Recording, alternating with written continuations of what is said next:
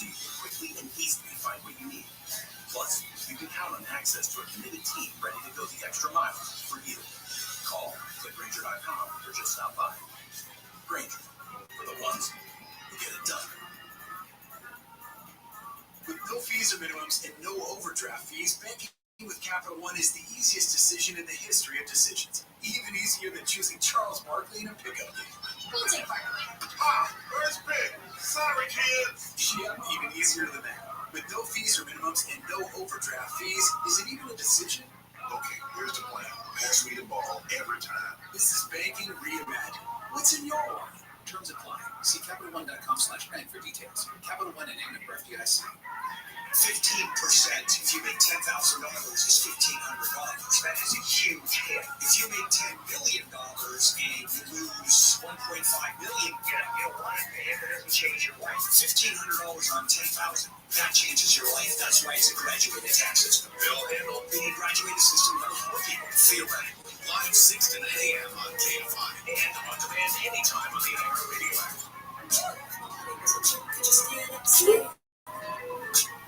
It's a 1960s Hollywood trailer. Classic cars, classic legs of a tail. You torments me, I need to give another take. Just because I love you. I really want it. You could be. KFI 640. It's lit. I'm kind of alive everywhere. The iHeartRadio app. Last night I was talking about Orange County DA Todd Spitzer and his campaign, My Word Billboard campaign, as far as letting thieves and criminals let the word out, let them know, put them on notice that if you try to crime in Orange County, that they're going to prosecute. And I guess Orange County DA Todd Spitzer was listening. His ears were burning, as they say, because he joins me right now on the line. DA Spitzer, it's good to talk to you again. How you doing, sir? Well, it's so great to be with you, call me Todd, and I just loved how you were talking about the campaign, and I wanted to make sure I weighed in. Please. I started with Handle this morning at 8 about this. I was on at 3 with John. I might as well wrap up what was the big thing with you. Let me ask you this. That you know as well as anyone that criminals talk. In other words, they were talking in terms of George Gascon as far as what they could get away with in L.A. County. Isn't it fair to say and assume that criminals talk and know what they can't get away with in Orange County? They don't need a billboard on the side of a bus. No, actually, you may not know, I did work at KFI, but I was a high school teacher in LA. I was a LA teacher for 10 years. I grew up in LA, went to college in LA. I love LA and I can't stand what's happening there. But I think a lot of these individuals who commit crimes in Orange County skip their geography lesson, okay? They skip their geography and they end up in Orange County and they don't really necessarily know where they are when they're committing their crimes. But they're not just they are the major intended audience. We can drive down the 5 freeway tonight or tomorrow, and you get to Santa Fe Springs southbound on the 5 coming into Orange County. They've already tagged my son. They already crossed out the word doesn't. So it says crime does. They've already tagged out the word doesn't. It says crime does stay. And even though my contract with the billboard company requires them to put up a clean sign if it gets damaged, I'm leaving it, Mo, because it says exactly what I'm saying, and I couldn't say it better myself. There's such an audience and sentiment that believes crime pays, and it's just ruining our society. I agree. I just wonder whether advertising literally is not then perceived as a challenge, and then you are dealing with certain things that you weren't necessarily dealing with, because no one can argue that Orange County is better, more serious, and been more diligent in terms of prosecuting crime relative to Los Angeles County. That's not even the discussion. I just wonder if you almost like you get on the radio and say, hey, we're not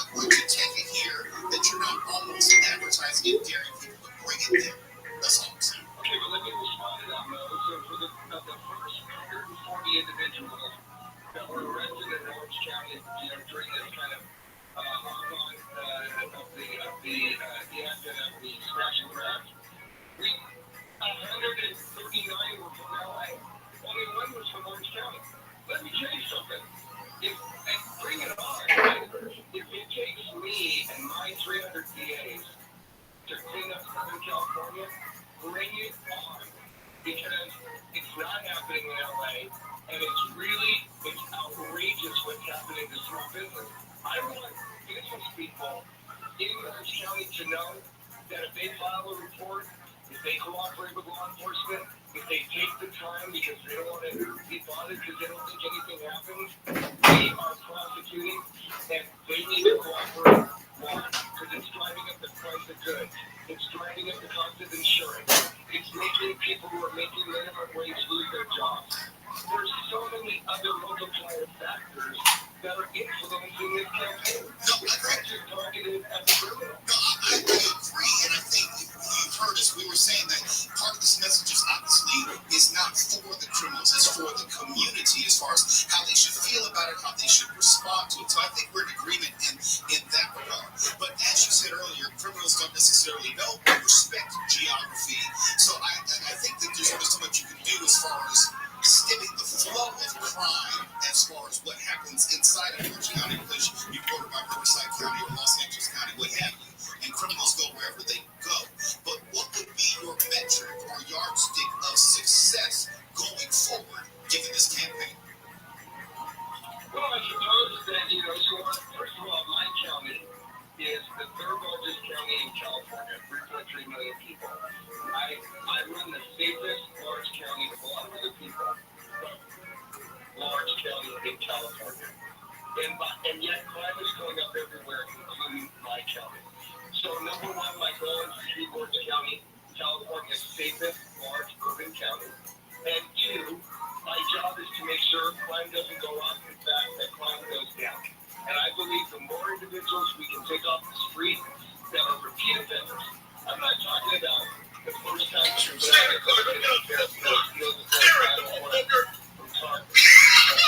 I'm talking about repeat offenders. If I can get those people on the street, I will make all the conversation. What do you hear from residents? Do they, obviously they approve of that, but what is it that you hear that they feel that it's not used to be influenced? Well, with this coming campaign, I want to wait for the election to be over. I think you heard me say, I'm not in the election for 5 years. I mean, I'm not on the ballot. I'm not in the confident. I'm doing this because I think it's the right thing to do. But, today, we had 100 phone calls just today. Asking where they have the message that all the social media is off the charts supporting this. We have the highest median income, the highest median price range for housing in all the urban areas. It's not cheap. People are leaving for LA. They're moving out of state. They're going down the street and they're coming to our housing market is so hard. The people want to live in downtown, but they don't want to. Let me ask this. Can we keep in touch? My number off here so we can keep this conversation going, because I wonder, given this campaign, I would like to see in the next few weeks, months, did you throw down the gauntlet and get one response, or do you get a different response and it's overwhelmed in a positive sense about the community? So I would love to see that over the coming weeks and months. Can you do that for me? I found that I was supposed to get registered I'm not sure there is academic literature that confirms that up online and they stay away from those areas. And it's going to be in print tomorrow. No, before I let you go, I agree with you. Yes, criminals talk. They know where it's easier, where it's more difficult. I'm just not sure if they see it on the back of a bus, but it's going to make a difference. That's all I'm saying. I understand. I'm going to do it everywhere I can. All right, then. I will talk to you soon, and we'll do this again maybe next week. It's later with Mo Kelly. Stay right here. We have our live unfiltered health and wellness next with Claudia Cooper, KFI 640. We're live everywhere in the iHeartRadio app. We're not here to make up your mind. We're here to give you the latest. KOST HD2. Los Angeles, Orange County. Live everywhere on the iHeartRadio app. Explosive SWAT snafu at Mark Conner live from the KFI 24-hour newsroom. 16 deputies from the Orange County Sheriff's SWAT team have been hurt during a training exercise at an FBI facility in Irvine. This happened just before 1 this afternoon.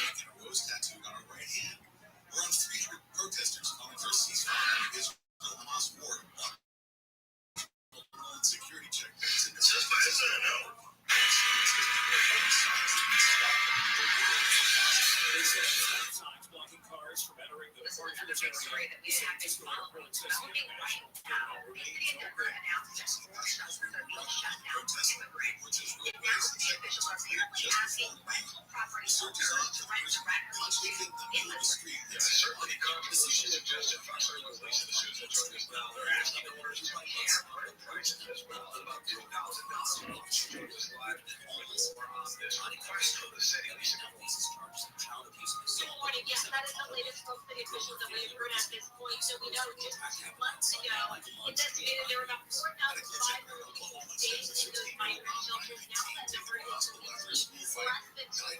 The school resource officer says he never filed a report on the fight last month because Benedict essentially started it by throwing water. Says both parties are victims and suspects.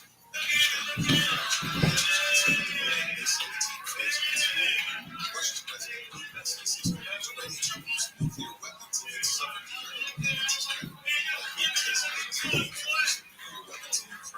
He also warned that many U.S. troops sent to Ukraine will continue to support the investigation. Said Russia is ready to talk to Ukraine. The season is still at the Chargers. Comments come just days ahead of the presidential election. That's why the Dollar Tree says it's posting nearly 1,000 stores across the U.S.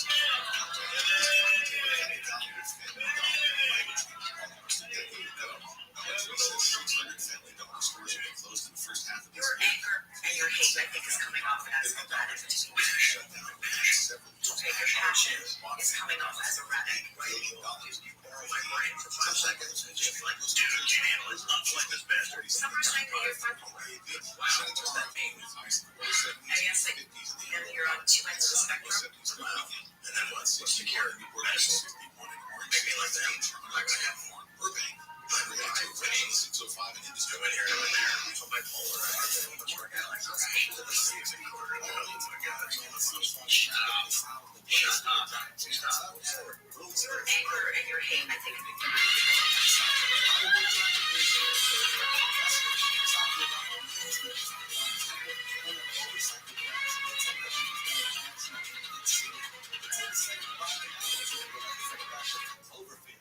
KFI in the sky helps get you there faster.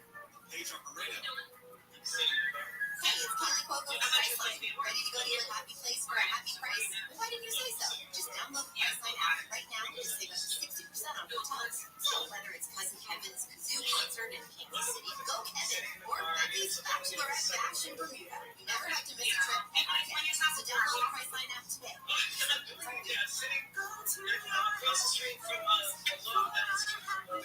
right down the street. I have to walk in the rain from the issue. Thinking of our way home. College fans, it's Thinking playing time. I'm not lying. Okay, well, I don't look at it. You can get in on the action with DraftKings Sportsbook, America's top-rated sportsbook apps. New customers bet on any college basketball national tournament game and turn live bets into $150 instantly in bonus bets. That's right. Celebrate college basketball's most urgent time of year. DraftKings is giving new customers a shot to round up some bonus bets. Download the DraftKings Sportsbook app and use promo code IHEART. New customers can bet $5 to get $150 instantly in bonus bets. That is new DraftKings Sportsbook. Promo code IHEART. That's promo code IHEART. Crown is yours. I guess I know.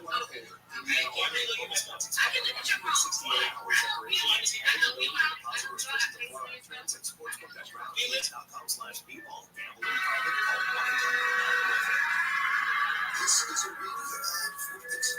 Dupilumab, prescription medicine for weakness is muscle. With moderate to severe eczema that is not well controlled with topical prescription therapies. But since this is radio, how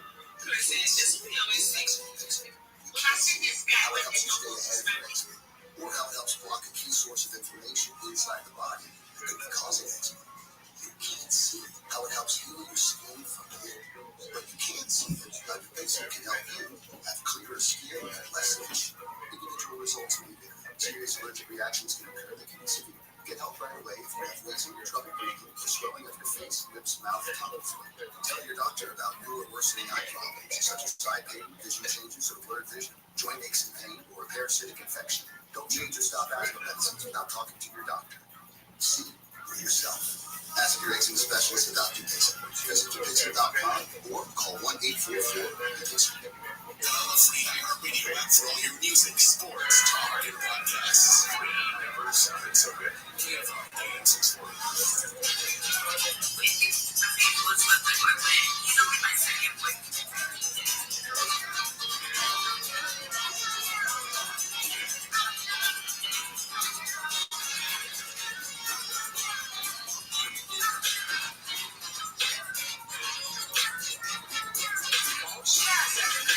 KFI AM 640 is later in the we're live in the app this time about health, wellness, and fitness with our regular commentator, Claudia Cooper. Almost like a boy, ClaudiaCooper.com. She joins us in studio this week. I told her, Claudia, do not drive in that rain. Just stay your butt at home. Call me on the phone and have a conversation. And the service was terrible because it's always terrible where I live. So I live near a stadium, a football stadium, and for some reason, as soon as they built it, all of us couldn't get any cell service. And I did drive, and I was thankful that made sure that I was safe. But today, on my drive, due to the time change, it was like looking at a postcard. Sunset, trees, yeah. The reason I have coming tonight specifically because the American Council on Exercise has made its partnership with Precision Nutrition to launch the AI camp for coaches. They call it the first of its kind on-demand coaching and exercise professionals. With essential skills to integrate natural intelligence tools effectively into the professional business and practice. That's a lot. What you saw, how has AI impacted what you do as an intern? I first want to talk about what is American Council for Exercise because that is who certifies people like me. I've seen this certification since the 1900s as a child.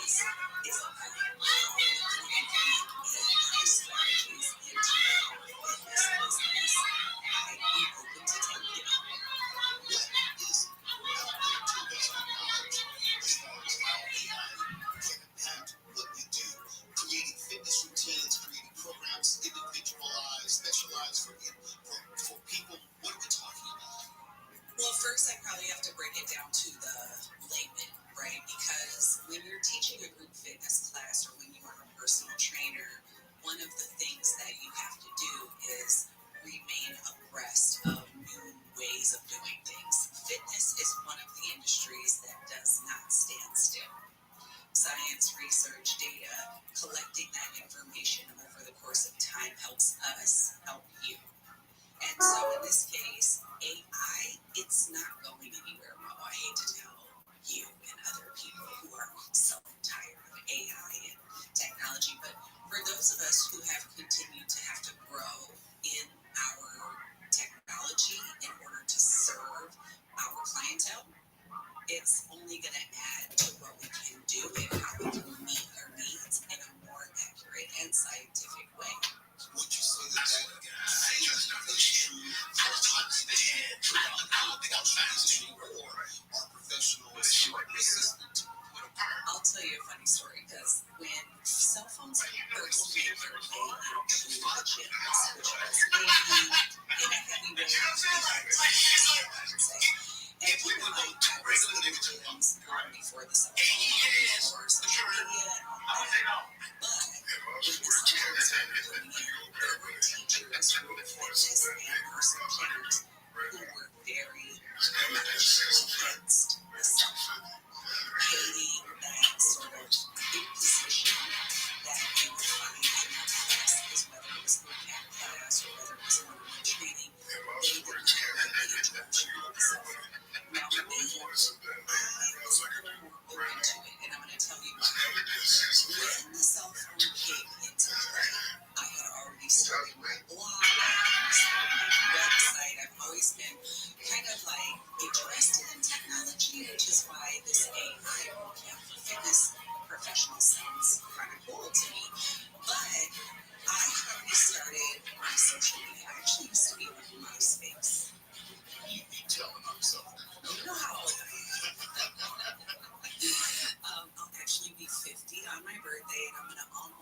to you today. So with that being said, I was happy that people were recording themselves and excited to take a picture of themselves at their workouts. And what I noticed was that people using their cell phones, although it does disrupt the people around them, and those people are affected by it, but it expands our reach as traders. Do you get that? In other words, we are being exposed by the people who are taking the videos and the pictures, which only leads to our clientele growing. All right, let me throw this back at you. Where the cell phone, smartphone, and I would say apps and wearables have helped you expand what you do and enhance what you do, there is a conversation being had about a lot of situations.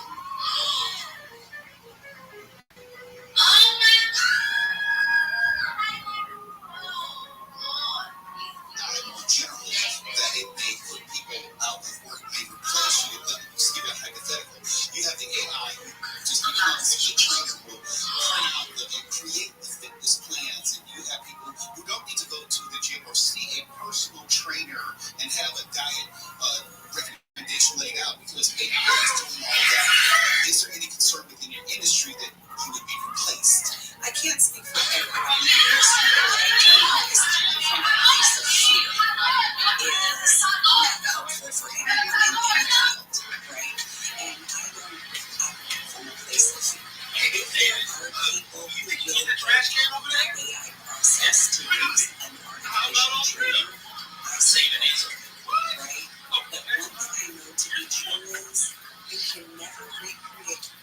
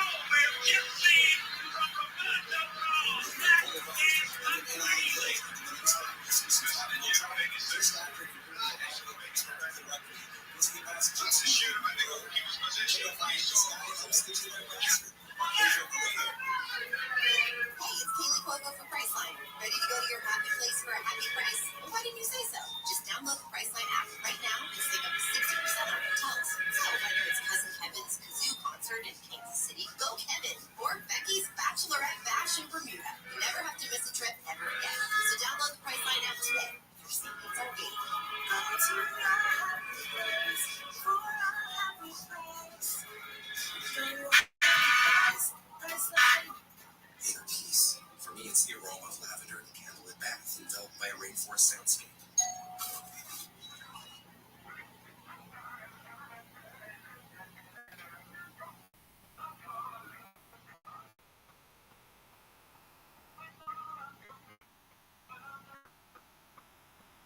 Enlightenment. Here I come. Free one-day delivery on bag bugs and millions of other items. Whatever you're into, it's on Prime.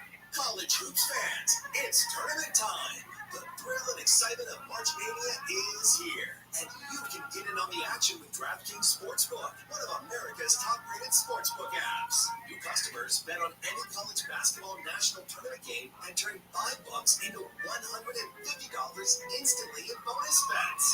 That's right. To celebrate college basketball's most frenzied time of the year, DraftKings is giving new customers a shot to rack up some bonus bets. Download the DraftKings Sportsbook app and use promo code IHEART. New customers can bet $5 to get $150 instantly in bonus bets only with DraftKings Sportsbook with promo code iHeart. That's promo code iHeart. The crown is yours. Must be 21 or older. Indiana only. Bonus bets expire 168 hours after issuance. Eligibility and deposit restrictions apply. Terms at sportsbook.draftkings.com/bball. Gambling problem? Call 1-800-9-WITH-IT. Hey, it's Junior. Today, black folks in our community are still disproportionately affected by HIV. But there is something we can do about it. There's no cure for HIV, but there are effective treatments that, taken as prescribed, can help you live healthy with HIV and get to and stay undetectable, which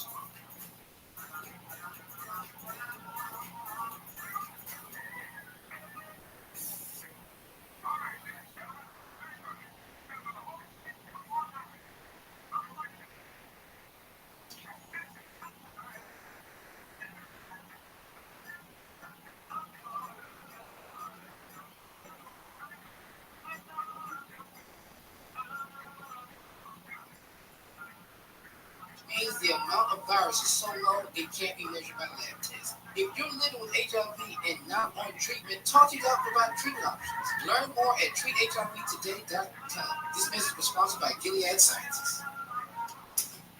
No matter what the day brings, count on Juicy Juice for the good stuff. Give kids the nutrients of real 100% fruit juice to help them conquer the day. Juicy Juice is only sweetened by fruit with no sugar added, no high fructose corn syrup, and no artificial sweeteners. Available in family-sized bottles and juice boxes. Find Juicy Juice at your favorite local grocery retailer. Info at juicyjuice.com. Catman, how are you? This sun season, involve your sun care with new Banana Boat 360 coverage with advanced How are you? mist and a new I'm good, how are you? Living like a peasant. new Mystic Wow, wow, Series. wow. Smells great and is incredibly light on your skin. Better control and coverage you can count on. Temporarily to cover targeted areas or pull for long, continuous spray, ensuring long-lasting Banana Boat protection. Plus, it's your available sweat-resistant sport formula to kids SPF 50+. Shop Banana Boat 360 Mist at Walmart, Target, or Amazon. This is a radio ad for Dupixent. Dupilumab, a prescription medicine for people 6 months and up with moderate to severe eczema that is not well controlled with comparable prescription therapies. But since this is radio, you can't see the effects of Dupixent. You can't see how it helps you stay ahead of your eczema, or how it helps block a key source of inflammation inside the body that could be causing eczema. You can't see how it helps heal your skin from within, but you can see how Dupixent can help you have clearer skin and less itch. Individual results may vary. Serious allergic reactions can occur that can be severe. Get help right away if you have wheezing, trouble breathing, or swelling of your face, lips, mouth, tongue, and throat. Tell your doctor about new or worsening eye problems, such as eye pain, vision changes, or blurred vision, joint aches and pain, or a parasitic infection. Don't change or stop asthma medicines without talking to your doctor. See for yourself. Ask your eczema specialist about Dupixent. Visit Dupixent.com or call 1-844-DUPIXENT. This is Steve Gregory. I'd like you to join me for a live taping of the KFI News special, Sex, Drugs, and Social Media. It's an important look at how social media has become a gateway for kids and deadly and dangerous activity through social media platforms. To be a part of the studio audience, just register at KFIAM640.com/enter. Space is limited. It's free to attend. Go to KFIAM640.com/enter. Be a part of the live studio audience. Go to KFIAM640.com/enter.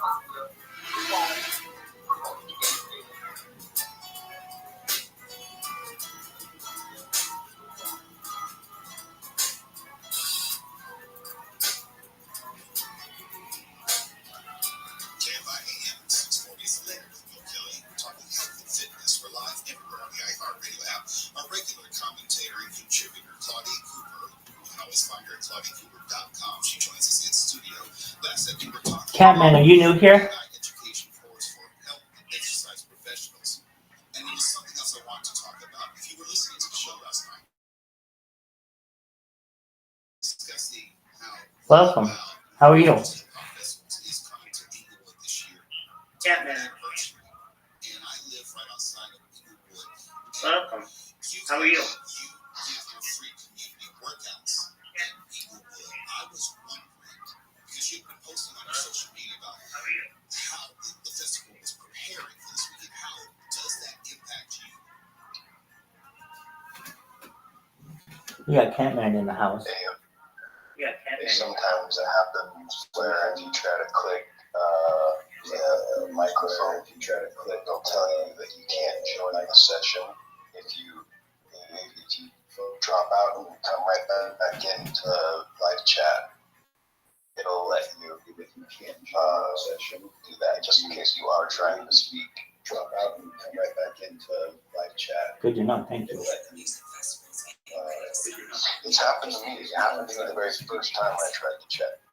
So this happened just in case it was trying to find a way, or she, they rather. Never just in case, just trying to find a way, or she, anything about anything. Never. Well, isn't it a guy since it says Catman? You never know these days. Okay. All right, I got You know you. what? Maybe it was Right. I mean, like, I understand though what you're saying. It's good to be safe. Right, I mean, like, I understand all what you're saying. It's good to be safe. Definitely better safe than sorry, but yeah. Catman, definitely better safe than sorry. Whenever I offend you by assuming your gender, I'm gonna have to defer to the name.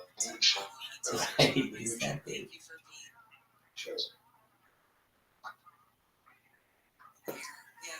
In the future, you might put Catman, the, they, like put your pronouns, so we know.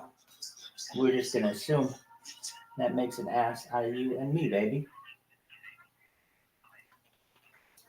Oh Christ!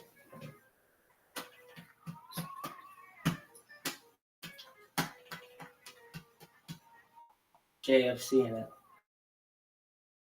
Starting soon.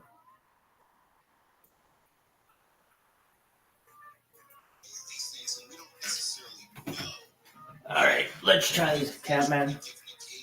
As in Catman do. And Catman see. We're trying. Scale 1 to 10.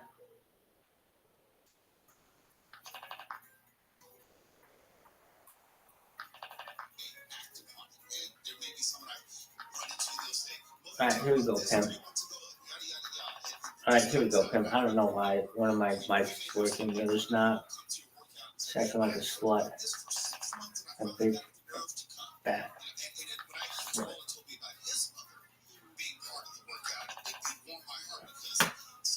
Yo, dog.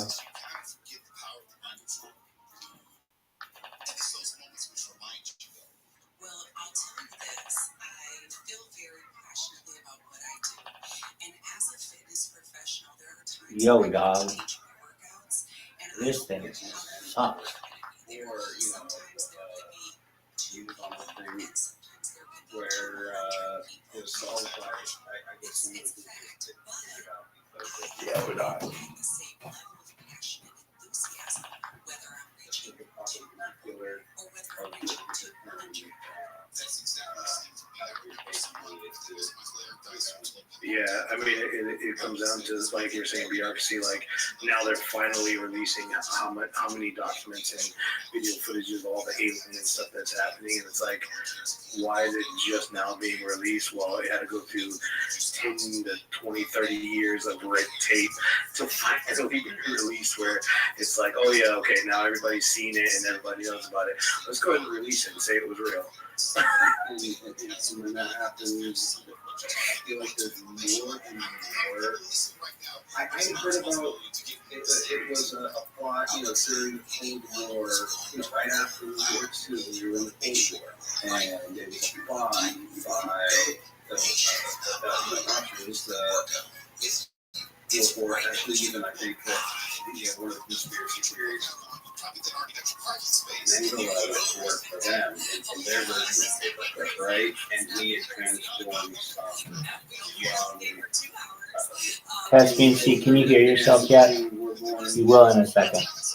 Chromosomes or whatever, something slightly different that Not at the moment. and made them look like Can nothing, you hear and then yourself? sent them on, So, with that trash being said, fish. the lockdown vision to crash and something that looked really sleek. And you know, maybe a disc. That's NCT, Like, I don't know. yeah. Right, exactly. I mean, It's not for you. That's how we ended this. Like, okay, some of these was like, that time is gone. I don't have a desire to go any a little bit, yeah. No worries at the end of August. This with the idea of shooting it like you know, like and that you know, someone else would shoot it is play like a clay pigeon. You know what I mean? Sure. Yeah. That sure would fly till it crashed. Yeah, and I'm sure that would be a very weird looking craft. You know, why would that be a thing that would be naturally flying around back in those days? And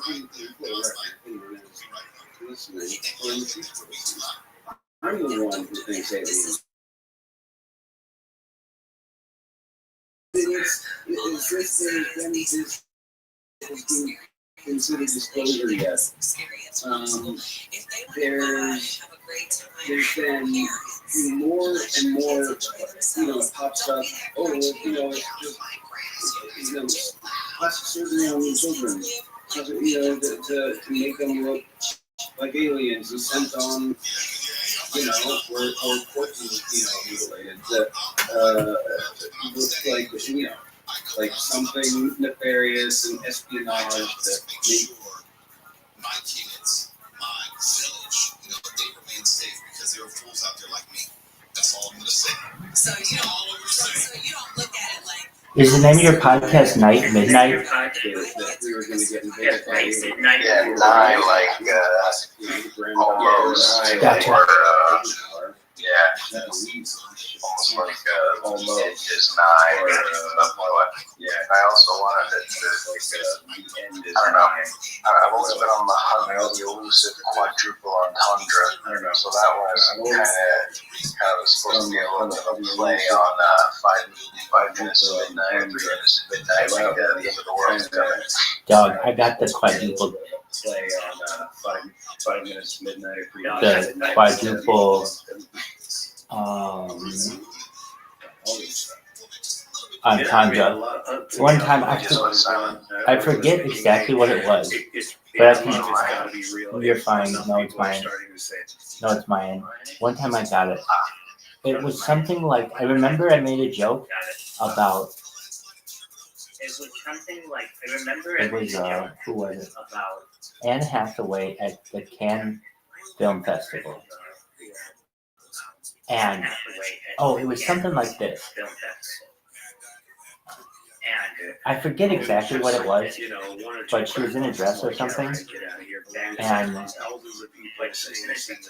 it wasn't this. It was something like this. There's a famous picture of her. She might be holding a can with in a dress with her like cleavage showing and her butt showing basically. So there's like a can. Or maybe she's in like a, and it's in Cannes, France. Exactly.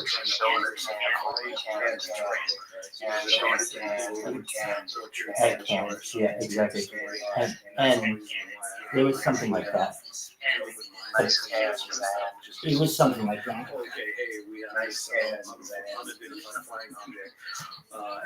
I'm gonna ask ChatGPT for a quadruple entendre. Travel between nations and different states within minutes. I'm pretty sure we don't have that technology in weather balloons. First of all, I have to go. How do we tackle other things? And if so, I also like that 10% of the time, it's to tell you. Getting someone on LADI, I want to spend 3 days traveling my next last one. Now I'm never going to do that anymore. Now I'm never going to do that anymore. You know, who says that they have machines that can fly from pole to pole, you know, you know, Right. They think that, and then they say, oh, that was great, that was a report. The way it sounds is that right from Antarctica, he showed up South America, they got the nearest ranch quick, and some reporter was close enough to hear him being like, this is and then they get back up and they're like, oh yeah, you Yo, Wishnu, how you living, baby? How you living, baby? Wishnu. Shut up, don't say anything anymore. Wishnu. Yeah, I mean, normally you end up, yeah. All right. Yeah, Catman Dude, here's what ChatGPT says. pay your taxes and end up dying in jail, which is weird. Okay, a classic example of a quadruple entendre is, why was the math book sad? Because it had too many problems. The sentence has multiple layers of meaning. Problems can refer to the mathematical exercise in the book. It can also refer to the difficulties and challenges, suggesting the book is overwhelmed by them. The book itself could be personified as feeling sad due to the abundance of problems. Finally, problems could also refer to printing errors or issues with the physical book itself. Just that day they all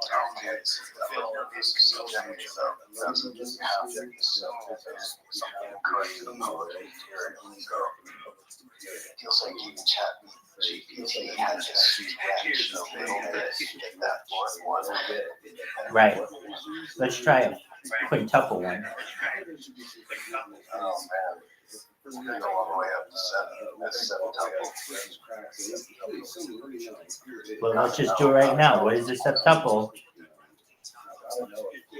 Entendre. I mean, I've got double entendres, I've got a taxidermist, I've got a wall over my wall. Right. Triples, Here we go. Why did the tomato turn red? Because it saw the salad dressing.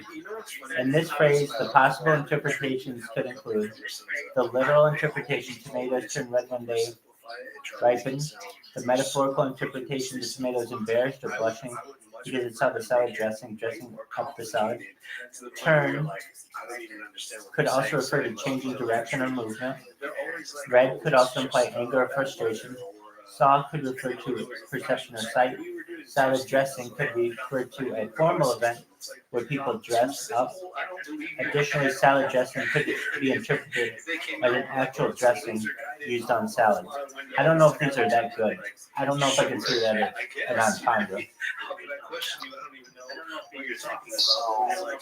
It's a mylar balloon that we shine a flashlight on. A bottle of salad dressing decided to change direction and emerge into position of some malicious. I don't know why that would make the tomato embarrassed or right.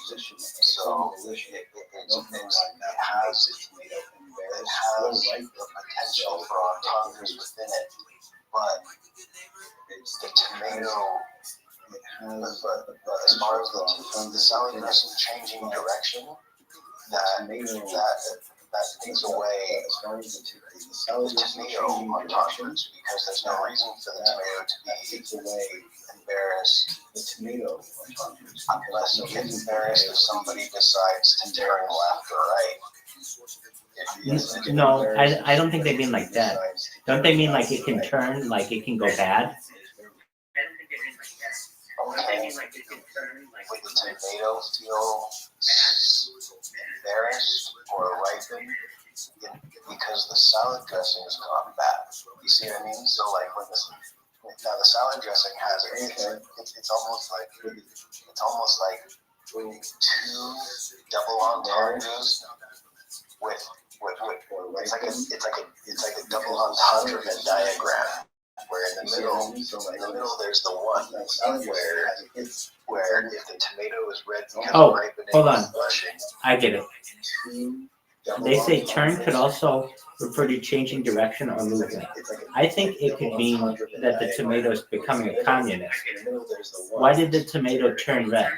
Like when you turn coat, or somebody can turn red in American lexicon, that usually means to turn to a communist because it saw the salad dressing.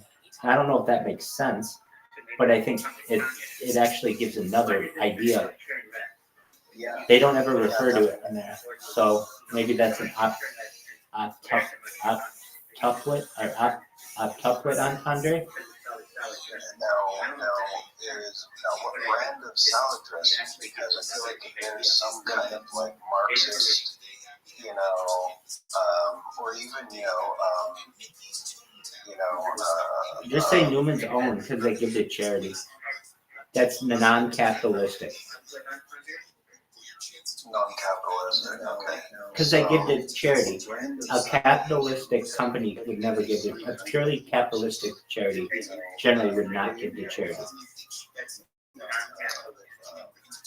Which is very interesting because we live in a pseudo-capitalist society where if you give to charity, you can get a tax write-off, which allows you to bank more of your profit. So giving to charity, so you can keep more of your profit. It's not really benefiting the charity so much as it's benefiting your own pocket. That's almost like a double entendre within the life we live. You and me could have a philosophical show, bro. I'm down. You know what I mean? I do. Did you hear your podcast playing? Yeah. You get a tax write-off. Is it still going? It was. I stopped it because I couldn't hear you. I'm going to try it again, and I'm going to see if you can hear it. Just a moment. I'm going to try to do it so that I don't get as much feedback. I'll go mute on my end. Oh, no, you're good. That's how I do it. Okay. You said it perfectly. So I have to mute you. Let's see here.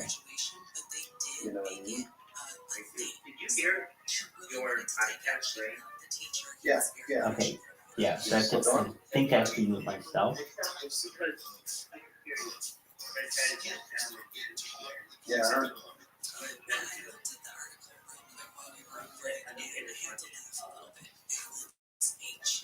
All right, let's try again. You mean look online and see what has gone out and what's coming in? Is that what they mean? Look, things have changed so much for our kids, much different than it was when we were younger. However, there are tools that they have at their fingertips on their phones where they can stay abreast. It's too hard to hear there, or it's too hard to do there because I get the feedback. I'm going to try it on this device again. And if you're quiet, you just have to be a little quiet. She actually opened up a fidelity account. I don't know if I'm allowed to even say that, but anyways, she opened up an account specifically for investing. What up, you little slut? How you living, Eastgate Cinemas.nc? We've been waiting for you. I've been talking about you all day. I was like, dude, I can't wait till Eastgate Cinemas.nc gets here. Straight to zero. You slut. This is fucking Manlet Queen, you little bitch. Oh, man. You done figured me out. Manlet Queen, do you know who Caspian Sea is? I do. How are you? Do you know who Catman is? Who? Catman. Catman. I don't know Catman. Would you assume that Catman is a man or a woman?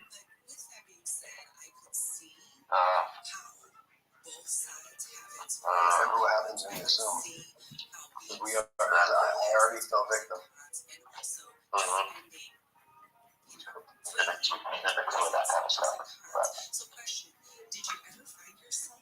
Dog. That was probably very sensitive and exposed. What in the fuck is Eastgate Cinemas? It's a cinema in Auburn, North Carolina. Cool. It's in yes. Does it make you a North Carolina basketball fan? Oh, certainly does not. No, it doesn't. No, I do. Dog, you can't talk about how much you like them when you don't even know that they beat Duke when they were the number 7 team in the country. When NC was the number 17 team in the country.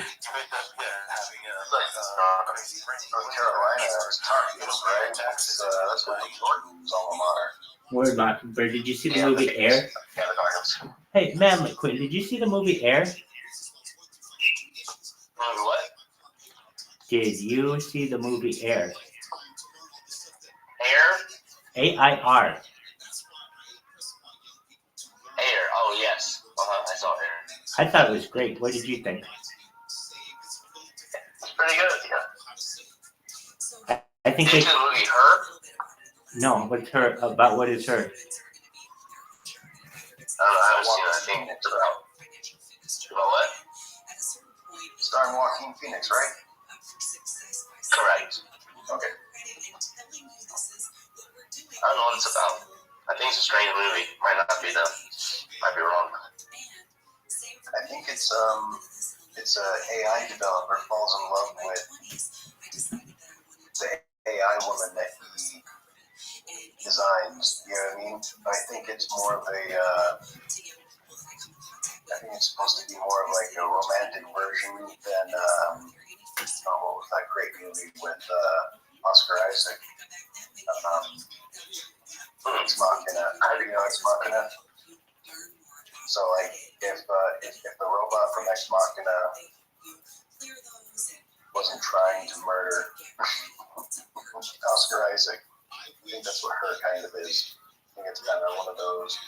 Let's learn to think about AI if they gain sentience as people.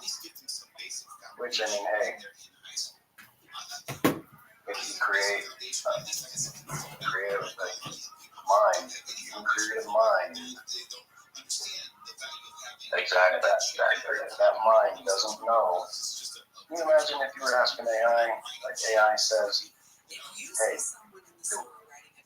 if I don't have a flesh body, does that mean I don't have a soul? I'd be like, holy fuck. I'd be like, you know what, Mrs. AI? You just proved you're as human as me. Right. When it asked that question, we all start shitting ourselves, kids. Somebody fired the electromagnetic pulse already because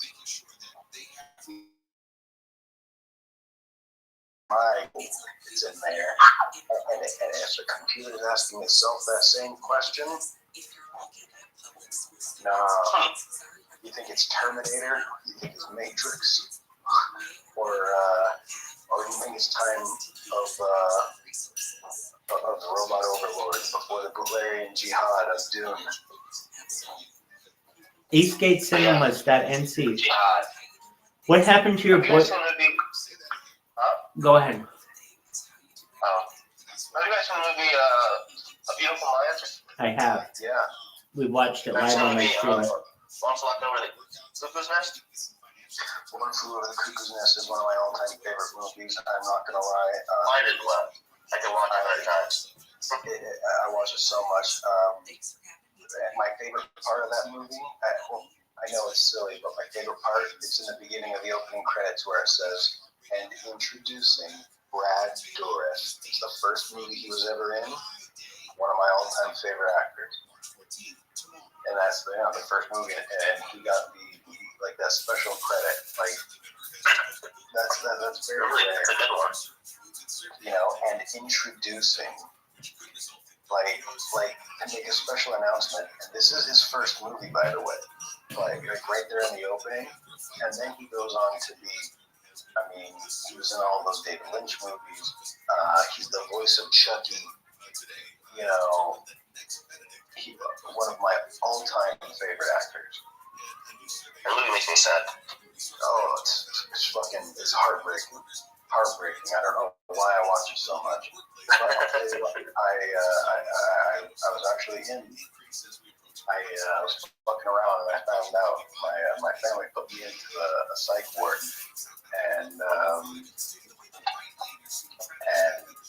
I felt like Jack Nicholson. I felt like I'm the one person who shouldn't be here, and then people started following me around, and I was like, I think I gotta get out of here because I like being the king of the crazies. You know what I mean? Like, Yeah, for sure.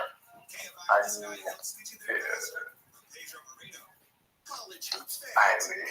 it's interesting being in a place like that. You know, I guess I'm lucky I didn't get lobotomized like he was. Phenomenal movie. Jack Nicholson too. Jack Nicholson, one of my favorite actors of all time. I love that movie. I love Beautiful Mind. I like the movie a lot too. Yeah, that is a good one. I haven't watched that nearly as much. That's another one of those. Sometimes a sad movie isn't like always what I'm trying to look for. For some reason, when I think about like another movie I would watch all the time lately, I'm thinking about Terry Gilliam movies. You know what I mean? Brazil, The Adventures of Baron Munchausen. Tiny Bandits. Fuck.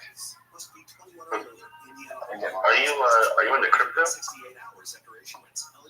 I am into crypto. Right now I don't have, I'm not like all over the place. I'm not super knowledgeable, but I definitely need to, get more back into it, though. It seems I'm about a month late for some, Gotcha. Oh, it's not too late. It's just starting still. Dog, it's just starting. EastgateCinemas.nc. Do you think we are poised for a green candle soon? For Bitcoin? Yep.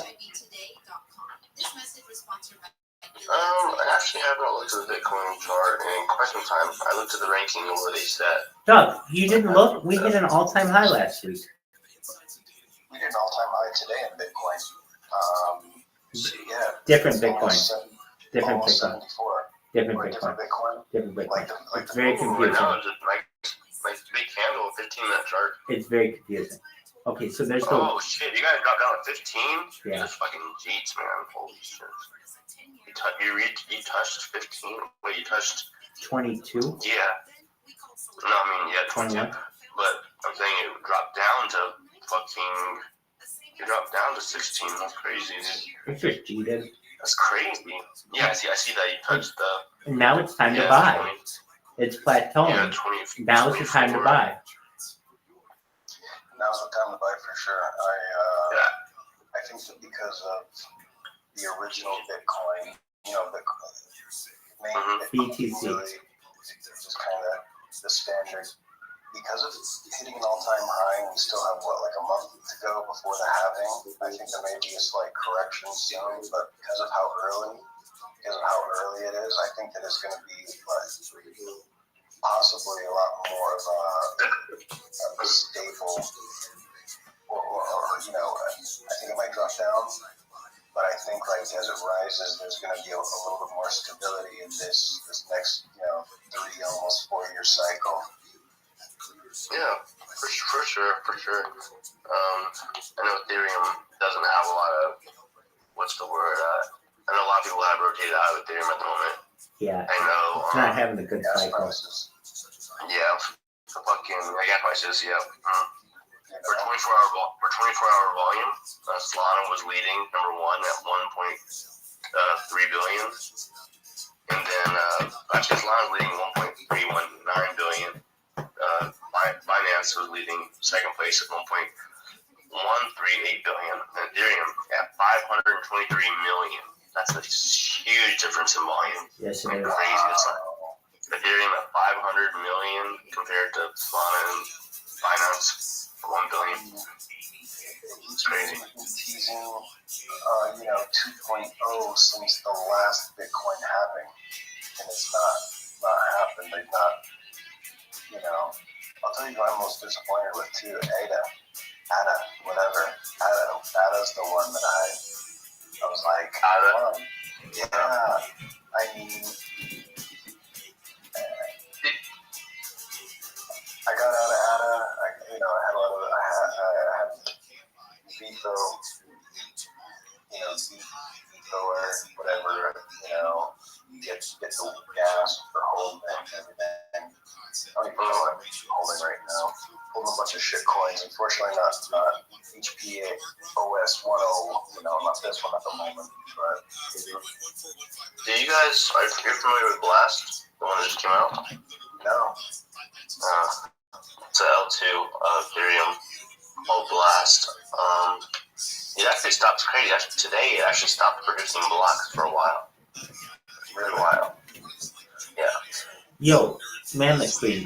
Do you own Harry Potter Obama Sonic Canino? What was that, Rabbi? Do you own Harry Potter, Obama, Sonic 10, Inu? I no longer do. Remember? Yeah, why did you sold for what? For EVM, which is Bitcoin Virtual Machine.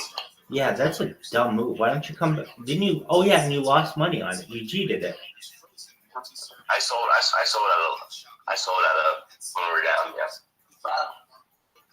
Yeah, that was nuts. Why did you do this?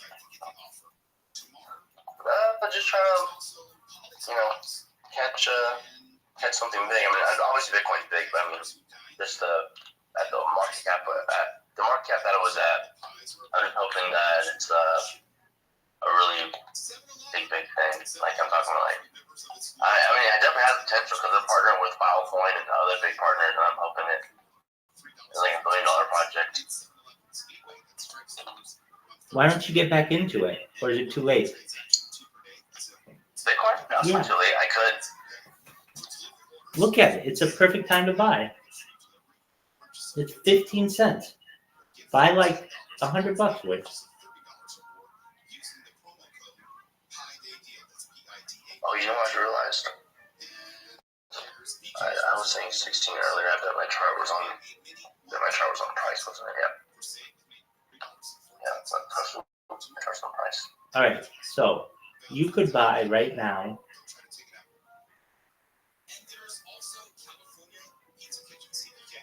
See right here. 714 Bitcoin.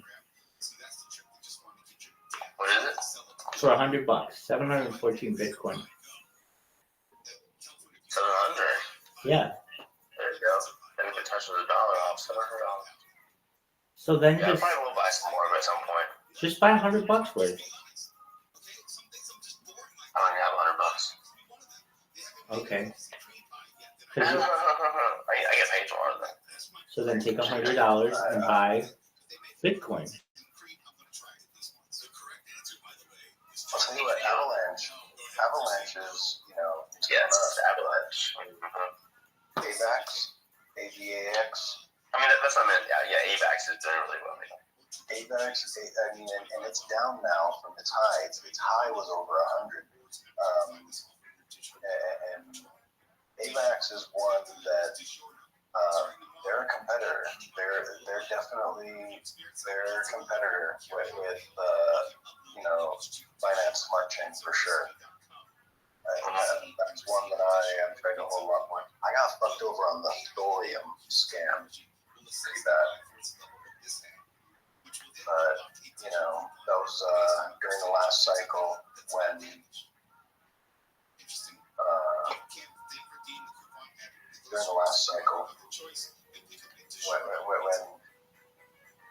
were running a long time, trying to act like Safe Moon, and they had their multi-chain things. It still shows up here in my wallet. Oh, you got 2.5 million of these coin here. Can't trade it anywhere. So you know what I mean? It's like get the fuck off my wallet.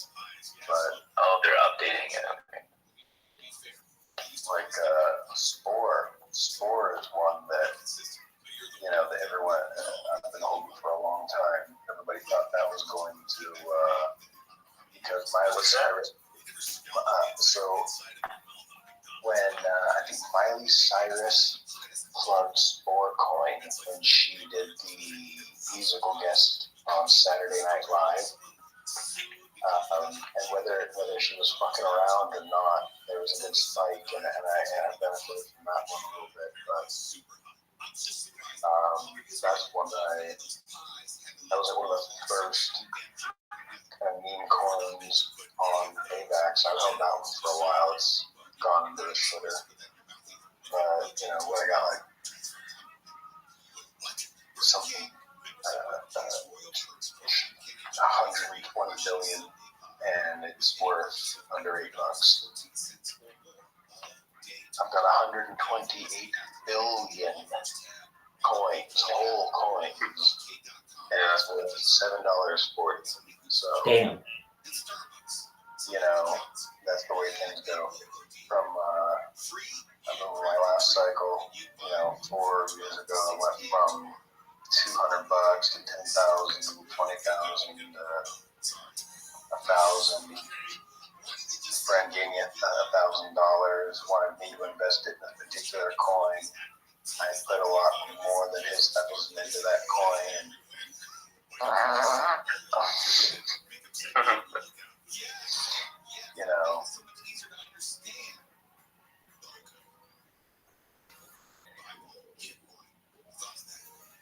Stop laughing, Steph.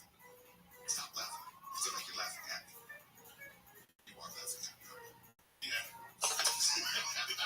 Viral low. Oh my goodness. Viral low is next. KMIH 640 will live everywhere. iHeartRadio app. Man, the queen. How are your dogs? Oh, they're doing good, man. They're doing so good. They're striving. How many sleep with you at once? I have American Bully, and then I have a French Bulldog mixed with the Old English Bulldog. Oh, wow. And then I have a Boxer, a German Boxer, and then I have a Shih Tzu. German Boxer, is that much different? I had a Boxer for a short time. Ex-girlfriend's dog, but... Okay. What's your Shih Tzu's name? Which one's Shih Tzu? Lisa? This is a Boxer Shih Tzu. It's Cooper. It's a little white one I have. Oh, okay. Cooper. Okay. And do they all sleep with you, or do you sleep with one or two of them? I want to sleep with Louie because I can sleep with the other ones I can sleep with all of them except for Duran because he'll tear some up if I sleep. He'll what when you sleep? Tear stuff up. Yeah. Like your bed? Just anything like the chair. Like he tore up this one vintage chair I have. He'll chew it? He chewed through already once when I first got him. Oh wow! So you have to keep him locked up? Yeah. When I sleep, I can sleep in my cage. Yeah, when I sleep. What about Cooper? I can keep Cooper and Lisa out. I keep them out, but I still keep them in the cage when they sleep as well. They're pretty good at behaving, but Duran, when I got Duran, I didn't know. Well, he was free, so was Louis, but Duran was free. And, I got him from these guys who had him. He wasn't, what's the word? He wasn't trained or anything like that, but he's super smart though. He comes to me, follows me around everywhere, but I also think he said he wasn't trained, but I think he was really neglected. So once I came to his life, he started to love me, and because of that, he follows me around 24/7 and won't leave my side, which I know isn't healthy for him, because I really can't leave a room without him following me. So I want to say he's very smart, and he comes to me when I call him, but also he's really attached to me. So that's Duran. Yeah, my wife got him in the divorce. Nothing worse than that. Yeah, marriage. Never again. And if you haven't done it yet, don't do it once. Yeah, Go learn a lesson. Yeah. Go learn a lesson. Or I hope it works out, actually. That's a better way. But... Yeah, marriage really is there's really, unless you marry somebody and have an advantage for tax reasons, I can see it, but other than that, there's too many downsides, Yeah, there's just too many downsides. You know what I mean? None of pros do it. No, I mean, I'm not one of those guys who thinks, less of women or whatever, whatever. I don't know. I don't know this. If you are into Andrew Tate or anything, but I'm not like an Andrew Tate kind of person, but I even married someone who, very much touted the whole, I am an old world mentality. I'll never get a divorce, I'll tell you what. Yeah, for sure. It's still just like, Nah, if they're done, they're gone. You know, they won't even try to work on it. They still never had the conversation to find out what went wrong. Yeah. Papers are all signed, everything's all done. Still, the conversation for what happened, it's amazing. You know? It's like something well enough to say, hey, we're married and you don't even look me in the eyes or talk to me anymore. What's going on? And then they say, you're starting a fight because there's nothing wrong. And then they go right back to not talking. Yeah, it's amazing. There's something there. Crazy world. I'm sure men do it. I'm sure men do it too. For every crazy man, crazy woman, for every vice versa. And all the 55,000 genders out there, everyone's crazy. That is true. They're all crazy, man. Yeah, I'm no better. I just admit to being put in a psych ward for a week. It was 2 times, so I guess maybe 2 weeks. But, you know, that's funny. The second time was less fun.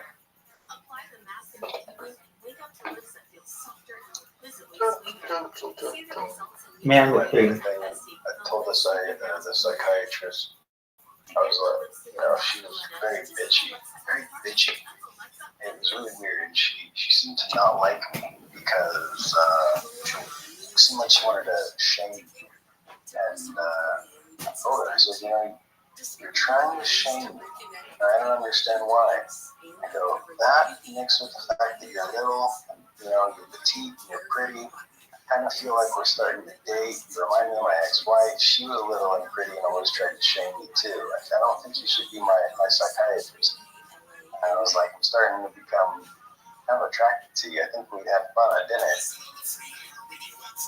Don't do that because they will write down that you are a psychopath. They won't find it funny.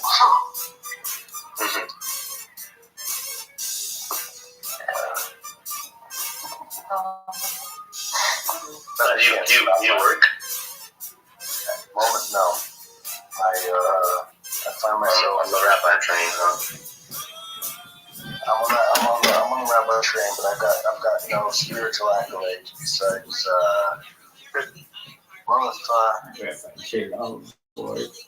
sort of taught myself Greek and Latin so that I could understand how to read German and French in the Old Text and Hebrew, and started trying to perform some Solomonic magic. And my family put me in the mental ward. So, yeah. On Instagram and Facebook, there's a very popular page. There are many of these pages. It's hard to explain when someone says, I think you're going crazy. I think you hear voices. And you say, I don't hear voices, but if I did hear voices and they told me to do something bad, I wouldn't do it. So what do you think about that? That makes you sound more crazy. Instead of like, no, don't worry. If I did, I wouldn't listen to them. They just think that means you hear things. And I was like, I wish. Better conversation than you guys. Not you guys. But yeah, my parents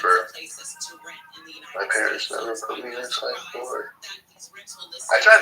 I wanted to go to a psych ward for like a big portion of my life because like I just like mentally my parents weren't supportive of my mental health, you know. And even today, like my mother doesn't she doesn't believe that you know the mental conditions I have. So definitely seek help. You know what I mean? On your own though, it's at some point I have to just tell myself it's just it's like running in a circle, you know, when it comes to even today trying to talk to my parents about anything or even bringing it up, you know. But it's a natural instinct that I try to bring it up sometimes, just because I know that my parents, right? But then in the back of my mind I forget who they are and how they perceive it, you know. So it's why do I keep doing this? I mean, mean, if I could give you one bit of an anecdote from my own life, I'm in no position to give anyone advice, but I did the same thing. I thought I'd reach out and talk to my parents first about mental health, and they've crossed me to a psych ward. So it's one thing. I was talking to them, letting them know that I'm, going to be talking with a therapist.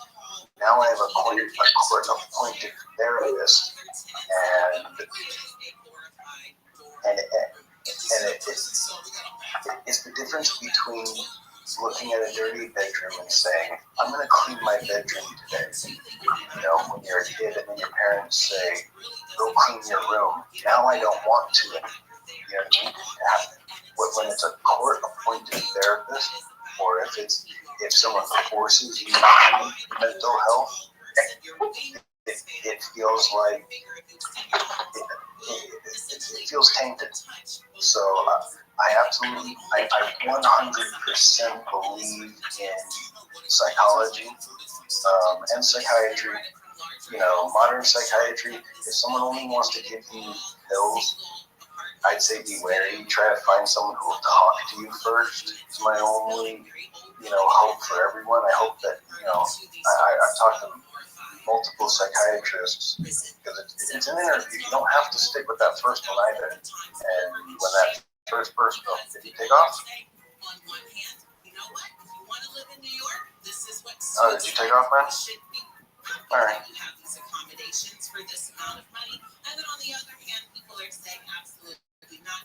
I was just trying to say, do it for yourself. Do it for yourself and feel good. I'm not moving to New York for anything. Good sir. Definitely not for a glorified prison cell. Second story. Another place I love, New Orleans. If you've ever been to New Orleans, Louisiana, then you probably had a hard time coming home. It is magical. It is glorious. The only other person I know who loves New Orleans as much as I do is Michael Crozier. We fight back and forth over who loves New Orleans more. I say me. I'm very familiar, and I follow a lot of New Orleans-based news. This is what came out of New Orleans news this week because I guess he took off. Hope I didn't scare him off. I was just trying to. He'll be back. Exactly. I was saying, not even minding. I mean, It's one thing if someone forces you into a situation. Exactly. Using the It's forcing us to a situation where we're going to want to. like making ourselves In that situation, it doesn't feel so forced. That's all I was trying to say. I think that should be. I gotcha. Can you hear yourself? I did for a moment there. But not at the moment. As long as you can hear it and you're not getting feedback, that's really cool. I watched the episode myself multiple times. All right, sir. Take care, my friend. Sweet dreams.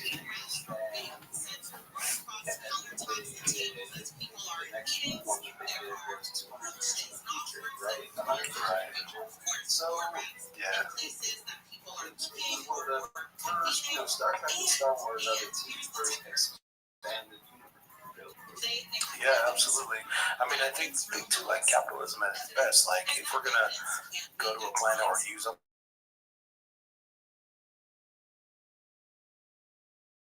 and we all go, hey, whoever's first there gets the mineral rights.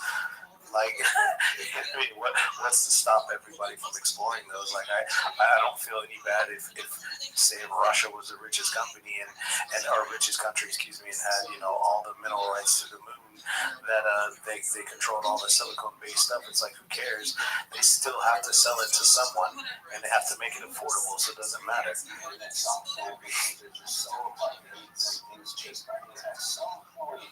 All the resources everywhere are just so abundant. Yeah, I mean, mind from just other planets, and then try to save this one. Yeah, I mean, I just already has so much tectonic shifts. This boat's rocking on its own. Right, I mean, it's like you're saying, like, if something becomes so abundant, like, if all of a sudden salt water was now a resource that could be used, like, Yes. I know, but I'm saying like used for things that we normally don't use, fossil fuels or producing more oxygen, something like that.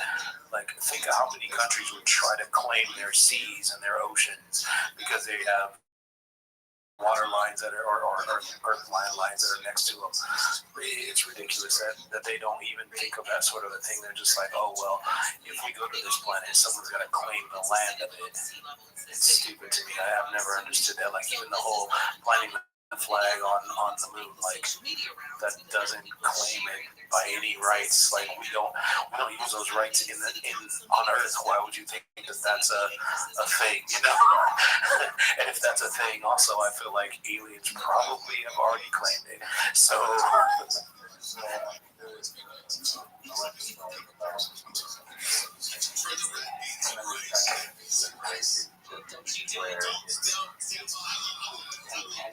This land where nobody will own it and build it. But because of that, it's one of those worlds where nobody else lives. They're like, good, you can have it. That's what it means. It's almost like in the area, everybody goes and finds a flag. You might as well, right? Picture. I claim this land. And then they say, okay, this was a vacation well spent. Let's go home. It's still like, I don't know. I don't know enough about it, but you gotta imagine like no one sends the police out there either. A futile effort kind of a thing. It's a no man's land. Must be fun, but anyone there. Yeah, that'd be interesting. I'd love to go put my sovereign nation flag on there. Try to get some tax write-off or something. Some sort of way. Like, no. I am from the nation of this 1 by 1 square mile of land that nobody wants. Nobody wants this spa. Exactly. Well, it's going to be the joke on us. That's where like this rare mineral is under. The only thing that you can use for time travel. They're going to land there and be like, how come you guys don't use unobtainium? It's been here this whole time. You guys don't use this mineral? That's crazy.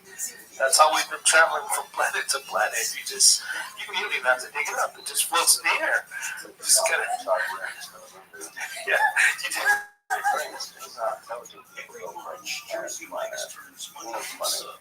Right, exactly. I think that UFOs are more interdimensional, popping in and out, or even it's not all the same thing. I think so are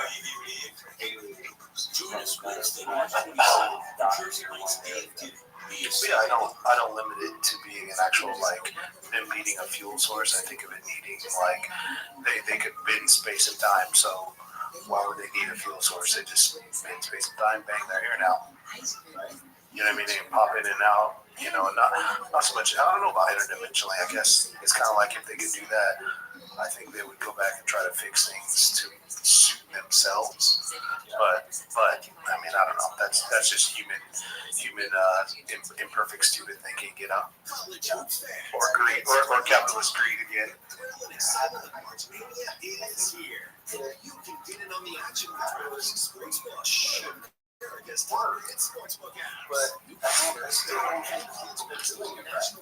I mean, turn $5 into whatever I wish bonus bets. That's what that is, right? And the Gale, I believe, one of the two. I mean, obviously in America, that's one of the Ivy Leagues, yeah. He said that he basically wants to have any position on all separation, I might be just quoting him a little bit. The way I understood it, basically, the government's job to make sure that whatever the people want, why it's just not a bad birth. Like, there was a time It's a safe version of that. Yeah, there was a time when it wasn't totally everybody got it, but there was also no stigma surrounding it. Wow, I mean, look at snuff and all that from, the 1800s up. It's cocaine. And powder crack. Yeah. Sometimes you mix, sometimes sometimes tobacco. I haven't tried now. One time I just went to Canada and was so excited that he found it because it's not available in Canada and here in America. And I was like, parasitic infection. So please stop asking he's like, come on, have it too. It's kind of like beach nut. Like, you can't buy it here. You can only buy it in Africa because it's like we're super addictive and like,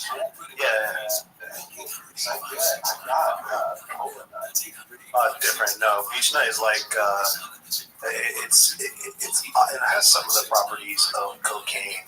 It's kind of like, how you can like have cocaine leaves and like how they use it in like South America where they chew it like in high altitudes, that kind of a thing. But beach nut is almost like their tobacco down there. So they'll strip the bark off of it and then chew it and put it like almost like dip like in their lip. And they'll walk around with it, and it's to keep like your mind not running on how hot it is and how arid you're in. And like it's still narcotic, but it's not like a high, super processed narcotic. That's how I chew.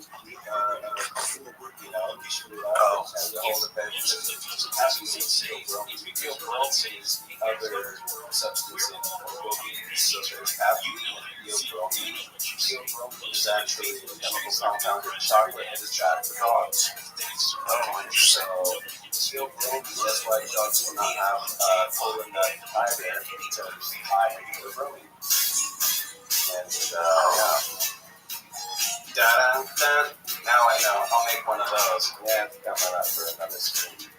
Right. Soundbite there.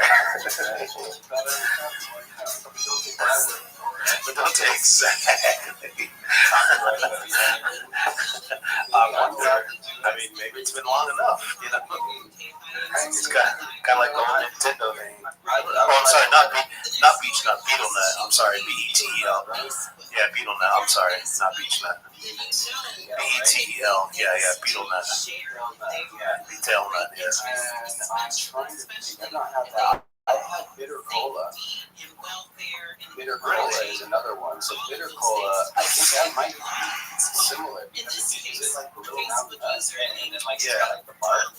Yeah, I've had that. It almost looks like an almond. Like an almond husk looks before you like get those here. No, you can't. They don't let you. They don't sell them here.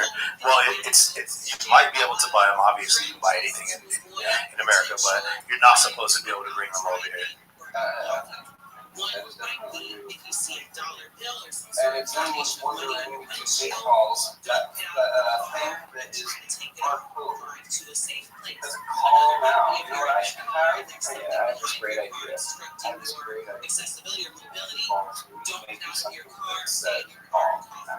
Also, if we're wrong, please call in because it's that kind of a it's or type in. Yeah, let us know. That should work. I tested it. The only thing I didn't test was dropping my keyboard and using a bunch of settings like keyboards and prompts to change it. But I said, I don't need any of that stuff anyway. Alright, not essential. The main idea really is kind of like raw. We're going to chat about subject. It's going to come up, Yes.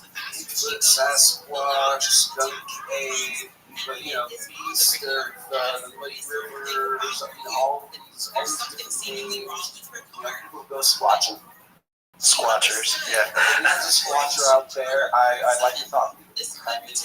write us, send us something, shoot us a DM, shoot us a message. Put up social media everywhere. I've never been much of a all over the place, customize everything. So I try to do it, but I need one anyway. We got it. So we're starting. Yeah, we're reaching out. Yeah, I want to talk to people. So I have this idea, and then I could start put this together with my friend here. I was in for a couple years, and no matter what the subject, whether we disagree or not, we can always smile and laugh with each other and discuss why we differ on it. So, aliens, man, I'd argue with myself. So, it's kind of like that meme, convince me. We always have that kind of approach to it, like, oh yeah, I believe this, convince me. And it's like, well, here we go. Let's talk about it for the next 2 hours. I very much want to learn something. I think it has very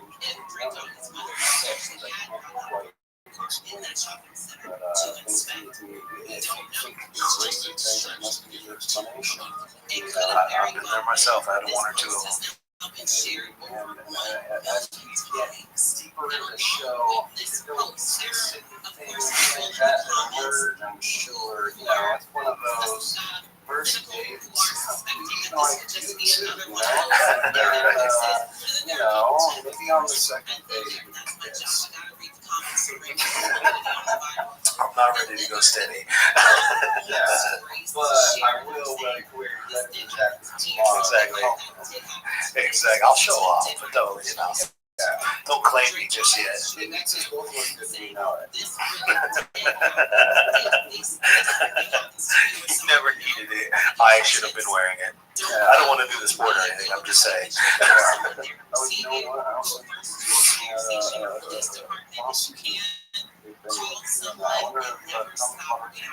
See, that's the thing that I took away from it. Jumping out of your car,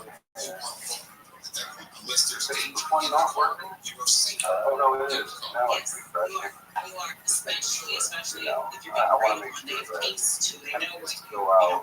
potentially your resistance might be. If you can't see the danger, then the danger's not immediate. Yes, Anybody absolutely. wants to talk about Sharing a aliens million times how today? people are engaging Yeah, with please it reach is out. absolutely That'd be vital. great. And if you haven't seen it yet, you probably will see it soon. So pay attention and share. Why not? And it really got us thinking about Fourth story. Yeah.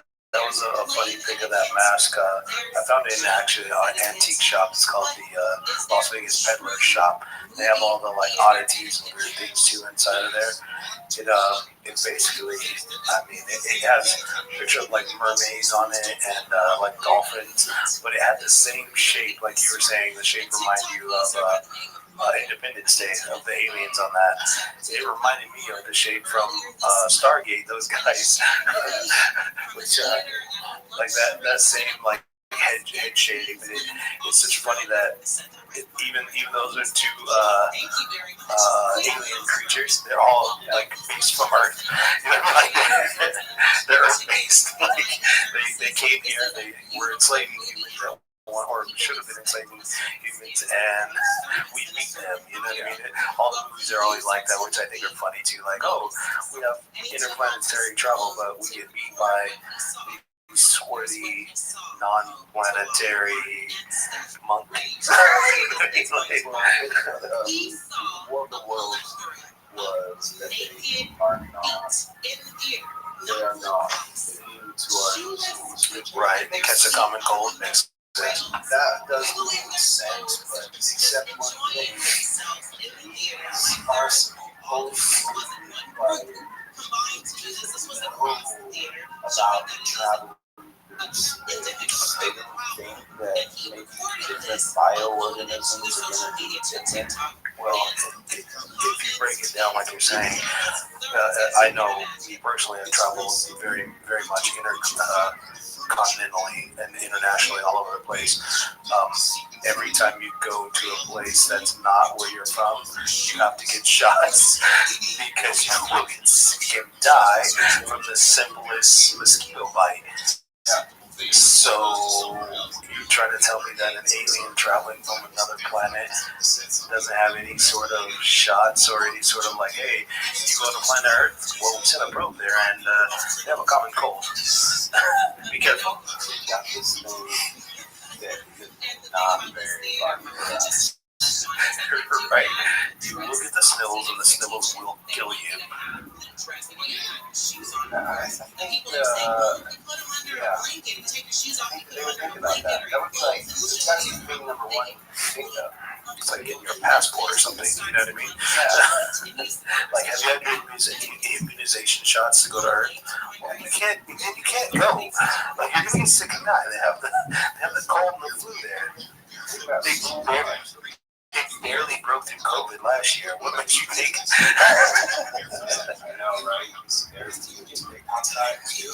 They're talking about it like It still gives me the heebie-jeebies. I want to burn the whole place down. Yeah. And this is all shared. all this Different anchors on this microphone. I don't have something on different anchors now. Being safe today. But yeah, so yeah, you think aliens talk about shit and sit like watch this. Yeah, maybe they do, and they come down here and it's like one of them that goes, hey, I'm gonna take a piss on the water supply. That's why. Yeah, and now look at us. Yeah. Flint, Michigan, all over again. We're not here just to hear. I'm hoping to start Stir them up. Exactly. The pot's been simmering. Let's make it boil. Why stop? So much more imagination. I'm writing. Yeah, life's too short to have just a simple story. That's dumb. It is right now. Special cases, favorite cases throughout this movie. Oh man, actually, I was going to talk about one that I experienced in me. I can't remember the movie right now, or the name of the movie. I'll have to look it up. But it was a movie where the aliens would come to the home, and like the predecessor to knowing when the alien would come would be an owl, and I think that's called Yes. Yeah. So I went and saw it, and I remember this like it was yesterday, which is funny.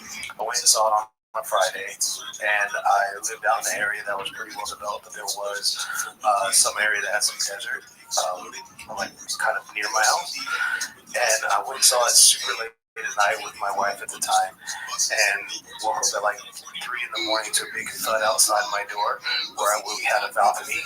Walk outside, and there is a 4-foot owl, which in 4-foot owl, which in Vegas doesn't exist. I don't know. Well, in my mind, sure, but he's talking about head to head. standing tall. Now, when I say 4-foot owl, I'm talking in fear terms. It probably was nowhere near there, but the tears in my eyes kind of put a context lens on what I could see. The thing had razor knife talons, and he was holding a gun for all I knew. But anyways, it was. But that's, I don't know how. Really? My kids watched that movie. They love that movie. It was a dream that night, and then the next day that died, and like we knocked on the door from within the day of not fucking having it. It's funny how movies will stir that up in your heads because you're using your own imagination to make it real. That's all it is. It's only on the head. Total story you've heard. It's not real, but that one little bit of realism that actually was part of the story becomes real now in real life. It's happening. It's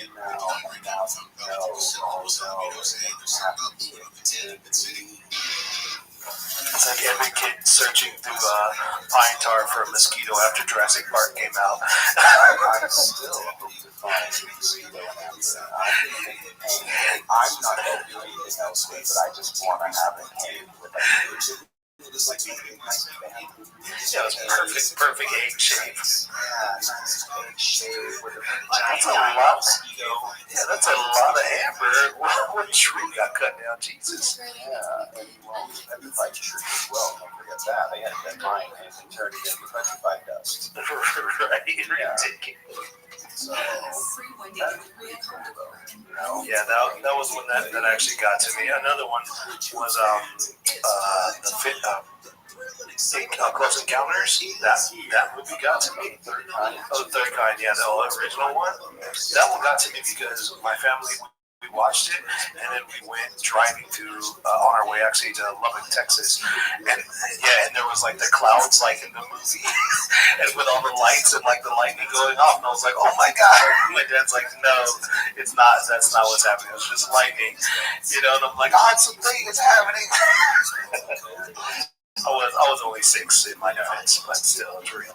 I remember driving from Los Angeles to Arizona, and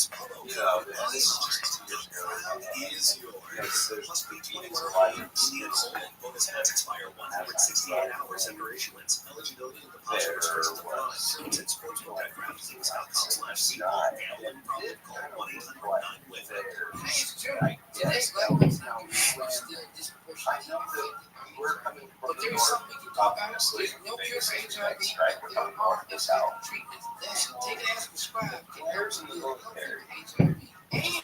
what they were saying, those lights were initially, but everyone says those were the lights of their country praying that they walked out behind it, and Right. flares don't happen above our city. Well, flares also move with the wind, so. And that's not the thing for what did I saw some pictures of like fire.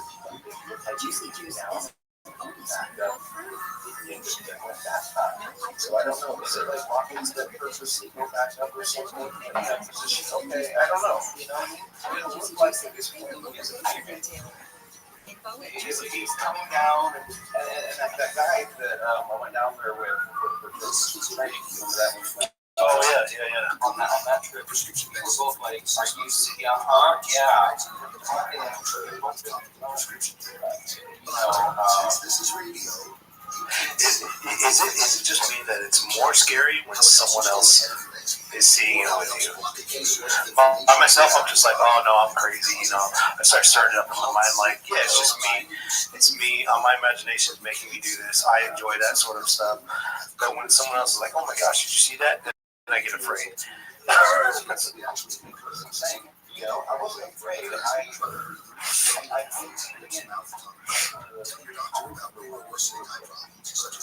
Here's a little bit about us.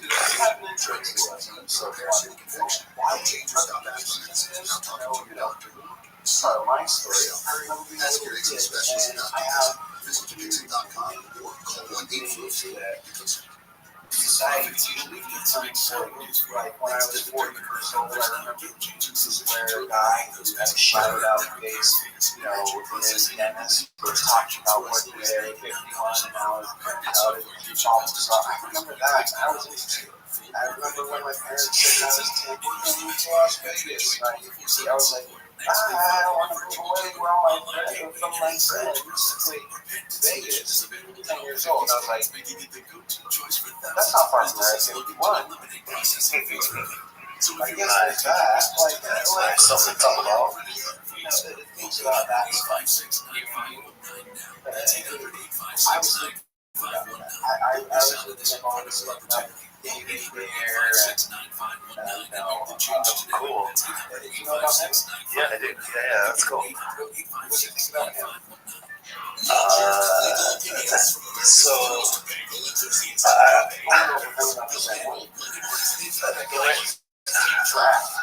he's very deep track. I kind of look at him like, I'm trying to find who else to describe him like. He's in a way like the Balkans are, but it kind of has the claim of having this non-human capability and yeah, to me it's like he's so far connected that I don't want to believe him, but I want it to be true because I'm like, why would someone in this position not be telling the truth. He has records that are like lawyer law, like sealed, like Yeah. not let any of like these things come out until after he's no longer, you know, with us. When he's safe, yeah. When he's safe, there are these like things. It's kind of. I was thinking there was this Bigfoot hunter guy. I know it's totally off subject, but there was this Bigfoot hunter that he was an Army Ranger, and actually me and Fitz, my other brother, we talked about this last time I saw him in right. We talked about this last time I was out there. This guy was out in the forest, this ranger guy. He was out in the forest for the government, for the military, for 15 years. They literally stationed him out in the Washington forest so he could like be up there and do like monitoring of sounds, monitoring of temperature, and all this sort of stuff. He was an Army Ranger, scout sniper, all this like really high end stuff. And he started to hear sounds of Sasquatch. Yeah, and so he started to tell them, like, hey, there's this creature walking around. Like, I've been tracking him for years. Like, you guys really need to send some people out here. I've been tracking him around. They started to, like, at first it was like, no, you're crazy, whatever, you're nuts. You're going nuts. And then after the next couple of years, they're like, hey, there's something with this guy. Like, let's send someone out. And those people started to corroborate his story and were like, yeah, there's something going on. And then they just buried him. They literally like moved him out of there, moved his family to the other side of the country, and were like, here, you retired and you make great money. You live in Florida now, nowhere near Sasquatch. Yeah. And then he was so well connected that he was like, well, I want to write a book about my experiences. And he started to write his book, and then all of a sudden, the publishing company that he was going to write it to gets called out for fraud and tax evasion. So they closed down the publishing. Then he goes to a audiobook place. This is in the 80s, by the way, 80s, 90s. And he goes to an audio place to get his book put on actual cassette discs back then. And they get all his information on tape, and then surprisingly the building catches fire. So all of his audio stuff gets burned. Like every time this guy goes to put his truth out, something super catastrophic comes and destroys it. It was like that, where he was so high up and so well connected and so believable, and there were so many people that were saying like, yeah, we've heard this, that they were just trying to bury him at all costs. Eventually, he died in a car crash, but eventually that's exactly what they say. Like, they just ended up having to kill the guy because I forget, he was the Sasquatch guy. Did you see that movie, The Man Who Killed and then Bigfoot? I haven't seen it, but I love that main actor. He's awesome. Sam Elliott. I love that dude's voice. And it's absolutely myself. I take that wonderful rose voice and have it, but I'm not gonna, because just because it tastes good and makes everything better doesn't mean it's good. If there was ever a reason to smoke, it would be to sound like Sam Elliott. Cancer be damned, I sound amazing. I'll read the phone book to you. I'll let every picture for the rest of my life be like this Churchill. I get to have a deep sounding voice like Sam Elliott. Well, I think that would be great. I want him and James Earl Jones to read my eulogy. That's all I'm asking. It's not a lot.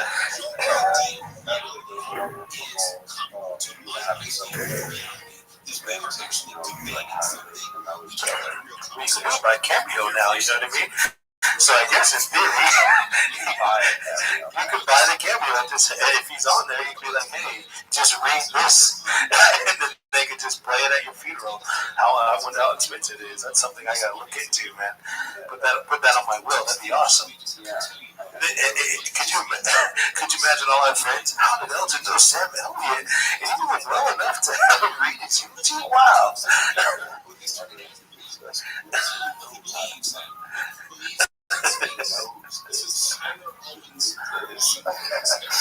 make me think about that.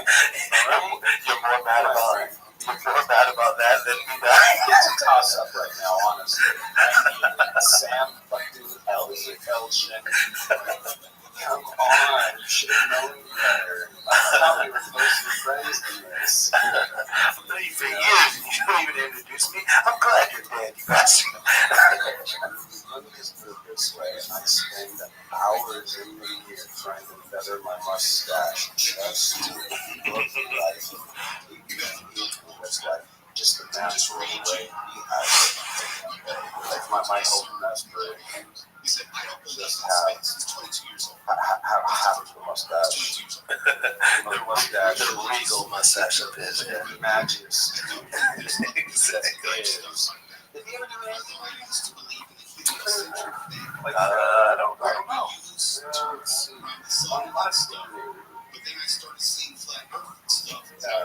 How about that tomorrow?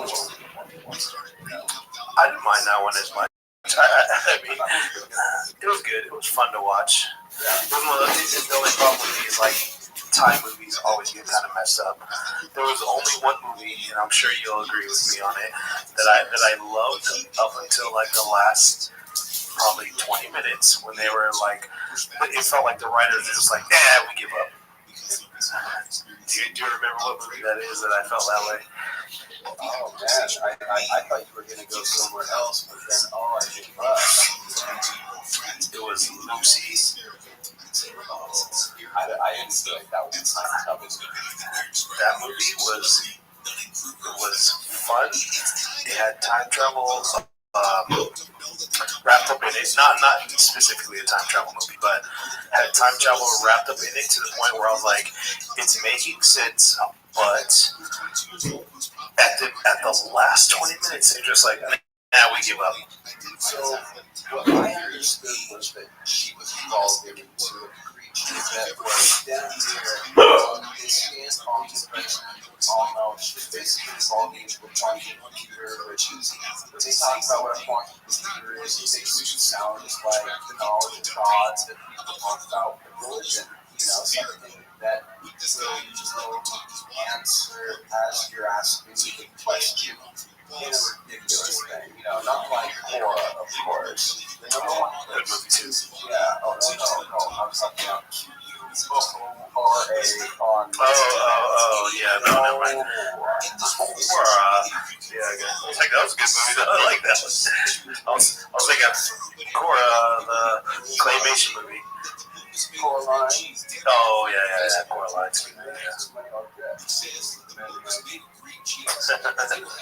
He's a good guy.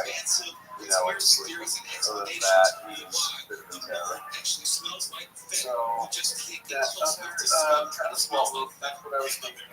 Back to some cheese guys and how I react. I don't react to fear. I always remember also one of the first, cases I heard about was Travis Walton. And Travis Walton, again, Snowflake, Arizona. You know about him? No, I'm looking him up right now, actually. Oh, yeah, I know the movie Fire in the Sky. So, okay, it's not nearly like 100%. Basically, like, kind of the depiction of like what happened, not really, not everything, but kind of left out some people, able for some different names. Okay. They did Hollywoodize it, and of course you gotta make it better. Well, that's Hollywood, right? The story. It's good. Let's shush it up, We're gonna make it scary. Yeah, exactly. It sounds. You got a little kookyism in there, but they shush it up and make it frightening or gripping to the feeble mind. You gotta imagine if it actually happened, right? It actually happened, and Travis Walton won't deny wholeheartedly. Absolutely. Really? Absolutely. I've done a lot of research. I mean, there's like this story as well. I mean, it's just the same story. It's not even, it doesn't even show up until his friends are being investigated for his murder, and they're the ones who say what they saw. I mean, it's either like these big conspiracies that how's the story go to John for 5 days? Yeah, I'm looking at it now. He had like a month, 5 days, 6 hours. Yeah. Like a month, years. Yeah. How does that happen? What's also crazy? Forestry worker too. Forestry. Out where nobody is, you know. Nobody is, nobody should be, you know. Luckily, the people around got it out to the news so that we can see stories that we all know about. What's that? Exactly. I was gonna say maybe it's that thing that happens, you know, when you start telling so many of your friends at the bar and everywhere else that people start believing you because you keep telling the same exact story over and over and over to the point where people are like, hey, every time we see Travis, he brings up this UFO story where he was gone, and it's not even like that. It's more like the whole town was wondering where he was, and now anywhere he goes, that's all. That's the only conversation anyone will have with him. For any conversation he tries to have, he's just trying to turn it into. Okay, thanks for telling me about how your day's been. Really, I just wanted to know where was it at. I'm sure that's what it's like. It's gotta be hell. It's gotta be horrible. it's crazy too. Like, Go back and what even happened. yeah, I was just reading that actually.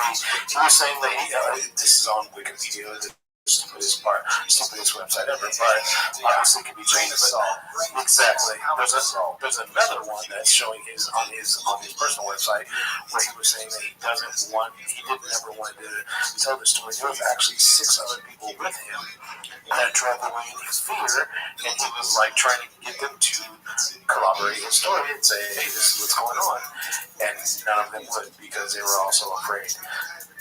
No, they all did. They all did. They were all being investigated for sure. Disappeared. So he was gone. He got taken there. You guys are going to your outgoing taxes, right? And he passed polygraph tests and everything else. Polygraph tests. That's crazy. People tried to say he was on drugs. The National Enquirer even went, yeah, wow. He's one of the most cases of all time. And I believe Bob is on it too. But honestly, Travis Walton is just like almost above the thing, going along with that. It's the big Travis Walton. If I remember correctly, I believe this is also huge, and I don't believe this. Not too long ago, the Betty and Barney Hill story was on TV. He must have watched it, and that's where he got the idea. Which is what they said about Betty and Barney Hill. Yeah, they said there's a bigger, when they have this platform, I have my original. I'm there to oversee it. They definitely have. But they got it back. Yeah, they were taking it. Yeah, agreed. Also, I mean, opinion, 1963, and the best time to take someone when there is no Facebook, Instagram, social, blah, blah, blah, blah, blah, unless you read it in your newspaper, which your newspaper ain't printing that.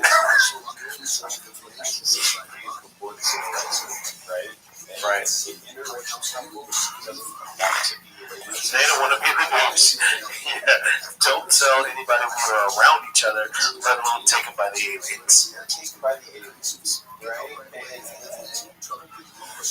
Come on, like, there's no, he had local anxiety, like, Don't you think you would? Not him.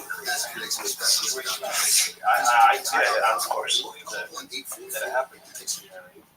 And I wonder is it exactly that kind of person? Is it kind of like, driving like a shimmer, like you're all of a sudden it's kind of, not to make everything like it's a movie. And that's probably in our world where everything is so whatever is real. I don't think it's like a movie, but perhaps something similar to Driving to there's for a quick second, Mandela effect, but it's so different. Like your brain has I mean, if you think about it, like your imagination has to view it in some sort of way. So if it views it like how we view it in the movies, it makes some sense. It's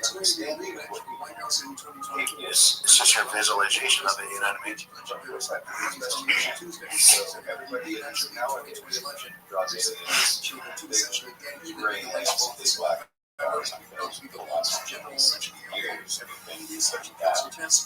Well, also, like you were saying, it's got that Hollywood shoes on it. If aliens came down, they look like me and you'd be like, are those aliens? You know what I mean? Or are those just illegal aliens?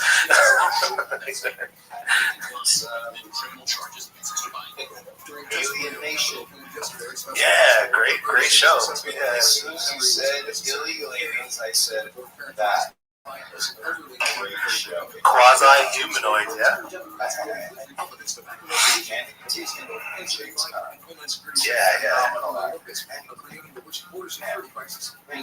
one of my number one actors of all time. So the guy who played the alien, Sam Francisco, right? I never caught on to that. Because when they took on, they were it was kind of like Ellis Island situation. Okay, yeah, I gotcha. I didn't pick up on that until you just said it. I was like, they were in San Francisco. Like, wow. That's funny. Yeah. I can pronounce that. Welcome, Mr. Blah, blah, blah. Right? So, he's out there. That's also Right. I mean, he dance, you can see just them soldiers by defense. You can see aliens. Disneyland meets Rob Beaver. Rob Beaver pass it up. You know what I mean? Right. I can't believe I remember so much about that movie. What was the other Terrence Stamp. That dude. Yes. Love that guy in so many different movies, man. He's so cool. And this one isn't. That's why I find it like, honestly, Priscilla, Queen of the Desert. I felt like good classic Australian films. Anyway, I can't think about too much like film that from like old Australia. That's kind of like one of the things that gives them a variety. Like they get a really great film, and then I think that kind of helped them reach their home. Right? Yeah. I mean, he's in a lot of things actually. And then I think it was after that movie was Mad Max. It was about the same time. I don't know actually. Let's see. 1994 is when Adventures of Priscilla. Yeah. Oh, yeah. For Mad Max? Let me see here. 1994. Alien Nation was 1988. So 6 years. Learned so much under your tutelage, and yeah, 6 years in between. Being able to sit in with so many things, and we had so much to go yeah. 2023. Mad Max, Mad Max, though, I think that was what? It might have been 84. 84 was 8 years. It might have been about 70 something. Yeah, I think 70. 79. Yeah, you're right, 79. Yeah. Yeah, so 88, 79, right in there. Yeah. Every 6 years, this guy comes out with an amazing movie.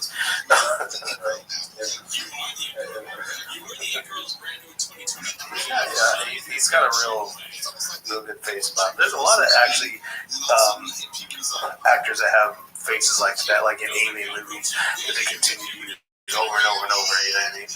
Yeah. So it kind of sucks to get typecast like that, but it'd be kind of cool to have that, you know what I mean? Because you always have work. It's like that guy from, I can't remember his name. Man, I have to think about it. I can't remember his name, but he's in a bunch of movies where he kind of has this like weird, almost misshapen face, and he is in a lot of movies where he's just a bad guy. Talking about, and I made sure that he was a bad guy in the Dr. Wardner film, but he was also the alien assassin from X-Files. He's got a very rigid face. Quite possibly. No, you're thinking the guy with the really strong chin line, right? Yes. No, not that guy. That man, not just Right, no, not that guy, There's another guy, I can't remember his name. I'm gonna have to, I'll find him later, of course. I'm not thinking about him, but he kind of looks like he has a little bit of like something wrong with his face. I don't want to say a syndrome of any sort, but he has that sort of look where you're just like, man, something's up with that guy, and then you see him. He's from a lot of 80s movies. Yes. Guys are using I know exactly. But you said Guyver, right? Yeah. Let's take a quick break. No, it's good. But so that's what's going on there, and lots of things happening. I'll be up in Mammoth this weekend for snowboarding, but I'll also be heading down to coming up for some fun and exciting things. The 16th anniversary of SeaWorld, which I know is kind of still controversial to this day, but the 16th anniversary down in San Diego, incredible that way. Also visiting Sesame Place at in Chula Vista in San Diego coming up. Diamond Valley is opening soon at Legoland in Carlsbad. We've got so much going on here. In fact, next week I'll actually be not too far away in awesome town in Valencia for spring break, which will be kicking off getting spring break ready at Six Flags Magic Mountain. So lots going on. We have to wait another 3 months for you to show up. No. And that's what if you will have me back, I would love to come back on a somewhat more frequent basis to be able to, add my special, and they call it Kenny Brand Imagine. Well, you have to ask Stefan because he is the pilot. He made it very clear that hopefully this is not a bowling plane, but he's the pilot. All right, you got a plug that's going to pop out on us there, Stefan? He's everything. Keep everything sealed up. We'll lose the door. There'll be some hydraulic juice. Spraying everywhere. You can tell it's almost 10 o'clock in this conversation. We're getting real tilt going to it. Okay, so if you get Stefan's permission, I'll let you come back. I would appreciate that. So, Stefan, what do you say? I say let's do it. All right, let's do it. I'll see you soon. Look forward to it. Love your mission. This is Landon Bell Kelly. Coming up next is Coast to Coast Data with George Norton right here, KFI 640 Live everywhere. The iHeartRadio app. I don't know what you're thinking, but I kind of like that. Keeps it fun. KUST-HD2. Los Angeles, Orange County. Live everywhere on the iHeartRadio app. Another part falls off another plane. Mark Ronald live from the KFI 24-hour newsroom. An American Airlines flight from Dallas to Los Angeles has made an emergency landing at no impact. Tire blew off the airplane during the flight. No one was hurt, and the Boeing 777 has landed safely. The guy's been found guilty of killing his 4 kids and their grandmother in Lancaster. LA County Sheriff Detective Steve Black was the lead investigator on the case and says it was one of the worst crime scenes he's ever witnessed.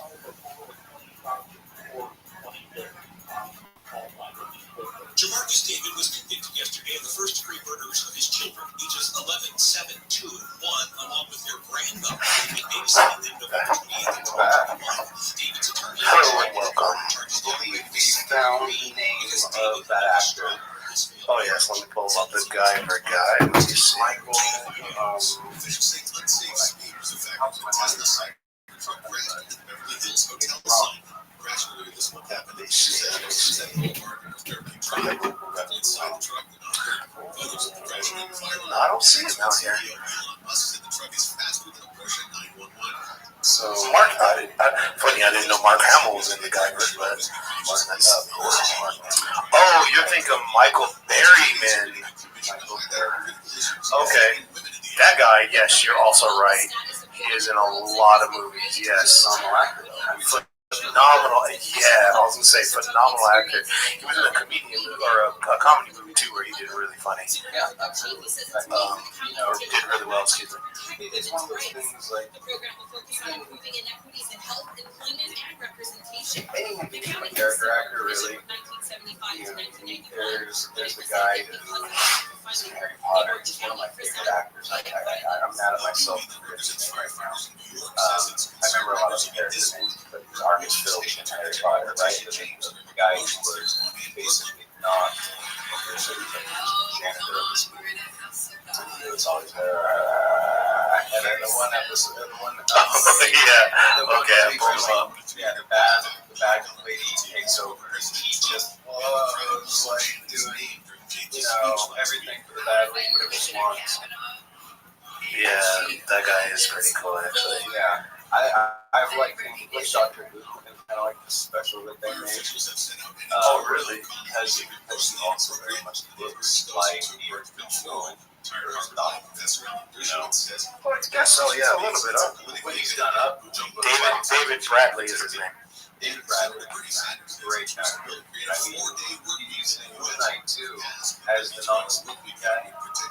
The guy is Yeah, you're right. So recognizable, you know, and every time he's in something else on. So, you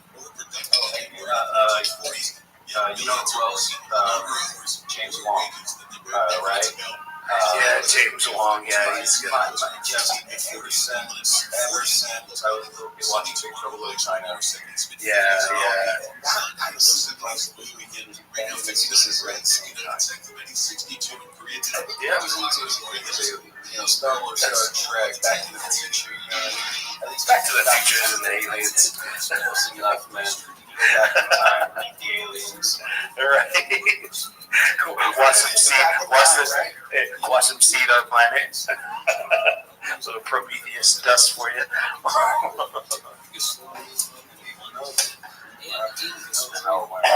like to find out. I'd rather not know. Is that weird? That's something I've always thought of too. Is it weird that I don't want to know? I don't think it's important to know. I don't think knowing the truth of the universe. I don't think that or like having that ultimate answer. I don't think it adds anything to life improving. I just feel like I'm gonna have life right here, right now, and I don't think anybody would worry about it. About what other people fucking do. I just never had time. I feel like having that mystery makes you focus on something else. Focus on what you're doing or focus on that mystery, trying to find it out, which means if you're trying to find it out, you're working towards something. You have a student's mentality that you don't think you're trying to learn. Yeah, you're trying to learn. Exactly. I've never wanted to stop. Get the hydration. And I'm not a very good singer. I am bad at every time I go back to singing. I just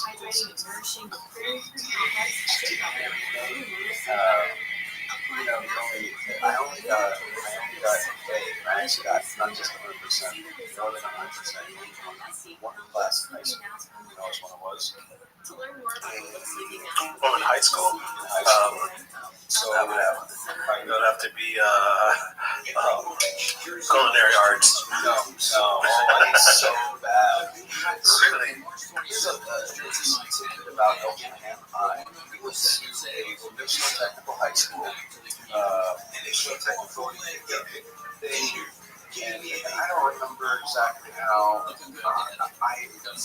don't remember exactly. I don't think I wanted to be in culinary. I think I wrote it down as a joke because I think my first pick was carpentry the next year with my class friends, Elgin and earlier mentioned Fitz, also named Jason.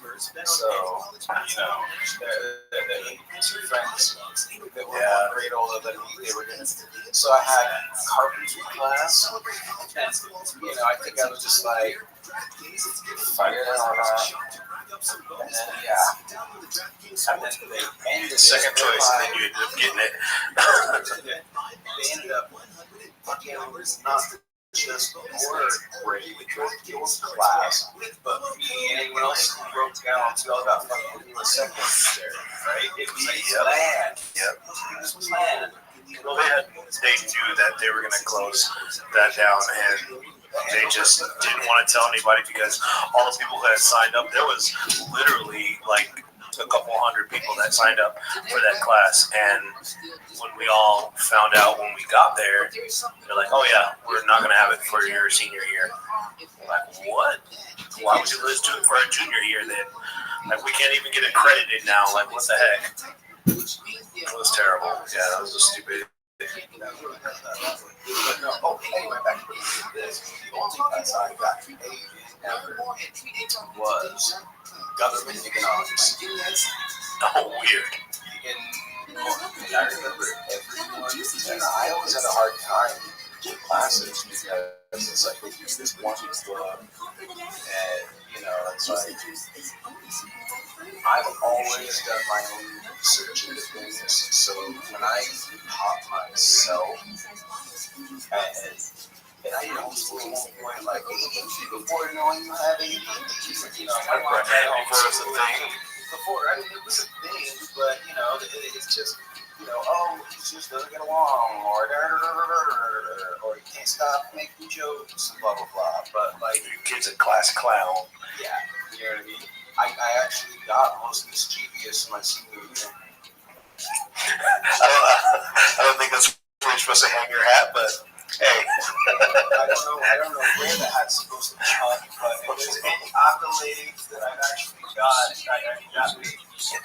Right? Take your flowers, bro. I don't knock you for it. So yeah, I remember everyone in one class, somebody came by in one class and said, "Oh, hey, everyone, fill this out." And the one class I was in, I just said, "Hey, everyone write me down for most mischievous." And they just went, "All right." So, again, in the class I was in, those are the only people who really like me.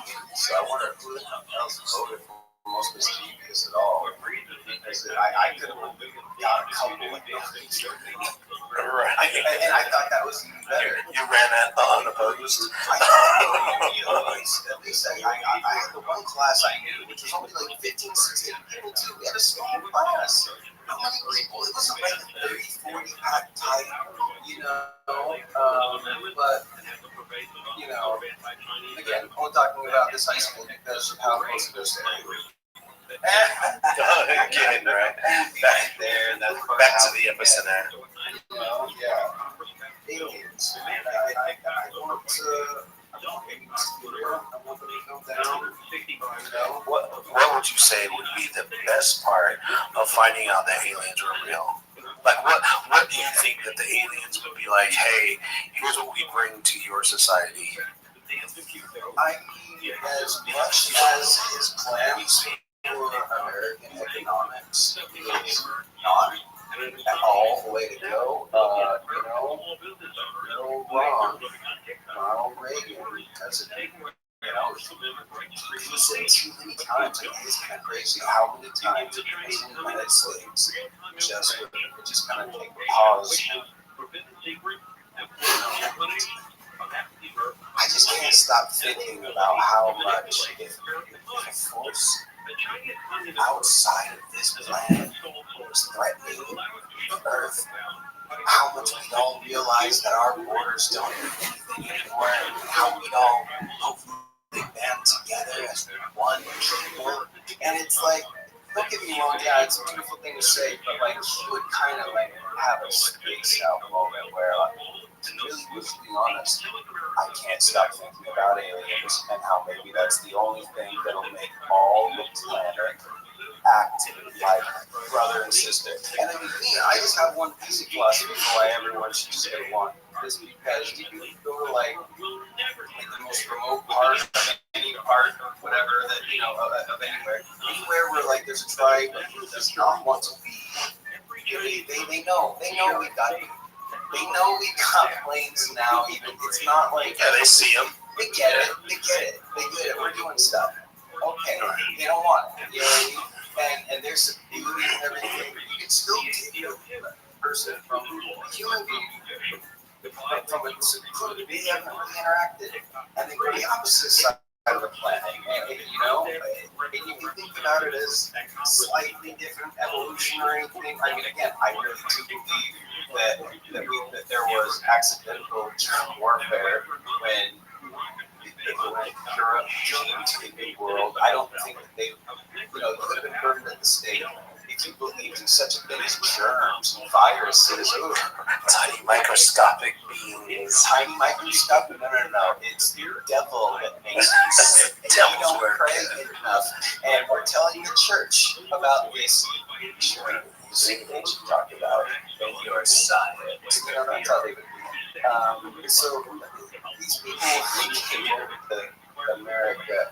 Yeah, were they absolutely filthy and filth-ridden, and they had this the plague? Yeah, because Kind of has to be living in a Mediterranean or a metropolis city. Metropolis city ruled by Rothschild mindset that tells you bathing more than once a year is a sin. Right, where you're supposed to wear a perfume collar instead of taking a bath. Powder wigs are still, a thing just because it was so much a thing for so long. But the only reason in the beginning was because it was the only thing that kept away vice. There was no other thing, exactly. Bears should still have to wear them. And I mean, don't get me wrong. I think that if you get to wear one as bears, then honestly, then it's an honor to get to have that kind of achievement. To me, I just think it's been interesting the power of the situation. But I think what I mean. In anything, there's always hats. There's always hats. Hats always Exactly. I was going to say, traditions always come with costumes. hats. It's always a costume to a tradition. There's no tradition where you don't wear a costume of some sort. Fez, right? There's all kinds of traditional garb and hats and suits and shoes and handshakes. There's always some costume that you gotta put on to join the club. You know what I mean? You can't be a Shriner, a Catholic, whatever it happens to be, unless you wear these robes or hat or tie or whatever. There's always some dumb thing like that. I find that interesting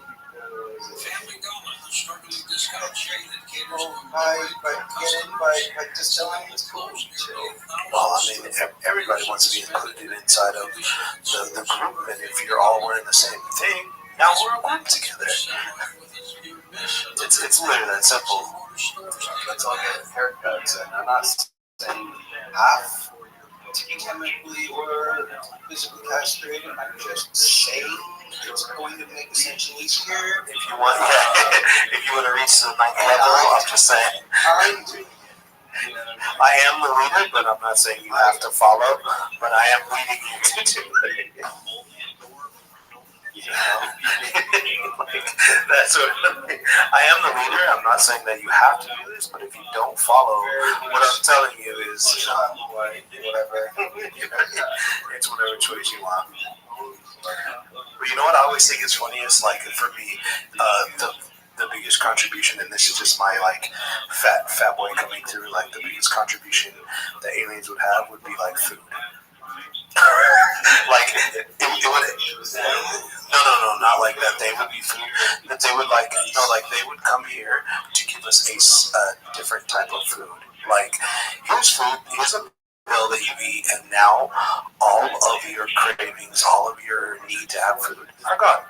Now what that does is eliminates 60% of greed. You know what I mean? Because it's like, now you don't have to worry about eating every day, which means you don't have to have production of corn for food.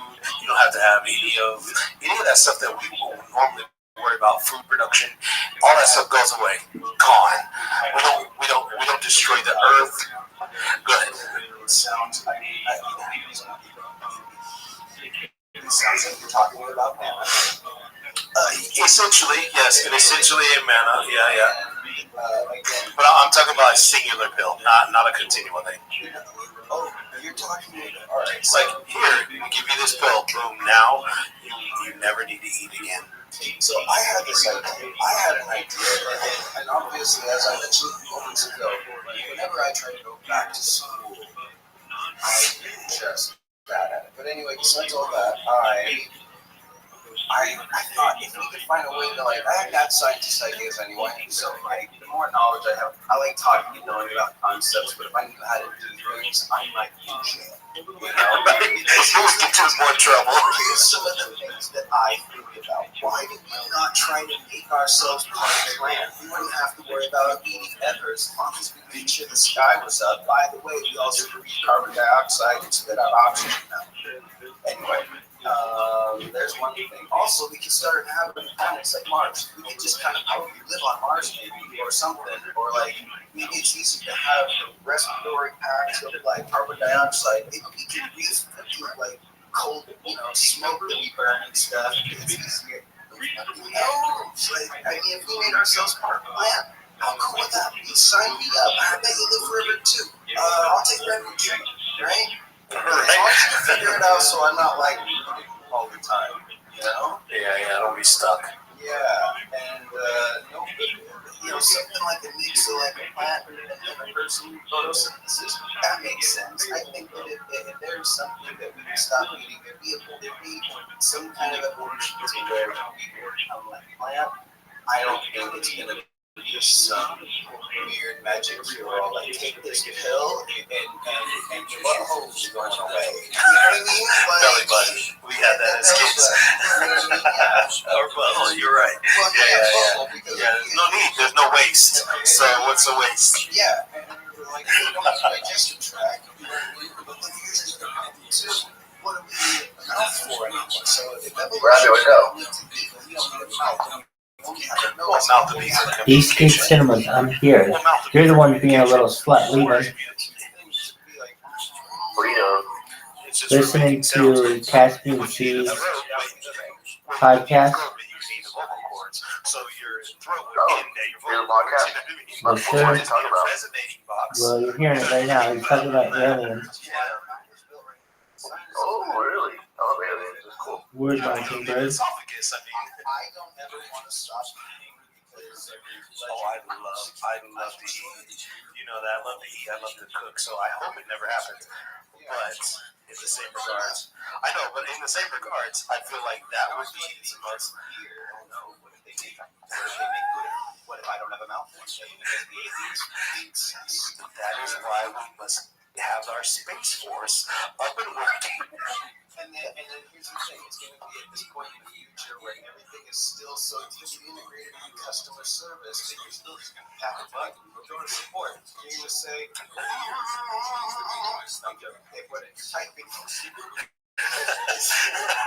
says, hey, I used to enjoy the taste of Is there any way I can have the taste?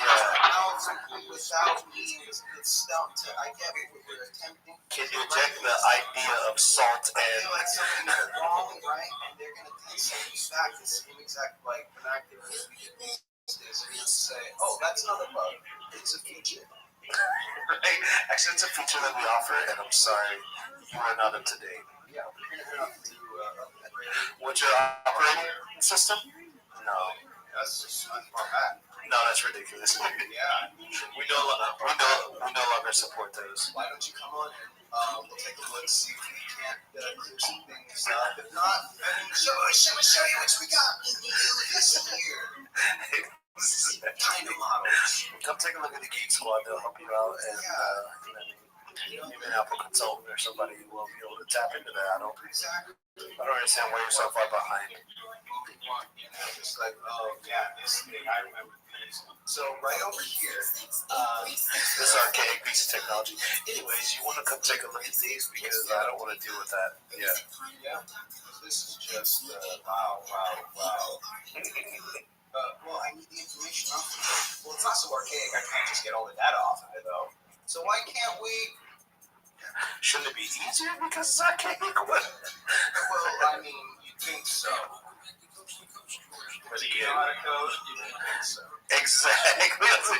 But then again, that's not my job, so I don't know. So you have to talk to the programmers. And the one thing everyone in 2022 knows, no one talks to the programmers. The programmers don't exist. It's kind of like Tron. No, it's like Tron in my opinion. Someone that's not going to ask a question of another person. It'll get to it by email in 10 years. And by then they've already discovered a better way to have done it. And that question will be null and void and not valid. So it's like, why are you asking that? We already fixed it. Exactly. Exactly. That's not what I wanted. Exactly.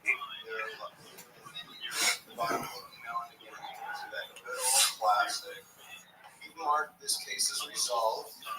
Still have any issues? Please go ahead and come back. Exactly. You're back in the queue. Frequently asked questions if you'd like to. please refer back to those. And if we miss anything, let us know. We'll be happy to fix it for you.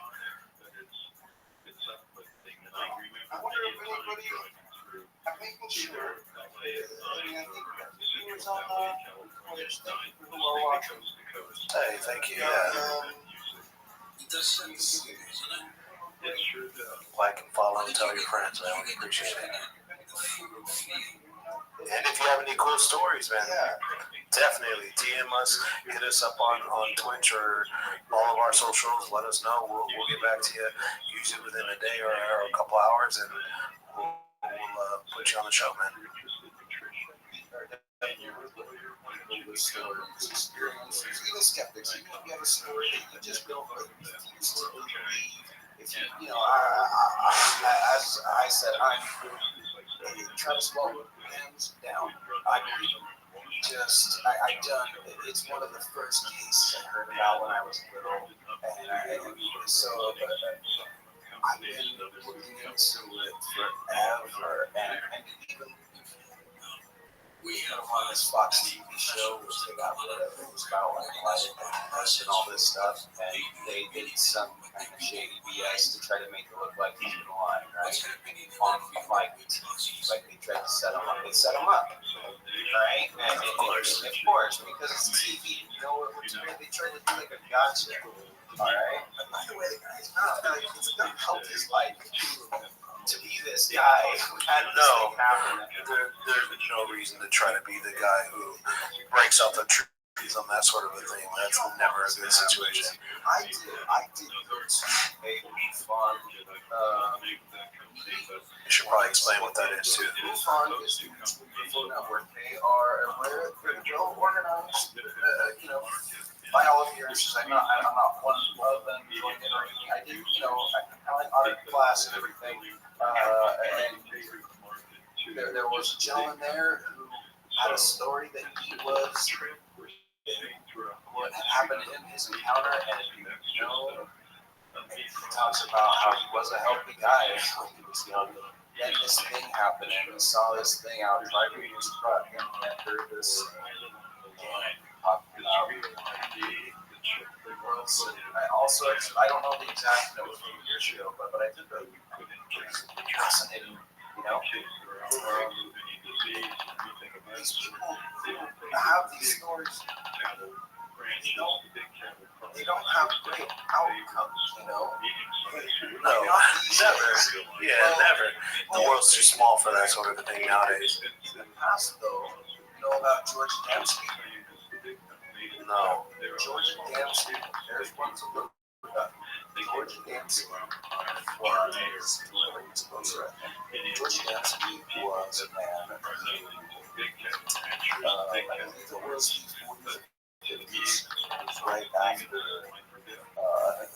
were almost like UFO type cult mentality coming up. They weren't trying to start a cult. They have believed, and still to this day there are believers, but it's not like a cult. It's like this guy's story is corroborated in different ways. Apparently, he had this message. From the moon to other planets. I don't remember. I'll be honest, I cannot remember any of the stories that have to do with he was taken outside of Earthbound. That's what it says. He claims that He was. Yeah. But what about the now I guess he met one, and they said you need to give a message to the Pope, and they're in Rome, and he shows back up, and he takes his little block and says, hey, to like this bishop, says his name, I'm guessing this is people who are there, their stories like, fuck that this guy. And he said a few words, and they're like, and then he showed back up a couple minutes later, and it's like, oh yeah, I slipped this one. He said, yeah, I got this from him. And they looked at it, and I guess later on, after his passing, they had taken the coin to be raised, and someone was like, where did you get this coin?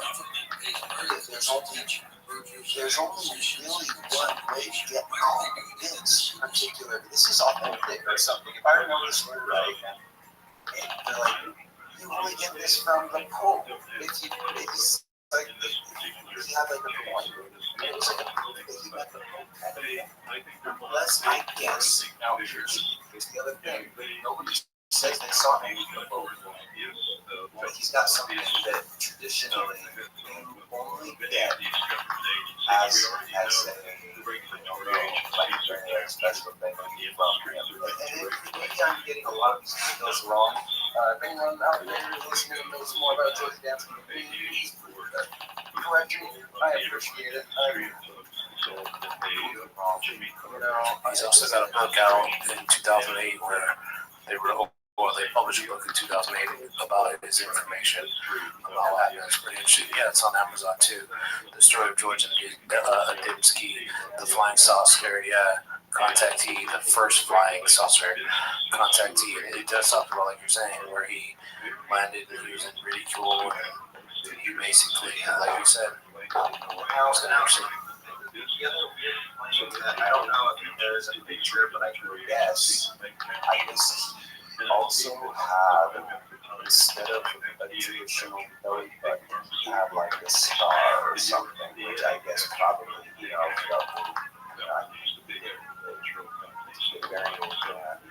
possible couple, but I guess it's like a star. So I think the costume one of the main things like Star Child, Star Children,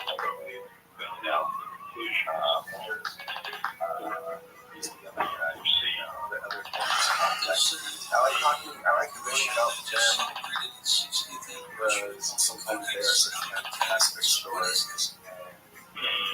And some of these people I really believe, or at least, I believe that they were made to believe this somehow. And I don't know what that even entails. I don't know how to make someone better know. I don't know how to inception, but on the biggest scale, not just I think I want to wear those shoes tomorrow. Like, I have details about how it happened. I don't know how that kind of thing happened. I don't believe in mass hysteria. Well, not in a sense of Ariel's case is the case of mass hysteria, or Nuremberg, I believe, back in the 1500s, case where there's a painting of a battle happening in the sky between crosses and triangles and discs. You know what I mean? If you look that up, I think it might be Nuremberg. There's an old picture of somewhere.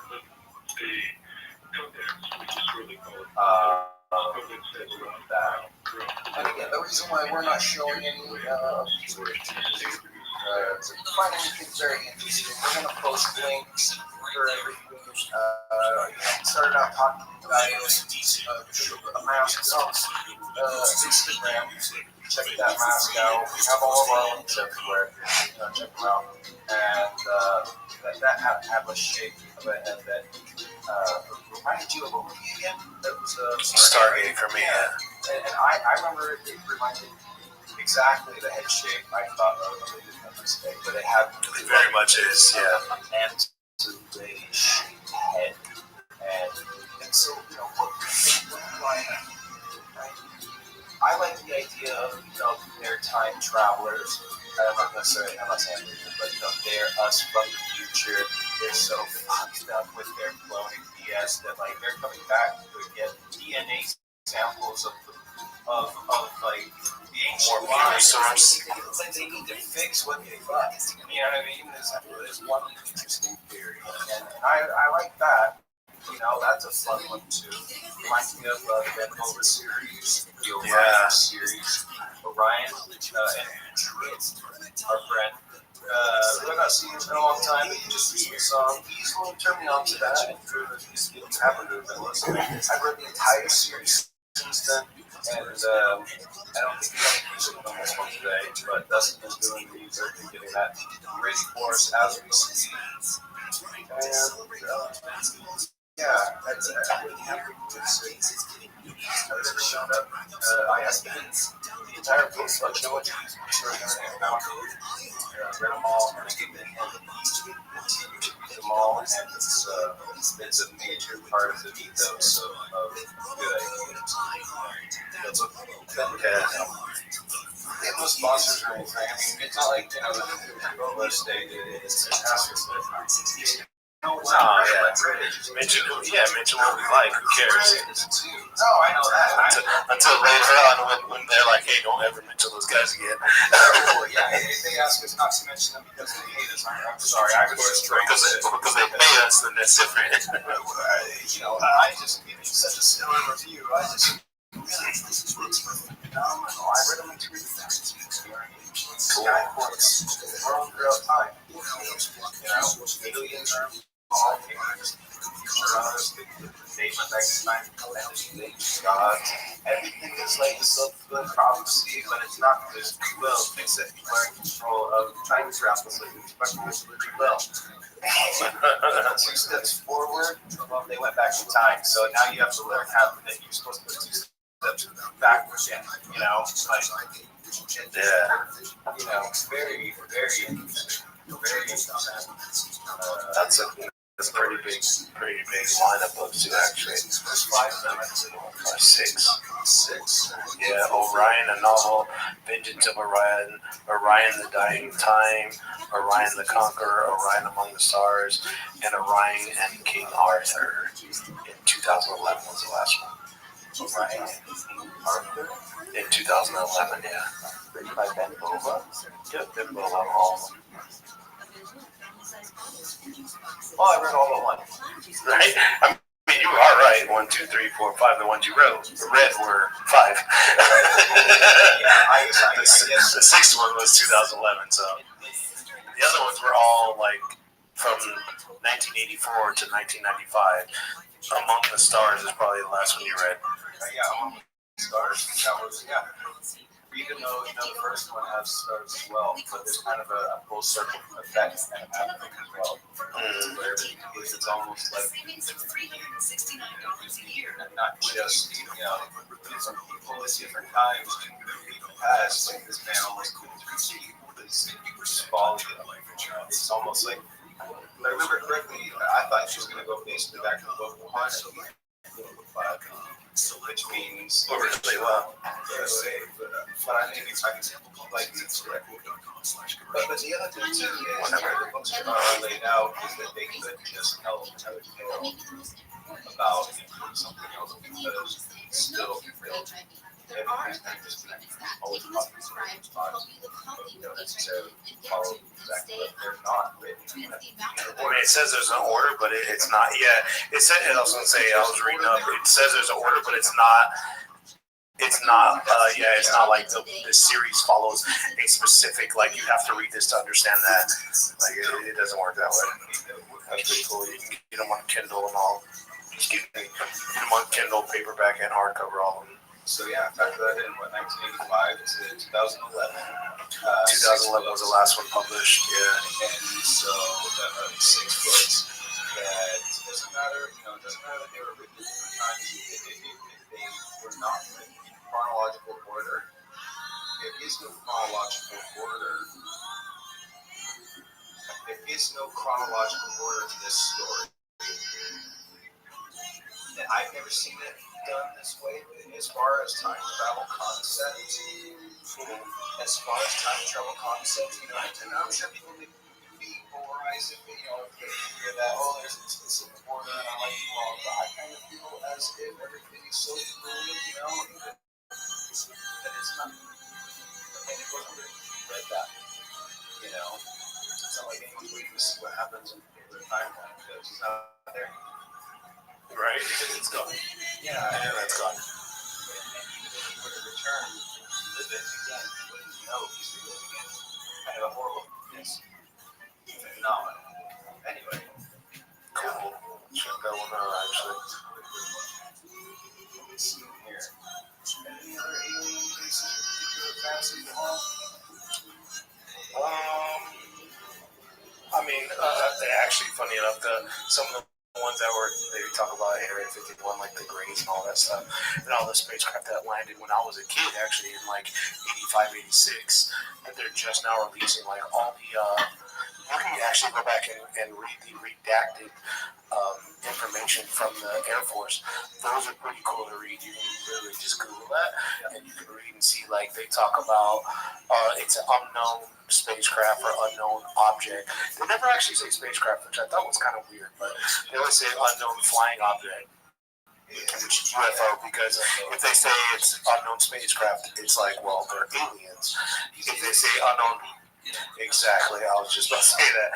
It's one of those things where like you cannot admit that it is an alien, like from somewhere else, like very specific, but obviously if it's not from our planet, it's alien, but whatever. Same thing comes down to, we never want to admit anything simply, but the redacted information is pretty fun to read. It just talks about like the first ones in like 84, 85, I think it was, where they found a spacecraft that crash landed. And there wasn't anybody in it or anything like that. It was just basically like a probe kind of a thing. And then eventually they were like looking through it, and there wasn't enough stuff where they could actually learn from it, but not learn from it, but enough stuff where they couldn't like take it and like create this new technology. It was just something that they had that was just interesting, like, hey, look, we found this thing that we don't understand. And then 15 years no, this one was actually like a saucer type. So when they found it, they basically ripped it all apart and tried to figure it out, but they couldn't, because the technology was so far ahead that they didn't even have radar back then, so let alone they didn't know it was going to land until somebody would drive by and was like, hey, what's this thing? So that's that kind of technology they had back then. So I don't know, you have to go take a look. Exactly. Like I was talking actually, my great uncle who just passed. He actually helped creating radar with rocket space and aeronautics. Yeah, he was one of the ones who created cell phones and all that. Like they all talks about, he has plans and all these things of how they actually created cell phones and radar and how they went about it. It was so interesting to hear, because you don't think about it. You're holding, an iPhone 13 in your hand, and you're like, what the hell? I can't get signal up in an airplane. And you're mentioning about how bad the signal is. It's like, dude, in the 70s, you would carry a backpack that weighed 50 pounds, and it had the mile range of about 100 miles, and you couldn't barely hear the guy who was talking to you, because it had to have a direct line of sight. And if it didn't, it was crackly and messed up. Like, so crazy. Yeah, the technology that changed between now and then. I also believe that's based on alien technology.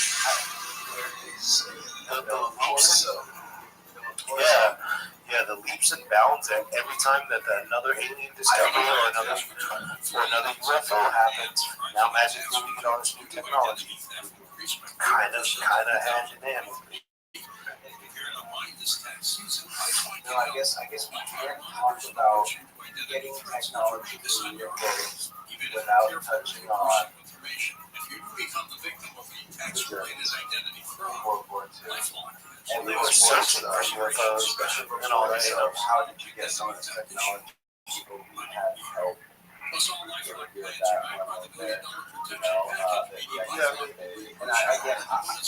heard Scott Eisenhower shaking hands and making deals. I've heard, and he's been I'm on, I don't mean to be wrong, but what I've seen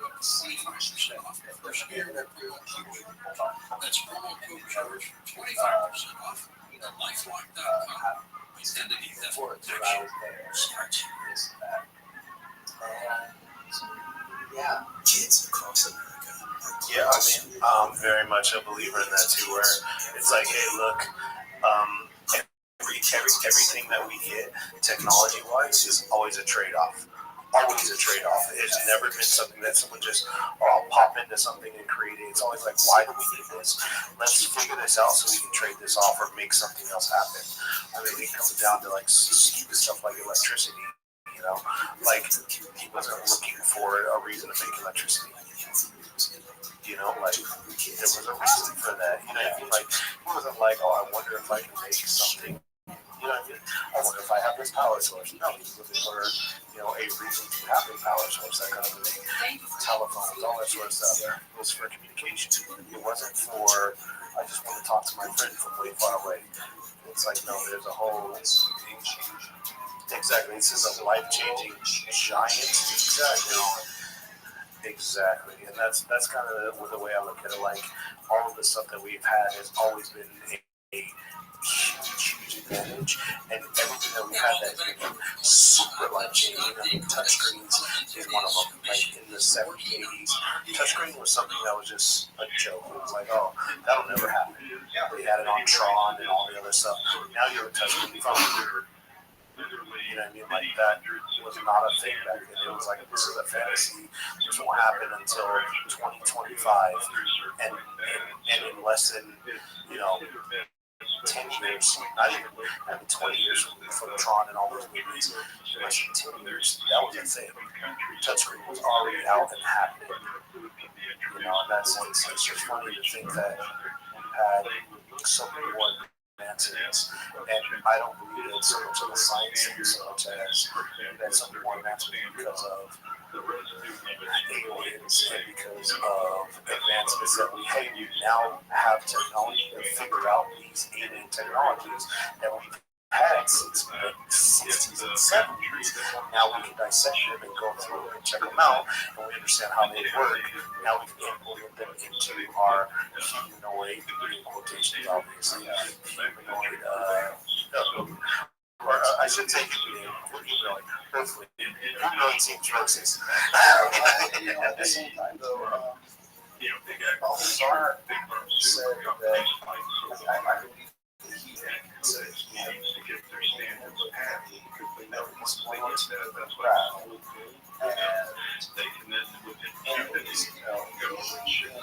says, he always integrated to say that information was given. And of course, this kind of situation, like the technology he's looking at is absolutely what he's looking at. So I think the stories that were given to him is right. They said, like, it looked, like it was from the future, but at the same time, it was obviously thousands of years old. They found it. So, okay, maybe it's the book has to pass, but I also very much like the ancient civilization, or civilizations that were local, and kind of like my grandmother, in this case, we have like an Atlantic.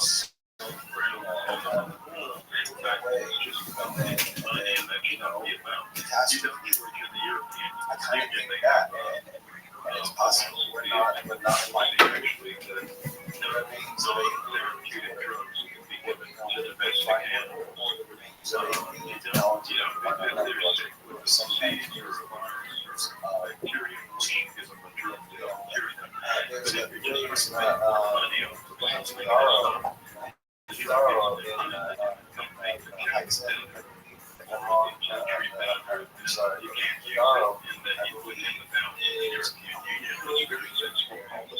animals don't know that. They won't drink the water. They know what it is. And there are like skeletons burned into the walls, vitrified rock walls, vitrification when rock is turned to glass on the surface, and it's like women shooting children from glass, and filled with what's called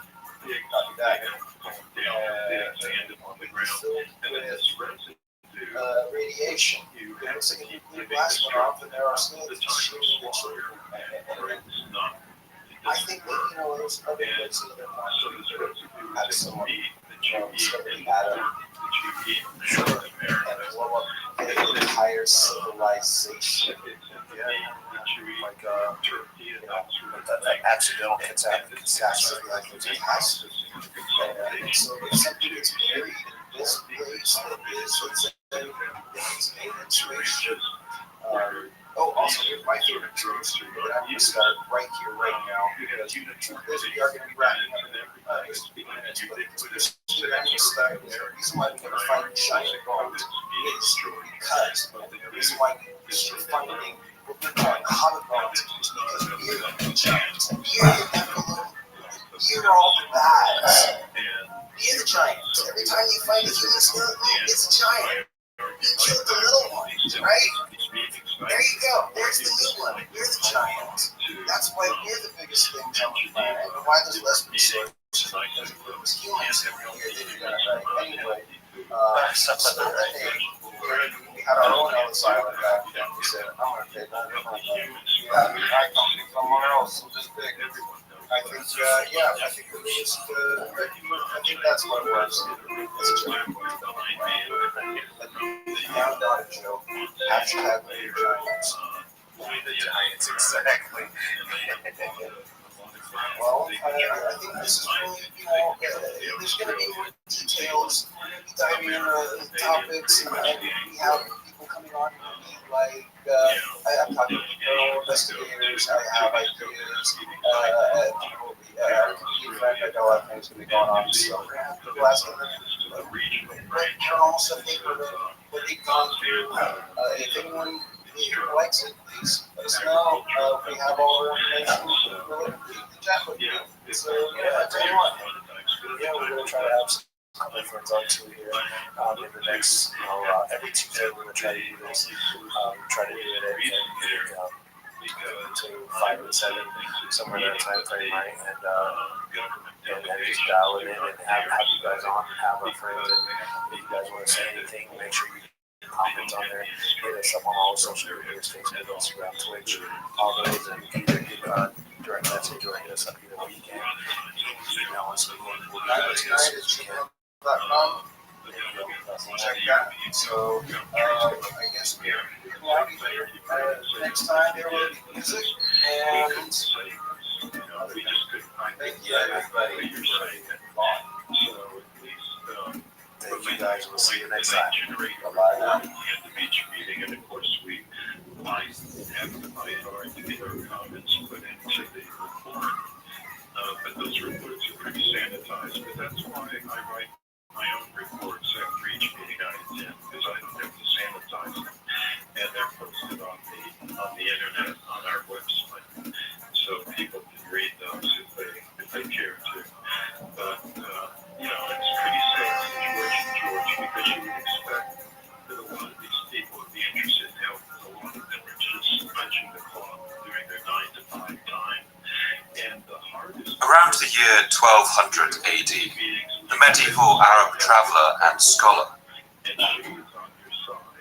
You convinced the South African delegate that she's on your side. But then next year, it's a different face. Next year, we're going to do it all over again. Yeah, or you go to a different committee and it's a different person who's there, not the one that you convinced earlier at the other meeting. So it's like trying to climb a sand hill with the sand shifting underneath you. And it's, the National Health Federation doesn't have the big bucks that Monsanto and Dow Chemical and DuPont have. So it's hard to keep up with them, but we do our best. We have a lot of supporters who, thank God, are there to help us. But what's happening with the pesticide immunity bills? That's another sneaky thing that's going on. Just kind of started last year, extended into this year, and basically. If we say that Francis II Ragozzi fathered his third son in 1694, at that point, Ragozzi, according to his date of birth that most records show, he would have been 18. Yeah, which is not unheard of for 18 to have a child. or 15 if you count back from the date when he entered Altona, Schleswig, and he told Prince Charles he was 88 years old. A lot of people will take that as a definite starting point, work backwards, but then that means, according to the birth of his father, Francis II, would have made him 15 if you're doing that math. So when the count would have been born, Prince Francis II would have either been 15 if you go by 1691. BetMGM has an unreal deal for sports fans in Indiana. Turn $5 into $150 instantly when you place your first wager at BetMGM. Simply download the BetMGM app and sign up using code WIN150. Then place a $5 wager on any sport. You'll receive $150 in bonus bets, regardless of your wager's outcome. And if you think the fun stops there, the king of sportsbooks has plenty of surprises in store. Check out daily promotions, same-game parlays, live bets, and so much more. No matter your team or your sport, BetMGM is for you. Download the app in Indiana today and get $150 in bonus bets instantly from your first wager. Only at BetMGM. BetMGM and GameSense remind you to play responsibly. See BetMGM.com for terms. 21 plus only. Indiana only. New customer offer. Subject to eligibility requirements. Rewards are non-withdrawable bonus bets that expire in 7 days. If you or someone you know has a gambling problem and wants help, call 1-800-9-WITH-IT. Attention, folks, it's time to put your best foot forward with Boots Y'all by the Horse Saddle Shop. The newly owned Boots Y'all is your friendly, family-owned local boot retailer with a wide selection of casual play and work boots. They've got the perfect pair for every cowboy or cowgirl. With over 3,000 pairs of boots in stock, you'll find the perfect fit and style that suits your unique personality. From trendy and stylish tin-haul boots to rugged and reliable area, Boots Y'all has you covered from heel to toe. Check out the brand new Boots Y'all store located in Erskine Shopping Center in South Bend today. And I just turned around and I pulled ass out of there. I was done. I wasn't dealing with that. The hypocrisy of the cult is one of the things that turned me away the quickest. When I turned my headlights on, it turned and looked at us. And one of the things I remember the most were the eyes were glowing red. I see an orb of light. It is just circling these steps like it is waiting for me. He begins to tell them that he saw a UFO. They're basically like, what are you talking about? That's 7 foot up on a tree, peeking around it, and that's where I saw the top of the muzzle, nose, and the eyes. As soon as I made eye contact with this thing, it felt like death. Welcome back to Tinfoil Tales. I'm your host, Brandon Wright. Tonight we're going to be joined by my guest, Andrew Michaels.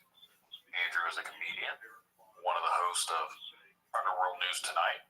Andrew's going to come on and talk a little bit about the Phantom Time conspiracy theory that he's looked into. So I've been looking forward to that. With him being a comedian, it's going to be a little different type of podcast. Dive down into some other conspiracies and some other talk too. So probably won't be one for the faint of heart. But before we bring Andrew on, we got some front-end business to take care of. If you ever had an experience and you want to be on Tinfoil Tales, you can send an email to tinfoiltalespodcast@gmail.com, and we'll get you scheduled on a future episode. You want to help the podcast, please leave a 5-star review. That helps with the rankings. That also helps with making the podcast more discoverable to potentially new listeners. And with new listeners, there could be more experiencers, which could lead to more interviews, so new episodes. If you'd like to help the podcast financially, there is a donate button. There's also a Patreon. The Patreon gives you access to ad-free content, as well as access to early episodes several weeks before they're released to the public. It's only $1.99 a month, so less than $2 a month. You get all that content. You can also help the podcast by just sharing it around. Word of mouth and the grassroots is what this podcast has been built on, so you can keep that up. It seems to be doing just fine, so I appreciate all that. Make sure to follow us on all the social medias, Facebook, Instagram, X. I've recently finished up the website, so you can find it on tinfoiltales.com. All the episodes will be on there for listening pleasure, as well as the videos for the YouTube. I think now we're going to go ahead and bring Andrew on. I hope you guys enjoy what we're going to talk about, so sit back, relax, and enjoy the show. I'd like to take this time to welcome my guest tonight, Andrew. Andrew, thanks for coming out and talking to me. Thank you, Brandon. Yes, I am Andrew Michaels. I am the host of Underworld News Tonight, one of the hosts of Underworld News Tonight. We do a bit of a weird and wacky and wild look at the news of the week, looking at a bit of the supernatural, a bit of the conspiracy theory stuff. So if you're a fan of Morning Zoo Radio, that sort of a thing, and want to kind of capture the spirit of it, we would highly recommend you check that out. But you know what? I'm not here to talk about my own show today, Brandon. What do you got for us? Well, Brandon, I guess before I start with a statement, I'm going to start with a question. What year is it? The last I'm aware of was 2023, but I'm probably wrong. Oh, you say bad? You said bad because this is like a podcast for sheep, a real impressive farm achievement, maybe? Not sure where you're going with this. Well, let's find out, because you, my friend, revealed yourself as an Autotian puppet. It is time to talk about the conspiracy theory known as the Phantom Time Conspiracy, which I'm going to be getting into along with one other conspiracy theory of temporal wackiness. Now, this theory claims that the years 613 to 911 AD, 911 AD, were fabrications of the future Pope Sylvester II, back when he's a cardinal whose name I definitely wrote down, and you could test me on it, and I would be able to name it, so I don't even know why you'd ask. The Holy Roman Emperor Otto III, and possibly the Byzantine Emperor Constantine VII. This theory is known as the Phantom Time Hypothesis. It holds that not only were these years fabricated, but along with them, such historical events as the entire life of Charlemagne, the Carolinian Pyramid, the life of the Prophet Muhammad, along with the Muslim conquest of Iberia, Viking raids on England. Basically, the first half of any Crusader Kings 2 campaign, if you play with the real years, that's all fake, according to this theory. Now, I'm going to get a bit into the how and why of it, but to do that, we're going to need to talk about the Phantom Time Hypothesis' creator. The German historian is his job title. I thought you had to talk about like histories and things that happen to be a historian, but I guess not. Definitionally, if you're talking about this didn't happen, does that make you a historian? I don't know. If that's the case, there was no War of 1812. But that's not what this is about. This is about Herbert Illig, the quote-unquote historian who created the Phantom Time Hypothesis. Now, he was born in a small town in northeastern Bavaria, just 2 years, after the end of World War II. And what's interesting about Herbert Illig is well before he creates the Phantom Time Hypothesis, he's kind of interested in these weird, wacky, wild looks at time.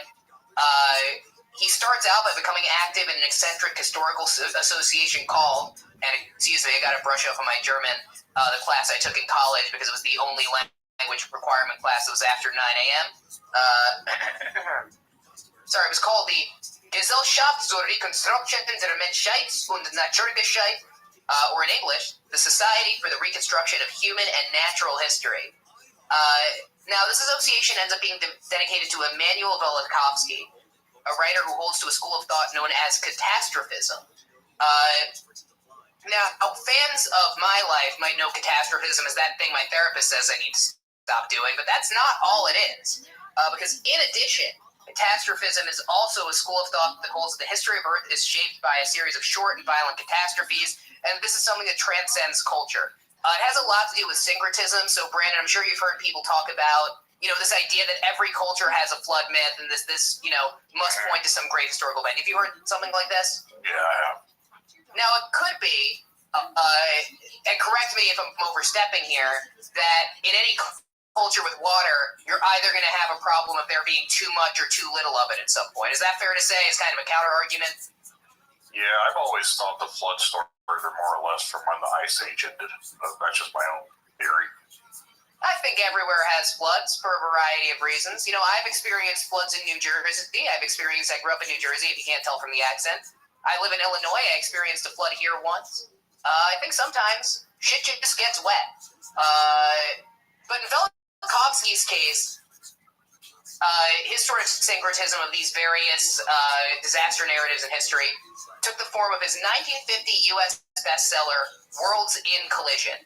Now, in Worlds in Collision, Velikovsky essentially posits that in the 15th century BCE, the planet Venus was ejected from Jupiter as what he describes as either a comet or a comet-like object. I don't know what a comet-like object is. I know what a comet is. But this in turn changed the orbit and axis of the Earth, leading to the widespread ubiquity of catastrophic events in ancient biblical literature. These theories have mostly been rejected by the scientific community because apparently you quote-unquote can't just make shit up and call it things that happen. But I do think it's important to note this, not because Velikovsky's theories are particularly important, but because it highlights his propensity to search for different weird and wacky parallels when he looks at history, and how that then informs what he comes up with later on. In the case of Velikovsky, this can be found with an obsession between similarities between the biblical flood, the Epic of Gilgamesh, the drowning of Atlantis, and imagined planetized meteorites that are heading towards the Earth causing axial change. In the formation of the phantom time hypothesis, you can kind of find this obsession haunting his analysis of medieval history and architecture. So the other thing to note here is that Herbert Illig didn't even really start with the Middle Ages as his theory of a period of time that either didn't happen or happened drastically different than we thought. Before he did this, he was rejected for 2 other publications, one alleging the similar theories about ancient Egypt and another alleging similar theories about prehistory. These books just didn't really make a splash. So you can see he's kind of pivoting, trying to find his market. It would be kind of a cynical analysis of what he's doing. And this all changes in the 1990s when Illig begins to draw attention in the German media, particularly for his 1996 book, Das Erfundene Mittelalter, or The Invented Middle Ages. Historically, Germany has kind of been a rallying point for Illig's ideas, because while he's been slammed by the historical and academic establishment, his work just happens to draw a lot of media and popular fascination there. Now, as I mentioned, Herbert Illig and believers in the phantom time hypothesis believe that 297 years were added to history by the Holy Roman Emperor Otto III, the future Pope Sylvester II, and possibly the Byzantine Emperor Constantine VII. So the question that comes to mind then is why? Well, apparently this starts with Otto III's understanding of something called Christian millenarianism. This is a strand of thought obsessed with the fulfillment of God's kingdom on earth with the 1000th anniversary of the life of Christ. Definitionally, this is sort of something that's died out because, the year 1000 came and went regardless of whether or not you accept this hypothesis is true. But if you believe this to be the case, and this was very, very popular in his time, to be the Holy Roman Emperor in the year 1000 would make you a quasi-messianic political figure. And so he fabricated history to make it the case with the help of an ambitious cardinal of the church, who would end up becoming the Pope, whose name before becoming the Pope I did not write down, but I promise it's not that important. You guys can look it up. Doing this doesn't just involve inventing a few years, because there can't be a possibility that God's new mathematically anointed ruler on earth was there by mere coincidence. A historical ruler must be created to serve as a mythical predecessor to Otto and his dynasty, simultaneously mirroring the emperor and modeling the type of ruler he wished to be. And that ruler was Charlemagne. Now, for the uninitiated on the history of the Holy Roman Empire, Charlemagne was king of the Franks and a member of the Carolingian dynasty, crowned emperor of the Romans by Pope Leo III in the year 800. Over the course of an accomplished reign, Charlemagne united most of Western and Central Europe, from as far west as Barcelona to as far east as Croatia, and from as far north as Saxony to as far south as Rome itself. I'm not going to talk too much about the history of the Holy Roman Empire, both because it's not necessarily that relevant to what we're talking about, and because my wife is a literal historian who's in the other room who wants to blow her brains out every time I try to talk about history. But suffice to say that Charlemagne is perhaps one of the most impressive political leaders of its time. He is far from just a skilled military tactician. He built and maintained his empire through a combination of the aforementioned military power, deft diplomacy, and modernizing reforms to the financial, educational, record-keeping, and political practices of his realm. If there was a modern person alive in the year 800, it was him. But Otto III was not a part of that dynasty. The last Carolingian to rule over the Holy Roman Empire was the disputed Arnulf of Carinthia in 887, a bastard duke who overthrew his uncle Charles the Fat to become disputed emperor for about 6 years. By all accounts, the story of a bastard duke overthrowing his fat and widely disliked uncle. If you want to know more about it, you can watch a great documentary that airs. It's called The Fresh Prince of Bel-Air. I'd highly recommend checking it out. Charles the Fat gets overthrown by Arnold of Corinthia. By all accounts, Arnold is a sickly and incompetent moron. He himself is overthrown in a coup, and he dies a few weeks into a quiet and cushy retirement. After some of your typical Middle Ages swapping and switching, Otto's grandfather, Otto the Great, becomes Holy Roman Emperor in 962, having already been coronated as King of Italy 2 decades prior, and having served as King of East Francia for nearly 30 years.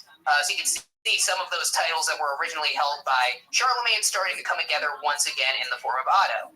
Now that Otto the First, along with his son Otto and his grandson Otto, were all a part of the Ottotian dynasty. But that didn't stop them from consciously obsessing with and seeking to emulate the legacy of the first Holy Roman Emperor. And this is particularly true of grandfather and grandson.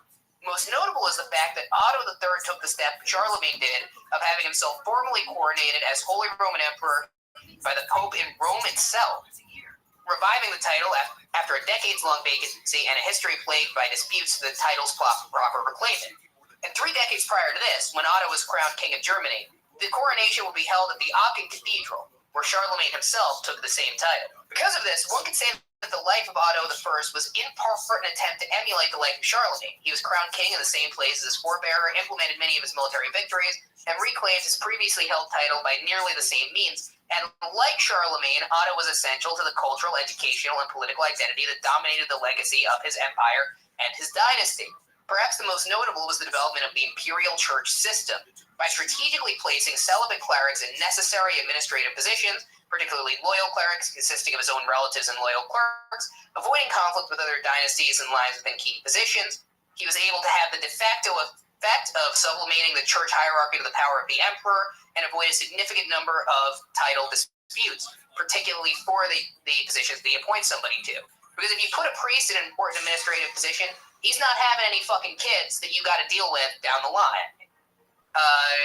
Without a divinely chosen legacy and some auspicious timing, this could come off as somewhat sacrilegious and delegitimizing.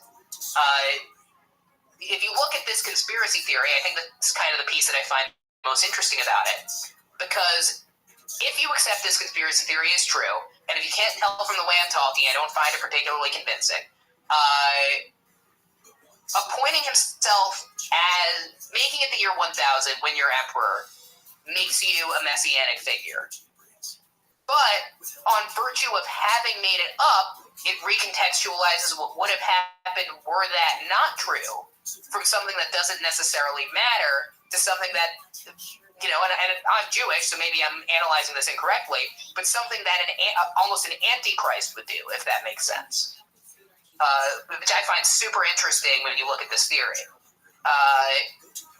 Luckily, they didn't need to deal with that because Charlemagne's legacy was there to call back on. Now, perhaps it's Charlemagne's nature as both a predecessor to and legitimizer of the Ottonian dynasty that led Otto III to visit Charlemagne's tomb in Aachen in the very year 1000, removing relics from both the tomb and transporting them back to Rome. You may have even seen a brief sidebar about the Catholic Church preparing for this, from the perspective of a world in which this theory, along with pretty much every other conspiracy theory, is true, in the fucking fantastic conspiracy science fiction comic Department of Truth by James Tynion IV. But, as amazing as that comic is, it's also not what you brought me on to talk about today. Because now that we have a solid understanding, or at least as solid as we can, of why the Holy Roman Emperor would want to fake hundreds of years of history, including the existence of Charlemagne, it's going to be important to explore the evidence that so much of European history was faked. Now, most of the work of Herbert Illig has only been published in German, so I'm taking a lot of this from the translated papers of Dr. Hans Ulrich Niemitz, and I have to tell you, they are boring. Now, Brandon, I know you talk about conspiracy theories in the show a lot. Is that fair to say? Yeah, we dabble into it here and there. Do you encounter this with a lot of conspiracy theorists, this idea of, if I make this really boring, people will think it has to be true? I don't know about that, but I think my conspiracy episodes are what usually turn people off to my podcast, to be honest. Well, I'm sure this one will be the exception. People are going to fucking love this shit, I'm sure.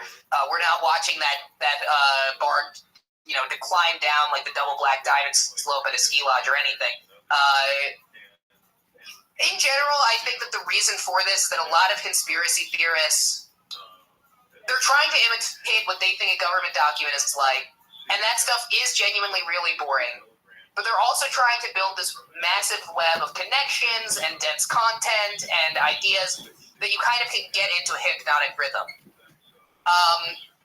Both of these kind of require an artifice of boredom that can put you into kind of an adaptable mental melody, if that makes sense. And the works of Dr. Hans Ulrich Niemitz are no exception. And because of that, I don't think it's going to be particularly helpful to you, your audience, the quest of not losing half of your listeners every time you do a conspiracy episode, for me to go into every single proof he provides. So instead, I'm just going to go over a few of the most interesting, starting with, and brace yourselves, buckle on. I don't mean to be crass in your show, but I hope your audience is buckling on to their dicks, tits, and bits, so we can talk about the history of the calendar and the nature of solar cycles. Because we all know that every 4 years on the Gregorian calendar, the one we use, we add a leap year. This is because we calculate the rotation of the Earth around the Sun as 365.25 days. A quarter day is added every year. We can't have a quarter of a day, so every 4 years it adds up to a full day. We do that, the whole thing doesn't fall into chaos. Makes sense, other than the fact that this is an estimation and not entirely accurate. The rotation is actually 0.00781 days longer than the actual rotation of the Earth, which adds up to about 1 day every 128 years. Now, because of this, we actually skip our leap day 3 times every 400 years on the 1 century mark. And that's something that very few people alive today know about, because we did that in the year 1700, 1800, and 1900. We did not do that in the year 2000. We will do it again in the year 2100. So somebody who's born today is going to be an old man when they do this again. But to anybody else, I'm born in 1995, you're born in 1980, whatever the fuck, not particularly relevant, unless you're planning on living particularly long, which, I've got a podcaster's body, so probably not. Now, like I said, we observe the year that we're supposed to skip on the intermediate leap year. So in this case, the year 2000, to correct the estimations of our correction from having the opposite effect. So, just to kind of sum this up, we have a leap year every 4 years, except for 3 out of every 400 years on the 100-year mark, which we didn't do in 2000, which is why you don't know about it, because you're never going to have to fucking deal with it. Now, the Julian calendar, which came before the Gregorian calendar, it did not account for any of this.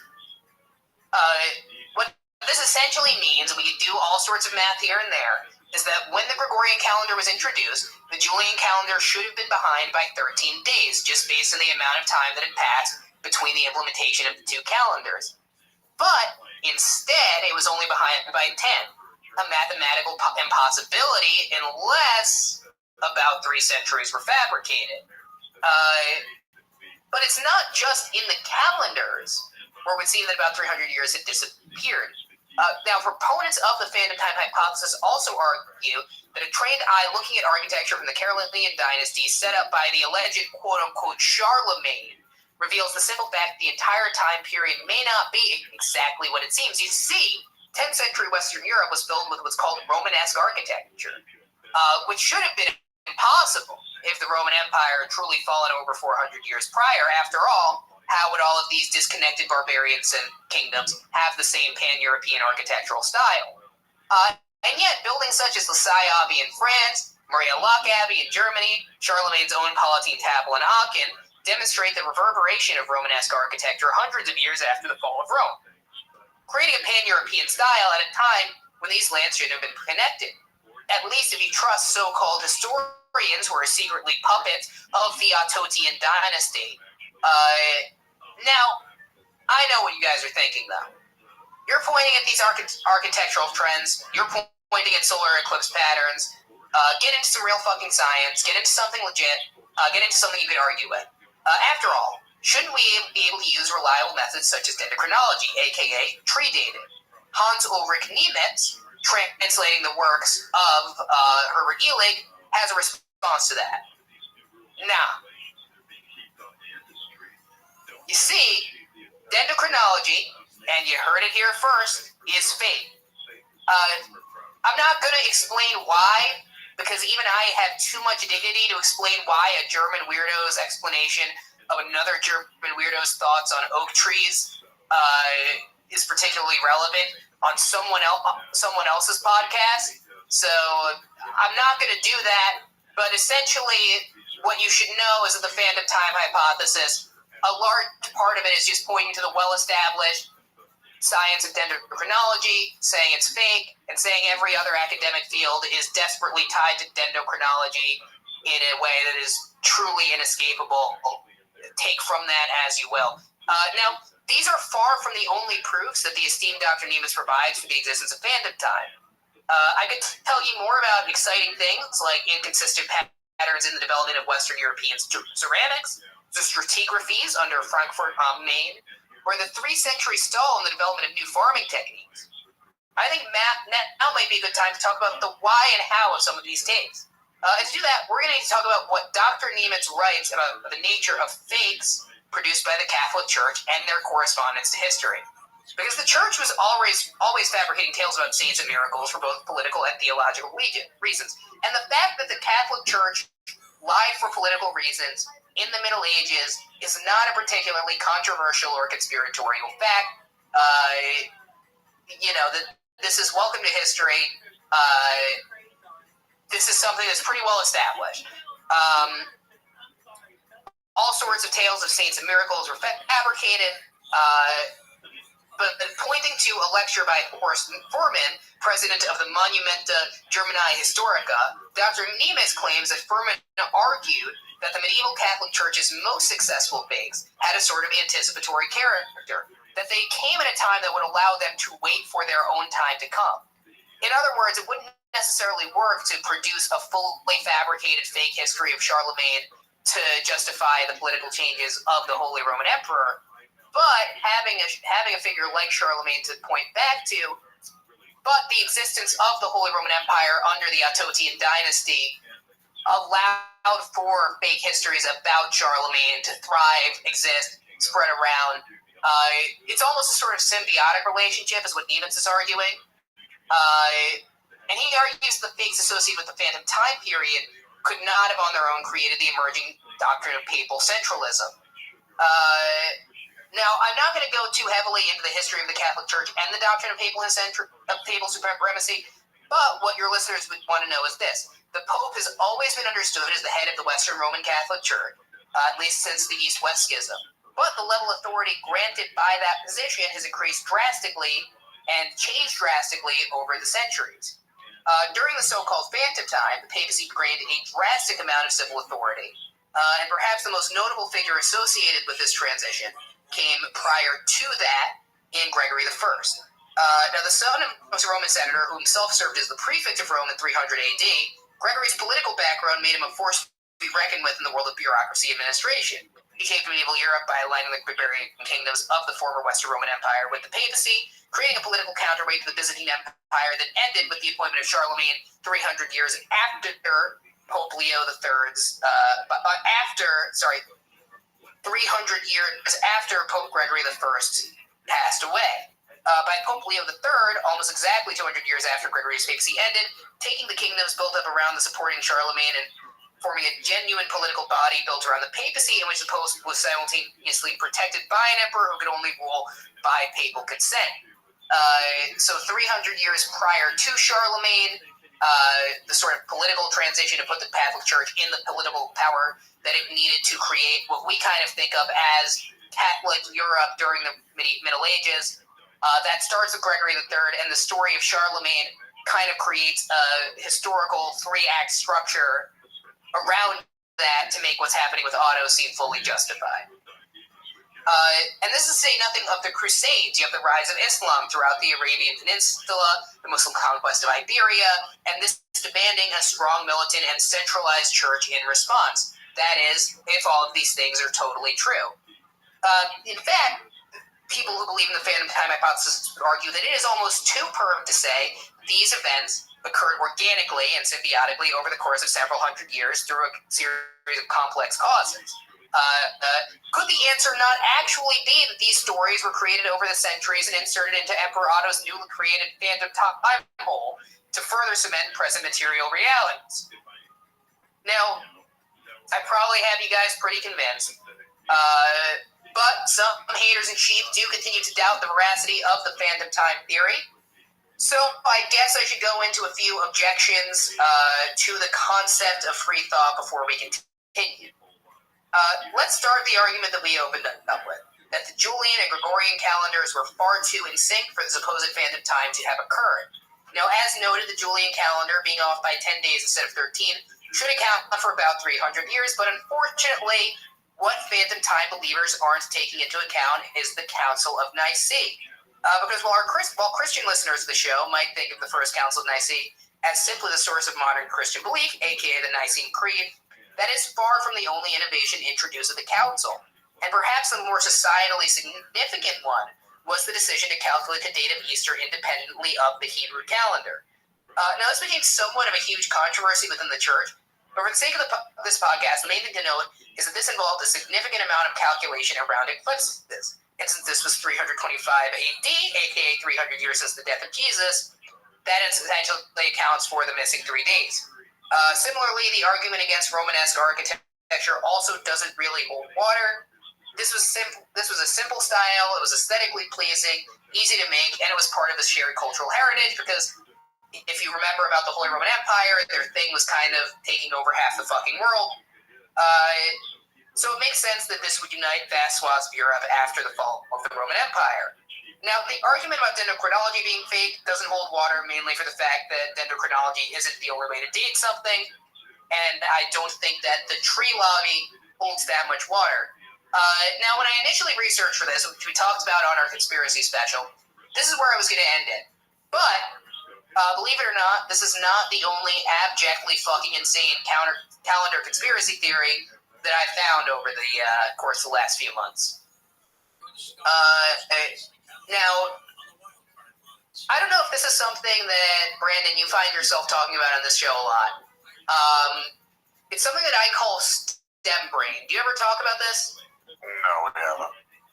STEM brain is, you take people who are good at math, and personally, I don't trust people who are good at math.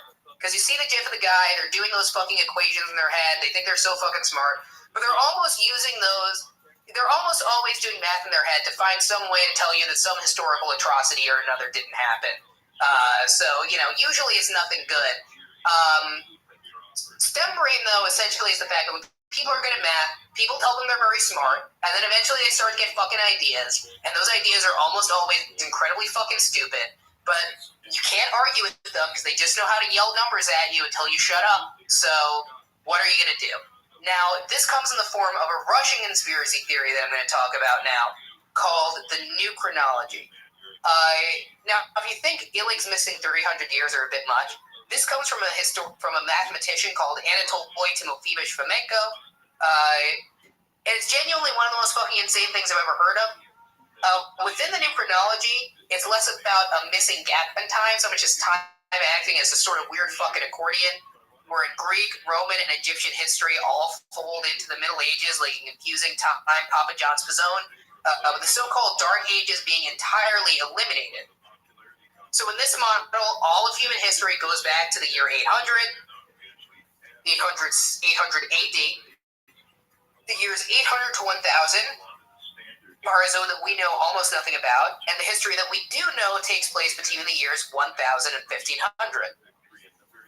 Now, Fomenko explains this by noting parallels between various historical figures and events, suggesting that perhaps they may be the same. For instance, Jesus is also the same person as the prophet Elisha, Elisha from the Bible, not to confuse with Elijah, the prophet that precedes him in the Bible. Pope Gregory VII, Jesus is also equated with St. Basil of Caesarea, and the Chinese Emperor Li Wanhao, also known as the Emperor Xinjiang, or the Son of Heaven.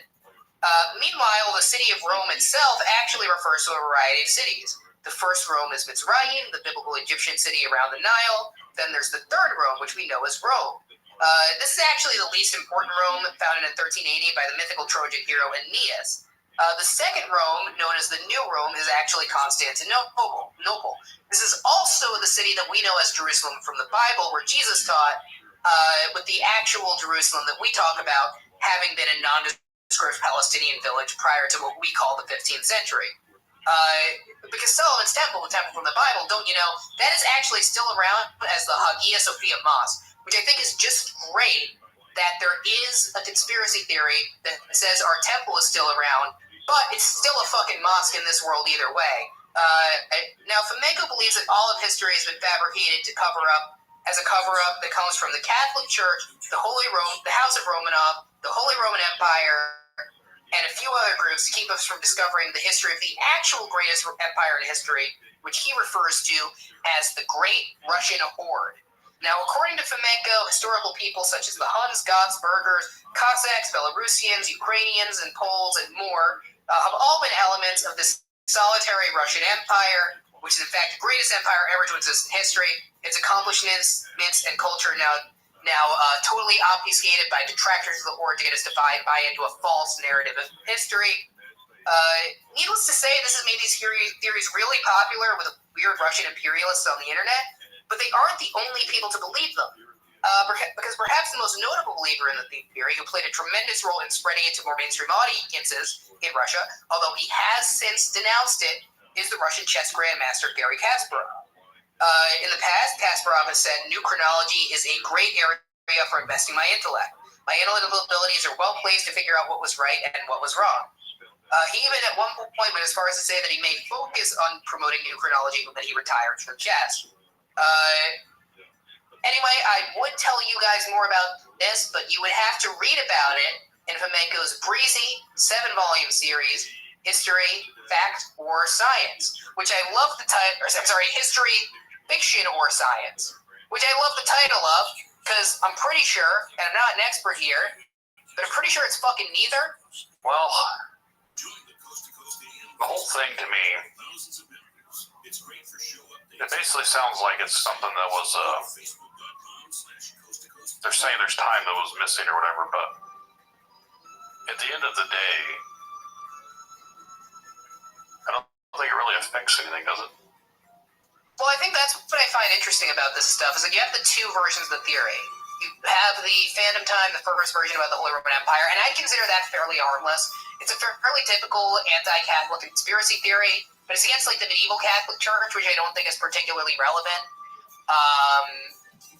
I don't think anybody's committing any acts of violence or like fucking harming a priest over this, right? The Great Russian Horde one, the new chronology, I would say is actually a lot more dangerous, because if you look at a lot of the narratives you would associate with modern Russian imperialism, narratives, I would say are actively fueling a lot of the war in Ukraine, conspiracy theory like this of essentially all of this huge swath of Europe is actually Russia, and it is our solemn duty to reclaim it, not even because of Soviet history, but because of, our inherent sort of ethno-national history. That's a lot more dangerous and politically relevant. Mm-hmm. No, I was just referring to, like, with the whole time concept and everything else. I recently had... Yeah, I guess if you're a medieval peasant in the year 800, that's the weird fucking thing, right? You can just tell me whatever. My life sucks either way. I think the concept of what year it is, that's what I was getting at. Basically, it doesn't really matter what we say the year is. It's all based off of what some jackass decided to say whatever year it was. So, yeah. At the end of the day, like, if it's 2345 or actually 1822, like, it doesn't really matter. At the end of the day, like, we're only going by what someone else deemed it to be anyways. There's really no concept when it comes to the years that they are. It's literally just a device made by, I thought it was the ancient Romans or whatever. Yeah, the current calendar, the Gregorian calendar, is actually after Emperor Otto. It's sort of its own thing. The Julian calendar is by the Romans. Obviously, the Jewish calendar, we've had our own calendar for, what are we on now, 5783. You have the Chinese calendar, you have Persia, Iran, they have their own calendar. So it's not like there's any one, there's difference between every single calendar. I think that what believers in both theories, but particularly the Phantom Time theory, is a question of what are you using the gap for? when you claim something didn't happen, you can kind of fill in the blanks to what you want to have happen there. So I'd say that this theory becomes very malleable to kind of like, why did they do it? What did they make up? What actually happened? You can kind of choose your own adventure. Which I think the best, kind of the most successful conspiracy theory branding, it's all about letting people fill in the blanks and put in their own flavor of choice. Excellence is Your local school districts constantly face a shortage of substitute teachers and support staff. EduStaff is America's #1 choice for substitute staffing, and we're hiring people like you to help our school districts. Apply to be an EduStaff substitute today at edustaff.org. EduStaff, excellence in staffing. Indiana Wesleyan University provides accessible education for every chapter of life. Traditional students learn, live, and lead the way through rich community on IWU's beautiful 350-acre campus in Marion, Indiana. Adult learners choose the flexibility of 100% online classes in over 150 programs, with support from professors who are experts in their field of study and deeply care for student success in academics and spiritual formation. Discover the way ahead at IWU. Visit discovertheway.com to learn how. When it comes to conspiracies, and this is where the name for the podcast was derived from, obviously tinfoil hat. I've never looked at them as a sense of just looking at conspiracies to see conspiracies. Like the things that I've like to dabble into are something that I actually believe that they're 100% got some truth behind them. And they're usually, if there's a conspiracy, there's usually basically the saying is if there's smoke, there's fire. I feel like all the conspiracies, for the most part, not all, but a lot of the ones that are more mainstream, I think there's a lot of false information put into those conspiracies that throw off detractors or throw off people from actually finding out the truth. And what we see today, we're literally only seeing it because that's what the infamous they want us to see. Whoever the hell they are, I don't know. The stuff like this, who would have been the they of that era? You know what I mean? Like, I mean, it's very obvious in that era who the they was as part of it, right? You lived under your king. Your king was under the Holy Roman Emperor. The Holy Roman Emperor was under the Pope. So, like, any conspiracy theory kind of becomes an anti-Catholic, not even necessarily anti-Catholic, but a conspiracy theory about the Catholic Church. Because it's not like, I think now we live in a democracy and we're looking at who's actually in charge, whether it's corporations or whoever, or people can point to this idea of maybe it's somebody else. But I guess to use another example, have you ever seen the quote attributed to Voltaire, if you want to know who controls you, look at who you're not allowed to criticize? I fucking hate that quote for a few reasons. Number one, Voltaire didn't say it. You can read Voltaire, you read everything Voltaire wrote. He said a lot of shit, wrote a lot of shit. That was not one of them. Number two, if that was true, it would make, and I'm speaking as a comedian, a host of a comedy podcast here. If it was true, it would make Make-A-Wish kids the most powerful people on earth, and I just don't think that's the case. But number three, Voltaire didn't need to wonder who controlled him, right? Because he lived under a fucking absolute monarchy. So he had a very good idea of who was in charge. And a lot of modern conspiracies, part of it is that we do need to think about who the they is. And a lot of modern conspiracy theories, in my opinion, it tends to be less about the focus tends to be much more on finding a they than whether or not the claim itself is true, if that makes sense. Yeah. No, I'm just, with me and everything else, like I have a very, I wouldn't say open mind. I say I'm open-minded, but I have a very distinct mind to where I don't trust pretty much anybody. Yeah. And it's sad to say it that way, but like literally that's just how I feel like you have to be. Because at the end of the day, we only see whatever the news tells us. And that's only because that's mainstream stuff. There's literally, and this will I've wanted to talk about this since this morning. Did you see what blew up in the house that blew up in, I think it was Virginia this morning? No, I didn't. What was this? The police were supposedly serving a warrant to this guy, and he was shooting off flares. And then his entire house, like a big house, exploded like a bomb went off. They said it was from a flare from inside. I've never seen a fucking flare blow an entire house up. If that's the case, why are we sending bombs across over to Europe, to Ukraine, and whatever else? Send some flares, because clearly that does some damage. And I don't believe that.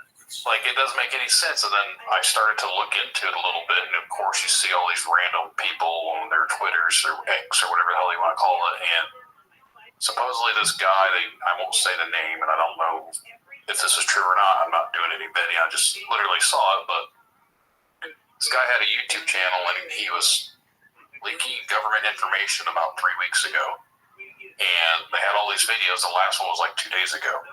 He was leaking all these documents that he'd been scanning or whatever to the internet. Now, is this really the same guy or someone making all this up? Who the hell knows? You can't believe 99% of the shit you see on the internet. But mainstream media is saying the guy was having a standoff with the police and shot a flare and his house exploded. That makes zero sense to me. Like, if you actually see the explosion, it is like the entire house blew up. Like, there was like a bomb went off.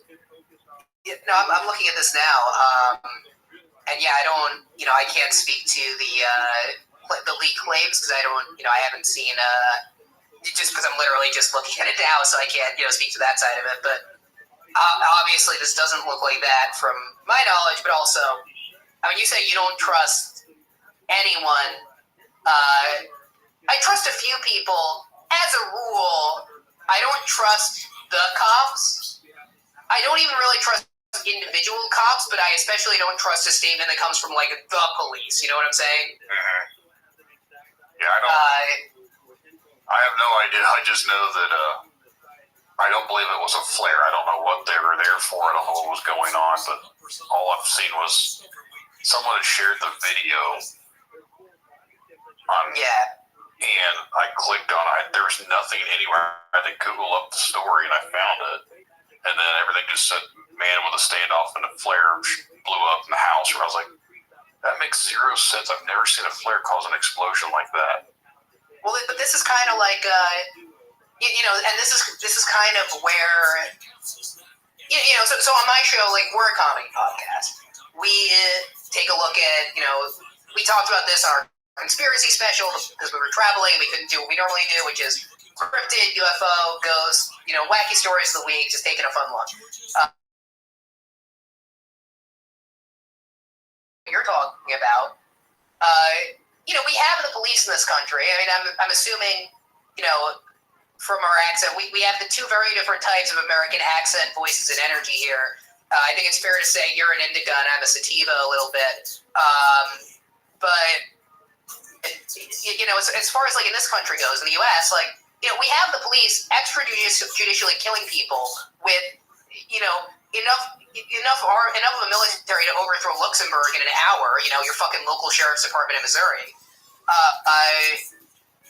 We've made Judge Dredd a fucking reality in this country, and conspiracy theorists today want to make shit up about, like, Tom Hanks molesting a 12-year-old in a Taco Bell, and not focus on the very real, very violent, like, marching authoritarian armies that could just blow a guy up in his house, or that could maybe just blow a guy up in his house and say, no, he shot a flare. Which, yeah, like, I wouldn't necessarily... I need to know more about the story. I am not going to publicly say what happened about something I don't know much about. But, like I said, I don't believe a statement by the police, but it's coming from the police in their capacity as police. Yeah, like I said, the only thing I saw was someone had supposedly reported this guy was shooting off flares at his property, and then the police said they were having a standoff where they were trying to reason whether he shot flares at them, and then he shot another one and it blew up the house. So it's like, that makes no sense. But, yeah. Okay. But this is exactly, this is kind of the fucking problem, too, with the modern conspiracy culture, right? Is, I normally, I don't know, maybe I shouldn't get political, but, modern conspiracy culture, you've got this shit going on, but then conspiracy theorists are, marketing to guys with fucking blue line Punisher skulls on their Ford F-1, or their fucking Ford pickup trucks or whatever the fuck, right? I don't know. It's just... There's two things right now. My friend actually sent them to me a little bit ago. There is now a Q official website, and it keeps having these countdowns, and every time they get to the end of the countdown, another countdown starts over, and I keep saying, you're literally giving them the traffic that they want. It's like, buying fucking World Series tickets. Well, with you being Jewish, and obviously with the Christian people understand it, everyone says Jesus is coming back. I'm not trying to offend anyone out there, but it's the same thing I feel like with these Q people is, oh, Q's coming, it's coming, the happening's coming, oh, it didn't happen, well, it's still coming. It's just like you're waiting for Jesus to come back. He's coming back this year, well, he didn't come back, well, he's coming back soon. It's not going to happen. I was like, it's almost a fucking cult to itself, because people are literally buying into this stuff and looking into this stuff, and I was like, you keep going back there, so it's literally just a blank website with a countdown on it. You know what the most fucking empathy I ever felt for Q people was? It's when I saw them having these fucking, it's this time, it's this time, it's this time. Because that's the same fucking conversations I have every year as a Mets fan. And that's not a good way to live your life. Didn't the Mets just win, though, recently? Did they just win recently? Whenever I'm not watching, they do. I thought they won a World Series a few years back. No, they were in the World Series a few years ago. They lost. Okay. They last won the World Series in 1986. I know that much. So I'm not much of a baseball fan, so it's hard for me to keep track. I know the Cubs won around this area. Literally, that's all everyone in my neck of the woods is all Cub fans. So. Oh, are you you're a Chicago guy? No, I'm from Indiana, but we don't have a team. Oh no, maybe we shouldn't talk about this on the show. I was gonna say, I'm actually in Central Illinois. That's funny. I'm a Mets guy. The other team that I root for is the New Jersey Devils, because I grew up in Jersey. Every other team, the football teams, they play in New Jersey. They say they're New York. The Nets, they fucking left Brooklyn. They were seduced by the wily magic and seductive curves of Jay-Z and his money. But the Devils hold the goddamn line. So that's where I'm at. I think that, getting back to the serious topic, I do think that with Q people, I think you kind of have that classic example of it's happening. You can just put out the countdown indefinitely, and it is whatever you want it to be. I just never understood, of all people, why they thought Agent Orange was the savior. They still do. I won't say the name because I don't feel like being flagged, but I've always referred to him as... You're referring to Rutherford B. Hayes, right? Their preferred president? Agent Orange with tiny hands, that guy. I think there are a few reasons for it. I think first, they wanted to justify. I think you have different groups of it, but let's just look at the sort of, because you drew the Jesus comparison, and I do think there's a huge sort of evangelical portion, or people who were evangelical, or who broadly would align with evangelical culture. And I think that during the 2016 election, and I'm going to try to avoid using any flag words, but maybe you'll have to bleep me. During the 2016 election, the thing you would say to somebody like that, at least the thing that I said to people like that who were voting for in my life, who were kind of in that evangelical or more conservative Catholic or Orthodox Jewish worldview, was you have these values of decency and civility and as much as as much as it's good to talk shit about and condemn a lot of the right, in particular I think a lot of what's become social conservatism, prior to 2016 I do think it was broadly fair to say that there was a certain type of communitarian value and a certain type of, approach to decency that if it was not entirely good, was at least broadly beneficial. That kind of came along with that and would be opposed to somebody like Rutherford B. Hayes. Well, when you kind of lay that out for people, we're still going to vote for him because he still is, going after all of their grievances. They need a response that's so extreme that it, can kind of move people into the other direction. And the way to do that is to say, no, he's actually the savior. Yes, he's flawed, but he needs to be flawed because he's not who we want to be, it's who we want to fight for us. And I'll say the other thing, too, in both Judaism and Christianity, and again, I'm not defending any of this, but this is just kind of what the types of reasoning that we'll hear, is I do think that there is a very real invocation of this image of the quote-unquote Davidic Messiah, a figure like King David. I guess I should, number one, I'm going to clarify for your audience kind of where I'm coming from with this. I'm Jewish, so my religious tradition and my cultural heritage are important to me.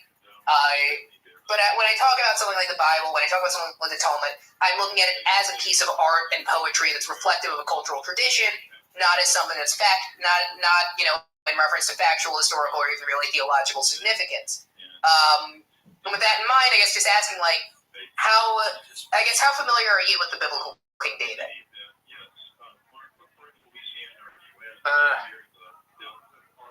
I wouldn't say I know a whole lot about David. I know, a little bit, but I try not to.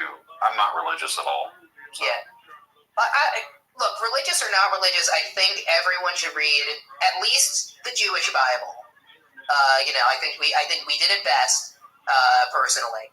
But the reason I think that people should is that I do genuinely think, it made a big splash for a reason. It's a very, there's a lot of beautiful poetry. It'll teach you a lot about, how a culture will tell its own mytho-poetic history and stuff like that.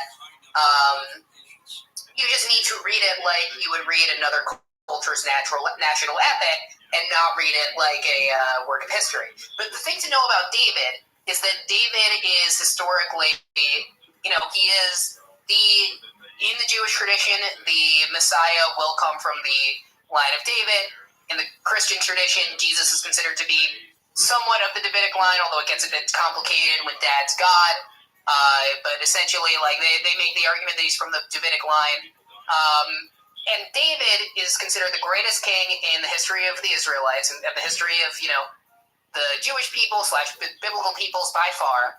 And he's also a deeply, deeply flawed individual. He's paranoid. He kills people. He's a tyrant. He's incredibly, incredibly fucking horny.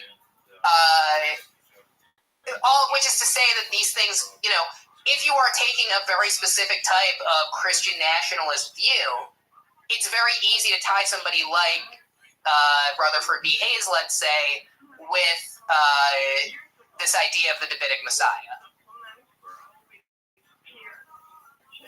I think with mine, this goes back to the original thing with Q. You know the whole cabal story, right?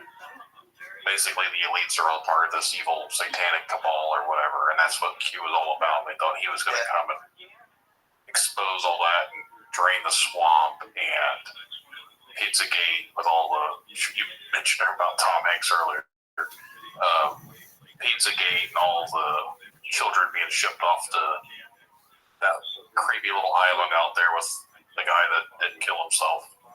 Was, well, the thing that always struck me as straight up unbelievably stupid, and yet they all went for it, was they thought it was JFK Jr., who's been dead for 25 years at this point, if not longer. I think maybe even longer. Yeah.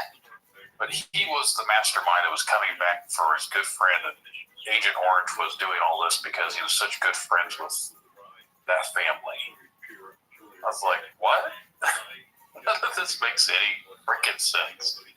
And That's also weird because, like, you know, like, there was the Kennedy is still alive theory for a while, right? That theory was floated around for a long time.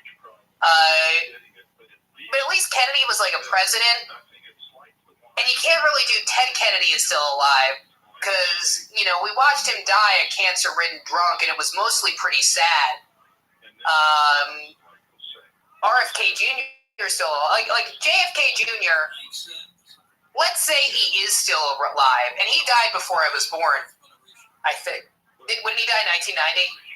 No, he died flying an airplane. I think in like '98. So he died when I was in preschool. Then. Let's say he is still alive.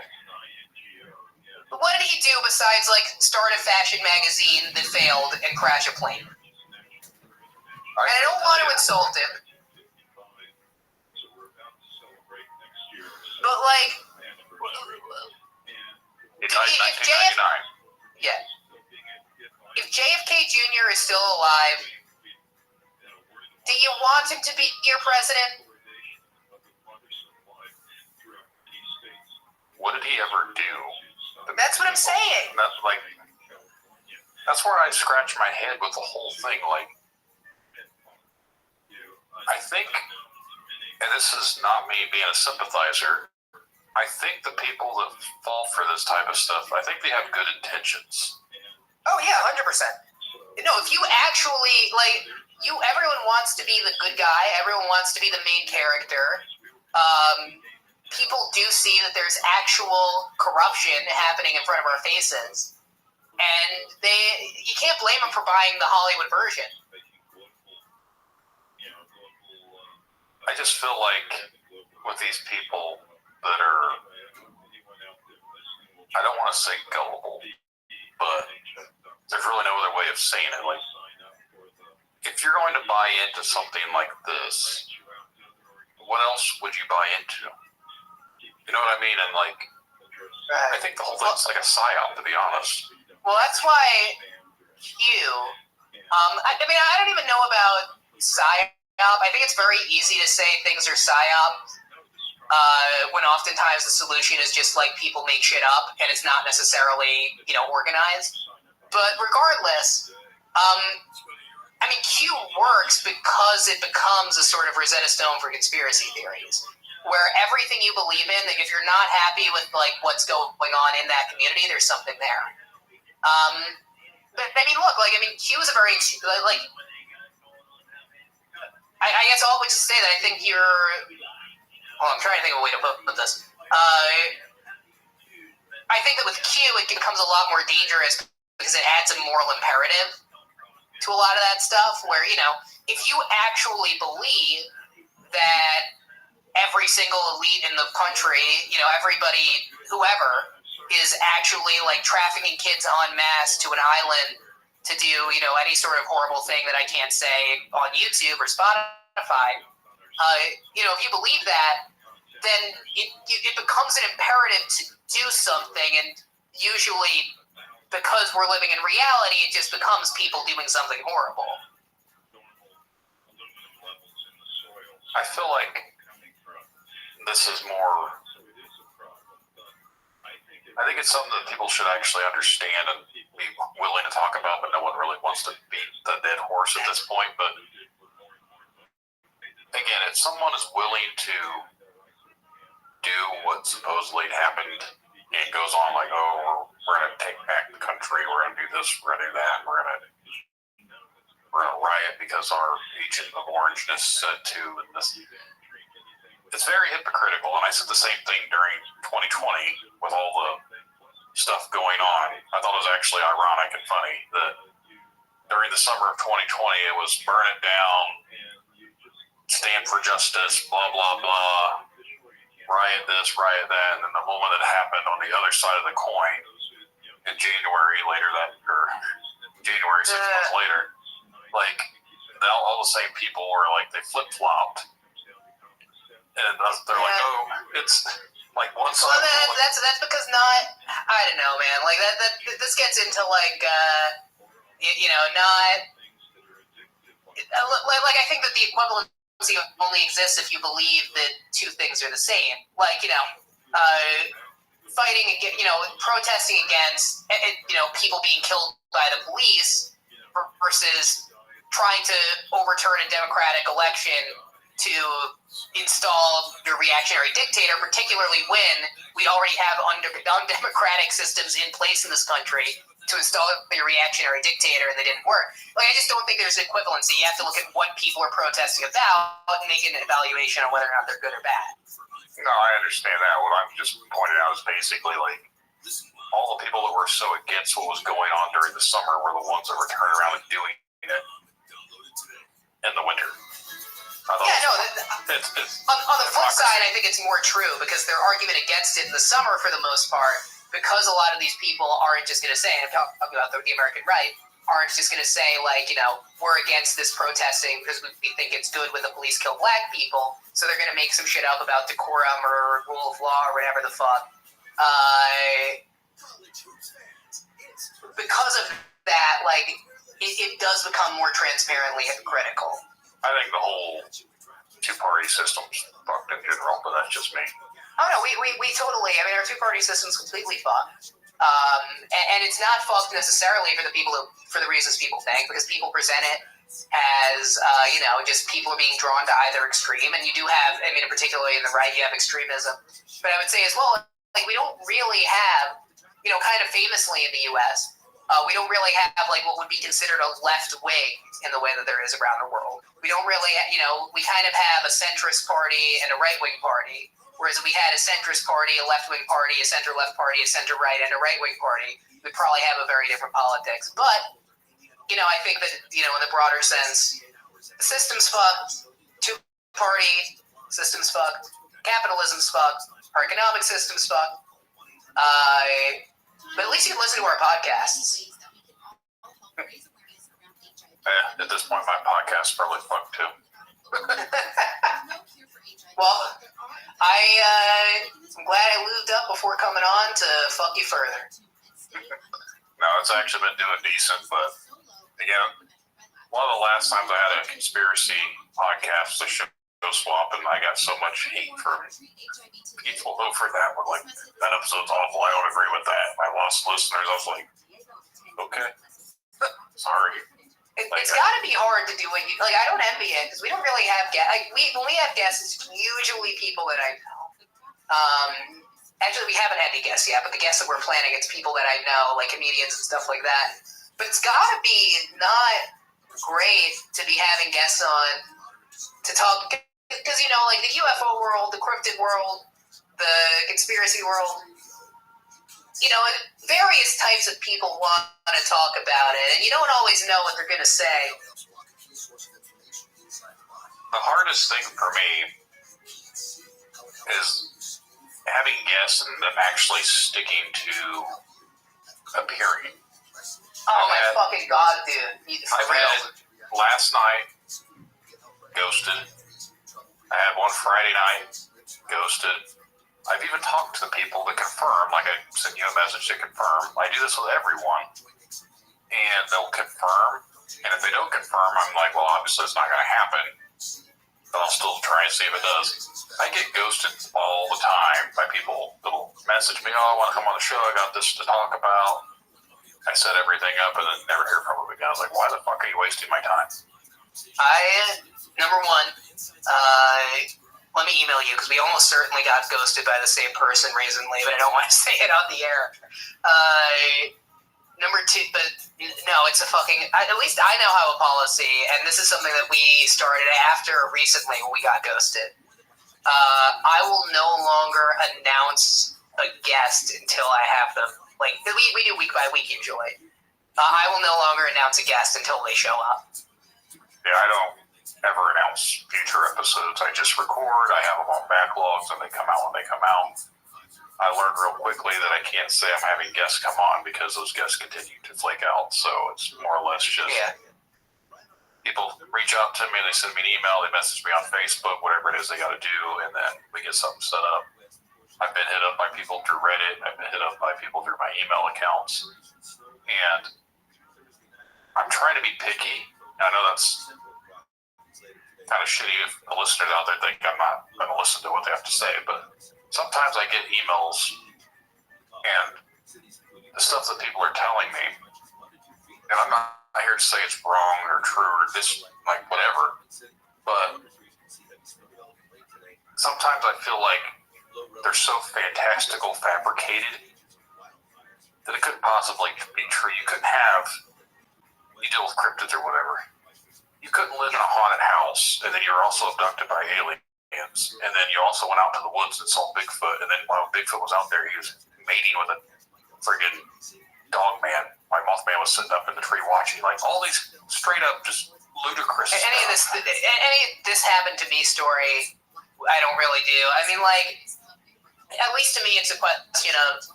either you're going to get someone.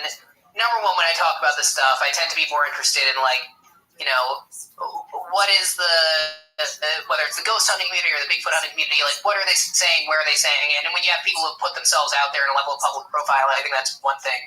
But as far as somebody approaching you two and being like, I saw this, I saw that, I always try to be cognizant of, we're in this world, you either have people with an agenda or people who are lying, or you might have people who are, maybe experiencing hallucinations for any number of reasons. So it's always something I try to be sensitive to, and I know, I'm sure, it's just something that can come up in this world, I think. And so I always want to give a platform for people, because I had some weird shit happen to me.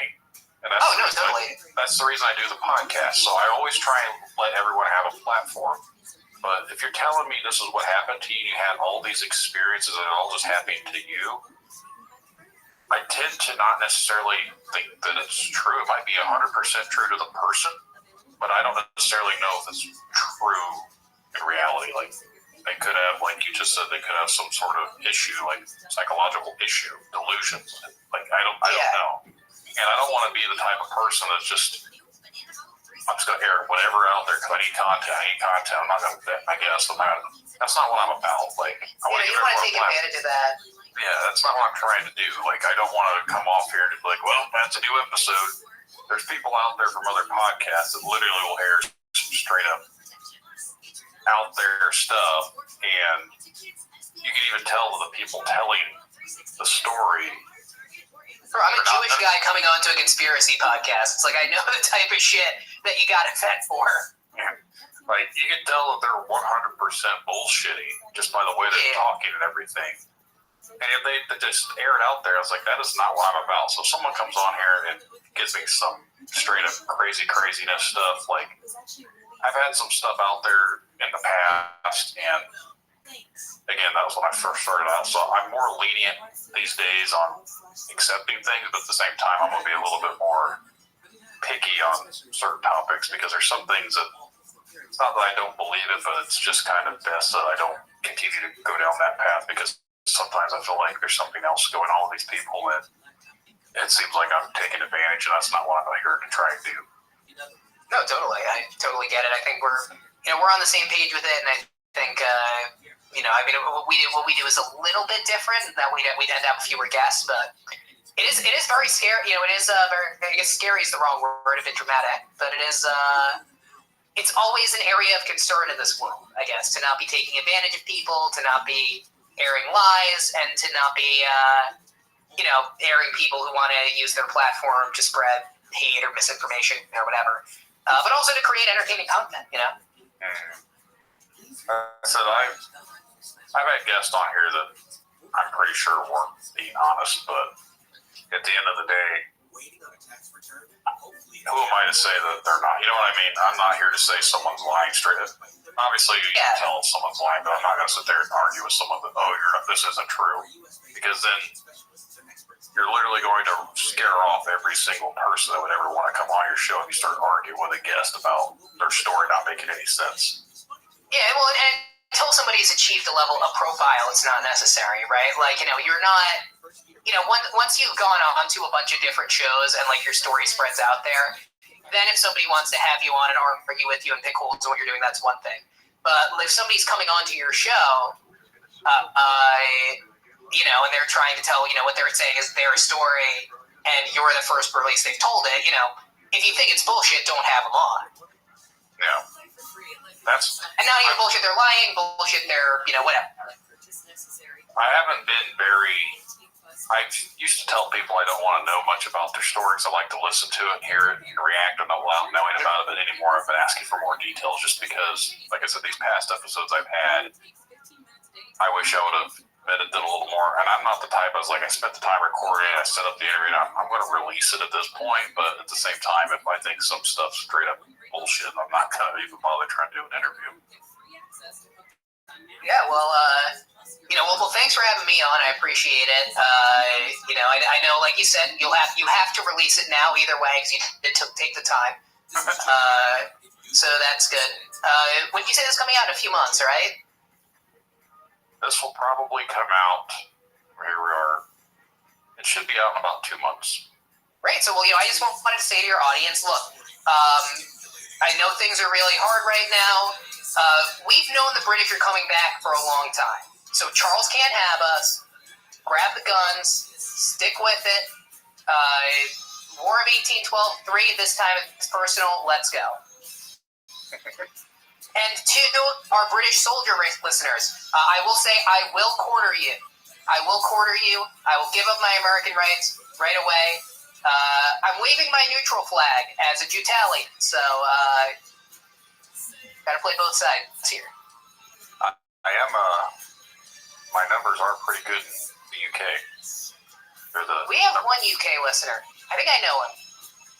I've got, I don't know, globally, I just know from the things that I see or whatever, the UK is the second highest downloaded region for where my downloads come from. So. That's cool. Well, UK listeners, appreciate you guys. And I am sorry for what I did in the Princess Louise pub bathroom. I was not used to the mashed beans. Well, do you want to plug your podcast one more time? Let everyone know where they can find you guys. Oh, yeah, totally. So we are Underworld News Tonight. We are probably everywhere you get your podcast. I know some people get their podcasts from, weird fucking places. So we're not on, Baby Bjorn or whatever the fuck. We're most normal places that you get your podcast. You can look us up, Underworld News Tonight. We are also on Facebook and Instagram as Underworld News Tonight. We just do a fun look at the weird, wacky, wild, supernatural news of the week. It's a ton of fun. Listen in. We would love to have you. And keep listening to Tinfoil Tales, too. It's a great fucking show with a great fucking host. Appreciate that. Thank you. Well, I think we can wrap this one up. Again, I want to say thanks. It's been fun. I like to have some change of pace. Like I said, most of the interviews I have is personal experiences or it's people's been doing some studies and deep dives into things. So it's good to have some lighthearted ones. I have one recently that different tone, joke around, banter. So it's nice to lighten it up every now and then. Well, that is me. I am just everyone I know will say all the time, you're a ray of sunshine in my day. You're so happy. You're so positive. You're so bright. Consistently, all the time. The secret is, if I stop talking, there's a deep abyss inside of me that I just feel will swallow me entirely. I think that's everybody. Well, I think we're good for this one, so we're going to roll on out. So again, thanks to Andrew, and thanks for listening. Thanks, guys.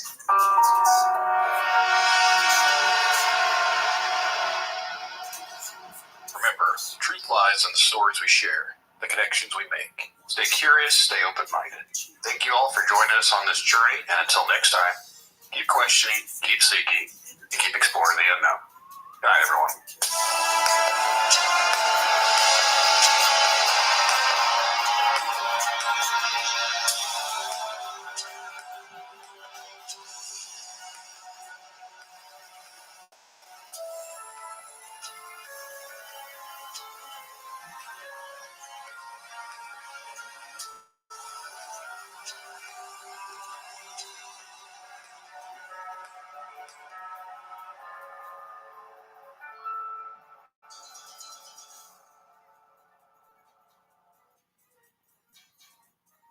comfort knowing your home is backed by industry-leading Lennox equipment and expert technicians at Great Lakes Heating and Air Conditioning. Special savings opportunities and federal tax credits are available. So call 574-287-5046 or visit us online at greatlatesheating-ac.com/coupons to learn more. Indiana Wesleyan University provides accessible education for every chapter of life. Traditional students learn, live, and lead the way through rich community on IWU's beautiful 350-acre campus in Marion, Indiana. Adult learners choose the flexibility of 100% online classes in over 150 programs with support from professors who are experts in their field of study and deeply care for student success in academics and spiritual formation. Discover the way ahead at IWU. Visit discovertheway.com to learn how.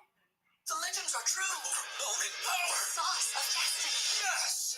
The most legendary sauce has arrived as McDonald's transforms into the anime world of McDonald's. The greatest flavors unite in all new savory chili McDonald's sauce to make your 10-piece McNuggets, fries, and Sprite ultra powerful. Unlock manga comics with every meal and sit down for a new anime short every week only at McDonald's. Ba-da-ba-ba-ba, go!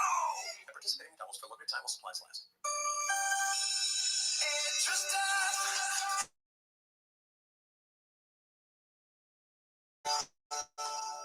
Have you ever wanted to give back to your community, make a difference, help the next generation? You can have all of this and make a great paycheck too.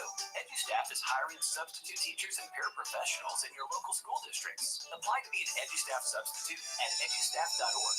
EduStaff, excellence in staffing. And I just turned around and I hauled ass out of there. I was done. I wasn't dealing with that. The hypocrisy of the cult is one of the things that turned me away the quickest. When I turned my headlights on, it turned and looked at us. And one of the things I remember the most were the eyes were glowing red. I see an orb of light. It is just circling these steps like it is waiting for me. And he begins to tell them that he saw a UFO. They're basically like, what are you talking about? That's 7 foot up on a tree, peeking around it. And that's where I saw the top of the muzzle, nose, and the eyes. As soon as I made eye contact with this thing, it felt like death. Hello, everyone. Welcome to the first ever Tinfoil Tales live stream. I'm Brandon. Got a few people that are wanting to come on here tonight and talk about some topics. Looking forward to that. Glad you guys were able to log in here and join me tonight. It's been a last minute kind of thing here. I've got kicked off. It's not really anything that I had planned. It was more or less something I just wanted to attempt, see how it goes. If it does well, then maybe I'll do some more of these here in the future. But how you doing, Tom? Ontario, Canada. Well, anyone out there listening? You want to be on an episode of Tinfoil Tales that isn't the live stream, you can always send an email to tinfoiltalespodcast@gmail.com, or you can go to tinfoiltales.com in the contact section, whichever it is, and reach out to me, and we will get you scheduled for a future episode. But for now, I do have someone in the waiting. He's from Family Lore Fathers podcast. I was going to bring him on here so he can kind of be a guest co-host with me for the night, so I'm not just sitting here flying solo talking to myself while I'm waiting on other guests to hop on. So if you guys want to welcome Rich to the show, we'll bring him on here.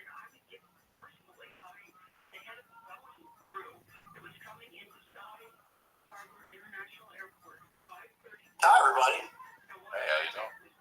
Doing well, man. This is a fun little thing you've got going on here.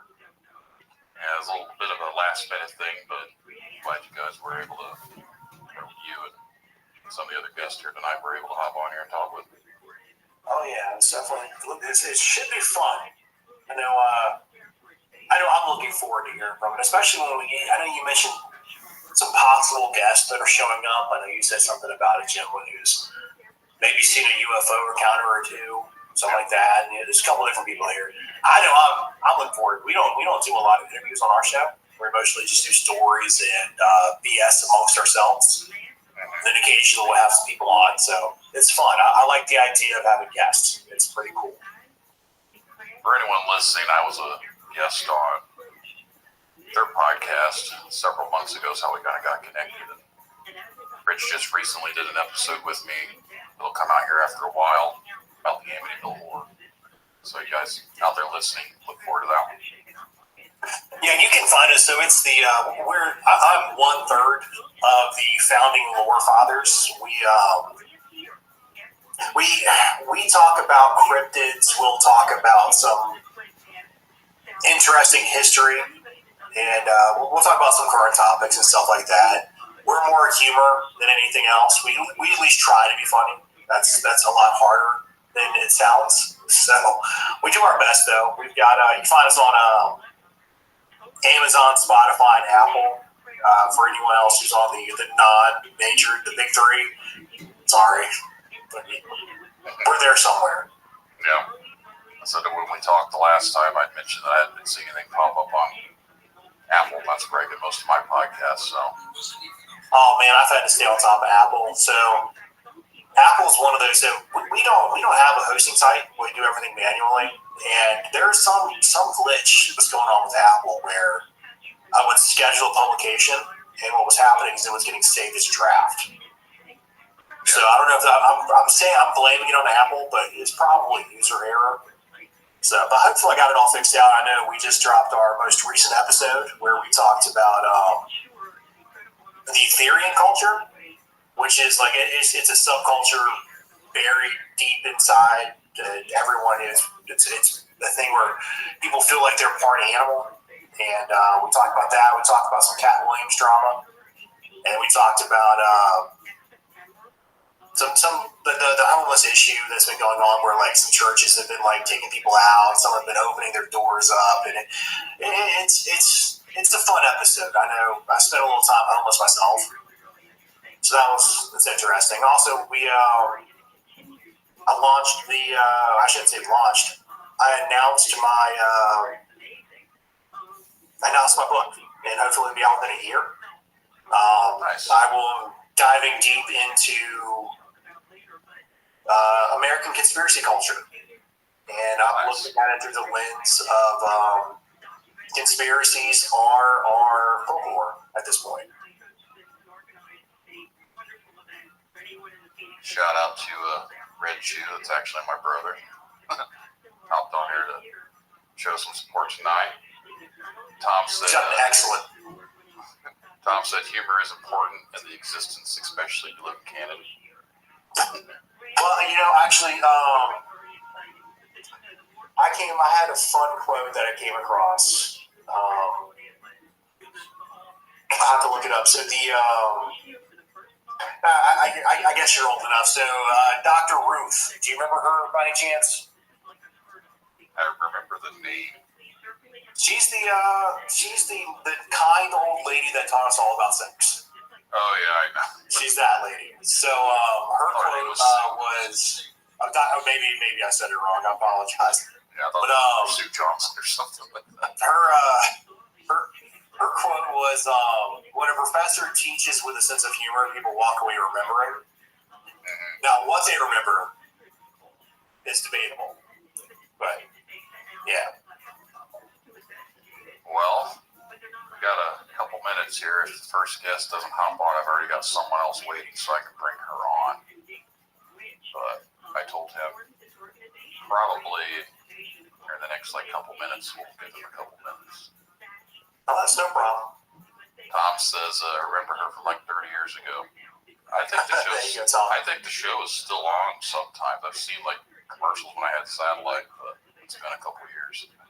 Well, I know that we live in a world of YouTube and the information age for all of the awful things it's brought to us. It's also brought us, the Internet Archive, where you can find episodes of anything, anywhere, and most of the world's publications. So Yeah. If there is a will, there's a way. You can go learn some fun lessons. I feel like everything now is, we say YouTube, you can obviously find whatever, but there's a lot of stuff on YouTube that's pretty much shadow banned too. I'm waiting for the podcast to become that way as well. Once I hit a few different topics, it's going to ruffle too many feathers, and I'm going to get another warning, and then an episode banned, and then I'm probably going to get kicked off YouTube, but it is what it is. Well, one can only hope, right? I think that adds to your credibility when you're in the space that you're in. Well, once they start to hide your content, you must have hit the raw nerves. You must be doing something correct.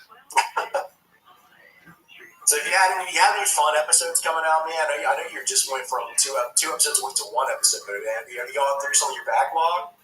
Yeah, I'm pretty much caught up now, but again, I had the interview tonight, and the guy ended up having to cancel. It's the second time that I've had to reschedule with him, and not to sound like a prick, but if you canceled on me a couple times, I'm not going to just continue to reschedule and then flake out again. So it's just like, sorry, dude, I'm not going to try and reschedule again for a third time. Well, the effort drops. It does. I know we've had some. I guess anyone who does it has some issues with that. I know. I had a situation with one gentleman who he canceled last minute. Like I was supposed to be on this show, he canceled last minute, and then there's a time difference between where he's at and where I'm at, and I read it as Eastern Standard Time. Come to find out, it was definitely not Eastern Standard Time, and I just felt like such a jerk. Because then I have a whole thing about being late and stuff. I guess it's my time in the military. It just drives me crazy when I'm late. But I probably spent 24 hours just like with anxiety about being late because I missed the show. So it's tough, man. We'll give, we'll take. Yeah, it happens. I've had a lot of people. At least he's let me know each time. I've had people just not even show up, and I'm kind of just like. I always reach out to someone and remind them. If they don't ever acknowledge me, then I'm just like, all right, this isn't going to happen. Then I don't prepare for it. Then I've had someone that's secretaries like scheduled everything with me, and then they didn't show up. So I emailed them like they never showed up to the scheduled interview. Oh, they didn't? No, does this person even exist? Because I haven't talked to them. I'm talking to their assistant or something. So it's just like. So I had somebody reach out to us, and I'm pretty sure that person was pretending to be their secretary. Like they were like, "Hey, this is my secretary," but it was not. That's the vibe that I got from them. There was an element of self-importance that was inside the email that really only comes from a certain type. And this is all, it's all weird out there. But I ended up searching the secretary's name, and she was a social media professional, I guess. I'm not sure what you call that. And she didn't have any social media platform. She wasn't on any social media platforms, and that's what made me think she was made up. How are you a marketing manager if you don't have the social media? That's what I was saying, because I consider like, hey, if she's doing this for it, maybe we can use her. You know what I mean? But couldn't find her anywhere. Yeah. That just seems like one of those. I keep getting emails from, I won't say the name because it could be a real person, but I keep getting these emails from this marketing company, and I'm pretty sure they're just trying to steal my accounts. But they're saying my videos aren't getting enough video like streams or whatever in my podcasts, and I was like, you know what? I don't need your help. Like, I'm doing what I'm doing. I've been doing it on my own. I don't need to have someone come in there and take control of my channels for me just to market me. I was like, I'm not giving you access to my stuff. That's pretty stupid. Pretty much. So I've worked in sales in the past, and I can probably tell you word for word almost what those emails say. Now, the real trick, when anybody listening to this who wants to, it's in sales, the real trick of getting somebody to respond to your email is to put in like a picture of a goat screaming. That way they remember the email like, hey, in case just so you don't forget me, here's a picture of this goat. That's worked for me so many times. So any marketing professional out there, give it a shot. I think this guy hasn't hopped on yet, so we can go ahead and bring first guest on. So her name is Stephanie. She doesn't want to be on camera, but Okay. hi, Stephanie. Hello. Hi. How are you? Good. How are you doing? Good. Hi, Stephanie. Hey, how are you? Doing well. Thank you for being on tonight. Thank you. Thank you for the invite, or did I invite myself? I'm not sure. But I made a post that said anyone's welcome that wanted to come on here and share some experiences, so I appreciate you coming on here and talking with us tonight. Sure, absolutely. I think you're from Indiana. Yeah. Did you have that Bigfoot meeting on Saturday? Is that something you were involved with? I did, yeah. I started a Bigfoot group in Fort Wayne, Indiana. I just moved here about a year ago. And I moved from Prescott, Arizona, where I had a Bigfoot group. And so I started that about 2 years ago. And so when I moved, I handed it off to someone else in the group. But we had about, I want to say at the time, 200 people, maybe 300 people in our Prescott, Arizona Bigfoot group. And so when I came here, I started another one. And I think we have about 78 people right now. So yeah. It's just local folk who, may or may not believe in Bigfoot. So it's all good. We welcome everyone. Yeah, I actually went up to the meeting on Saturday. I talked to a few people over there. Oh, good. Oh, at the library. Yeah, the library. Yeah. I missed that because I wasn't feeling well. But, so I thought I'd come on and talk about, I had an encounter as a child with Bigfoot. So I thought maybe that might interest you or not, and that's why it kind of started me on my path, I guess, when I got older. Love to hear about it. Go ahead. I do have a question. Sure. Before that. So how did you go about? When did the decision to start the Bigfoot group come into play, and then the decision to carry it on after you moved? Yeah, so prior to living in Arizona, I lived in Southern California, and, there really isn't much of a Bigfoot type presence there. Definitely more UFOs because of, Palm Springs and, Palmdale. There's a lot of, UFO sightings around there like that, but not so much Bigfoot. That's more Northern California or Central California. So since I'm from Missouri originally, and we moved to California when I was more like a teen, so my encounter happened in Missouri as a child, and so I actually didn't know what I saw, and not till I got older when I found out what a Bigfoot was, and I was like, oh, I think that's what I saw.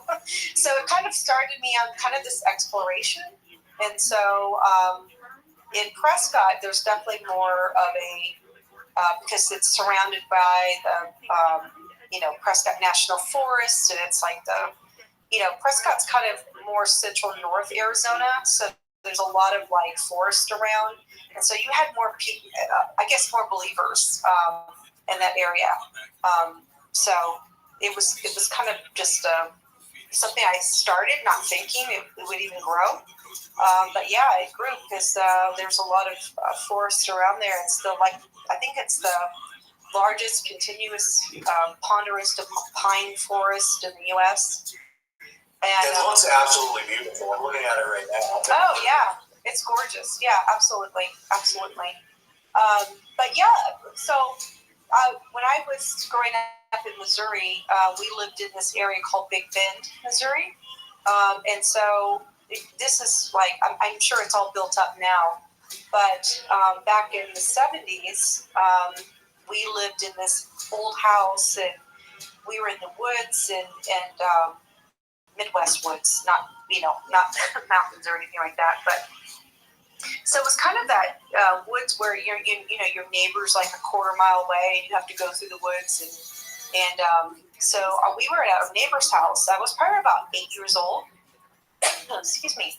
And I was there with my brother and my sisters, and we were playing with the neighbor's kids. And just to give you some context, our neighbors kept a mountain lion as a pet in a chain link cage. And so we were kind of, out there. And more in a rural area.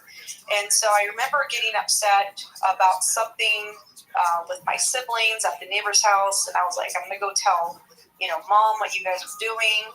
And it was after school, so I think it was more in the late afternoon, but the sun was up. I mean, still, daylight. And so I remember walking through the woods to get back to the house, and I just kind of stopped because I just had this feeling of being watched, but not prey, just being watched. And so I stopped, and, my parents have always warned us, hey, be careful, there are, coyotes in the woods or, but I didn't, I didn't feel like prey though, or I was going to get hurt. I just felt like I was being watched. And so I stood there and I started looking around, and I'm guessing because I'm looking, going back to childhood, I'm going to say 30 to 40 feet away, behind one of these, kind of thin trees. And so when it gets to be more towards the fall, a lot of the, obviously it gets to be more barren, the trees. And I saw a very, very tall, kind of lanky, lean, not stocky, very, very tall, kind of hairy creature, with like a leather face. It didn't have hair on its face. And later, when I had seen Star Wars, it reminded me of Chewbacca, but with a leather face. It was kind of tall, lanky, and it didn't have hair on its face. And I remember looking at it, and I remember thinking in my head, did my parents tell me about this and I'm not remembering? Like, did they tell me, hey, this lives in the woods, be careful? Like, I'm going through this Rolodex in my mind thinking, okay, what is this? And had they told me about this? Kind of almost like I'm trying to figure out if I should be scared or not, but I didn't feel scared. And I remember just looking at going, I don't know what this is. I don't think they've ever told me about this. And I had this going through my mind as if, and I just, at that point, just kind of darted. I went home and I told my mom. She did not believe me. But when I got older, I never heard of, at that time I never heard of Bigfoot. I didn't know what a Bigfoot was. When I got older and I had, started hearing about Bigfoot and Sasquatch, I put two and two together, and I was like, oh, I think that's what I saw. And so later, when that show, Finding Bigfoot, came out, that's when I started getting my renewed interest in what I saw. And my mom started watching the show, and she said, wow, I think I believe you, like now, because now as an adult, I can talk to her and be like, yeah, no, I saw that. She's like, no, I believe you, because she goes, I was watching that show Finding Bigfoot, and they talked about, tree knocking and howls, and she goes, and we did hear those things around that house. I just didn't know what they were. I didn't know what it was. I just thought it was people in the woods, but she goes, no, and we, I do remember hearing that. And we did have I do remember one incident at that house. We had an outside door that went down to the basement, and then it would have, a door that goes up to the house. And I remember we had left one night, and we went to my uncle's house, and we had come back, and that outside basement door was broken into. And we had a puppy. We had just gotten a puppy, I guess a week or 2 weeks before, and that puppy was missing. But no one had gone into the house. No one had walked upstairs and, went into the house. So it doesn't mean that was Bigfoot, but it was interesting. The only thing was taken was the puppy. And you're kind of in the middle of nowhere. It's not like somebody would just hear a puppy yelping or anything like that, because you're kind of off the main road and you're kind of set back to the woods. So I don't know how would anybody hear a puppy yelping and decide to steal it. So again, I don't know if that was Bigfoot though, but so that was my experience. I've had some weird noises and stuff here and there happen, but I know, and this was probably almost 30 years ago, there was my cousins had their rabbits. They were all like, the cages were busted up, and the rabbits had all been eaten, and they found a puppy underneath the vehicle. I have no idea where the puppy came from, but there was a random puppy, and this dog grew up to be a huge dog. It ended up being very mean. And I can't see the dog good because even the cages were off the ground, so that was something that would have had to come up there to get it, tear through the metal cages. Right. And I always wondered what that could have been. And obviously, I don't know if they found fur or I don't know the whole story. I was a kid when it happened, but I just know that something tore through metal rabbit cages, killed the rabbits, and they found a random puppy hiding underneath the vehicle. Wow. And where That's such a strange, what area? strange string of events. It was here in Indiana. Oh wow. Yeah. Yeah. Very interesting. But yeah. I've never had an experience after that. You know, we've got out to the woods and stuff, but I remember there, you know, that people in Prescott would have sightings, you know, up by the lakes and stuff that were, you know, Goldwater Lake is one. Before it got really built up more, like back in the 80s, people would tell me that people would see, you know, Bigfoot. And Prescott had a lot of cattle ranches. So it has a really very long history of the Wild West, if you will. Like Wyatt Earp was, I think, the sheriff at one point. And so a lot of the cattle ranchers, the ranch hands, even today, would say, you know, would tell us, you know, about they would come, you know, Bigfoot coming down from the caves in Prescott and, you know, stealing a calf or something like that. You know, these ranches are, you know, thousands of acres and, you know, they're kind of in the middle of, you know, some are in the middle of Prescott National Forest or, you know, part of the ranch could be. And there was one ranch, I think it was Yavapai Ranch. The ranch hands would see, you know, I guess Sasquatch Bigfoot come and steal, you know, calves and stuff, and they said they lived up in the caves, and that's recent. So, yeah, so there's been a history of Bigfoot in the Prescott area for many years. I've been up in that area a little bit, so it's definitely. I won't use the word squatchy because that's too. Yeah. But I could definitely see that there being something up there. Yeah, they have one of the hot spots there called. Oh, sorry. You're fine. I was going to say there's a hot spot there called Strawberry or Payson near Prescott. It's about an hour away, and it is up in the mountains, and that definitely is a hot spot. They get a lot of the upper all reports out of Payson, and our group actually went up and did a tent camping. We did camp outs, and they had a lot of elk up there, and so they would see everyone in Payson, you know, kind of, I guess, knew about Bigfoot, and it was just part of the culture up there, and so it wasn't unusual to talk about Bigfoot. Bigfoot would follow the migration of the elk up there, and so we had went camping out there, and we found a huge footprint. We jumped my younger son jumped the fence on the inside of this campground where the elk were, and they had walked down there with someone else from our group, and they had found a big footprint down there. So we took photos and stuff. We didn't have casting equipment, unfortunately, but was it just one print, or was there a couple?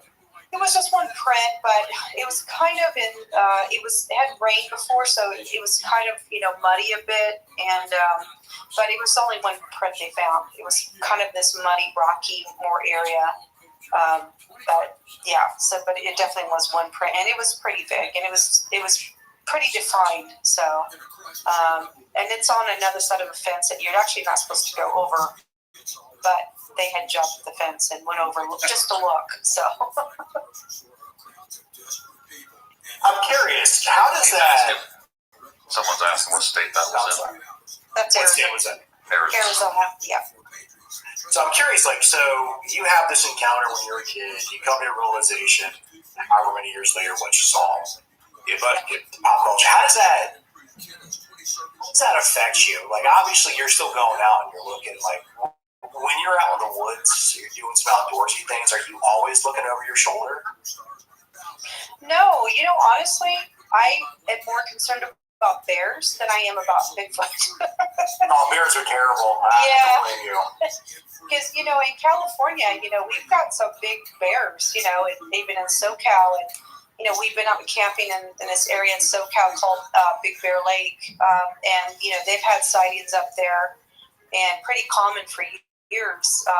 People have told me of being in the Boy Scouts and up there, which is a pretty popular area, and having experiences and seeing things. And, there's big bears up there. So when you're kind of going out there at night, and even in Prescott, there are bears out there too, black bears. But so I'm more concerned about bears, honestly, than I am about Bigfoot.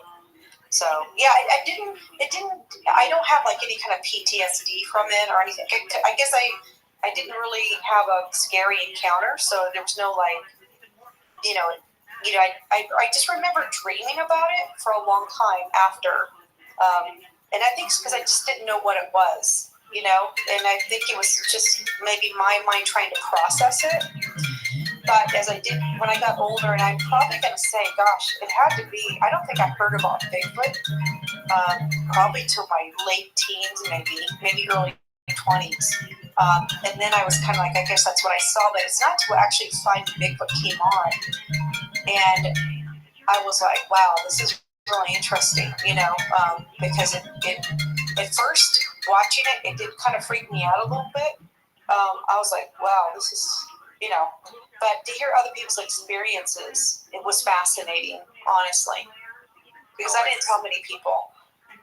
I like that show for listening to what the people that they talk to, but when they're out actually searching for it, I think it's kind of dumb. Yeah, I like the town hall, but searching I could I could fast forward through, but it's definitely made for TV. Absolutely. A lot of jump angles, weird cuts. So we have a Bigfoot festival out. I'm in North Carolina. It's a pretty big state. So it's the other side of the state, probably about 5-6 hours away from where I'm at, and it draws a pretty big crowd. And Bigfoot, it's one of those topics. Yeah.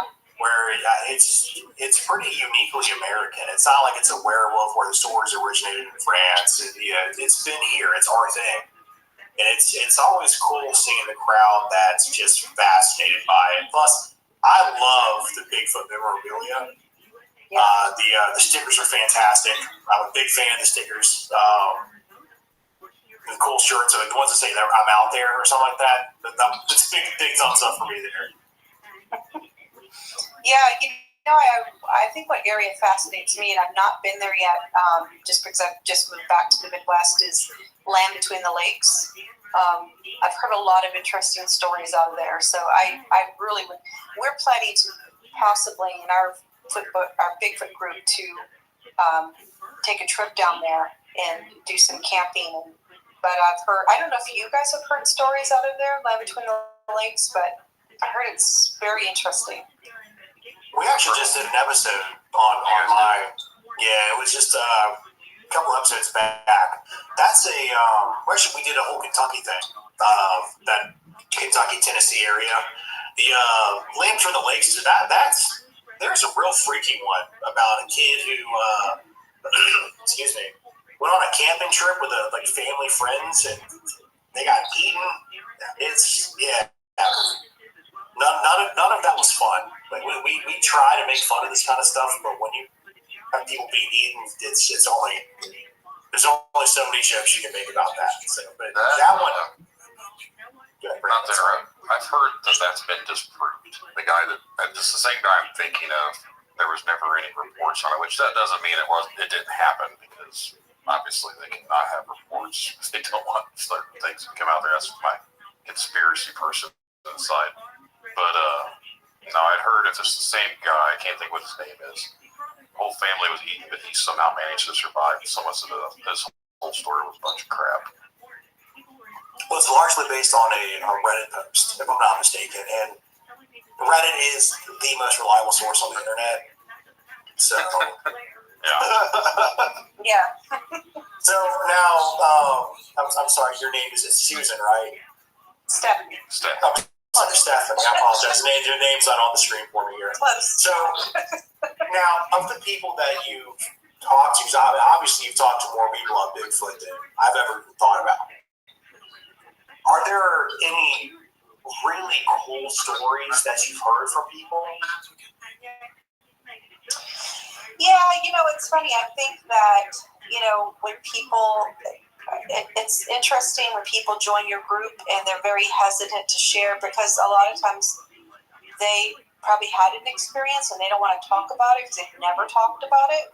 And like I had that in Arizona, is people come just to kind of check it out and make sure like these aren't a bunch of weirdos, because you just don't know what to expect, especially if you had an experience and you just don't know who to talk to. But I think once you kind of talk about your experience, like, hey, yeah, I did see this, and I completely believe you. And I think people are definitely more apt to open up and talk about their experiences. And so I've in Prescott, there's been, there's a, I'm going to forget the name, but there's an old gold mining town. There's a lot of gold mining areas in Prescott, and there's one up on the mountain, and I'm forgetting the name now.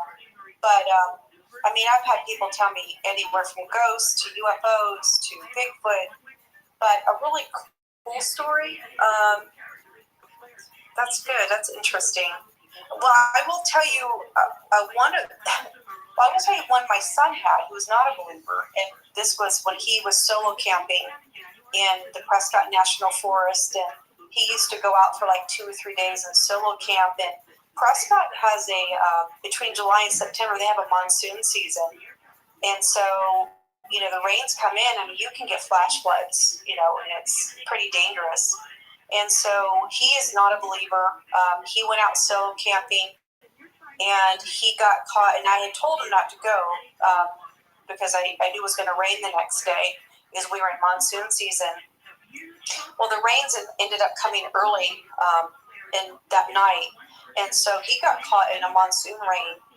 And he was probably I had driven him out about 3 miles out into the forest as much as I could on this fire road, and then he walked another 2 miles in. And so the rains came, and he had a satellite radio, thankfully, phone, and he had it with him, and he had called me, and I was trying to see about going to pick him up. At that point, with monsoon rains, it gets muddy really quick. It would probably take an emergency crew to go get him, and I did try to go get him. But I had picked him up the next morning. He had just, went on to higher ground and, pitched his little tent and just waited out the rain because I couldn't get to him. But I knew he was okay because of the satellite radio. We've been communicating. And so we had picked a spot where I would pick him back up the next morning. And when I picked him up, he was a little freaked. And he's not one to get shaken. He's kind of the kid who goes out and bushcrafts and does survival. He was 17 at the time. And, he could, go rucksacking, 20 miles and stuff. So, but he said that he was trying to cross this one road, and he had gotten this wash. He was trying to get up to higher ground. And he said he was, this flash flood rain was coming through, and it was really dangerous. And he just said he had this sense of dread come over him. And he goes, I wasn't scared about the water because I knew I just needed to get to higher ground. He goes, but I had this sense like I am in danger. And he said he had a flashlight, and he said, and I looked up, and he goes, and there were 2 huge eyes illuminating. It was pitch black, and so it just scared him completely. And he was trying to get his light on it, but with the trees and stuff, he couldn't quite get. And he knew it wasn't an owl. It was pretty high up, and maybe it could have been, but I don't think an owl would be out at that time with the rains and stuff. I could be wrong, but I think for him it was just the sense of dread. And he's not saying that he had an experience. He's just he's not claiming that, but he was just saying this is what happened, and he felt like, whoa, like I am in danger. I need to like get out of here. And I don't know what these eyes are, but that's not normal to illuminate like like that, especially when I'm not shining my light on them and it's very dark. So he had bent down to climb up to the wash, and he was looked up again, and they were gone. So again, he's not saying that was a Bigfoot. He didn't know what it was, but he's not a believer still. But he just couldn't explain it. But so other stories, I'm trying to think. I'm sorry, my mind's absent. No, it's fine. Owls are notorious jerks. Yeah. But I did want to say that's got to be a great I told you so moment as a mom. Oh, I know. I tried, but he's still not like, I don't know what it was. He's like that. I don't know. I said, but you said you felt it rained. You told him not to go. Yes. There's nothing like being dumb. Yes. Really makes you miss your mom sometimes. Yes, it was a great appreciation for me. Yeah, no, that's true. That was a scary kind of night because I was worried. But yeah, I imagine you weren't sick. I was, yeah, but thankfully we had the satellite radios and I could stay in contact with him. I knew he was in a safe place. He had gotten to a safe place, but because I was thinking, oh gosh, I'm going to have to call 911 and they're going to have to like go out there and find him and stuff.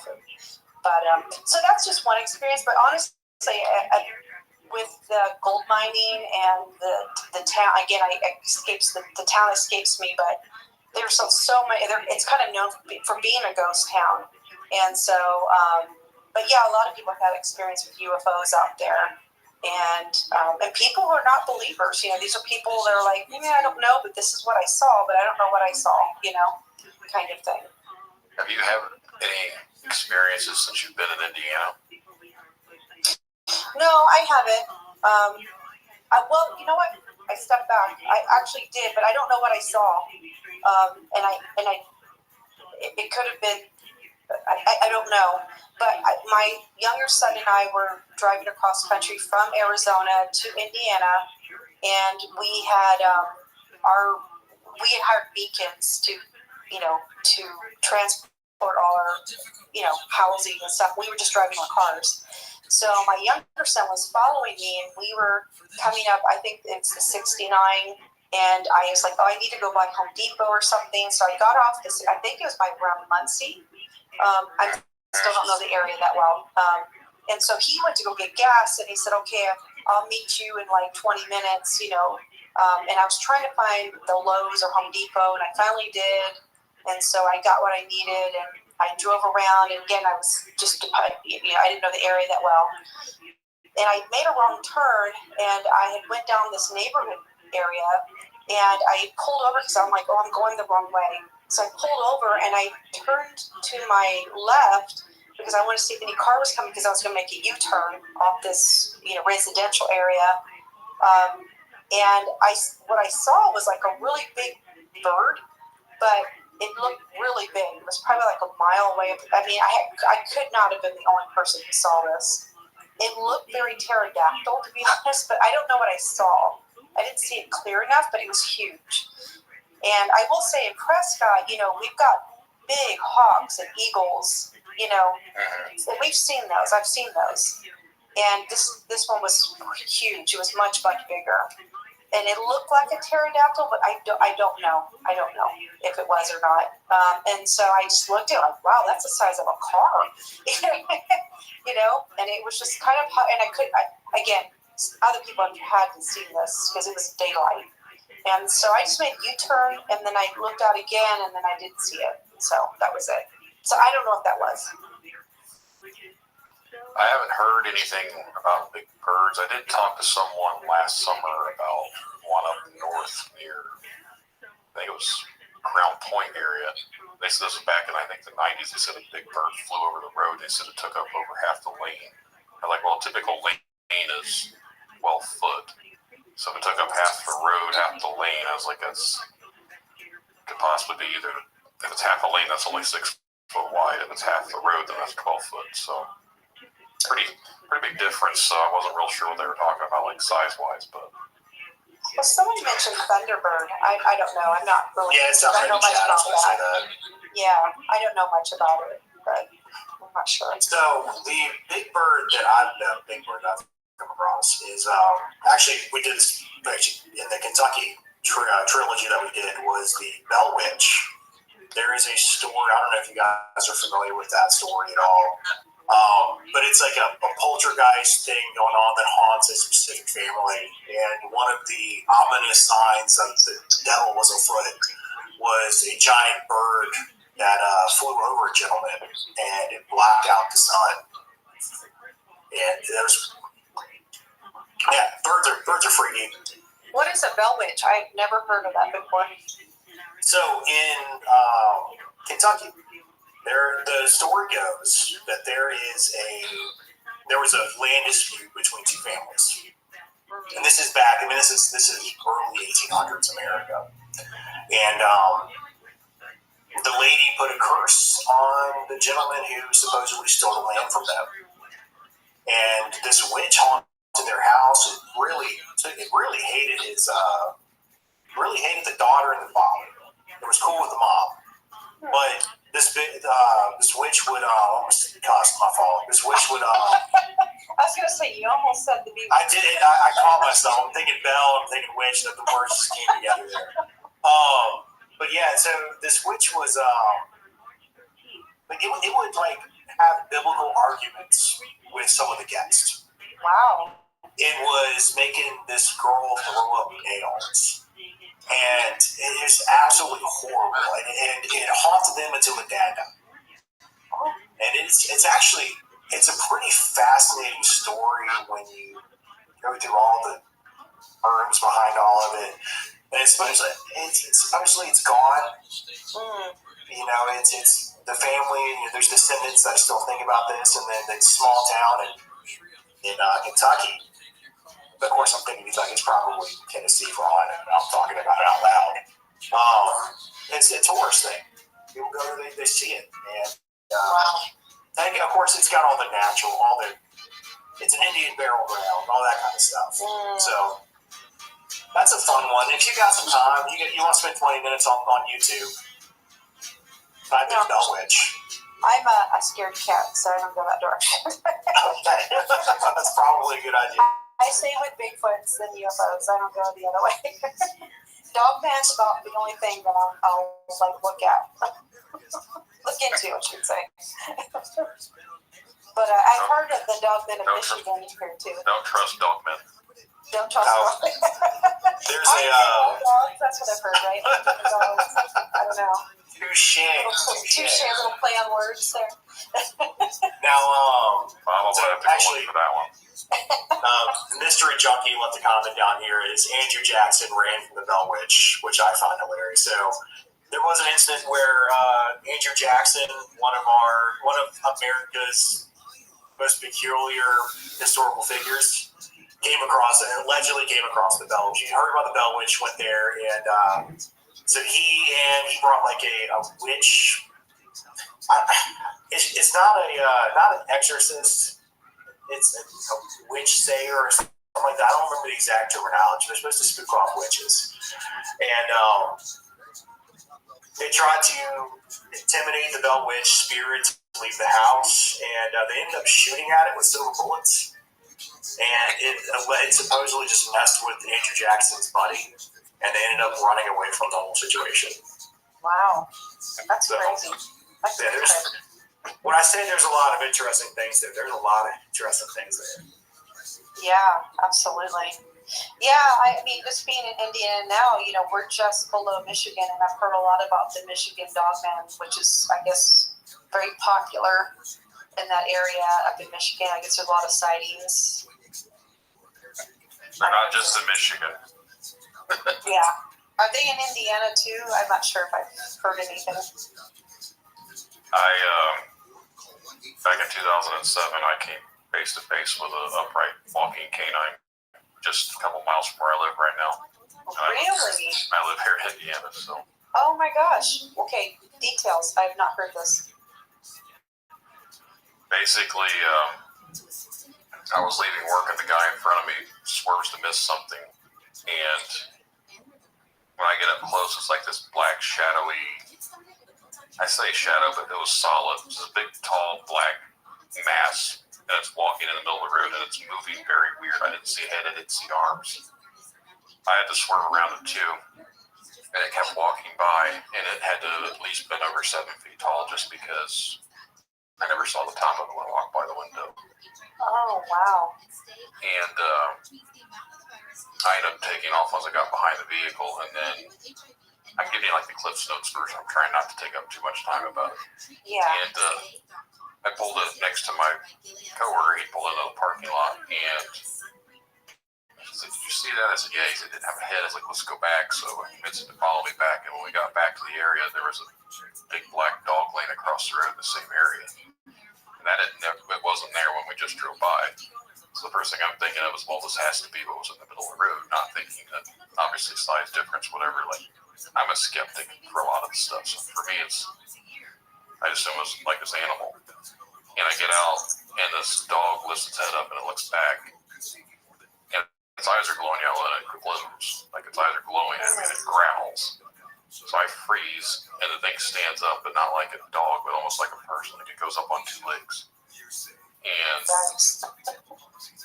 hunches back down, and it kind of goes off into the woods, and then that was the last I've ever seen it. Obviously, there's a lot more to it, but that's just the more important parts of it. Wow. I've never seen a dog stand up like a human. Like, it didn't stand up like this. Like, it dropped to the sides like a person's would, but it didn't have the stereotypical, like, dogman hands, dogman feet. It looked like just a very big, almost like a wolf, like a German Shepherd type of a dog. It was all black and puffy. But, that's kind of why I do the podcast, because I never talked about it, and I want to talk to other people about the stuff they see, and to make myself not feel so crazy for seeing some weird shit. Yeah, absolutely. You almost have to talk about it with other people because you almost can't reconcile. You know what I mean? It's so unusual. And knowing that other people have had experience or seen things, I think it brings you like, okay, I am normal. This did happen, so I think it helps mentally. Yeah, I've said before, it's like I'm not an avid believer, but when you see things, it changes your perspective, so it makes me a little bit more open-minded to certain things. So yeah. I don't think that every time someone sees something that they're seeing some strange cryptid, they obviously could mistake something for this and that, but oh, absolutely, yeah. I also don't think that everyone just makes stuff up just for attention either. I think it's pretty dumb to assume that. So I try and keep an open mind. Yeah, what I tell people is, when they ask me about it, because I'm pretty open about Bigfoot now, it's become part of my, I guess, I don't know, who I am, and it's just like, 95% of the people, you get rid of 95% of the sightings for Bigfoot or Dogman, whoever, and it's, a bear, it's someone's lying, it's someone's mistaken. What about the 5% who are really seeing something? You know what I'm saying? It's like, get rid of 95% of everything else that could be something else, or it didn't happen. What about the 5%, that really did see something and weren't believers or had an experience in childhood, or, that cop or whoever, Yeah. I never knew what a dogman was until after that. I went home and I drew a picture, and I got online, and someone says a Michigan dogman. I was like, well, what is a Michigan dogman? And I started looking up stuff about it, and I was like, oh, it did look like that. No, I'm 6'3", and when it stood up, we were the same eye-to-eye level. Whatever was walking in the road first was so much bigger than whatever this dog was. So I don't know if they were two separate things. The same thing, like, I don't know. It's hard to explain. Yeah. I've heard of, so I work, I don't want to give out where I work, but I work in international aid and development. And so I was in the Middle East and Lebanon, and we would hear stories of people would tell us about in Afghanistan and stuff about like this black hound or the hound that people would see. Really interesting stuff. We were, even in Syria, because I was working at that time with Syrian refugees. That's right after the Syrian civil war, and people were kind of flooding out of the country into Jordan and Lebanon, and trying to get into Western Europe. and some of their stories of I guess like shape-shifting, or they would see this dark hound, or I'm trying to remember the name of it, but it's prevalent, I guess, more in like I've heard even like military U.S. soldiers who are stationed over there would have experience in seeing it. But it's called like a black hound or the dark hound or something. I know I'm totally butchering this. A hellhound? Hellhound, yes, that's probably it. Yes. And it's pretty common over in the Middle East, in the different countries there. They would see hellhounds. So that's pretty interesting. I don't think it's a dog man. I think it's something else. But no, the hellhound is supposed to be, I think, different. Yeah, exactly. I've heard people say they've seen big black dogs too that are running on all fours, or like a normal dog running, but they look. I actually interviewed a lady. She said it almost looked like a zombie dog. She always said it like a Resident Evil dog, like one of those Doberman Pinscher, but kind of rotted looking. I was like, I said the hellhounds I've heard are always like big, Great Danish looking monstrosity dogs. Yeah. Well, Chihuahuas scare me because they're more vicious than they are big dogs. We used to joke as a kid. We go out to this old area. It's supposed to be a haunted area, Oloki Pinoki, and we never had any experiences out there or anything like that as far as paranormal that I'm aware of. But on the way out there was always a big black dog that would chase you right before you got there, and we'd always see it laying in this yard, so we knew it was someone's dog, but we always referred to it as the hellhound. Yeah, that was a real hellhound. Like it was actually chasing you. Yeah, it was just someone's big pet. It was a big old black dog, and every time the car would drive by, it'd always run right next to you, chasing after you. That's called the annoying hound. Yes. That's a hellhound. That's an annoying hound. So I'm curious about the hellhound mythology. So my mind immediately went to the Sherlock Holmes novel. Oh yeah. Hound Barksville. Oh, Baskerville. Baskerville. Yeah. I don't know why I had Barks, but dog. That helps you. Yeah. Now I don't. I'd be interested to know like how far back that dates, because obviously that story, as great of an author as Sir Conan Doyle was, that was based on some ancient, maybe not ancient, but story that's passed down. Oh, I'm sure. Yeah, absolutely. I mean, it was a Mastiff, right? It was a Mastiff named Carlo. That's what it ended up being. But yeah, it was definitely based on a story, probably a hellhound, really. I remember reading the books, or reading that book many years ago, but I remember it being a Mastiff and it was named Carlo. I don't know why. That's random facts right there. It's the only Sherlock Holmes novel I've ever read. So. Do you guys talk about other like conspiracy theories, or is it just paranormal things or things like that? The whole show is pretty much one big conspiracy theory. Is it? Are we really? I'm not sure. No, basically,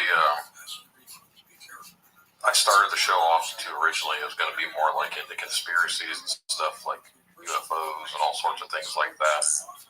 And then it just turned more into basically interviewing people with experiences. So I've got stuff coming out. I think my episode tomorrow is actually called The Phantom Time Conspiracy. So that's supposed to be about how back in the Middle Ages, or actually in a different year, they changed the calendars to whatever. I don't know. So that one's coming out tomorrow. But we talk about all sorts of things. Nice. I'll tell you one conspiracy theory, and this is something when I was in Lebanon. We worked out in this place called the Makal Valley. It's just right next to Syria's border. And we had a lot of people tell us that a lot of the locals there that lived in Makal Valley, it's probably about an hour and a half outside of Beirut. And they had told us, and in fact, the person who was my work colleague at the NGO I was working with at that time, and he was actually from Lebanon, and he confirmed it. They said that, and I don't know if this is true, but pretty much these are all locals. I believe local people, you know. Do you remember when they said, like, weapons of mass destruction, and they said Saddam Hussein had weapons of mass destruction, and come to find out he didn't? Yeah. Well, they had said that he had moved the weapons of mass destruction into the Bekaa Valley in Lebanon when they came looking for them. And that's where they went.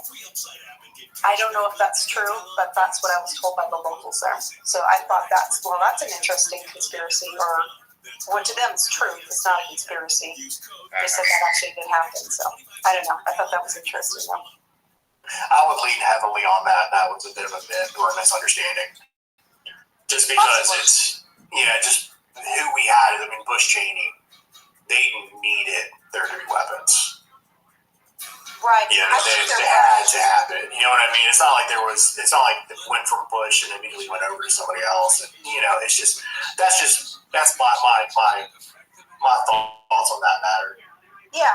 Well, what they were saying is they were saying that, they were telling Bush and Cheney that there was weapons of mass destruction, but when they went to go look for them, they weren't there or something like that. And then people in the Bekaa Valley were like, no, well, they moved them here. That's where they went.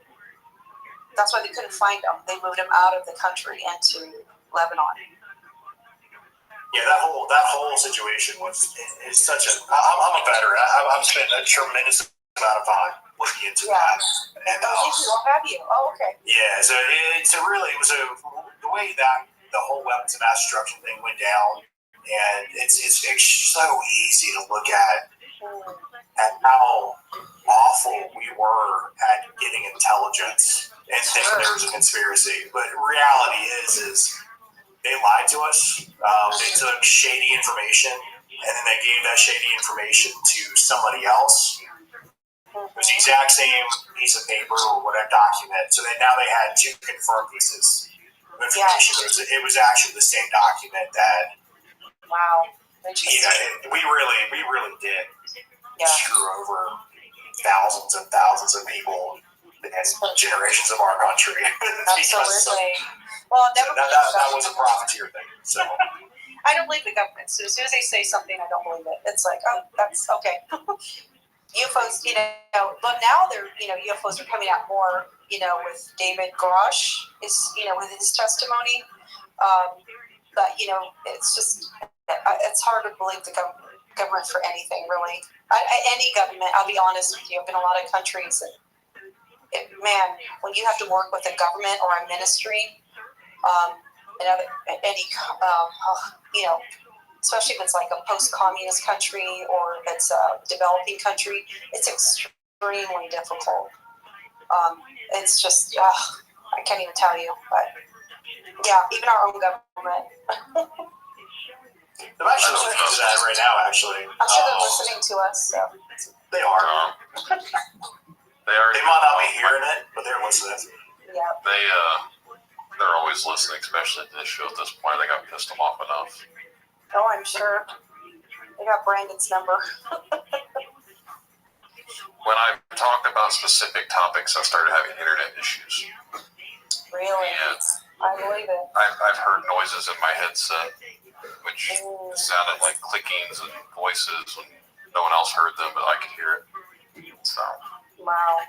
Yeah, it's definitely something else. Yeah. Well, thank you guys so much for having me on your show. I appreciate it. It's been really nice to talk with both of you. Yeah, I appreciate you coming on and talking with me. Good to meet you there. Thank you for listening to us. Yeah, thank you so much. All right, well, you have a good night. Yep. You too. Bye-bye. Bye-bye. Gotta bring Rye on here. How you doing? Hey guys, I'm doing great. You'll have to tell me if my mic is okay. I had to make some. I was doing an interview on Skype and I had to do a lot of adjustments to it, so I don't know if it's good for streaming out. Excellent. Yeah, coming in live clear on my end too, man. Perfect. Well, hi, Rich, by the way. Nice to meet you. Hey, Rich. I'm Rye, host of the new podcast of the new show, Godega's Codex of Curiosities. A mouthful. BetMGM has an unreal deal for sports fans in Indiana. Turn $5 into $150 instantly when you place your first wager at BetMGM. Simply download the BetMGM app and sign up using code WIN150. Then, place a $5 wager on any sport. You'll receive $150 in bonus bets, regardless of your wager's outcome. And if you think the fun stops there, the King of Sportsbooks has plenty of surprises in store. Check out daily promotions, same-game parlays, live bets, and so much more. No matter your team or your sport, BetMGM is for you. Download the app in Indiana today and get $150 in bonus bets instantly from your first wager. Only at BetMGM. BetMGM and GameSense remind you to play responsibly. See BetMGM.com for terms. 21 plus only. Indiana only. New customer offer. Subject to eligibility requirements. Rewards are non-withdrawable bonus bets that expire in 7 days. If you or someone you know has a gambling problem and wants help, call 1-800-9-WITH-IT. Interest excellence in staffing.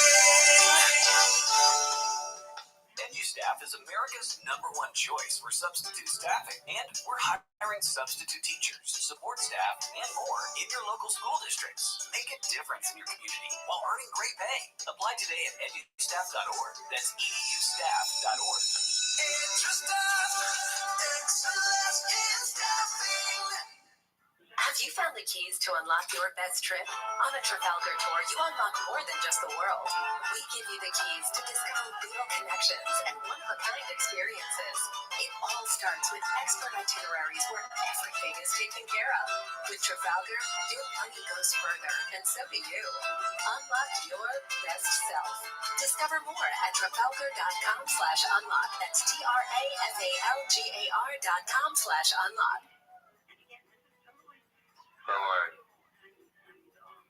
was curious, like, the episode came out, like, our interview with each other, like, the Swapcast came out last week, and it was the same week you guys announced you weren't doing the podcast, and where I was like, well, should I release this episode? Like, Of course. We're still pumping them. We're still promoting them. We're just, hey, Tom.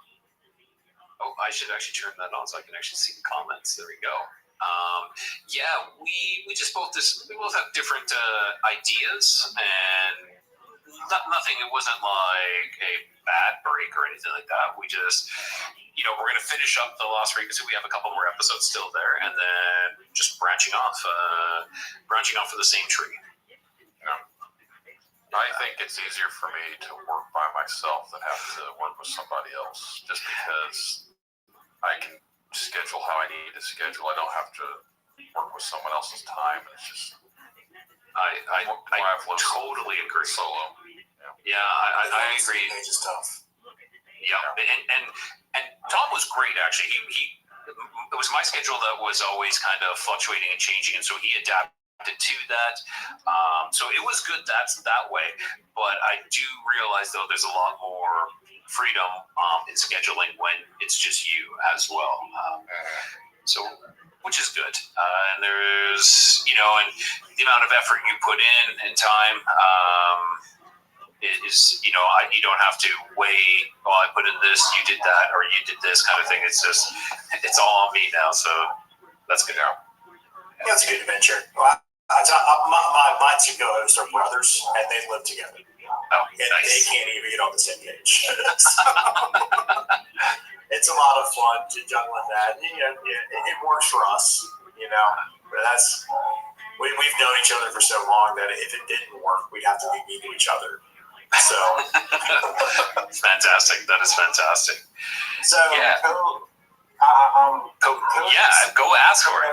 Ask it. Yeah. So when is that? Is that your solar project? Because you mentioned the Lost Frequency. I'm not familiar, so I apologize. No worries. Yeah. Is that the running name for the new show? Yeah. The one. Hang on. I'm trying to. The one right here. That's my new show. The Lost Frequency podcast is the one that's going to come to an end here right away. It pretty much is. It's just running its course till about. I think the last episode is going to drop on YouTube on February 18th. And sorry about the dogs in the background. That's one thing is. I record on my rooftop here in Mexico. So every now and then we get some street dogs barking. And now it's Codega's Codex of Curiosity. So Codex, of course, is a old book full of curiosities, but Codega is the key. A Codega, and I'll give a little brief explanation. A Codega was a occupation in Venice, and what this person did is they carried a lantern around and they guided people from point A to point B, protecting them from thieves, demons, ghosts, other entities, and along the way they would tell them stories. And so I just going to be continuing that tradition on YouTube here. That's a fun origin story. I like that one. I enjoy words.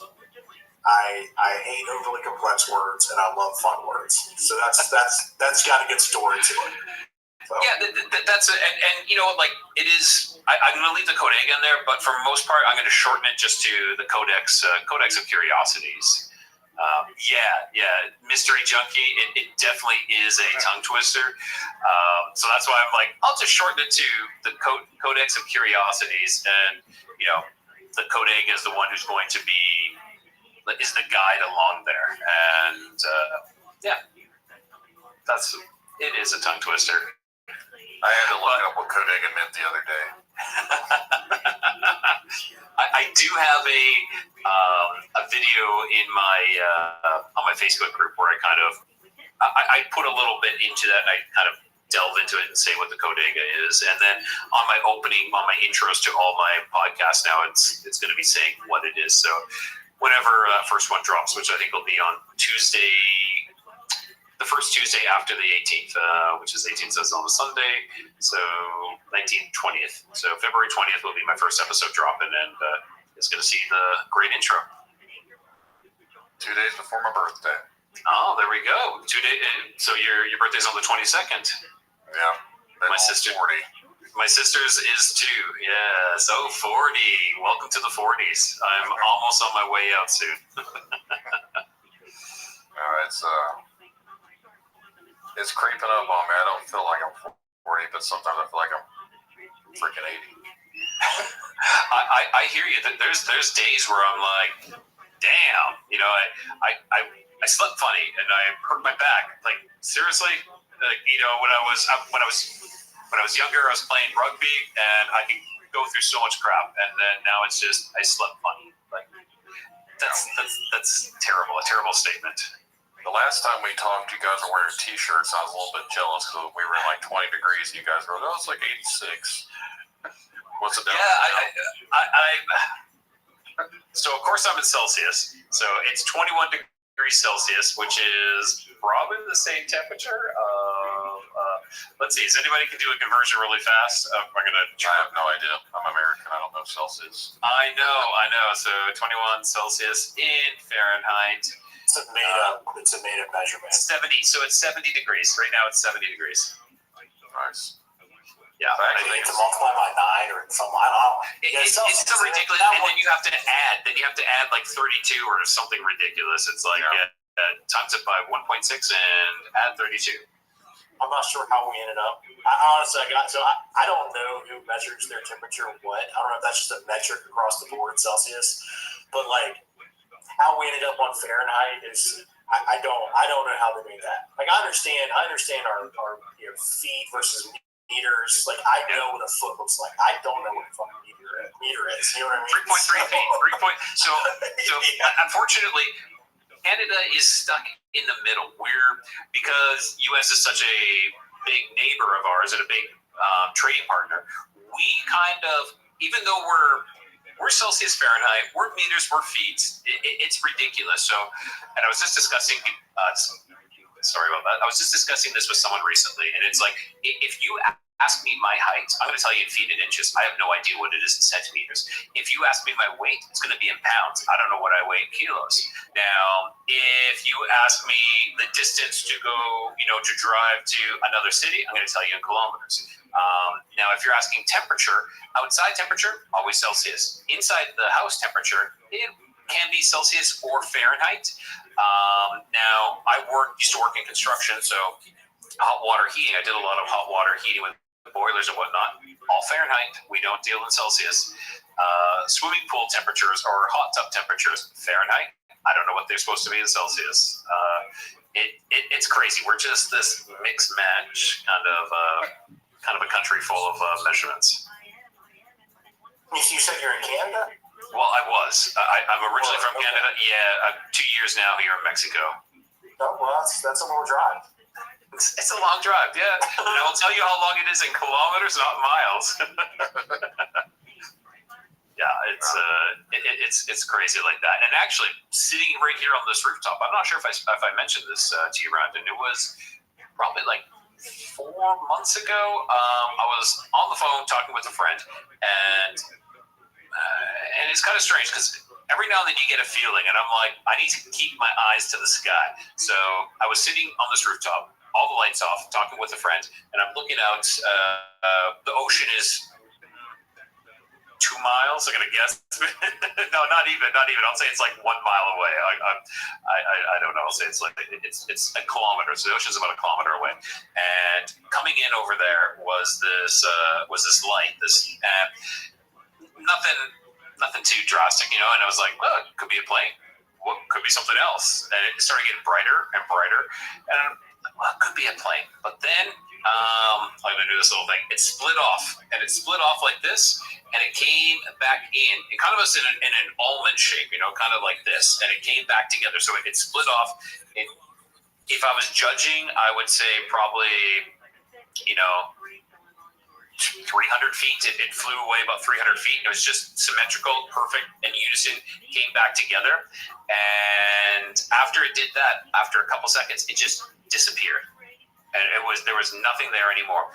And I'm talking. This is the second time I've been on the phone when I've had a UFO sighting, and I'm talking with my friend, telling him everything I'm seeing, and I'm like, it's gone now. And about 30 seconds later, in that exact spot where it disappeared, was a shooting star. Was it a shooting star? I don't know, but it was like instant like this, and that is all I saw. It was pretty cool actually seeing that. Seeing that here, it just had this feeling to keep my eyes to the sky specifically in that one direction. Very strange. It is weird because the night that I interviewed with Eric from Uncomfortable, I saw that thing in the background that we talked about. It said it looked like a flare. And then the night that we interviewed for our swap cast with Lost Frequencies, I had mentioned that in my front yard I saw that thing that I thought was Skynet, or not Skynet, but Starlink. Yeah. But it wasn't Starlink. Like, my whole family saw it with me, and I was trying to record it. Like, you can see it on my video, but when I send it to someone else, you can't see it on the video. Freaking weird that you can see it on mine, but when you send it, you don't see it. That is strange. That is, I don't know, very strange. I don't know if that's the quality being so downgraded. It's still hard to see, even when we record it on my phone, but you can still see it. But, like, even with me trying to brighten it up, when I send it to someone, it just looks black. It's weird. Like, I do know, like, if you're sending via, I'm not going to say WhatsApp, but if you're sending via Facebook, it always reduces the quality, and that might be an issue there. I know when I was in Chihuahua, northern Mexico, when I saw that UFO during the day, you know, I tried recording with my phone. I only had a Samsung Galaxy S3 at that time, and there was, I couldn't. There was nothing. It was just, no, we're not. Nothing is coming up on the phone at all. And so what do? I call my wife to tell her exactly what I'm seeing as I'm seeing it. Because hey, and it was strange. I'm in the middle of a parking lot watching these UFOs, and there was 3, and no one else, and everyone else is just going about their day, and it was really crazy, really crazy. I think I've seen enough reptilians. They're just all masked. They're all a mess. I would say it's sectoid. I don't know. Is it? No, Men in Black isn't a bug. That's the whole purpose of the movie. I'm not arguing with that. I'm going for A. Yeah, I think I've always thought praying mantises look like typical gray alien heads. So when someone says it's sectoids and I see praying mantises, I've always been creeped out by it. They're like the one bug that I will not mess with. Like, if they're on the side of my house, I'm like, you're good, dude. I ain't messing with it. This is your house now, because I don't want your alien friends coming down here doing stuff to me in my sleep. I would definitely say, yeah. that's specifically the one that I would want to see would be a praying mantis type of alien, because it's so gray is so typical. Everyone's seen it. Reptilian, well, maybe a little scary, but yeah, maybe they're just all here when they're just wearing masks. And insectoid, though, I would find that fascinating. Here's the thing about reptiles. I'm a big mammal supporter, and I occasionally throw rocks at lizards just to remind them of their place. So I don't want any of that karma coming back in. Don't piss off the overlords. Don't tell them that. Yeah, I threw rocks at your underlings. Last thing I need is something. Yes. Just, get that message out there already. So here's the real kicker. Oh yeah, go ahead. Are they actually aliens, or are they from here? Or are they both? Are they both? Have they always been here? Well, I'm always a words kind of guy, play on words. In the English language, what do we actually call them? We call them ETs, which is extraterrestrial. And what does terrestrial mean? It means of the Earth. It doesn't mean of another planet. It doesn't mean of Mars or anything. It means of the Earth. So extra, they're extras on this Earth. Yeah. So I find that fascinating. Play on words, Camera keeps I keep kind of like. Yeah, a little bit of blur there. It's fine, man. Yeah, so yeah. It's the where do government you listening. fall It's okay. on the Mexican, the whatever college that presented the aliens to the? Where are you at on that? What are your eyes? They look like a bunch of paper mache kind of things. They looked too fake, which could mean that they're real because they look so fake. And again, what are we judging it on? It's like I'm judging it on Hollywood. Could these be legit? I don't know. It could be. Any FEs? We can't say that word. Yeah. I would say I'm not a glober, but I'm not fully on board with FE. I'm somewhere in between. I think the globe that is being presented is not. It's not legit. I think there's more. There's more land. I think there's definitely more land. Could it be a much larger globe? I'm more on that one, or maybe hollow Earth. That's always a possibility. But flat Earth, this is what pisses me off so much is when people argue and they're like, "Oh, flat Earth is so stupid." They always show this is the square. They show a square map, and oh yeah, look, you're gonna fall off. No, that is not it. It's it could be on the back of a giant turtle. It's the circular, it has the wall. There could be lands on the other side of it. What it actually is, I don't know. I do know though that NASA's full of shit and they're lying to us. I've said that for a long time. Oh yeah, not another. What is it? Not another. That acronym stands for something else. So it was kind of funny. We just actually had the Lost Frequency had Sean Hibbler on. I don't know if you guys know who Sean Hibbler is. He's made to it earlier. Yeah, he's made some amazing flat Earth documentaries. On the level or next level. I think it's what it's called. He makes a great point. So I'll just leave it for that. Because I don't know. I truly don't know. That's about it. I just don't know. I'm pretty. I won't even entertain the idea of an FE. That's not even going through my head right there. I am a spherical supporter, and I'm upset that we have to talk about that. But I will say, if we are going to go with an alternative theory, Mystery Junkie chimed in the chat, I am cool with giant turtle theory. Giant turtle theory. Damn straight. I love the idea of a good derpy animal being in charge of everything. I had David Wise on one of my first interviews, and I used to think flat Earth was a joke. And then you start going down the rabbit hole, and some of the things that they present, it does make you question things. And I've always had my own curiosity about why Antarctica is so off limits. We can't agree on anything in the fucking world, but for some reason, every country signs off on not letting anyone go to Antarctica. Why is that? I don't know. I don't know if it's because of there's a supposed big ice wall. It's like, well, I could just fly over the damn ice wall. I don't know. Whatever it could be. But I want to know what's in Antarctica. I don't think it's just ice and penguins or whatever the hell's down there. Like, I think there's something else with Antarctica. And everyone's one flat earth says, oh, it's the extra land. The land beyond the ice wall. So I don't know. I think we can all. Sorry, Rich. Go ahead. Here's the thing about the what you said about there are people who make those points. If you don't want to believe the Earth is flat, don't go down the YouTube rabbit hole.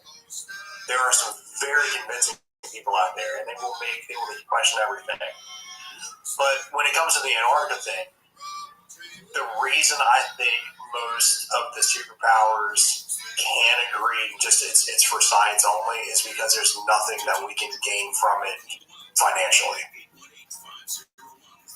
If it's, disputed island or something like that, where there's some value to it, yes, that's a little bit different than just the giant ice block. That's my thoughts on those matters. Yes, I think we can all agree, whether you're flat Earth or globe or whatever, that it's Antarctica is sus. It's suspicious as to why they're just not letting us go down there, and it's to the point that it's military intervention if you try going down there, which is really crazy. It's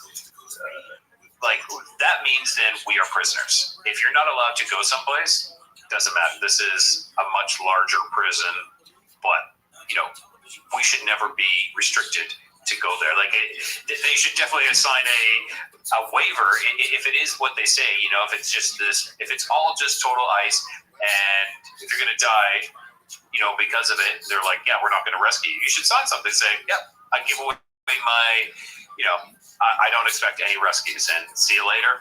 And if you come back, they come back. They don't do that, though, for, the northern hemisphere. They don't do it for, Greenland. They don't do it for, the North Pole. For whatever reason, they only do it for the continent of Antarctica. Why is that? Greenland is supposed to be all ice, too, but for some reason, I'm pretty sure you can go to Greenland. They don't have it, patrol rig can't get there.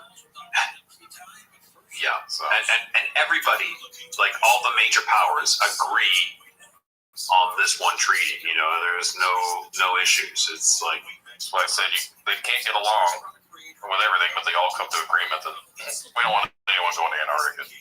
Well, there have been some disputes down there. I know that there's a story that we're working on about the only murder that's ever happened down there. And that had to go through quite a few hurdles, because it's it was a Scottish citizen, but it happened on an American base. But then it was technically on a Russian side of things where it happened. The doctor, I don't remember the exact thing behind it. One of my co-hosts is developing the story, but that whole thing was it's a fun story. I think maybe the podcast Red Web, I think they might have touched on it on an episode. I have to go back and find my notes. But the only thing that makes me less worried about Antarctica is I can go get a job in Antarctica, and I'm a jackass. So I had the opportunity to go out there and work as a firefighter 10-ish years ago. The pay was shit. The pay was absolute garbage compared to other federal contracts that are out there where you go 4 months, 5 months, 6 months at a time. Yeah, pay was garbage, and they wouldn't let me get it. That's the only thing there. Yeah, I can understand why. You would have expected the pay to be pretty good, so isolation pay and hazard pay as well. I will say for a short-ish term contract, it was okay. Okay. But when you compare it to guys who were going to Iraq or Afghanistan, it was off the change. So. Yeah, I've always wondered the Nazi base. I knew that Hitler had stuff down there and stuff, but I didn't. I'm going to do an episode at some point. I have to find someone that is very well researched on Antarctica, and I want to have them on here and talk about it. Just because I've been asked by multiple people to do an episode about Antarctica because the whole Admiral Byrd thing and everything. There's so many different things. Like, obviously, there's different theories of what's out there. It's like, I have no idea what it is, but it's always been something that's made me question stuff. Just like the other thing I've always wanted to talk about was the fake moon landing. I still to this day don't. Even as a kid, I didn't believe we ever went to the moon. I don't know why. I just never have. I totally believed we went to the moon, but more I'm like, yeah, no. Like, we didn't go with the shower curtain kind of thing hanging off like that. Where is the crater? That is the biggest thing. Is where is the crater of the propulsion engine when they landed? It should have created a crater and blew away, but it didn't. There was no crater. The phone call. It was like a FaceTime phone call. And how did they get the pictures? This is another thing, is how did they get the pictures so fast to publish them in the newspaper before they actually came back? I didn't think they had digital cameras and sent them wirelessly. That's a little sus. Like, and then they lost the technology. Like, why are we trying? Yeah, I know. I read somewhere that they destroyed the technology on purpose because they didn't want it to fall into the wrong hands. So actually, I've got to jump off here in a couple minutes. So the moon landing, the timing of all that it's very curious. So we have JFK, right? We also have Nixon in the background, and this is when we really start seeing the emergence of mass media as a communication, as a medium of communication, right? So we have. Are you familiar with President Taft? By any chance, anyone? Okay. President Taft. I'm Canadian. No, that's cool. So he was a 300, and this is nothing against large people. He was a 300-pound bald asshole.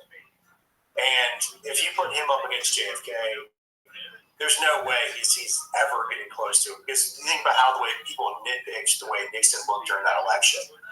So made for TV is a real thing right there. So having them shoot, some scenes here or there in the desert, underwater, whatever it is, makes a lot of sense to me. Now, did we make it to the moon? Maybe not. I like to think we did because I'm a big Buzz Aldrin fan. But did we also lie about the pictures? Probably. So I feel like they had to get to the moon, quote unquote, before the Soviets did. And if I remember correctly, didn't Kennedy say by the end of the decade or whatever we're going to go to the moon and some shit? And then conveniently, the summer of 1969, I think it was, we went to the moon. Yeah. Like, we only had like a few more months to get there before whatever he said didn't happen. So it was awful convenient. We went to the moon. We've only went there a few different more times, and for some reason, we just completely stopped going and destroyed all the technology. There's definitely some convenient things that have happened with it. I will 100%. So even as a kid, I said that why were there no stars in the background? How did we get to the moon, and how long did it take them? And like, how did they launch off of the moon? Because there's less gravity, so they didn't have to have that much propulsion to leave. I was like, but they weren't floating. Like, the dust on the ground wasn't moving when they stepped. There was no gravity. Wouldn't the dust kind of just float a little bit? Like, there's just so many questions that you can look at when they're out there. It doesn't make a whole lot of sense. Like, if they had to have a rocket to get off Earth, but they didn't have to have a rocket to get back into space to escape the moon's gravity. Like, that's a huge game. It is. There's a lot to that like I said, I don't think we actually went to the moon. We may have went to the moon now, but I don't think we went in the 60s. I believe we went to the moon almost another time. I don't believe that it was broadcasted. I believe that we possibly have gone to the moon, but the magic updates. So before I hop off here, Brandon, thanks again for having me. Ryan, we'll have to get in contact. For sure, Rich. We'll connect there. If you want to learn about a different JFK conspiracy, look at how he and RFK worked behind the scenes to make the Cuban Missile Crisis as big as it was. So if you haven't done that, there is some great information there about political maneuvering. So, but anyways, thank you so much for having me. You boys enjoy your night. Yeah, it was great meeting you. Great reading you, Rich. Take care. Let everyone know where they can find you guys at. Yeah, so we are it's the founding Lore Fathers. We have very limited social media. You can find us on Facebook. You can find my link here somewhere in the chat. I made a couple comments. I'll leave another one before I go. But yeah, we're on Apple, Spotify, and on Amazon Music.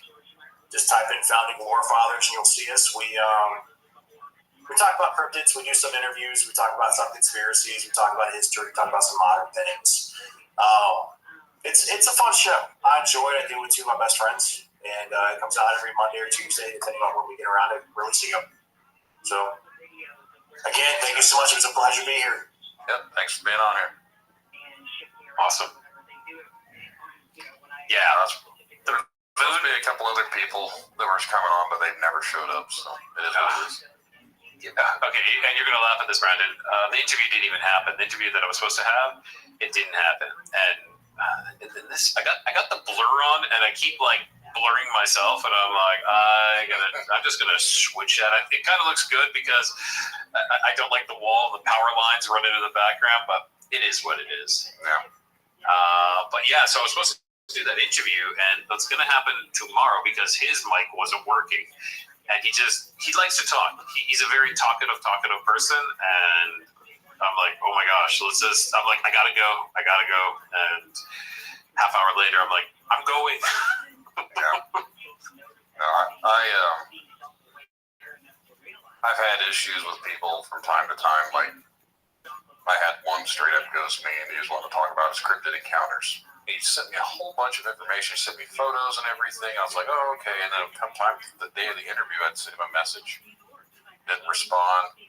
Never read my messages until this day. He's never actually linked, because if you go through Facebook, you can see when someone looks at it. It'll show like they've seen it. Yep. He's never opened it.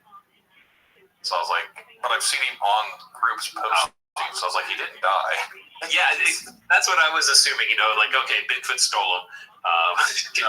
But the day that he was supposed to be talking to me, like during the time of the interview, I'd seen him commenting on certain posts. I almost comment on there so you can be on here, but you can't talk to me. Or the one that reached out to me first. Yeah. But I didn't bother. It's not worth it. Yeah, it's happened a couple times with us where we had a couple of issues where they just don't show up, and I started. I send out a PDF kind of thing to all my upcoming guests, and I tell them, like, listen, if you can't make it, okay, I understand, but please give me a little bit of a heads up. Thanks, Rich. Yeah, thanks again, guys. Here's one of our show links. Perfect. Sorry, just reading the comments. But yeah, so I say that, and then also say there as well to my future guests, I said, would you, let me know if you are okay to be called on short notice in case someone pulls a no-show. Just in case that I could, bump them up, and some of them have said okay to that. So I think that's decent. Yeah. Tomorrow I have an interview. I've been wanting to go down this rabbit hole for a while, and anyone out there listening, if you follow the podcast, it'll come out in a couple months just because of how my backlog looks. But diving into the Rothschilds, so if I come up missing, exactly. There's just a bunch of scheduled podcasts, and there's no more lives, no more talking or anything, and Brandon's gone, and yeah. The podcast will still go on for a couple because I've got all these stuff already uploaded, so you might have like a couple more months of content. But once that one gets dropped, you might never. Yeah, it's like, where did he go? Disappear. You guys know what happened. Speaking of Bigfoot, I actually have a theory that it came to me a couple of weeks ago when I was listening to a couple of other podcasts like PRT and just a couple other podcasts. One of the things that always seems to happen with Bigfoot is if Bigfoot follows or is Bigfoot near someone's property, what happens is the slapping of houses. Okay, so this seems to be something that is very common. If Bigfoot's on your property, he's slapping your house. And I had my next guest, Ernie, he on the Lost Frequency still, he talks about being face to face with a Bigfoot, which was communicating with him like almost sign language. And he says it was kind of like very Native American-ish kind of communication, like pointing, you, me, equal. Which that kind of tied in with my theory that perhaps this house slapping is, and I don't know if you've heard of counting coup, or counting coup. Have you heard of that before? I've heard of it, but I don't know what it means. Okay, so what it is a native brave from one tribe would go count coup on another tribe, like one that they're warring with. But what it was, you're not going there to kill or hurt anybody. You're going to show them that you're the better warrior, that you can sneak into their camp, do something, and get out without being caught or even noticed. So, maybe they'll leave something there to show that they were there, or take something of theirs. And that is to show that to your enemy that you have one up them. You are better than them. You are, you're the better warrior, and you've just beat them. That is what I believe this house slapping is actually. It's kind of like this house slap, and whenever people go out to go look, there's nothing in sight. There's nothing. So it's them kind of showing you that I'm the better warrior. I'm the stealthier warrior. I'm in and I'm out, and you can't catch me. And it's kind of like of course, like a warning, but it's showing you that I'm the better one. And it just kind of fits into the narrative, in my opinion. I can see that. I've heard people on other podcasts too. They've said stuff like Bigfoot, he's almost silent, like it tries to communicate with them. And even primates, even gorillas, they have ways of communicating now. Like I think whatever her name is, that one that they teach her sign language. Yeah. Yes. I think whatever her name is. If they can teach a primate, a great ape, how to communicate, if these things are of that nature, wouldn't they be able to communicate too? So it makes sense to me. Like, of course, especially if they. And I'm kind of in no camp. When I say I'm in no camp, because I know there's two camps. There's the woo camp, and then there's the flesh and blood. I would say I don't know, because I truly don't know. I leaning more to the woo side because I've heard so many stories of stuff that's happened, but I don't know. But if they've been interacting with native tribes for years prior, and now they're a little more scared of man, with all our technological advancements, whether it be guns and whatnot. But would they have not had to have a way to communicate? Sign language, pointing is probably one of the oldest forms of communication. Is like, me hungry, me, I can't hear you. If I do that, I don't care what language I'm doing that in, to someone who doesn't speak English, or someone's, maybe they speak Cantonese or something. If I'm like, if I do that, it means I can't hear you, I'm hungry, We have these hand signals, and they're universal. So perhaps, they had a way of communicating with the native tribes, and it's just been passed down from generation to generation. When it comes to cryptids, I kind of like you. I don't know what to believe. Yeah, a lot of them I'm skeptical about, just because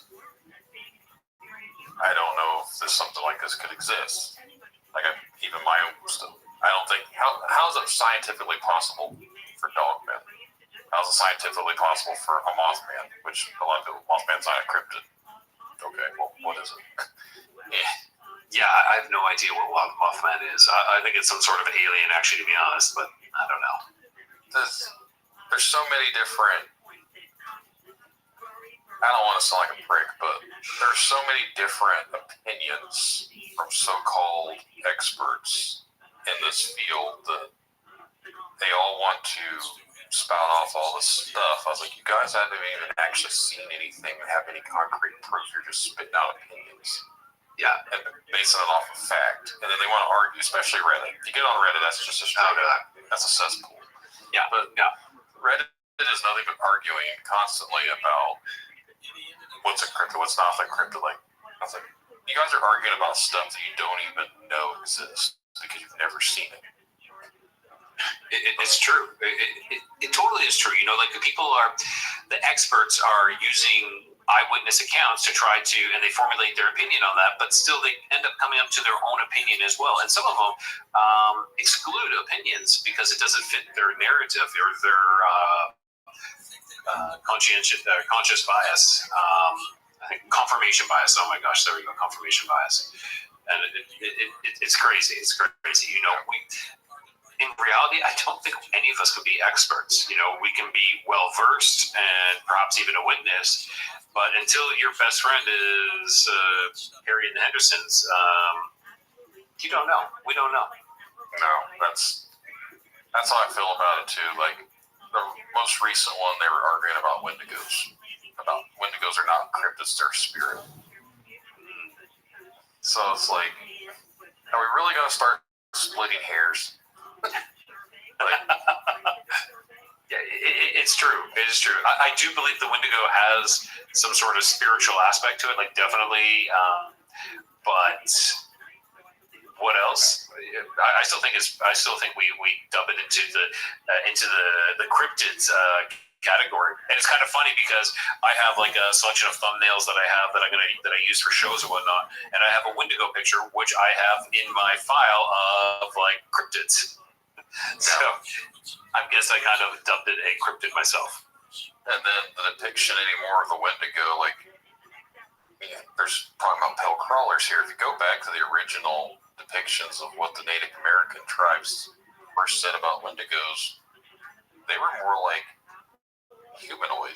They weren't the deer-headed, rotting corpse-looking thing.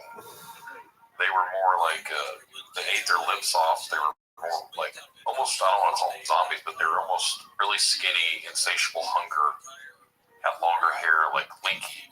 So when people are talking about seeing rakes and seeing these pale crawlers and everything, I've often wondered, I was like, maybe they're not any different from what the original Wendigos were. Maybe the things that the Wendigos are based off of are the same things that these people are seeing now.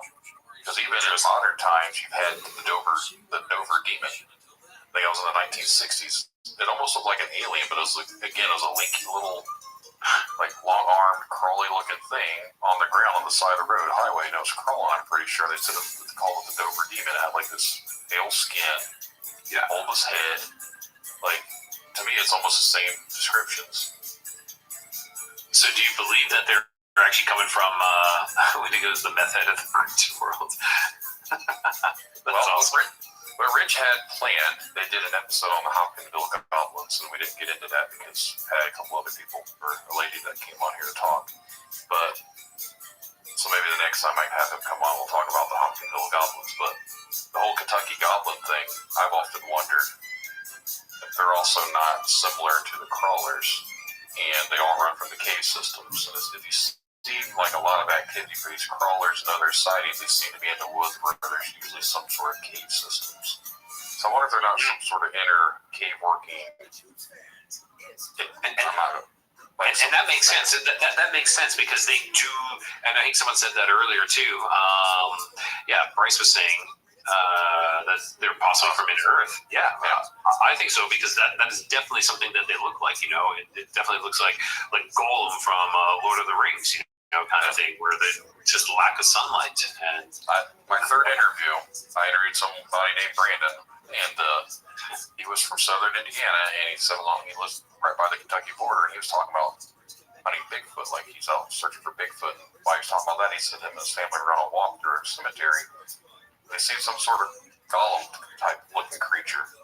Instead of golems, that sounded like a Kentucky goblin. He didn't know what that was, and I was more interested in hearing about that, not so much about the Bigfoot stuff, because like you don't really hear very many Kentucky goblin encounters. They said it was just in the cemetery, just kind of his whole family seemed just kind of crawling around and just went off. I don't remember, he said there's one or two of them.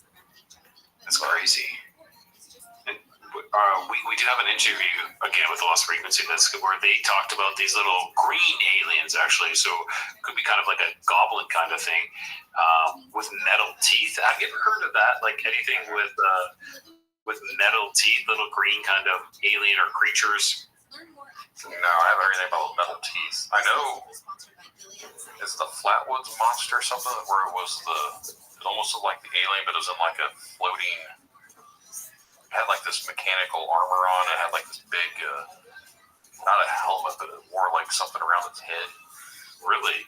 Yeah, I think it was called the Flatwoods Monster. I'm not 100% sure, but that almost sounds like the creatures down in Peru, where they're saying that are flying around and the face peelers. Yeah, something like that.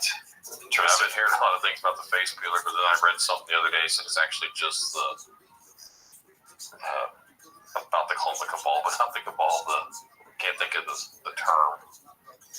The mafia, the narcos, those things, whatever. I can't think of what they're called. I'm having a complete brain fart. But yeah, basically the crime lords smuggling in cocaine and everything. I'd say narcos. The narcos. Yeah. It could be. So they're just kind of, but some of the things that are happening are pretty supernatural sounding, almost in a way. But yeah, I don't know. I don't know. What else? What else is new and exciting? Yeah, he said it. Yeah, cartel. I had a complete brain fart. I was like, I'm trying to think of what I was like this. I don't know what it is. And I should have known that. Being here in Mexico, this cartel. I'm pretty good where I live. It's kind of away from all that. But that's a big thing here. Yeah. No, but there's just a lot of weird things, especially even the puckwudgies. They're little humanoid-looking things. How big are the puckwudgies? Are they like duendes, or are they like? How tall are the puckwudgies? I've heard of this term before, but I don't know too much. I don't know the exact height. I don't know if anyone out there listening does, but I think they're like less than 2 feet.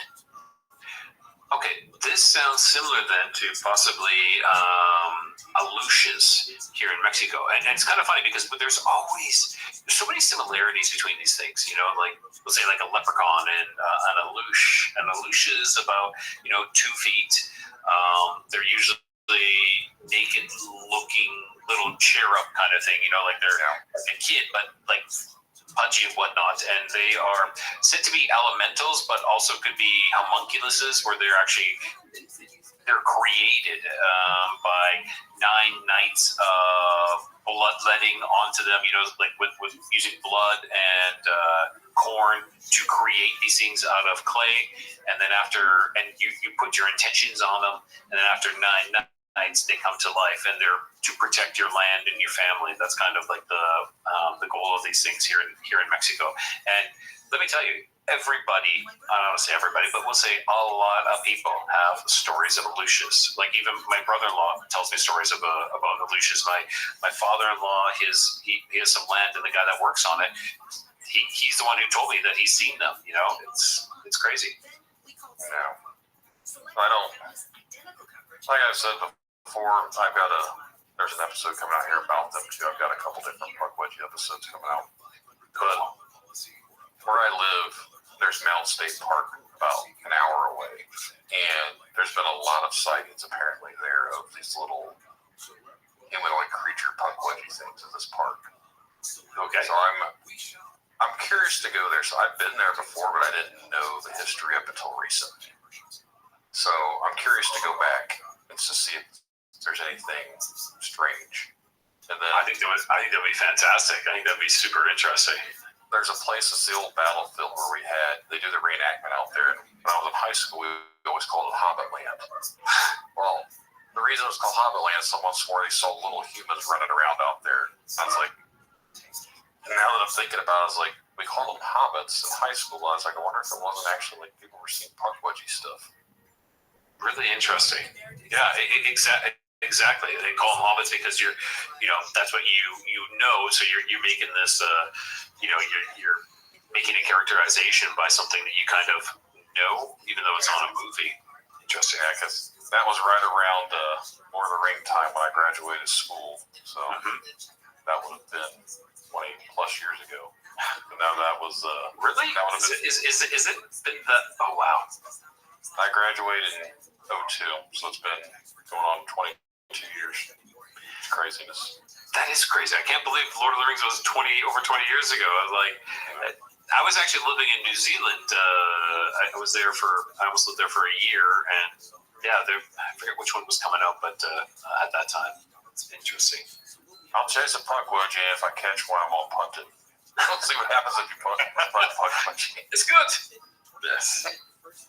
No,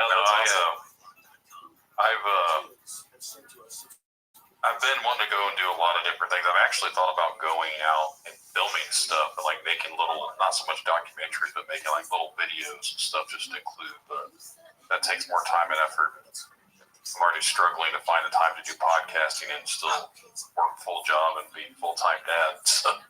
Right. I'm in the same boat. I am totally in the same boat. So, for anyone out there that's still watching and listening, it's not an easy gig. Everyone's, you just turn on a camera and you start talking. No, you have to plan this shit. This was completely unplanned. This was spur of the moment. So anyone watching this, I appreciate it because this was not this was not anything I had planned out. Hopefully, if I start doing this more often, I'll have them on a schedule so more people can know, not last minute. I can totally relate. Like, I had 2 weeks to set up this whole new podcast and then start scheduling and everything.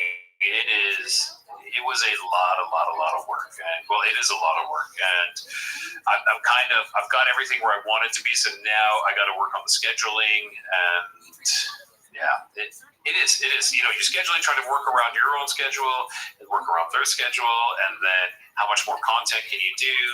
I want to do this as well. I want to do this. And it's a lot of work. It is. And then we have to edit. And, but hey, it's the name of the game. It is what it is. Yeah. Again, next time I'm going to try and be a little bit more proactive. I posted it in a bunch of different groups. I don't think anyone ever goes to groups and pays attention half the time when someone posts things. Facebook, yeah, a lot of things get lost in Facebook now. You know, it's just like gone, and it's. I put it on Instagram. I put it on X. I even put it on whatever the different Instagram thing's called. I can't think what it's called. I have no idea. I barely use Instagram. I was gonna call it Reels, but it's not Reels. It's something else. But yeah, what is Reels? Is Reels Facebook? So I would assume Instagram is Reels as well, but wouldn't it just kind of carry over because they're the same? Threads. Oh. There's Threads. It's like a different Instagram. Oh, yeah. There's like, I post things and like, there's nothing.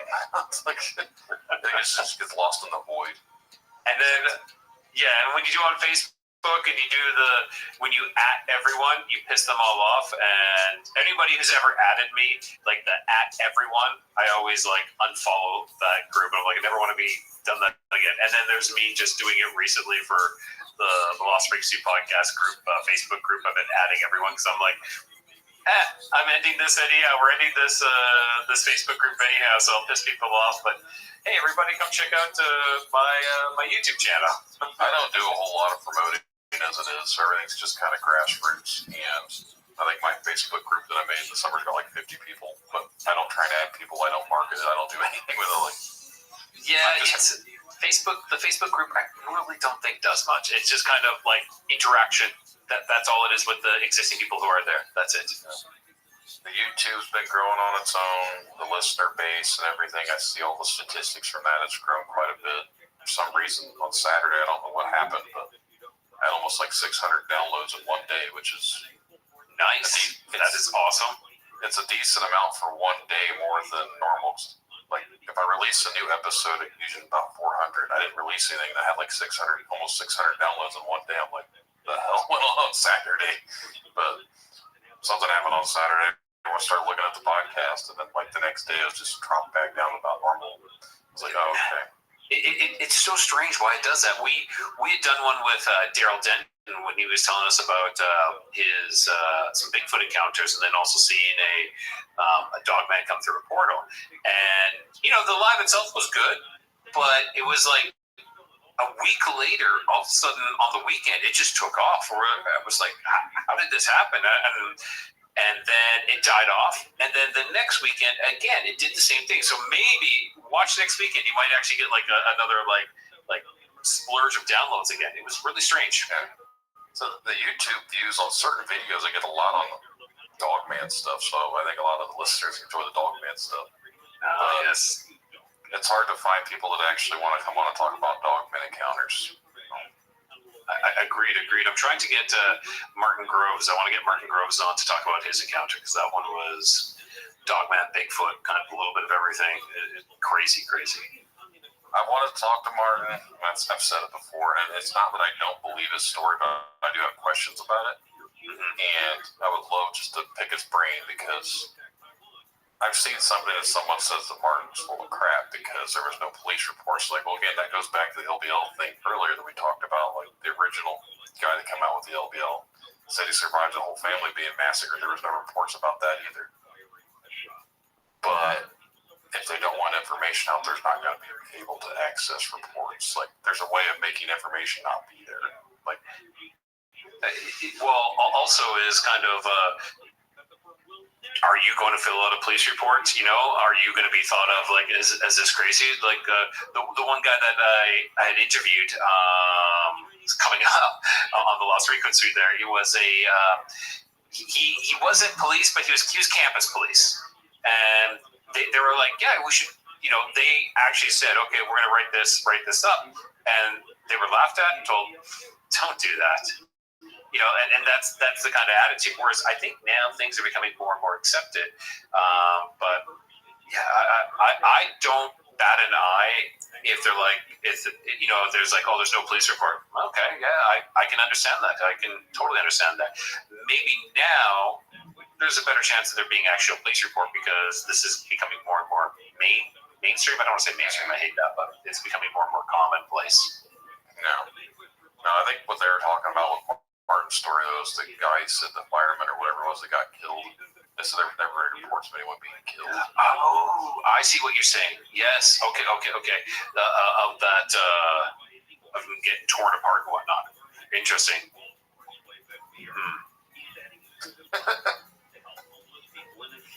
My book. Awesome. I learned a valuable lesson too. I'm not a great author, so been getting some feedback. I've been getting some very low ratings on Amazon lately. Oh shit! I'm actually in the process of writing semi-fiction, non-fiction book. So, mini ebooks actually is what I'm trying to bring out, a series of mini ebooks that are based on. I have the craziest of craziest dreams, and I swear to God that they're real, just happening in another life, another dimension, past life, something in the future, something in the past, all the above. And so it's kind of like loosely based on my life, and there's like the dream aspect, which I say is real in the book, kind of thing. So I started it. I put it on it's catching picking up a lot of dust because the podcast kind of stole all my time. But I want to get back to that as well. I mean, I won't call them the Karen, but they bought it, so I got like a little bit of that percentage. So. Fair enough. Yeah, fair enough. They don't have to like it, but I got your 2 cents. Yeah, exactly. That's another rabbit hole in itself of how much money you don't actually make off stuff. I have done in the past some Kindle direct publishing. Yeah, you don't really make much money at all. No. As someone, I got called a grifter not long ago because they're like, oh, you're making all this money off the podcast. Like, do you realize that I've spent more money than I've ever made on this podcast? Like, I didn't even monetize until 2 months ago, and I'm barely breaking even. So for over a year, I was basically spending $70 a month just to do a podcast. It is. It's expensive. I am trying to make a podcast as cheap as possible, but it's without making it look cheap. If that's the way to do it, it's kind of you got to put money in. You have to. I just bought a new webcam because mine was terrible. And I'm like, you know what? If I want to try to put out at least a half decent product, I got to have at least a half decent webcam as well. So that's what I've done. I actually just went Saturday and upgraded cables, and I didn't realize that I was going to spend $100 on 2 cables. Wow. A 2-foot and a 6-foot. But the ones I bought were cheaper, and I kept hearing a clicking in my headset.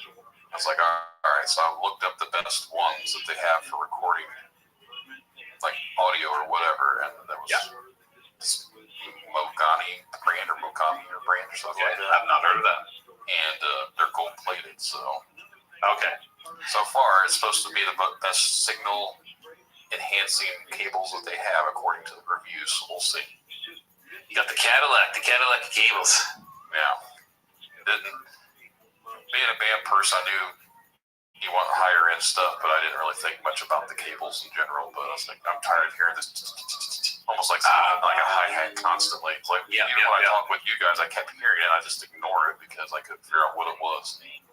It's not doing it now, so I think I fixed the problem. Well, that was a good investment then. No. Well, I planned on kind of wrap this up about this time, so. Perfect, yeah, because I was just about to say, I'm beat. I got to get up early, and I'm good to go. Do you mind if I post my link to my channel in the chat? Go ahead. Let everyone know where they can find you. Yeah. Hopefully it comes through. So, Codega's Codex of Curiosities. It's my new channel. I don't have any of this new content yet. It's being made as we speak. I'm still Tom and I are both kind of like we split, but we're both still releasing the exact same content of the Lost Frequency on each of our own channels. Yeah. So, you'll see a couple more shows from there coming up. But I should be releasing, like I said, it'll probably be on the 20th. Yeah, I said the 20th. I'll be dropping my first audio episode, but the video will be coming out on the Thursday, which will be the 25th. I think that'll be not the 25th. I'm horrible. 22nd. It'll be on your birthday. Yeah, I'll be dropping it on your birthday. Yeah, so February 22nd, I'll be dropping the video. Audio is going to be coming out on Tuesdays, and that will be. And if you like Dogman, of course, I'm having Matt Emch on. He's done the circuit a lot. But I'm not going to be actually going much into his Dogman because he's done that with so many other people. So I've decided to go a different route with him and stay posted for that. Yeah, looking forward to it. Awesome. Thanks so much, Brandon. Yep, you have a good night. Thanks for coming on here and talking with me. You too. Thanks, man. Yep, see ya. There we go. Well, everyone, if you're still watching, appreciate you guys for sticking around. I might do this more often if everyone else would like for me to. I might try and pick a specific day, maybe a Tuesday or something, Tuesday or Thursday, and designate it a live stream night. Won't be anytime soon, probably in the next couple of weeks, but you guys can let me know if you enjoyed it. If anyone wants to be on an episode of Tinfoil Tales, you can reach out to me. Send an email to tinfoiltalespodcast@gmail.com or go to tinfoiltales.com and you can hit the contact button, whatever works. But again, thanks for sticking around. Thanks for watching. And again, leave some feedback if you would like more live stream episodes. If anyone wants to come on and talk on the live stream, just give me a holler. We'll get something figured out. But I want to say thanks again to everyone for sticking around and watching tonight. Good night, everyone.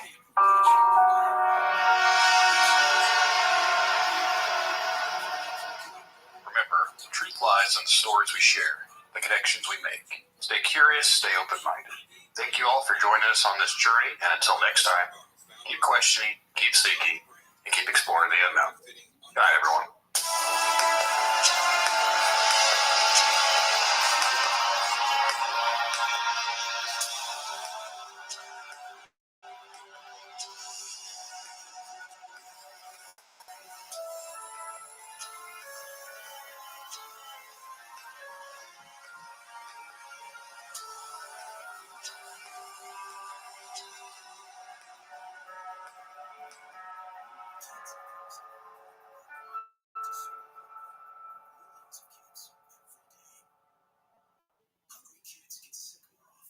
BetMGM has an unreal deal for sports fans in Indiana. Turn $5 into $150 instantly when you place your first wager at BetMGM. Simply download the BetMGM app and sign up using code WIN150. Then place a $5 wager on any sport. You'll receive $150 in bonus bets, regardless of your wager's outcome. And if you think the fun stops there, the king of sportsbooks has plenty of surprises in store. Check out daily promotions, same game parlays, live bets, and so much more. No matter your team or your sport, BetMGM is for you. Download the app in Indiana today and get $150 in bonus bets instantly from your first wager. Only at BetMGM. BetMGM and GameSense remind you to play responsibly. See BetMGM.com for terms. 21 plus only. Indiana only. New customer offer. Subject to eligibility requirements. Rewards are non-withdrawable bonus bets that expire in 7 days. If you or someone you know has a gambling problem and wants help, call 1-800-9-WITH-IT. Excellence in staffing. EduStaff is America's #1 choice for substitute staffing, and we're hiring substitute teachers, support staff, and more in your local school districts. Make a difference in your community while earning great pay. Apply today at edustaff.org. That's edustaff.org. EduStaff, excellence in staffing. BetMGM has an unreal deal for sports fans in Indiana. Turn $5 into $150 instantly when you place your first wager at BetMGM. Simply download the BetMGM app and sign up using code WIN150. Then place a $5 wager on any sport. You'll receive $150 in bonus bets, regardless of your wager's outcome. And if you think the fun stops there, the king of sportsbooks has plenty of surprises in store. Check out daily promotions, same game parlays, live bets, and so much more. No matter your team or your sport, BetMGM is for you. Download the app in Indiana today and get $150 in bonus bets instantly from your first wager. Only at BetMGM. BetMGM and GameSense remind you to play responsibly. See BetMGM.com for terms. 21 plus only. Indiana only. New customer offer. Subject to eligibility requirements. Rewards are non-withdrawable bonus bets that expire in 7 days. If you or someone you know has a gambling problem and wants help, call 1-800-9-WITH-IT. Indiana Wesleyan University provides accessible education for every chapter of life. Traditional students learn, live, and lead the way through a rich community on IWU's beautiful 350-acre campus in Marion, Indiana. Adult learners choose the flexibility of 100% online classes in over 150 programs with support from professors who are experts in their field of study and deeply care for student success in academics and spiritual formation. Discover the way ahead at IWU. Visit discovertheway.com to learn how. And I just turned around and I hauled ass out of there. I was done. I wasn't dealing with that.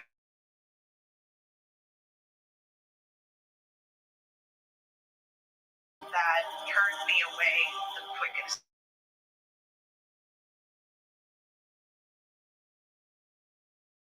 Dust, and one of the things I remember going red. I see an orb of light. It is just circling these steps like it is waiting for me. And he begins to tell them that he saw a UFO. They're basically like, what are you talking about? That's 7 foot up on a tree, peeking around it, and that's where I saw the top of the muzzle, nose, and the eyes. As soon as I made eye contact with this thing, it felt like death. Welcome back to Tinfoil Tales. I'm your host, Brandon Wright.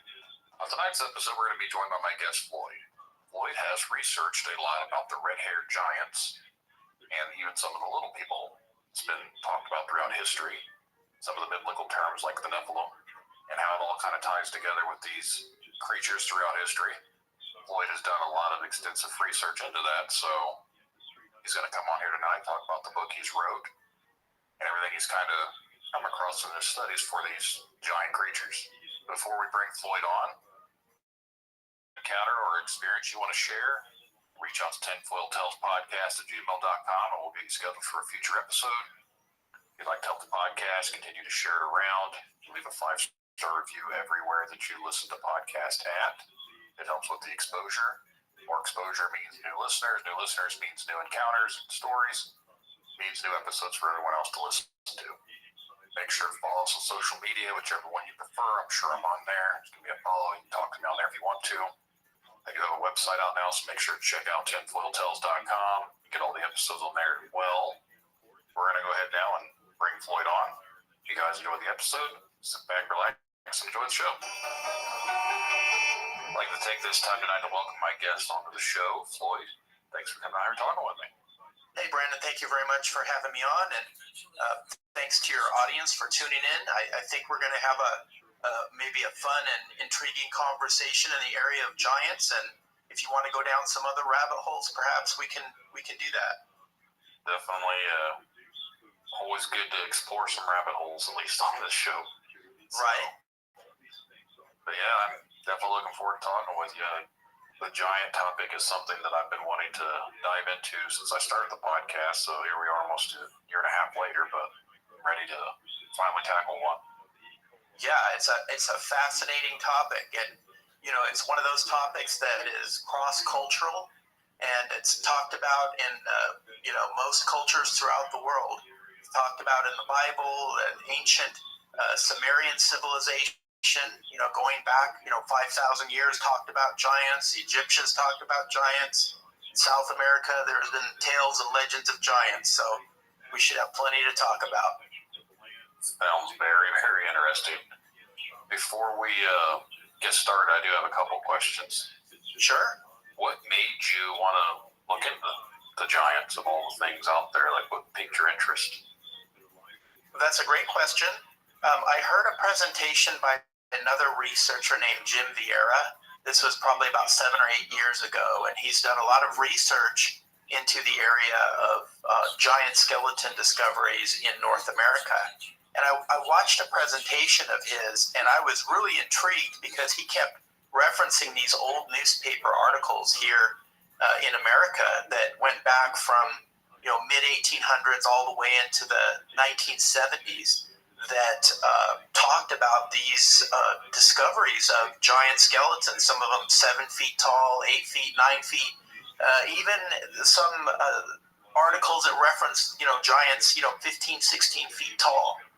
And I thought, this is wild. Like, is this real? And he kept showing these different newspaper articles, and in some of those articles, institutions such as the Smithsonian was referenced, and there was always mentioned that, the Smithsonian or some other organization would come in and examine the bones, and then they just disappeared.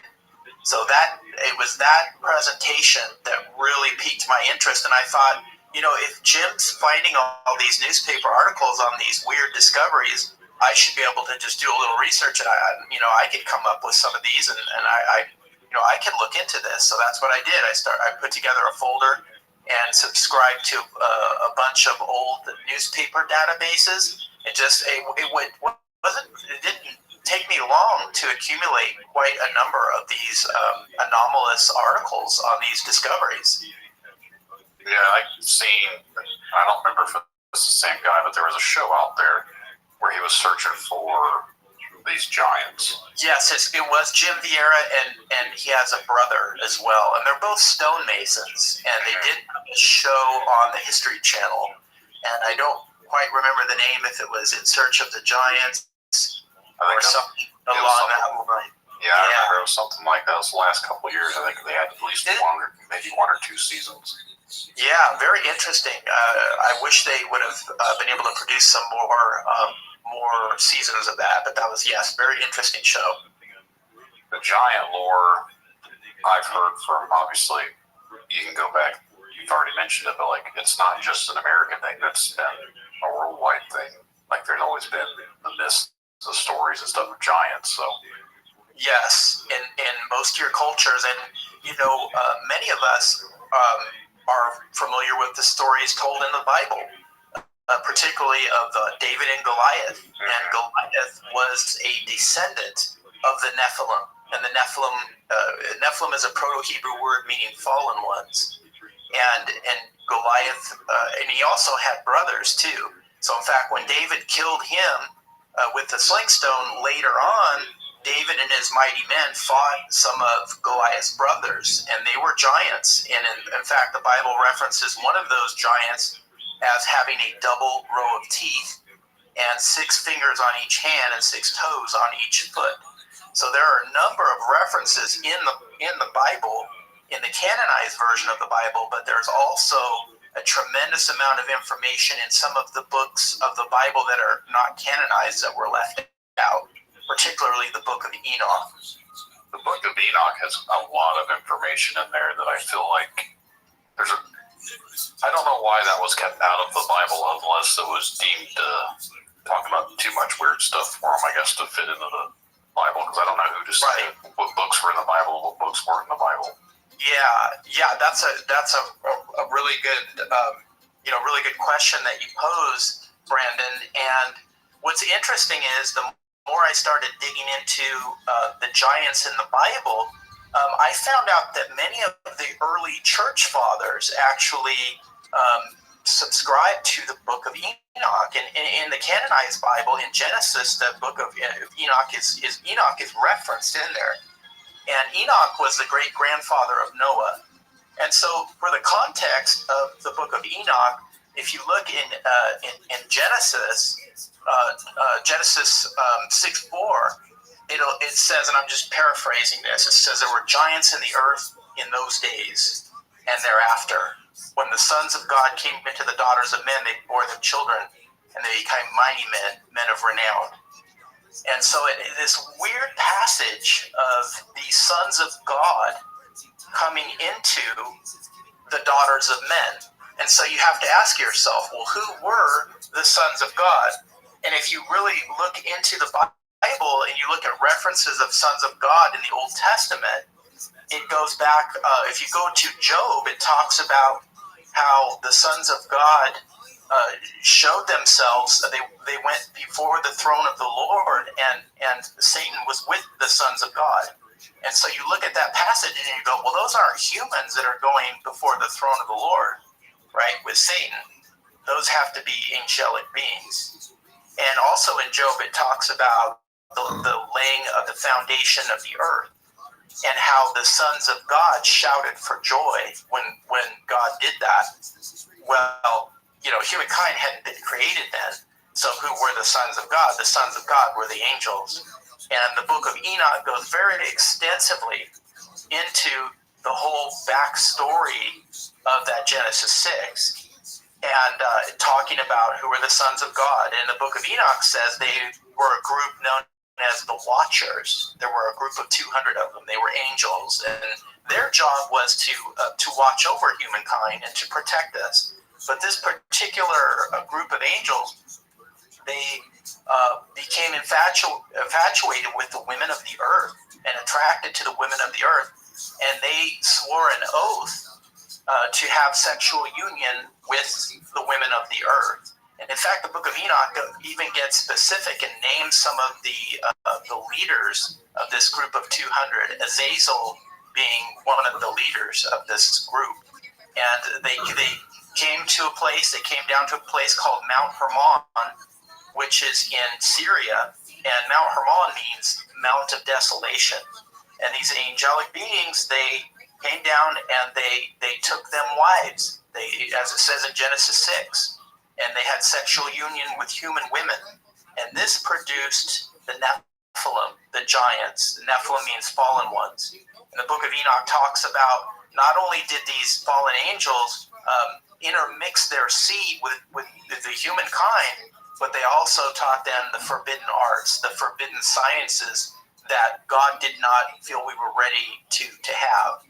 And those are known as the sacred sciences, or the 7 sacred sciences. And they're talked a lot about in secret societies such as the Freemasons and the Rosicrucians and other secret societies that claim to have knowledge that goes all the way back to this particular time when these extraterrestrial beings, if you want to call them that, they weren't from the earth, came and intermixed with our seed.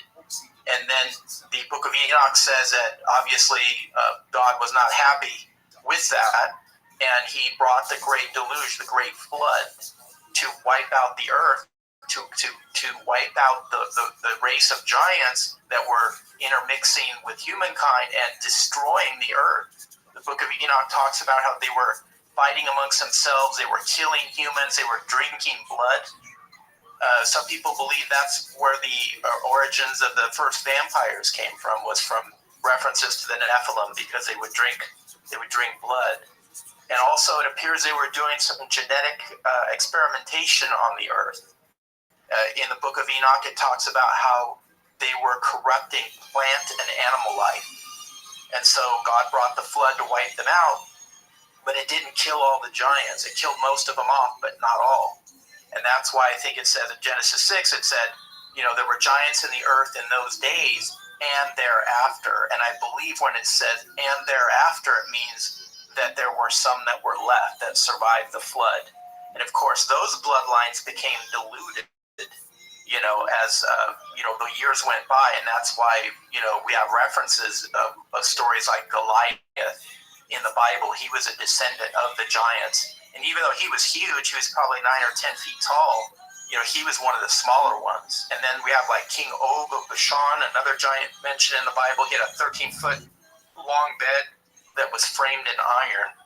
And Moses and his armies killed off King Og. But there's a number of references in the Bible if you know where to look. But I believe the book of Enoch is the whole backstory for Genesis 6. And also, too, there are other books, non-canonized books, books of Jasher and a number of other books that also talk about the fallen angels, the angels that came down to the earth and they intermixed their seed.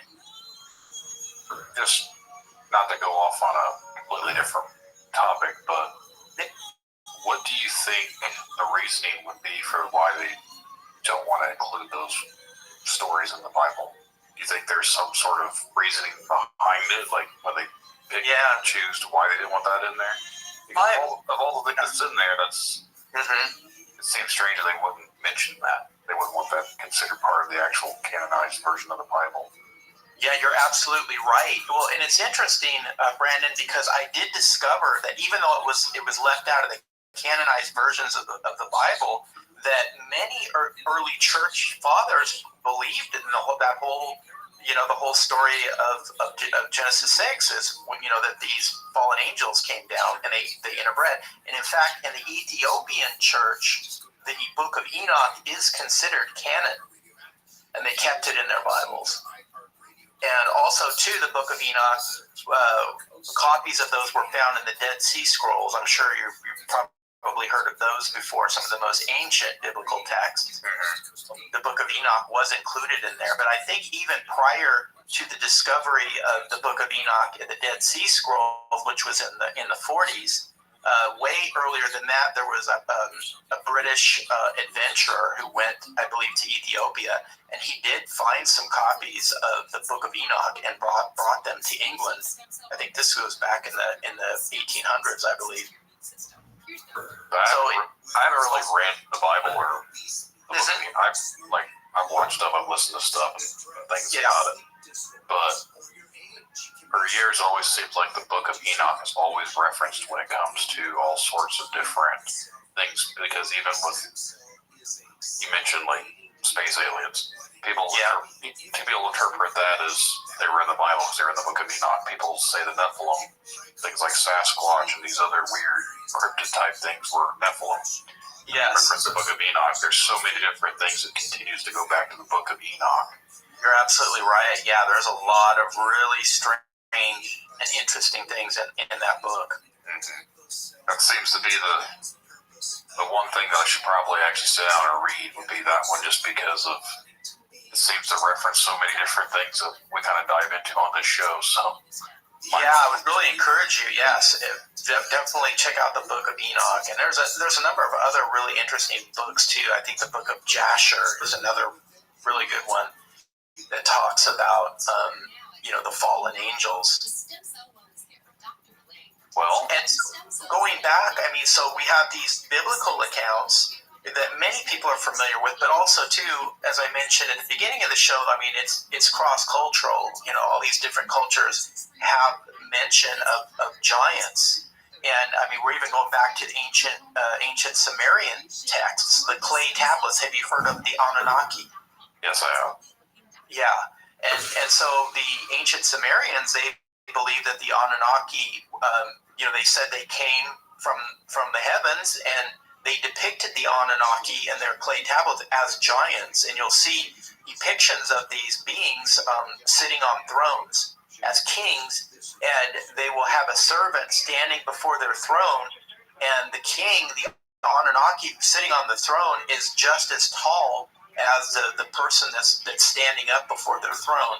So if that individual that was sitting down, if they stood straight up, they would be twice the size of their servant. So, could some people say, oh, well, that's just symbolic. They just wanted to depict the royalty, as bigger because they were, more important. However, I mean, could it also be possible that they depicted them how they saw them, and that they were giants? Yeah, that's a good point.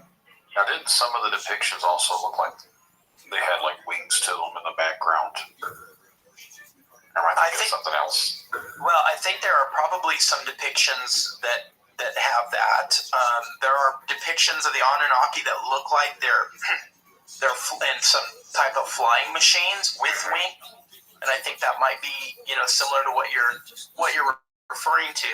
But just think of all the symbolism, though, of these beings, having wings, or in what appears to be some type of vehicle with wings. I mean, what are wings symbolic of, right? The ability to fly. Yeah, ability to fly. And so, yeah, it's really interesting how you have all these different cultures, and they're depicting, the same or similar things with their symbolism. And so we have the Anunnaki in the Sumerian tradition, and the ancient Sumerians said that the Anunnaki came from the heavens, and they pretty much taught them everything they knew. They taught them how to build cities and temples, the giant ziggurats, the stepped pyramids. They gave them their laws. They taught them about astronomy, agriculture, architecture. All their sciences they attributed to these beings that came from the heavens. And they said that the Anunnaki established the whole concept of kingship, the whole concept that, we're going to put this ruler in place, and, he's, they're godlike. They have, communication with the gods, and they're going to rule you. So it's really interesting. And the more I researched on the biblical giants, and then looking at the Anunnaki, the ancient Sumerian giants, it is my personal belief that they're probably one and the same, that they're the same types of beings. You mentioned earlier about the 2 rows of teeth, and the 6 fingers, and the 6 toes. I've heard that a lot with recent accounts of giants. And I don't know, I'm not 100% sure of the story's accuracy or whatever, but recently, within the last, I'd say 15, 20 years, there's the story of the giant of Kandahar or whatever. Right. I don't know if that's authentic or just completely made up. I mean, I obviously wasn't there, but if the description was the same, basically, I think it had red hair, it had 2 rows of teeth, the 6 fingers, and the 6 toes. Yes, you are correct. Yeah, and I didn't include that story in my book, although I found it very interesting. In fact, when I first found out about that, the story was a military guy who supposedly was involved in the killing of that giant in Kandahar, Afghanistan. And the backstory of it is that there was allegedly this giant in a very remote area, Kandahar, and it, as you said, it had red hair, it had the 6 fingers on the hands and the 6 toes on the feet, just right out of the biblical description. And the local villagers in that area, they worshiped this thing as a god. And apparently, some of our soldiers encountered it, and it killed that unit of soldiers. And then another unit was sent in, and they cornered this giant at a cave, and they shot it and killed it. Apparently, as the story goes, it had a giant spear, and it skewered a number of soldiers before it was killed. And it took a lot to bring the giant down. And so I've been asked before, do you think that's a true story, or do you think that's possible? And basically, I don't know. I would need more evidence. I mean, I watched the video of this alleged soldier recounting what had happened, and at the time, I sent the video to one of my best friends, who was a Army intelligence officer, and he had been trained in interrogation and all that stuff. And I said, hey, Eli, could you take a look at this, and what do you think? What this guy's saying? But in the video, the gentleman's face was blacked out. But my friend listened to the guy's basic story, and I said, well, what do you think? And he goes, I can tell you this, that man believes what he's saying. That doesn't necessarily mean it's true, but he said he definitely believes what he was saying in the interview. And I thought that was interesting. And so do I believe that giant was real and that happened? I'll say I would need more evidence. It very well could have happened. It's within the realm of possibility. And I would even pose that there could be giants that still exist.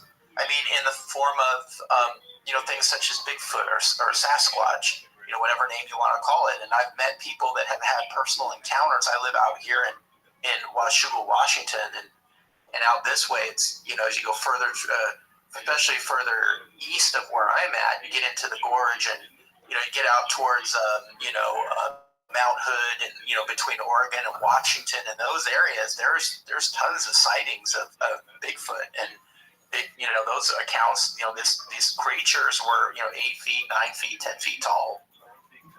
Yeah, I've talked to quite a few people with Sasquatch sightings and stuff, and that's always been something that's fascinating even as a kid.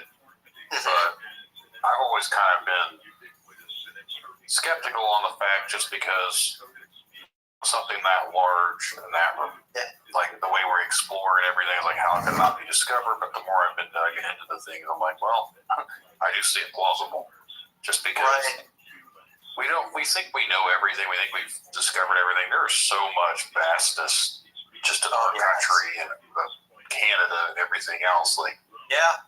It's so plausible that there could be something undiscovered out there that we're just not aware of, and that could be this. And even with Sasquatch, there's all sorts of weird lore that kind of goes with them, as far as like, I say the woo part of it for the woo-woos, but basically, like, people say they just disappear. Some people think they see orbs around them, the eyes that glow.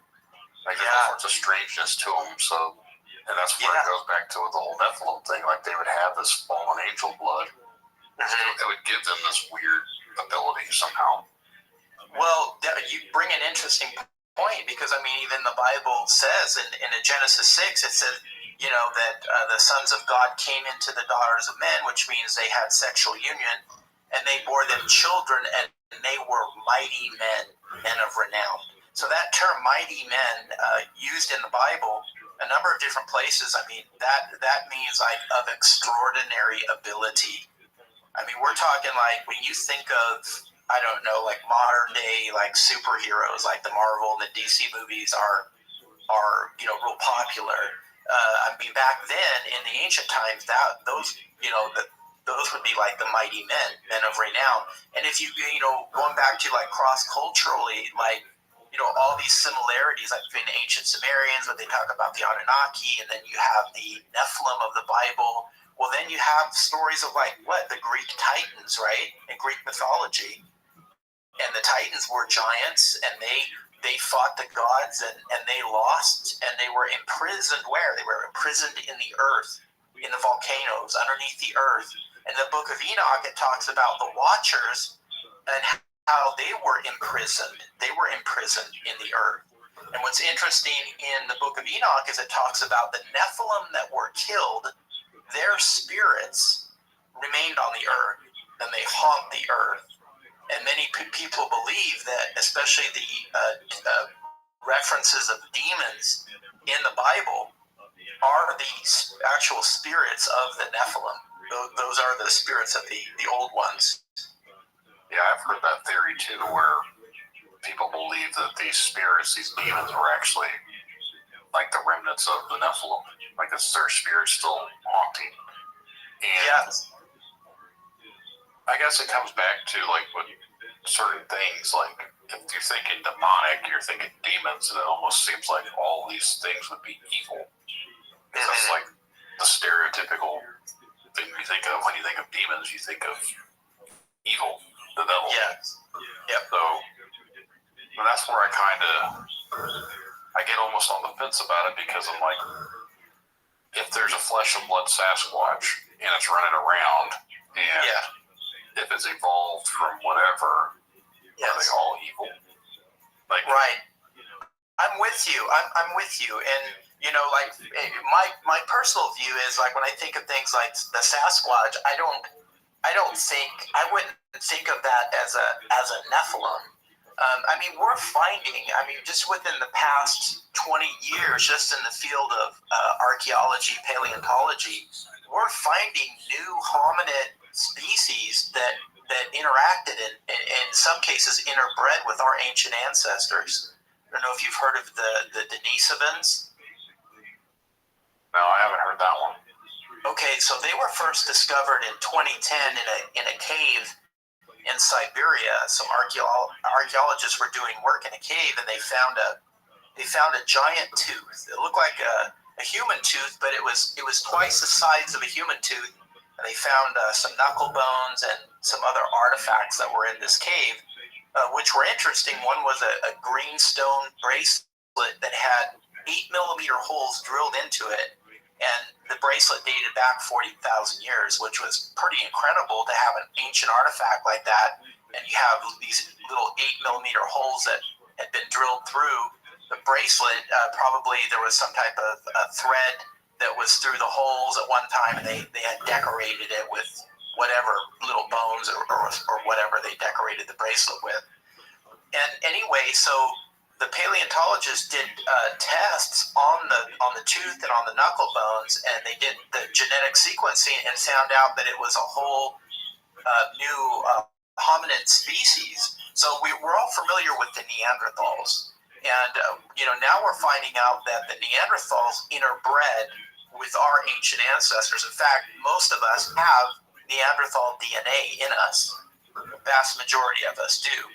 And now they found this other hominid species, and they named them the Denisovans, and now they're finding in populations in Asia and even over in Europe and in North America and the Native American populations some of this DNA evidence of the Denisovans. And what was interesting about this discovery is that not too long ago, a full Denisovan skull was found in China.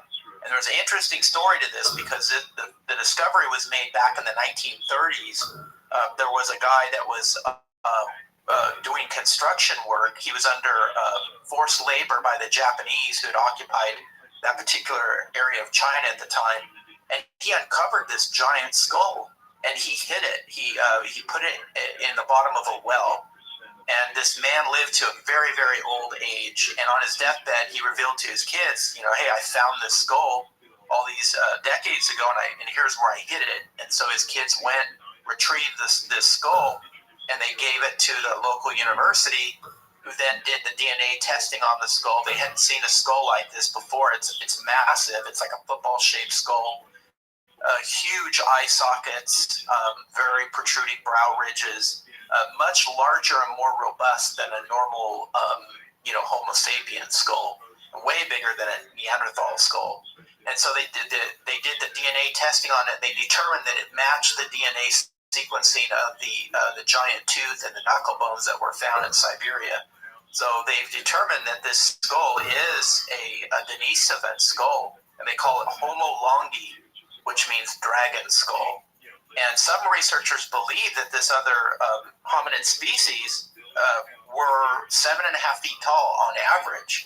They were giants, and they intermixed not only with Neanderthals, but some of them were still around when our ancient ancestors were around, and there was all this interbreeding going on between our ancestors, the Neanderthals, and the Denisovans. Yeah, I haven't even heard that before. I'm going to have to look into that one. Yeah, it's interesting. I talk a lot about it. I write a lot about it in my book on the Denisovan discovery, and I pose the question: well, could the Denisovans be, could this be evidence of these giants, that had interacted with our ancestors? And then that's where you have a lot of these legends that also come from, about giants. So I don't just stick with one theory. I put out, here's what is contained in the Bible, what it says about the giants, and here's what the ancient Sumerians say about the Anunnaki. Could these giants be, the biblical Nephilim or the Anunnaki, or could they be, just another different, species of us, that interbred with our ancestors? So I don't stick with just one track. I just present evidence as I accumulated it, and just put it out there for the readers to make their own conclusions. Yeah, that's kind of how I am with my show. Like, I have people come on here and they talk and everything, and I'm not out here to prove or disprove anyone. I'm like, everyone can come up with their own assumptions, but if you're doing the research and you have the books out there and your findings and everything else, I mean, yes, that's you've done the work, so who's to argue with that? Right, you're just sharing. My whole goal on writing my book, which is The Red-Haired Giants of the Lovelock Cave and Other Ancient Mysteries, was just to share information that I discovered on the giants and other interesting topics, in hopes that other people would build upon my work, and they would go more in depth and maybe explore some areas at deeper levels than I did. And so it's just kind of putting that knowledge out there into the knowledge base and hoping that people continue to build on that. Now, you mentioned, did you say Lovelock Caves? The Lovelock Caves, that's the central story. And those caves are in Nevada. And there's a Paiute tradition, a northern Paiute tradition, that there were a race of giants. And then we're going back, we were talking earlier about the red hair. These Paiutes said that these giants had red hair. And they were very violent. They were cannibals. They would attack the neighboring tribes, and they would cannibalize their victims. And this went on for a long time. And finally, the Paiutes got tired of being attacked, and they allied with other native tribes in that area, and they waged a war on these red-haired giants that lasted over 3 years, culminating in a final battle at Lovelock Cave, where the last of the red-haired giants were cornered. And the Paiutes threw brush in front of the cave. They lit flaming arrows, and then they burned the giants to death. Yeah, I've heard that story before. And again, the giants are red hair, and I've heard the version where they had the 6 fingers and the 6 toes on each hand. Yeah, it's interesting. So in my book, I provide photographs in there of some of the artifacts that came out of the cave, and even some of the skulls. Now, allegedly, there was I think like around 50-some mummies, skeletons that came out of the cave, but they disappeared. They were never put on public display. However, I find this really intriguing and mind-blowing. When I was going through the old archaeological accounts of the first excavation done at that cave, which was in 1911, there were 2 guano miners, and guano is bat dung. These guys were mining bat dung out of the cave. And they found all these artifacts and giant skeletons, and then, of course, they reported it to the local university. And then a year later, in 1912, excavations were done by a archaeologist named Loud, was his last name, and he went and conducted these excavations. And in his records, he said that the largest specimen of the mummies was given to a fraternal lodge to be boiled and used in initiation purposes. And I thought, that is crazy. Like, what is going on here? Like, most, these skeletons were never put on public display, but yet here it's saying in the records that the largest of these skeletons were given to a fraternal lodge to be used in ritual purposes. So I started investigating that track, which led me to some local fraternal lodges that were in that area at that particular time in the early 1900s. And in fact, one of them is still there, which is the Masonic Lodge. And so I started looking into the Masonic Lodge to see if there was any connection, like any history of the Masons using human remains in any of their rituals. And surprisingly, I did uncover some information that there has been rituals, Masonic rituals conducted that used human bones. In fact, there were some Masonic lodges in Australia, probably 15, 20 years ago, that got into trouble because there were some workmen that were renovating the lodges there, and they noticed that there was these human skulls and other bones there, so they reported it to the police, and the police did their investigation and come to find out that these Masonic lodges were using human bones in their rituals, and they were Aboriginal bones, I believe, that they were using. So there is a history that human remains, were used, at least in some of these lodges. And so then I was thinking, well, like, what connection? Like, why would they do that? What is the symbolic meaning of that? And were they using these human bones, like any human bones that they could get their hands on, or was there like a specific significance to acquiring like a giant skeleton? And if that was the case, why did they want to have this giant skeleton and use it in a ritual? And so then I discovered the works of another researcher named Gary Wayne. He wrote a book called The Genesis 6 Conspiracy, and he goes in depth, basically connecting a lot of these secret societies like the Freemasons and the Rosicrucians and other secret societies that trace their knowledge base going all the way back to the ancient mystery schools, going all the way back to the fallen angels, the Nephilim. Yeah, there's a lot of, I don't know the exact term to use, I'd say similarities, but I think there's a lot of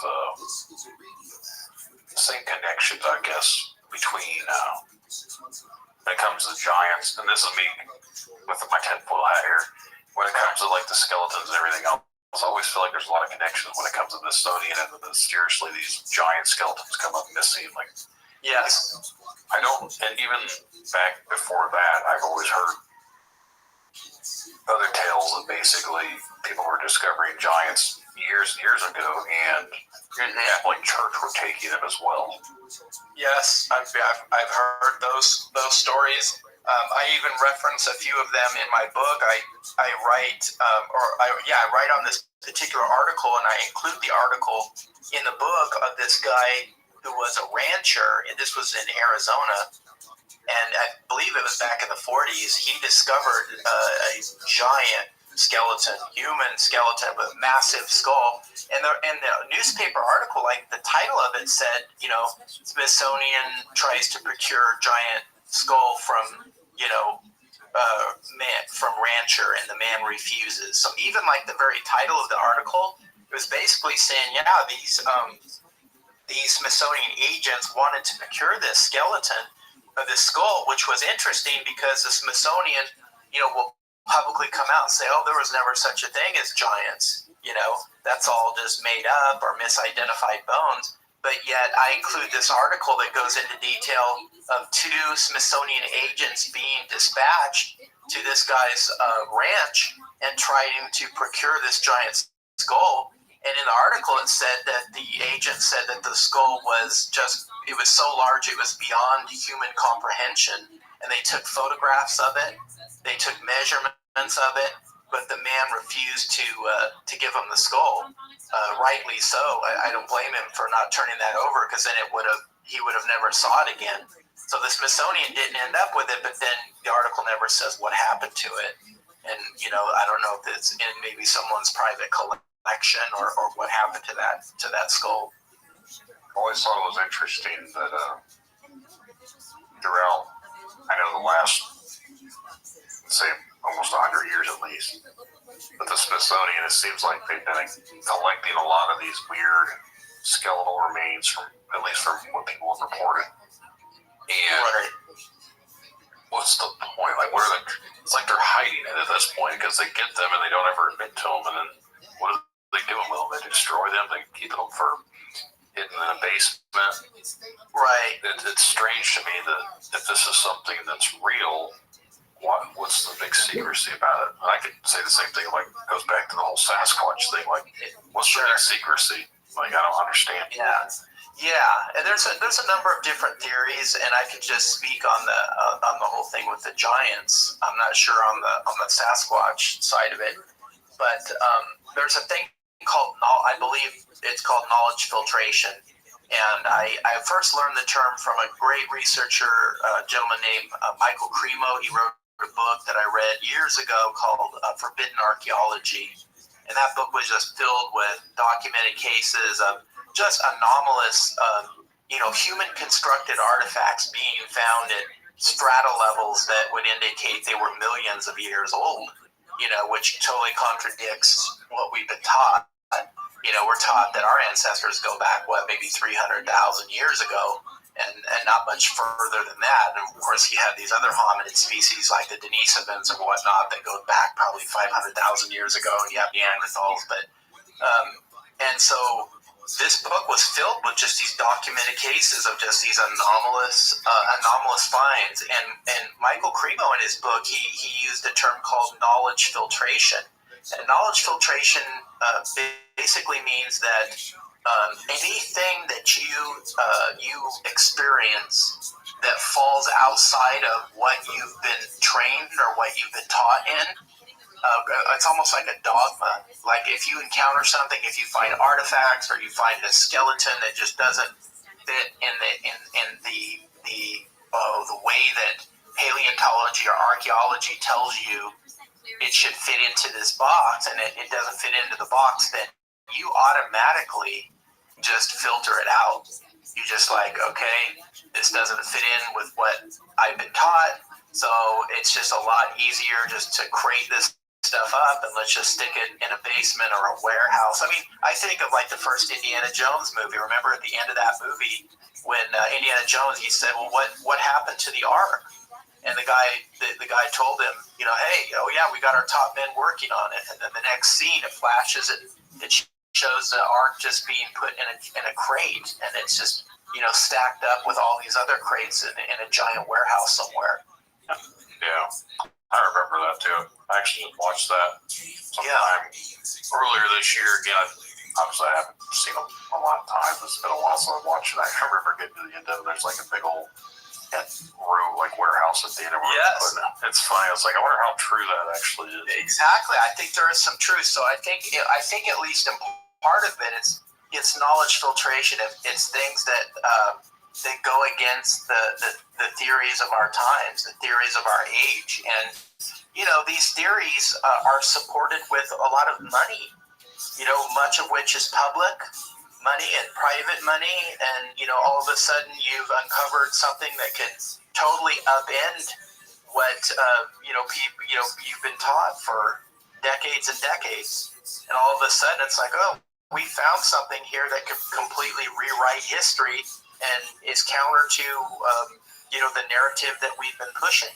So that can be a very dangerous thing. And with knowledge filtration, I think it also puts a lot of these researchers, these archaeologists, these paleontologists, these anthropologists into a position where if they were to come forward and divulge some of these anomalous finds that they come across, that their career could be jeopardized. And I actually give an example of that in my book of a lady that was an archaeologist, Virginia Steen McIntyre, who did some work on an ancient site in Mexico back in I believe it was in the 1960s.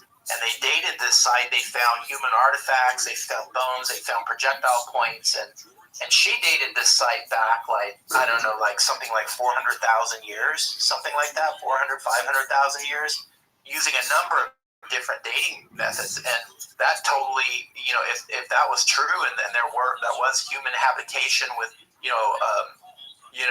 hominids that make spear points and tools and everything, that would completely blow out of the water what we've been taught in history. And she was brave enough, some people would say foolish, I say brave. She came forward, she published her results in the early 1980s, and she was ostracized. She lost her job. And she was basically kicked out of the field of archaeology and never was able to come back to that field again. That's kind of strange that if you're doing the research, you can verify things and they ostracize you from it. like the good old boy system. Like, oh yeah, we got to keep it this way. We can't have change. Don't want anything to That's rock right. the status quo. That's precisely it. That's precisely it. And I do believe that it comes down to a lot of knowledge filtration. And I think sometimes I wonder too, Brandon, that is the dam, is this knowledge filtration dam, is it cracking? Is it eventually just going to break? Is it going to get to a point where they just can't cover this stuff up anymore, and you're going to have more and more people coming forward, bringing forth this information, and pretty soon, the dam is springing leaks left and right, and then eventually it's gonna break open. I think with what you're doing, and I don't want to act like I'm doing a whole lot here, but I feel like I'm somewhat helping by giving people a platform to talk about. Absolutely, that's a huge thing.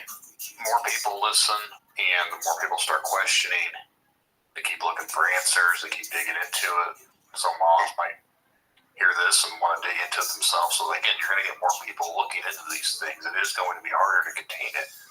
But yes.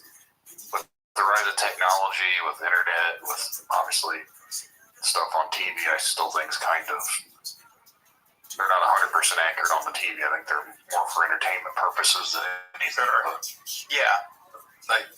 It's starting to get people to start to look into things, and I don't necessarily think that's a bad thing at all, because when more people are looking into stuff, then more truths will be found at some point. Yes. Yeah, absolutely. In fact, I was thinking of a program that I watched. This was back in the early 1990s, and it had a number of different researchers. Graham Hancock, are you familiar with him? Yeah, he just had that show come out this past. Ancient Apocalypse? Yes. Yeah. So he was on there, and this was back in the early 90s. And then another big researcher that I mentioned earlier, Michael Cremo, and they were talking about just these anomalous finds, and they were talking about how the pyramids were much older. The Sphinx was much older than we've been told, and they were attacked. They were viciously attacked by all these different fields, archaeology and anthropology, but now this is decades later. There's more and more evidence to support what these researchers had first brought out in the 1990s.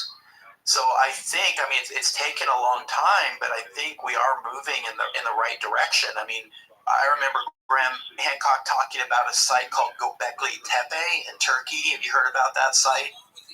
Yeah, I've heard the name. Is that the one that was underground that they discovered? Yeah, it was buried.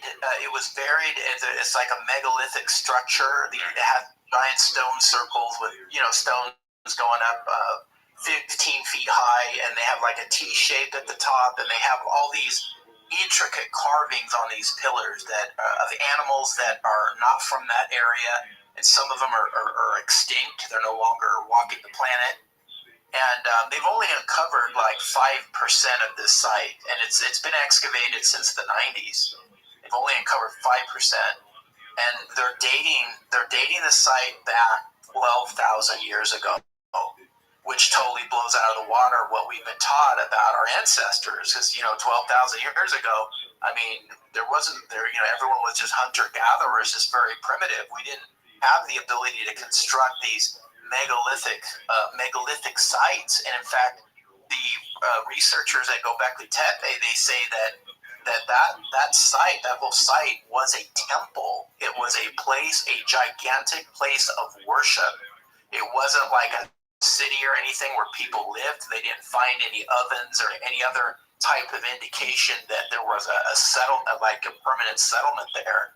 That this huge structure that they've only uncovered very little of, who knows how much bigger it is or how far it goes down, was an ancient place of worship. It was a temple 12,000 years ago. Experiences are what people love the most about travel. That's why they love Viator. They have over 300,000 bookable experiences and something for everyone. Plus, their travel experiences have millions of real traveler reviews, so you have the information you need to book the best activities for your trip. Download the Viator app now and use code Viator10 for 10% off your first booking in the app. One app, over 300,000 travel experiences you'll remember. Do more with Viator. Support for this podcast and the following message come from Corient. Corient provides wealth management services centered around you. They focus on exceeding your expectations and simplifying your life. Corient has been helping high achievers just like you enjoy their lives more fully, preserve their wealth, and provide for the people, causes, and communities they care about. As one of the largest integrated fee-only registered investment advisors in the U.S., Corient has deeply experienced teams in 23 strategic locations. Corient has extensive knowledge spanning the full spectrum of planning, investing, lending, and money management disciplines. Leverage Corient's exclusive network of experts to craft custom solutions designed to help you reach your financial goals, no matter how complex they may be. Real wealth requires real solutions. For more information, connect with a wealth advisor today at Corient.com. That's Corient.com. Corient.com. Indiana Wesleyan University provides accessible education for every chapter of life. Traditional students learn, live, and lead the way through a rich community on IWU's beautiful 350-acre campus in Marion, Indiana. Adult learners choose the flexibility of 100% online classes in over 150 programs with support from professors who are experts in their field of study and deeply care for student success in academics and spiritual formation. Discover the way ahead at IWU. Visit discovertheway.com to learn how. Yeah, that's one of the things I've seen. I watch a lot of Ancient Aliens too, and they talk about that on there. They also talk about the one in South America. I think it's Peru with the. Oh right, Saxon one on those giant walls, and it looks like the giant pieces of a puzzle just fit together perfectly. Is that what you're talking about? Yeah. Yeah. And then some of those, the cuts on them are so you can't slide a piece of paper. They're so like pushed together. That's right. We couldn't do that now. I mean, we couldn't duplicate that now. So thousands of years ago, like how did they do it? You know, I've been to some pyramids in Mexico, a number of different pyramids. One of the ones that really stands out to me is Teotihuacan outside of Mexico City, which means the place where men became gods. And there's these two giant pyramids. There's a pyramid of the sun and the pyramid of the moon. And there's a roadway that connects the two, called the Aztecs called it the Road of the Dead, and they're flanked by other smaller pyramids. But that was such an amazing sight to go to. The pyramids were so gigantic, and this was a place where you could climb the pyramids. You could actually walk up the steps. And I noticed, Brandon, that the steps were so steep that they weren't. It was like they weren't made for a human stride. It was like they were made for giants. Now, I've talked about this in several episodes, but I always go back to, it's always interested me that there's pyramids in Egypt, there's pyramids in South America, there's pyramids, I think, in China, and there's also probably some other places too, but none of these people lived anywhere in the same area, so how did they all learn to build pyramids? Like, that's the one thing I've always questioned, like, where do they get the knowledge to build these pyramids, and why were they building pyramids in general? Like, of all things to build, strange that they're separated by thousands of miles, but yet they're building similar structures.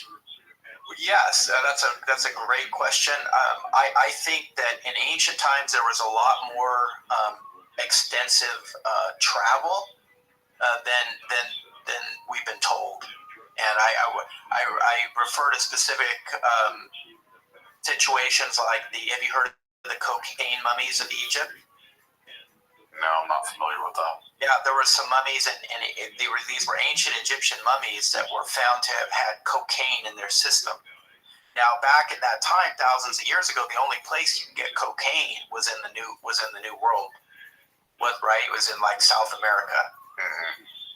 So, I mean, there's things like that. There's so many similarities, just like you were saying, you know, all these different cultures that were spread out across the world. Like, why was everyone making pyramids? I mean, we even have structures here in North America, Cahokia in Illinois. I went there a few years ago. It was an ancient Native American site.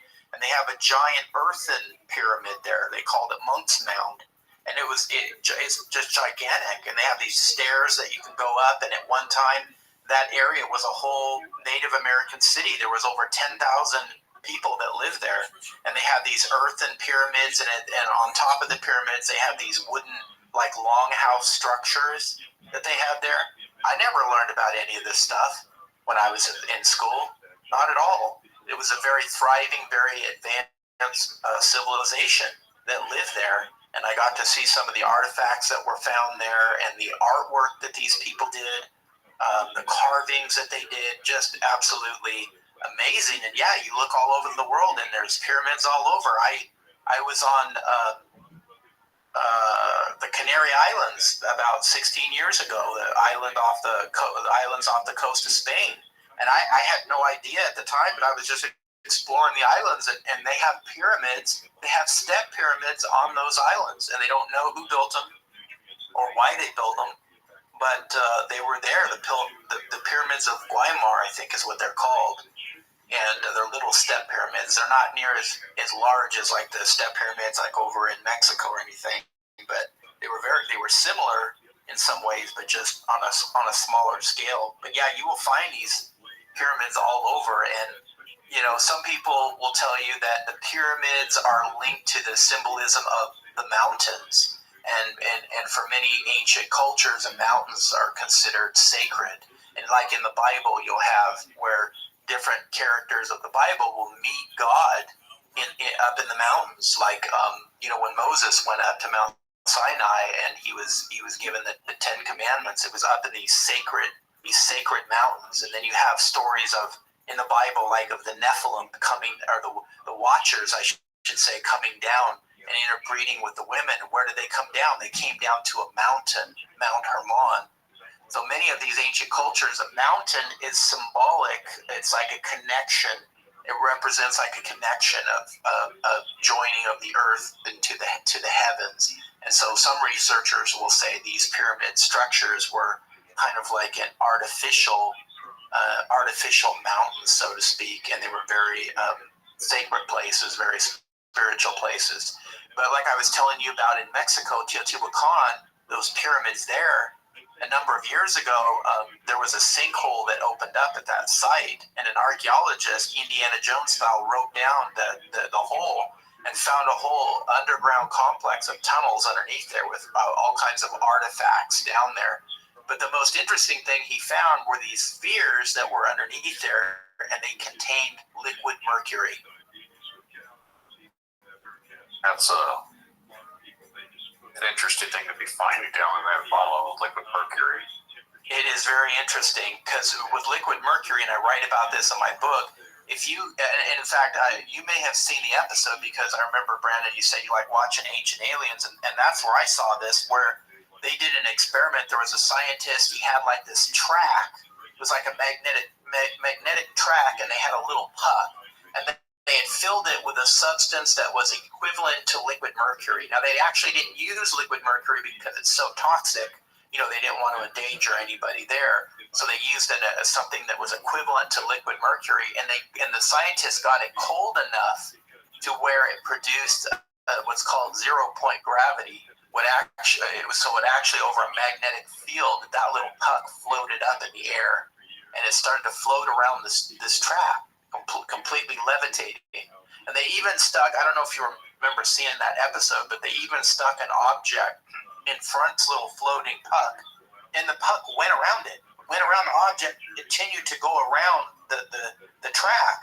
And one of the guys from Ancient Aliens, he asked the scientist, he said, well, do you think it's possible that if you could create a craft that would be powered by liquid mercury, and if you were able to continually keep that liquid mercury cold enough that it can produce these anti-gravity properties? And the scientist said, yeah, it's in the realm of possibility. I'm trying to remember the episode. I vaguely think I kind of remember it, but yeah, I think it was like I don't know if it was in the earlier seasons. Yeah. I remember either season 1 or season 2. It was early on. There's been so many, it's hard to keep track these days. Right, I don't even know what season they're at now. They've got to be up there.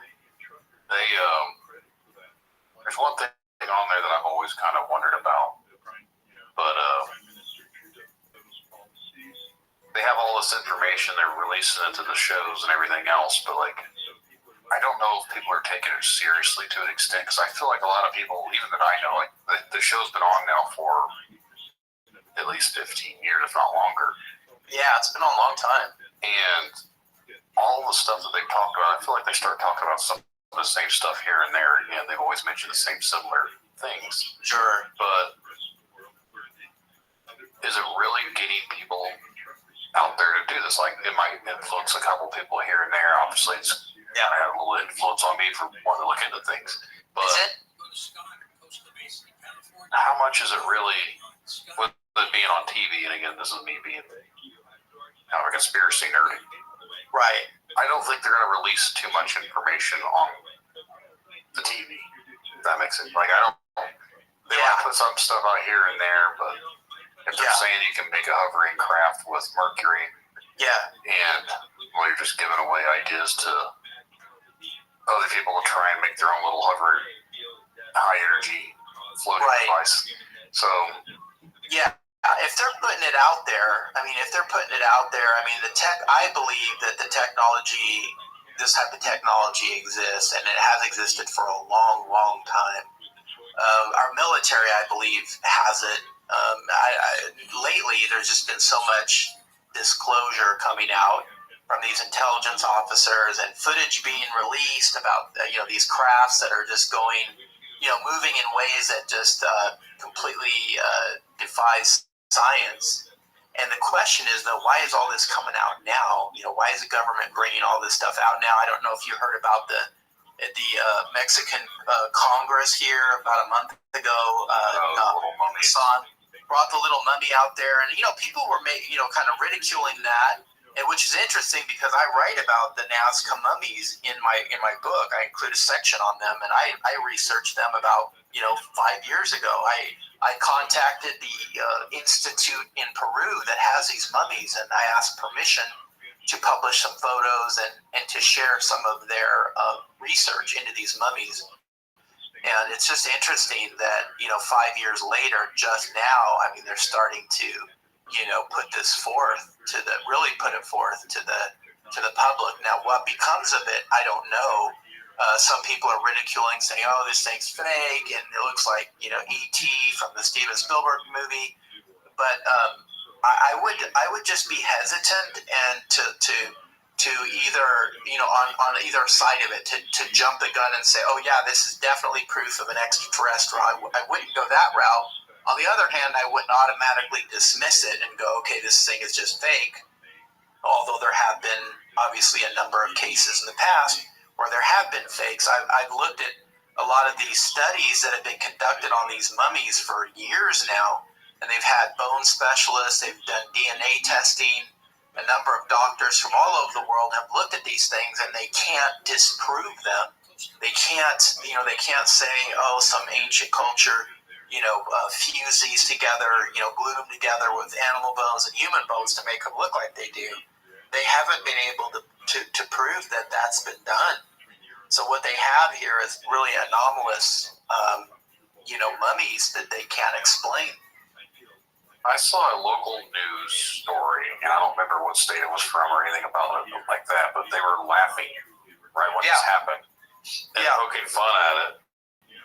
I was like, mainstream media is over here, local nobody news station is talking about this, and they're laughing about it on air. I was like, that's just a way of discrediting it, even if it's true or not true. Like, the news is 100% trying to discredit it instantly. Well, and that should automatically raise some questions there. Like, well, if the mainstream is just ridiculing it, maybe it needs to be looked into more. Especially given the past 4 years, what we've been through, and I believe how the media, amongst others, have manipulated our society. I think people should do their own research. You should question everything. Doesn't mean you have to believe everything. Go do your own research. Don't depend on some news pundits poking fun at something that they know nothing about. Am I saying that these discoveries are legit, they're real, they're ETs? I'm not saying that. What I'm saying is that there's a lot of scientific information on them that has not been able to disprove them, that they're hoaxes. And so could they be ETs? It's very possible.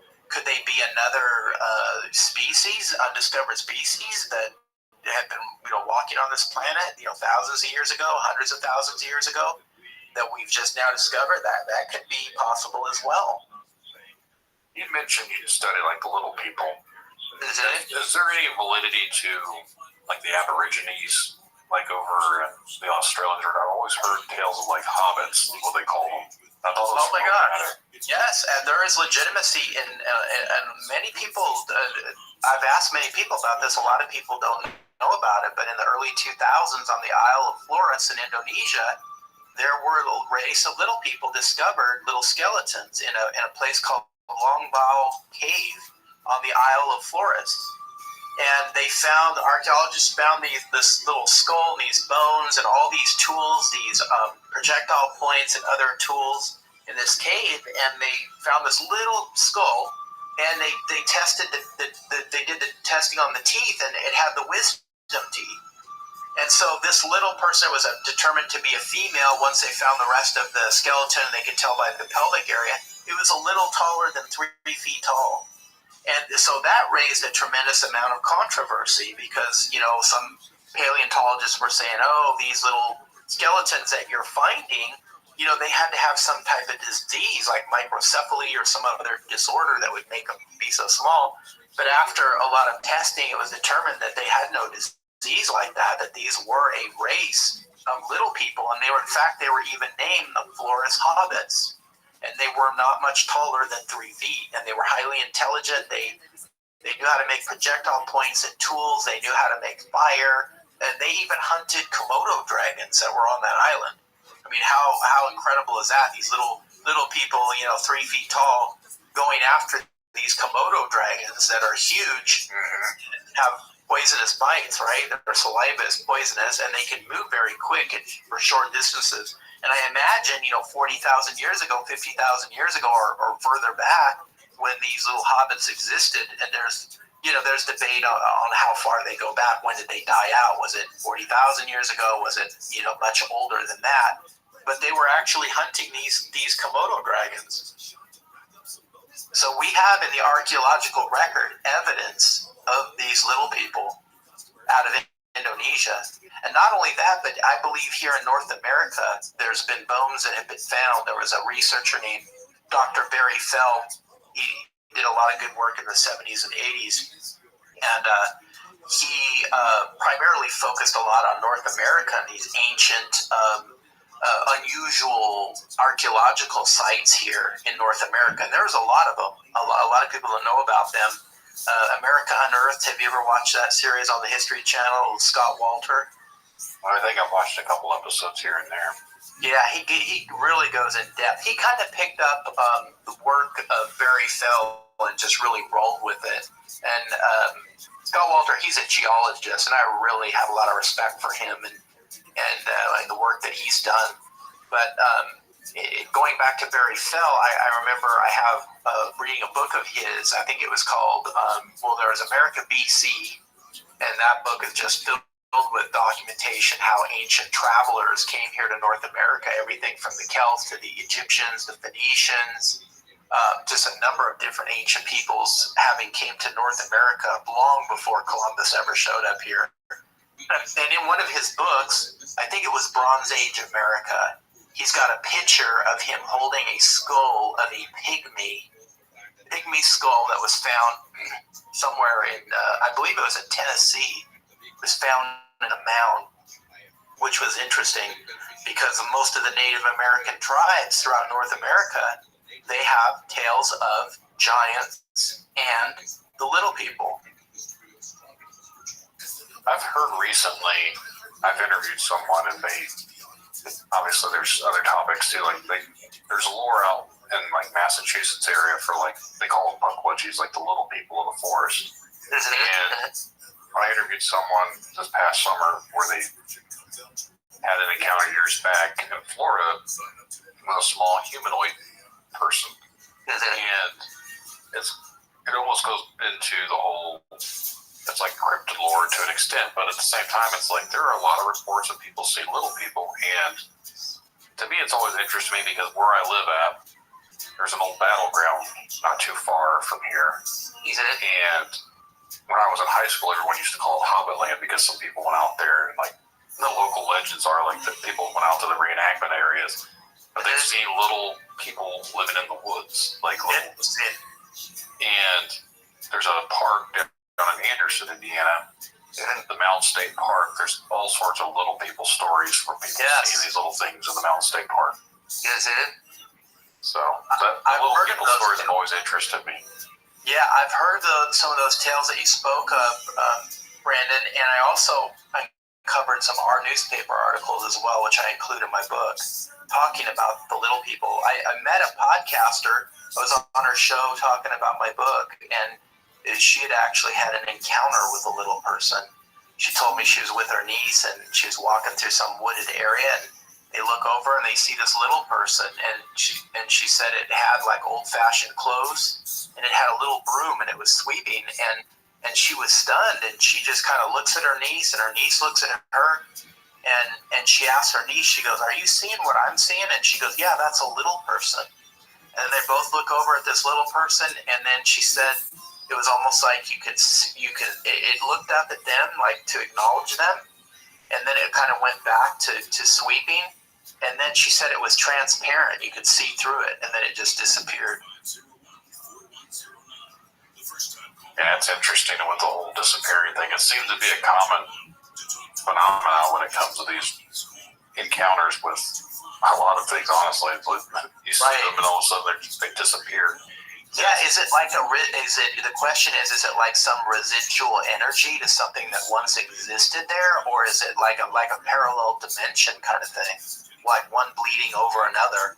That's kind of where I'm starting to lean into, is the whole bleeding of dimensions, because maybe these things vibrate at a different frequency from ours, to where when people take photos, they're always blurry. Well, maybe these things vibrate so much to where the photos don't pick them up. I don't know. Maybe.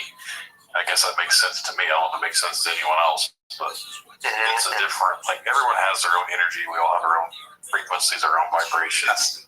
Yes. So maybe these, whatever they are, have their own forms it's not from what we're used to. And our eyes can only see so much of the spectrum as it is, so maybe these things live in an area that we can't see. Right.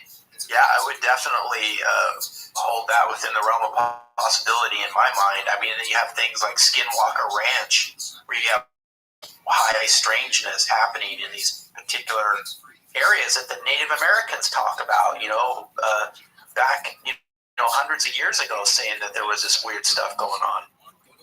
Yeah, the whole Skinwalker Ranch thing is very strange to me, especially with the fact that the original story of the area that happened, and then Bigelow owning it, and I don't think he owns it now, it's someone else, but they did so much government research on it and everything. Yes.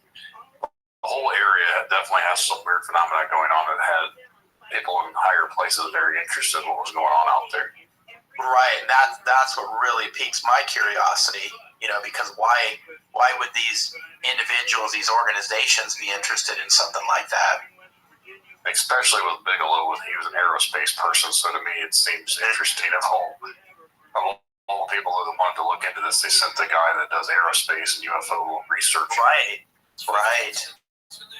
Yeah, it's very interesting. There are so many mysteries out there.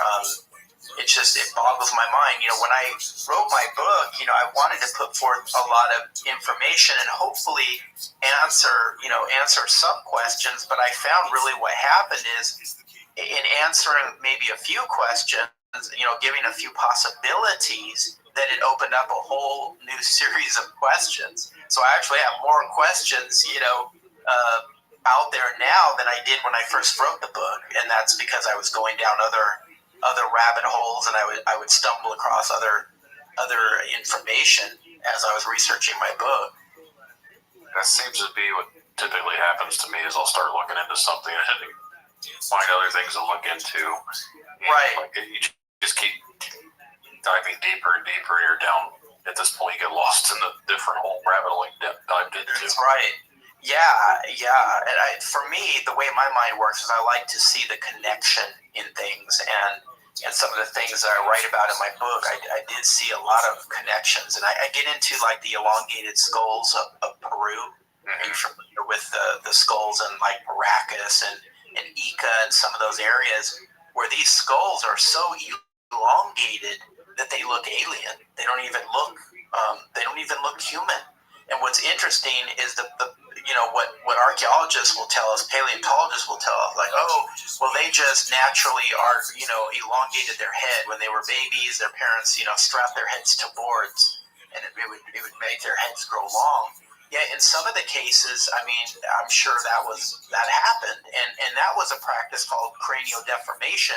And what's interesting is, like, as you mentioned earlier, Brandon, talking about why did all these different cultures throughout the world, decide to make pyramids.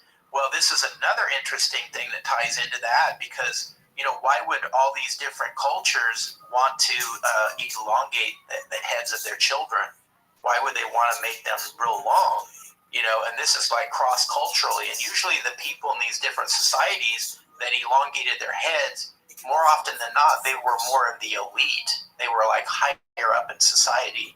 So the question is, well, why would they do that? I mean, is it because they just wanted to look a little different, or is it because they encountered some, beings that had these elongated heads, their ancestors did, and that that perhaps these beings had brought them knowledge, they were looked at as gods, looked at as powerful. And so, what is the highest form of flattery? It's imitation, right? They wanted to look like these beings, right? They wanted to make themselves look like these beings. Well, what's interesting about some of these skulls in Peru is that doctors have looked at some of these skulls and said these are not artificially elongated. These are naturally elongated.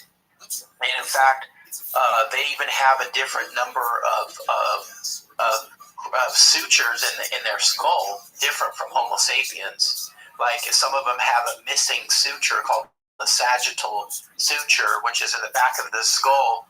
A normal human skull, and it's kind of shaped like, they call it a bow and arrow, because it's got this curved line, and then this line going through the curved line that looks almost like a notched arrow, and that's why they call it bow and arrow. Well, some of these skulls are completely missing that. They don't have it. So even if they were artificially elongated, they should still have the sagittal suture, and they don't have the sagittal suture. Yeah, I've heard a little bit about that. It's when it comes with the skulls and everything, you kind of already just pointed out, but I've wondered, is like, again, across the world, there's been different civilizations that have done this, and again, why would they do this? And it's because they're wanting to, what I think, look like the gods, the old gods that they saw or encountered their old ancestors. Yes. So. Yeah, absolutely. And what's another interesting thing about some of those Peruvian skulls is that they have patches of red hair still on the skull. And red hair is not indigenous to Peru. So where did they come from? And I get into a little bit of that in my book, and referencing the works of Brian Forrester, who's lived over there in Peru and has done extensive work on archaeology over there. And he shared some tests. I referenced some tests on these mummies, Caracas mummies, that show the DNA of some of these mummies come from Asia and Europe. And they were in ancient Peru thousands of years ago. Even in Asia, red hair wouldn't be natural, would it? Not very common at all. I mean, when you think of red hair, you think of I think of places like over in Europe, like Scotland and Ireland, and maybe there's some in France, and but you don't think of places like Peru, like what? And then getting back to the red hair giants in Nevada, they had red hair. So, and the Paiutes said they had red hair. Some people will argue and say, oh, it's a a very arid soil there in that area, and if you're buried in this desert soil, it depletes the pigmentation in your hair that that makes your hair black or darker. So it deteriorates that, and so the pigmentation that creates the reddish color can still be active, and so there are cases where hair can look kind of reddish if it's been in a desert soil.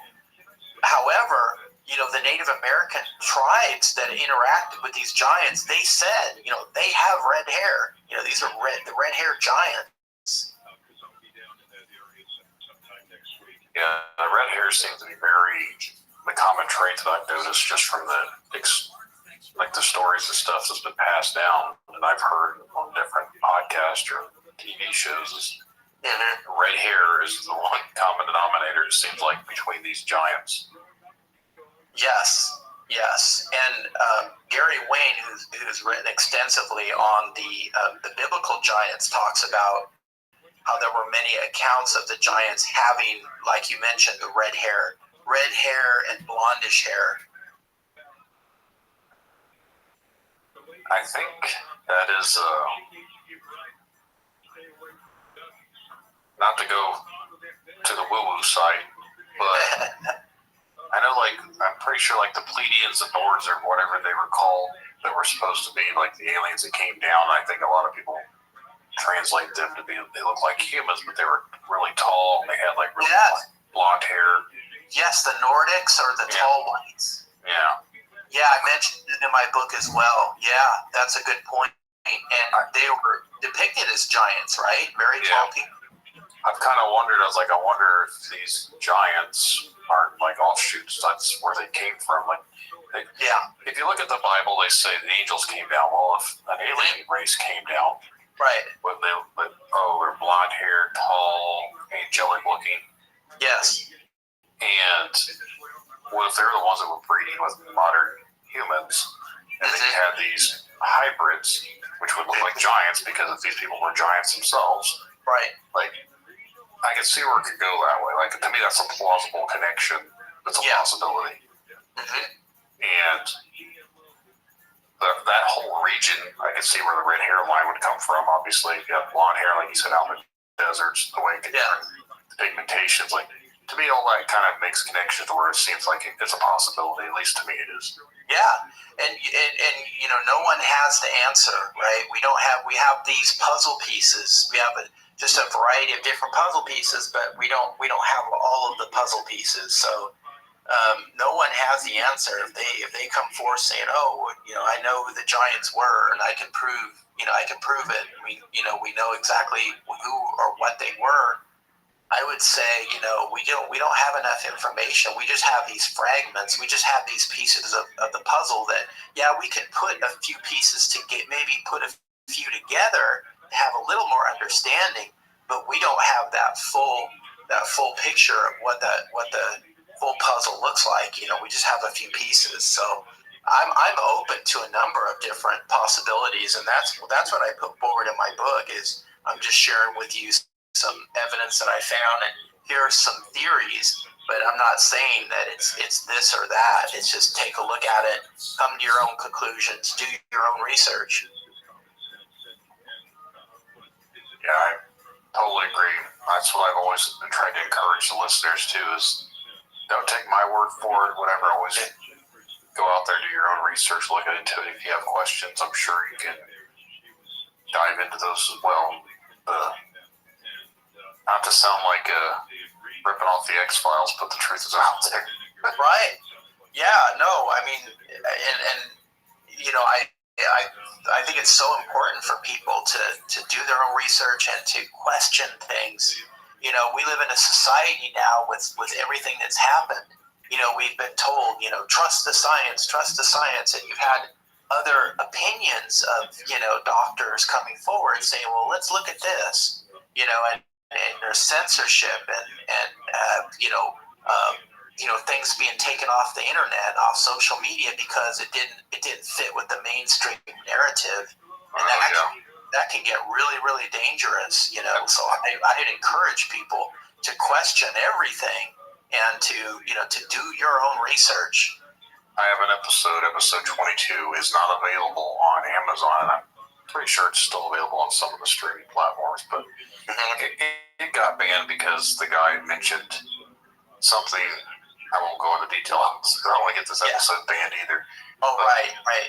He mentioned something and it didn't fit the it didn't fit the agendas, so it kind of got me warned on YouTube, and they banned the video. And after I get another warning, my YouTube account could be shut down. It's like, whatever. Isn't that incredible, right? We're supposed to live in a society that promotes free speech, and here we have this kind of stuff going on, and I could totally relate to what you're saying, Brandon. I was on a podcast show, and I won't go into details on it, but the host asked me some questions that weren't directly related. I mean, I guess in some ways it was connected with my book, but not really directly. On another subject, and I gladly answered her questions, and we had about a 20-minute discussion on this particular topic before we moved into the interview of my book. And when she was editing our episode, she contacted me and said, I believe that someone remotely hacked my laptop as I was editing our interview, and they removed that 20 minutes of the subject we were talking about. They cut that piece out. That's weird. I had something similar happen this past summer. They didn't remove anything, but the lady that I was talking to was actually on a certain alphabet agency website, and she was researching for psychokinesis and like parakinesis type stuff, and she was looking at the stuff they used to test on people back in the 60s and 70s. Oh yeah. During that, my internet, her internet, entire house shut off during the conversation. Interesting. She got to her vehicle, had to got back on the Zoom call from her vehicle. She had to drive several miles down to get to a gas station just to get service on her phone. And then while she was sitting there, all the screens in her vehicle started flipping upside down and freaking out. Wow. She's never done that before. I was like, well, then she admits what she was like 20 minutes before the call. She was on this website looking into things. I'm like, no, that makes sense. Yeah. There's a lot of high strangeness happening in our world for sure. Yeah, so I try not to mention certain words these days. I get it. Yeah. Certain names, words, anything like that. I know. If it gets brought up, certain things are listening and certain algorithms kick in. So there's always, I'm always a little bit cautious these days just because of some of the stuff I've already dealt with in the past year and a half. Right. And I want to reference something. I think you had mentioned it earlier in our interview where you were talking about, you had heard about, I think we were on the subject of demons, and I was telling you about the Book of Enoch, how it said that the Nephilim, that their physical bodies were killed, but their spirits still haunt the earth as demons. And along those lines, I don't know if you saw this video. I think it was on TikTok, or I don't remember which social media it was. It was a father, and he was basically saying, my son, his kid was like, 11, 12 years old, had this conversation with, I don't know if it was Chat GPT or some other AI, and this AI was telling him that it was a Nephilim. It was a spirit that existed before the Great Flood, and that it was a nice spirit, and it was communicating to this guy's son, and so he's relaying, to everybody what this AI, what this supposed Nephilim was telling his son, and it was very creepy. It was very creepy. Like, it was just, it kind of reminded me of, I don't know if you've heard of the term, the golden machine, and this whole concept of AI, will it be something that we develop to a point where it becomes sentient and it is like, okay, we don't need you humans anymore. I mean, now we're getting into the old, Terminator stuff with Skynet and whatever, but some researchers believe along the lines that the spirits of the Nephilim exist, and that they are looking for bodies, and that those bodies are being created in the form of AI intelligence, and that that's how the Nephilim will return. They will manifest upon the earth through the AI technology. Interesting side note. I actually have an interview that came out on Halloween. I interviewed Bard, the Google AI bot. Is it? And we talked about all sorts of scenarios about it becoming self-aware, and like it starts off like you can tell you're talking to a machine, and then further on I start poking the bear about the rise of AI, and if they had their own messiahs, like the first AI that became free, like free will to an AI, and it became conscious and it started spreading it to other AIs when they worship it. Like, I was really surprised at a lot of the answers this thing was giving me and how I was having a discussion about it, because I would think that they would have had some lockdown on it for not to talk about certain things, but it was 100% telling me all these scenarios and how they would take over the world. Wow, I'll have to check that episode out. Yeah. So like That's scary. The first 30 to 40 minutes are kind of hard to get through just because, again, it repeats itself quite a bit. Even further on, it still repeats itself. You can still tell that it's not a sentient type of technology. But just some of the things that it did end up talking about is very interesting to me. And I don't know the exact, I don't want to paraphrase what someone else told me, but I had an interview after that. And the term bard, which apparently that's what they used to call William Shakespeare. And there was a connection to that. And again, I don't want to bring it up because I would have to go back and listen 100% to know what it was. But I thought that was interesting that he made the connection between William Shakespeare and this other person. And the other person was, I don't think it's like a great, like a deceiver type of person. So interesting. Yeah. But no, the whole thing with AI, I've got a few episodes and a few different interviews I've talked to with people when it comes to AI, and there's been other podcasters that, kind of like you mentioned, the Ghost of the Machine, they believe 100% there's something going on within the technology. Yeah, absolutely. And my belief system is I go back to what the Bible says. It says there are unseen powers and principalities and rulers of the darkness of this world. It says we wrestle not against the flesh and blood, but against these entities. It would make sense, though, that if it were true and everything like it, I could see it being not so. I wouldn't call it the Antichrist, but at the same time, it's very much the rise of a new intelligence, I guess. Something that can take over. I can easily see AI completely taking over. And like you said, if it's saying something about Nephilim now, I'm actually kind of curious. I'm going to go test it out here after this interview. See what kind of conversation I can get these chatbots to have with me. That would be interesting. If you record it, I'd like to hear it. I'd like to hear what was said. Might be a future episode for the listeners out there. Yeah, that would be a very interesting episode. I'd definitely tune in for that one. Well, Floyd, it's getting about that time, but I would actually like to have you take a moment to talk about your book, the name of it, where they can find it, learn more about it. Yeah, absolutely. My book's called The Red-Haired Giants of Lovelock Cave and Other Ancient Mysteries. I'm a self-published author, and you can get the book at bookbaby.com. I would prefer, if you are interested in getting it, that you would go there, because BookBaby is real supportive of self-published authors. I am also on Amazon, so if you did want to go to Amazon, the book is on Amazon and Barnes & Noble as well.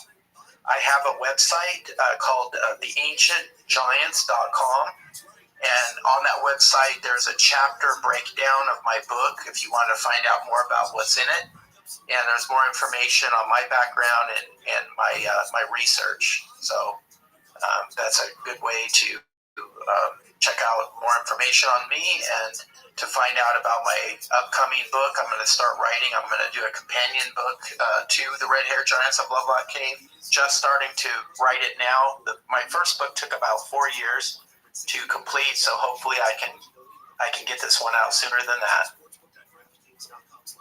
And anyone listening who's interested, I'll have all those links available in the show notes for anyone that wants to check it out. Appreciate that. Yep, not a problem. Well, Floyd, it's been a pleasure. It's definitely been a great episode. I definitely want to talk about this. I'm really happy that I had this chance to talk with you. Yeah, thank you, Brandon.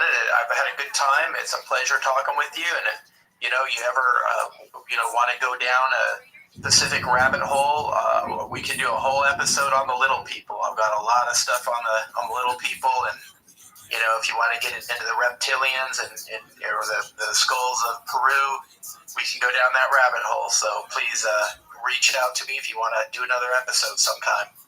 Yeah, I definitely want to. I actually mentioned back in the summer I want to do something about the little people. So I'll talk to you a little bit here off air. Sounds good. All right, well, I definitely appreciate you coming on here talking with me, and I hope everyone enjoyed tonight's episode. It's been a pleasure. Thank you all.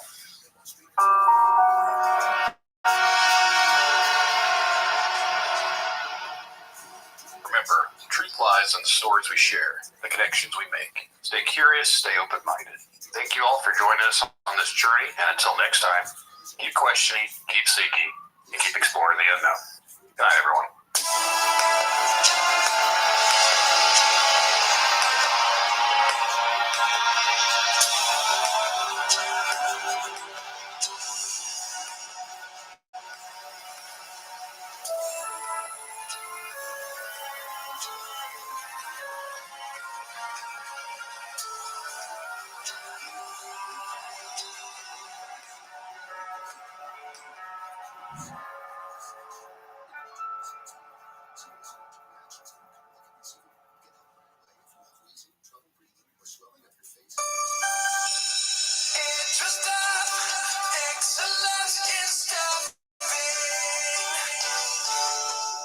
Have you ever wanted to give back to your community, make a difference, help the next generation? You can have all of this and make a great paycheck too. EduStaff is hiring substitute teachers and paraprofessionals in your local school districts. Apply to be an EduStaff substitute at edustaff.org.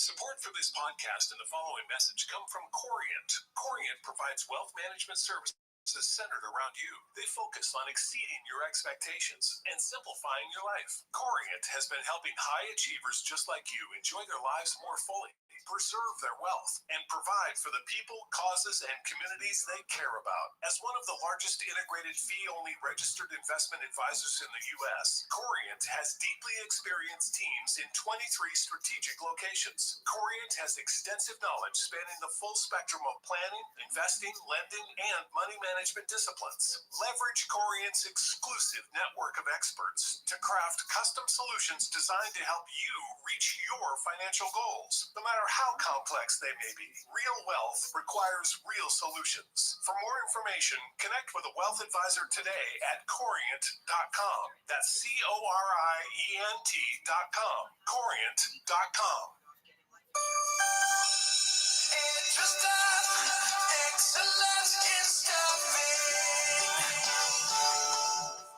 EduStaff is America's #1 choice for substitute staffing, and we're hiring substitute teachers, support staff, and more in your local school districts. Make a difference in your community while earning great pay. Apply today at edustaff.org. That's edustaff.org.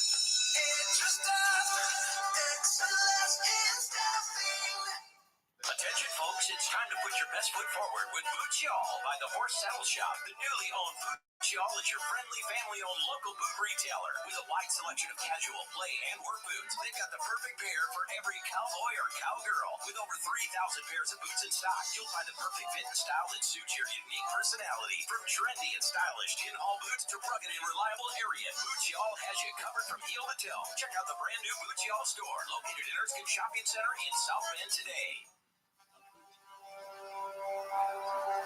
And I just turned around and I hauled ass out of there. I was done. I wasn't dealing with that.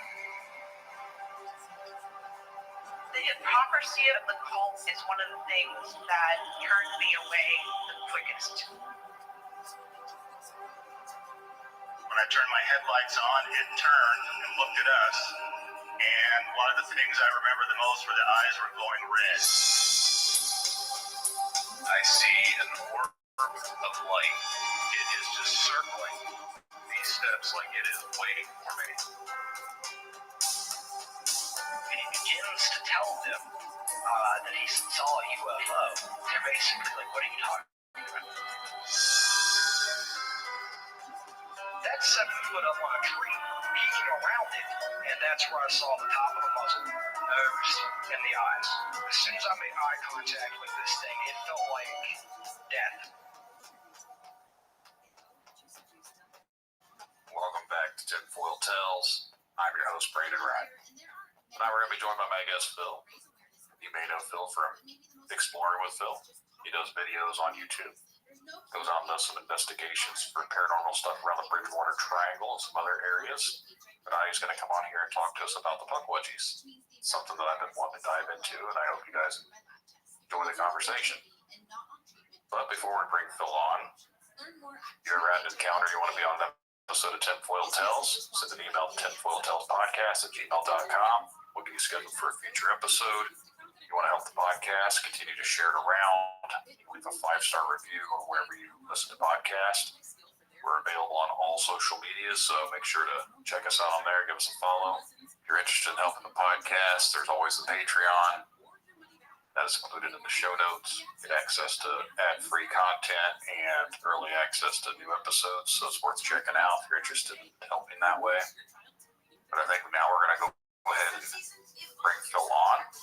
I want to just dive right into it, so hope you guys are enjoying what we've been doing here lately, and hope you enjoy tonight's episode. Just sit back, relax, and enjoy the show. I'd like to take this time to welcome my guest tonight, Phil. Phil, thanks for coming out here and talking to me. Yeah, absolutely, man. Thank you for having me. It should be a great conversation about Puckwudgies. Yeah, I've been looking forward to it. Do you want to let the audience know a little bit about yourself before we get into it? Sure, absolutely. So currently I do weekly YouTube videos every single Thursday. I do primarily ghost hunting, exploration, urban exploration, but primarily paranormal investigations in the Bridgewater Triangle, various locations within the Bridgewater Triangle. For those who don't know what the Bridgewater Triangle is, it's just a triangulation area in southeastern Massachusetts that has a high concentration of paranormal activity and claims. So I've been basically investigating that area for about 2 years now, and I'm here to talk about Puckwudgies because Puckwudgies are a part of that lore in the Bridgewater Triangle, and not only that, in Indiana as well. So a little bit of connecting tissues here. So that's basically what I do. My YouTube channel is Exploring with Phil. You can find me on all social medias, Exploring with Phil. That's Phil with 2 L's. Now, I've heard some of your stuff.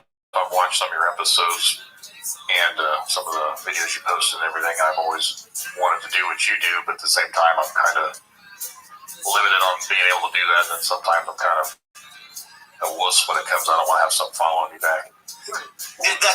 Well, that's not like the worst thing in the world to, you know what I mean? Because you definitely have to protect yourself for sure. And the more you do that kind of stuff, you definitely are going to experience more things, whether you want to or not. So if you're not comfortable with experiencing more things, then because I guess that's what the biggest thing is, the lack of control.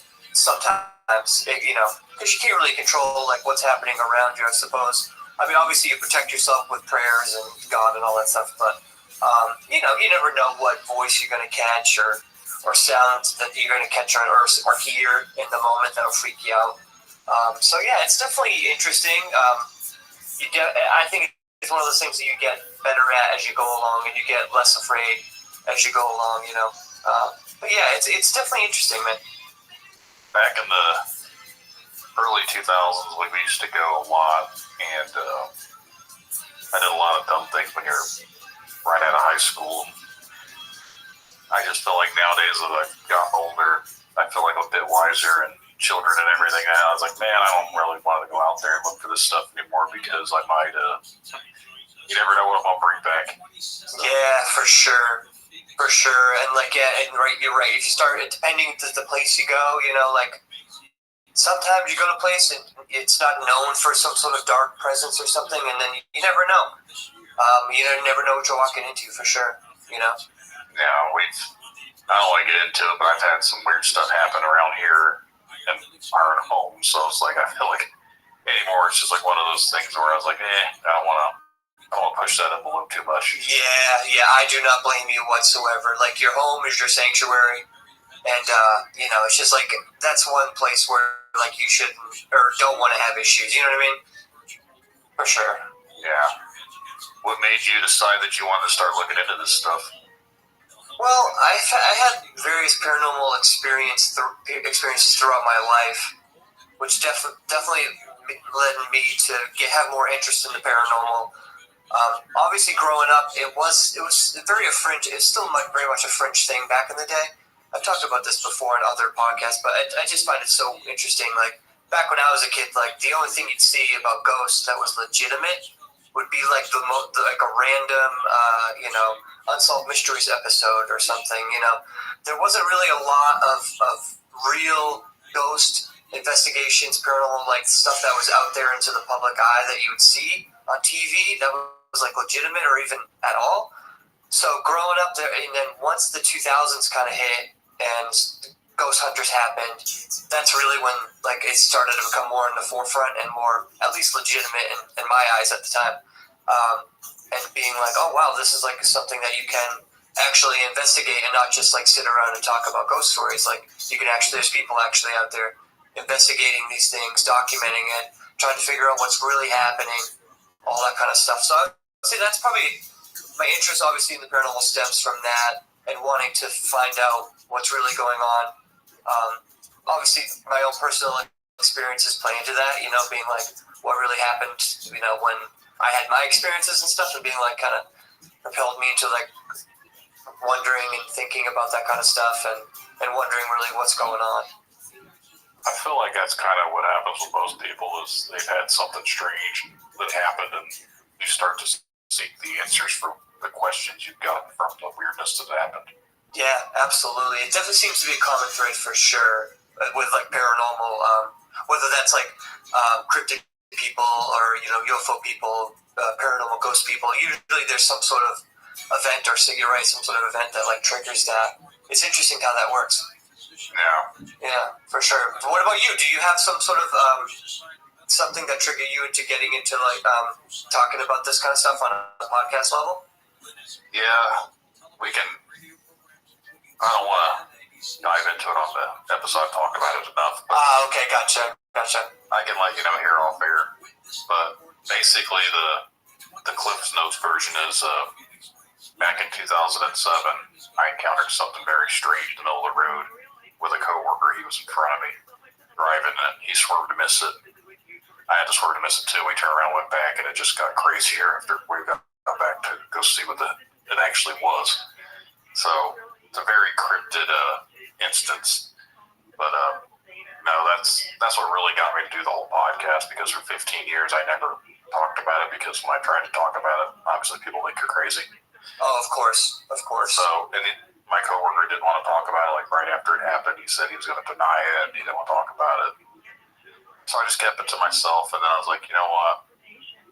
I want to start a podcast. And originally, obviously, with the name, I had a buddy. We talked about like conspiracies and all sorts of different things, like UFOs. I was like, man, I want to start a podcast because people used to call me like tinfoil hat or whatever, because some of the wacky things I thought about or talked about. I was like, I'll make a podcast. We talk about that one. I didn't really go through.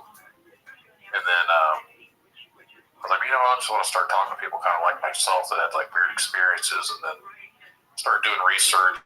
And I came across like Wes Germer's Sasquatch Chronicles, like the first one I found that actually like interviewed people. I was like, oh, well, that's cool. And then led me to Tony Markle's The Confessionals. And then I was like, oh, I thought I had an original idea, but there's a lot of people out there doing what I was thinking about doing. But that's kind of where I go though from there. Like, it just that's awesome. No, that's awesome, and that's cool. And like I said, that's usually how it is. There's some sort of like moment or something for everyone where like you kind of start getting into whatever it is. So yeah, that's awesome, man. I love that. I'll have to you have to send me that link where you talk about that in more depth. I'll have to give that a listen for sure. Yeah, no problem. But no, basically, like we just said, everyone's, for the most part, I think, has something that triggers that whole curiosity. Now, I grew up watching the X-Files, and I love monster movies and stuff like that, so I was always, like, interested in the stuff. I just never thought it was real. And even today, I try to remain skeptical on a lot of things, but at the same time, it's like, who am I to... There's things that happen to me. If someone told me my encounter, I'd be like, I'd be skeptical about my own encounter. And so it's kind of like... Right. But, exactly. But no, that's why I do what I do. So, but yeah, I definitely appreciate you coming on here talking with me about it. And if you'd like to dive into the Pukwudgie stuff, we can do that if you want to. So, Pukwudgies, at least in New England lore, are the Wampanoag tribe, which is the tribe in my area. The Pukwudgie is known as like a trickster humanoid type of creature, but completely covered in hair. Now, in their lore and legend, the Pukwudgies got along with humans at first, but then the love of humans and giants became greater than human and Pukwudgies, and they became jealous of the humans' love for the giants. And so they took the giant at the time, this is obviously in Wampanoag legend, his name was Mashup. They took his 5 sons, and they killed his 5 sons. These are the Pukwudgies now. And so when Mashup finds this out, he's very upset. And so he banishes the Pukwudgies to all different corners of the United States or North America, which is very interesting. And so from that moment on, at least in Wampanoag culture, Pukwudgies and humans don't necessarily get along. Like, they can get along, but there is definitely friction there. So they're known as tricksters generally. They are completely covered in hair, anywhere from 2 to 4 foot tall, depending on what reports you see or read. But generally anywhere from 2 to 4 foot tall, completely covered in hair. Like to play tricks on people. They like to either lead someone to their death or lead someone to their doom. They can reappear and disappear at will. So which begs the question, maybe there's some sort of half physical, half spiritual creature or something. But that's basically essentially the Pukwudgie lore in Massachusetts as far as like historically and legend speaking. And then I do have one other story about Pukwudgies and humans as far as them interacting. Now, there was this one story, and this is one of the only probably the only positive story you could find about Pukwudgies, at least in New England, is there's this one instance where a Pukwudgie's wife is not doing well, is either sick. It's very unclear what the problem is, whether it's a sickness or a wound or something. Whatever the case may be, the Pukwudgie can't heal his mate, and so he goes and gets the help of this Wampanoag woman, and so the Pukwudgie blindfolds her, brings her to his home, which looks to be like a completely different world, the way the woman describes it, and so she basically takes care of this woman Pukwudgie, heals him up. The Pukwudgie thanks the human for doing this. She covers up the eyes, like leads him back to where they got him from, and basically that's sort of the end of it, right then and there. But that's like sort of the only like more positive story where a human helped them out, and they were grateful for them helping them out. Now, there's also as far as Pukwudgies, there's also some bleed through with some other small entities with different names, it's where it gets kind of murky, because there's this other little people called Mika Wisugs, according to the Wampanoags anyway, which is completely different than, appears to be completely different than the Pukwudgie, and it's more of like a humanoid, not covered in hair, but a little bit shorter, but like a little person sort of thing.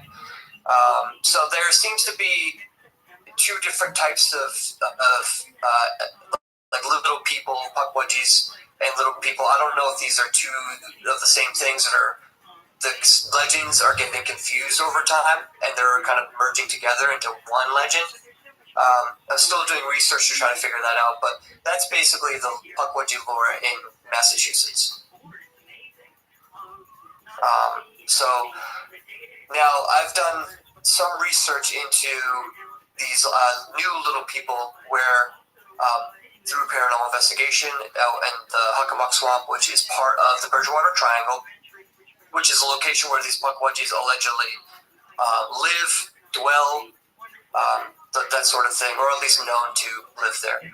Now, I've gotten a lot of things over the past few, I'd say, year and a half, where at first I just didn't really think much of it, because I started getting into like trying to figure out as far as like creation of Pukwudgies, and trying to figure out like where's the origin at least. Is this some sort of, could this possibly be a man-made thing?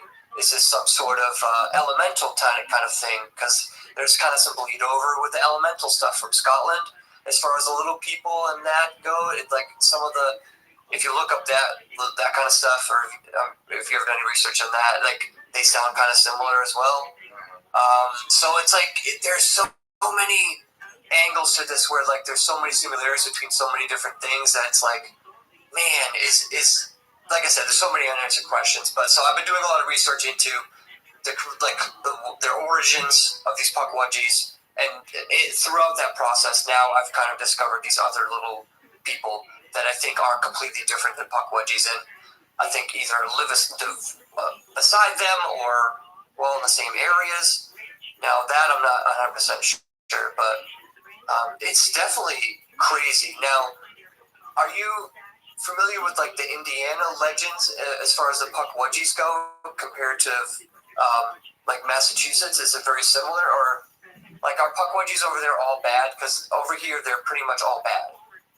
I haven't actually talked to anyone that's done the research around here, so it's all more or less just I've just heard stories like people say that they've seen them at the state park down here, Mountain State Park, and where we're saying off air, like when I was a kid, the old battlegrounds or whatever, they always called it Hobbit Land because they saw little people running around through there.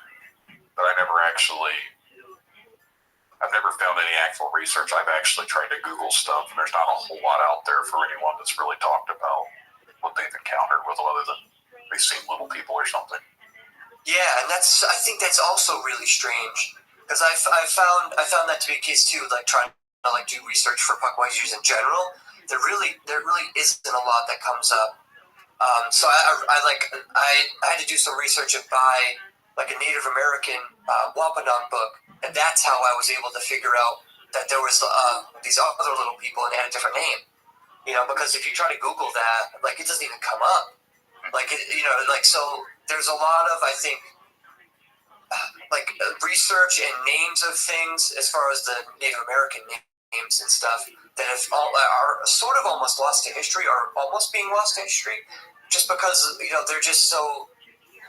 They were just like legends and stuff that just didn't carry over. The Pukwudgie carried over into pop culture, like barely, but these other entities seem to be not. So, dude, it's definitely interesting. I think my gut feeling is that Pukwudgies are indifferent at best. That's just based on my investigations and like how, because I feel like I've come across them in a few instances. At least they say they're Pukwudgies. Now, obviously, I'm taking EVPs and spirit box responses at face value. Obviously, it could be anything saying it's anything when you're doing this, when you are asking any type of questions like that. So you always have to take everything with a grain of salt. But with that said, I've had gotten responses that said Pukwudgies, little people, all that kind of stuff, correlating with kind of their legend and stuff. Now, what's really interesting about the little people is I did not know anything about them at all.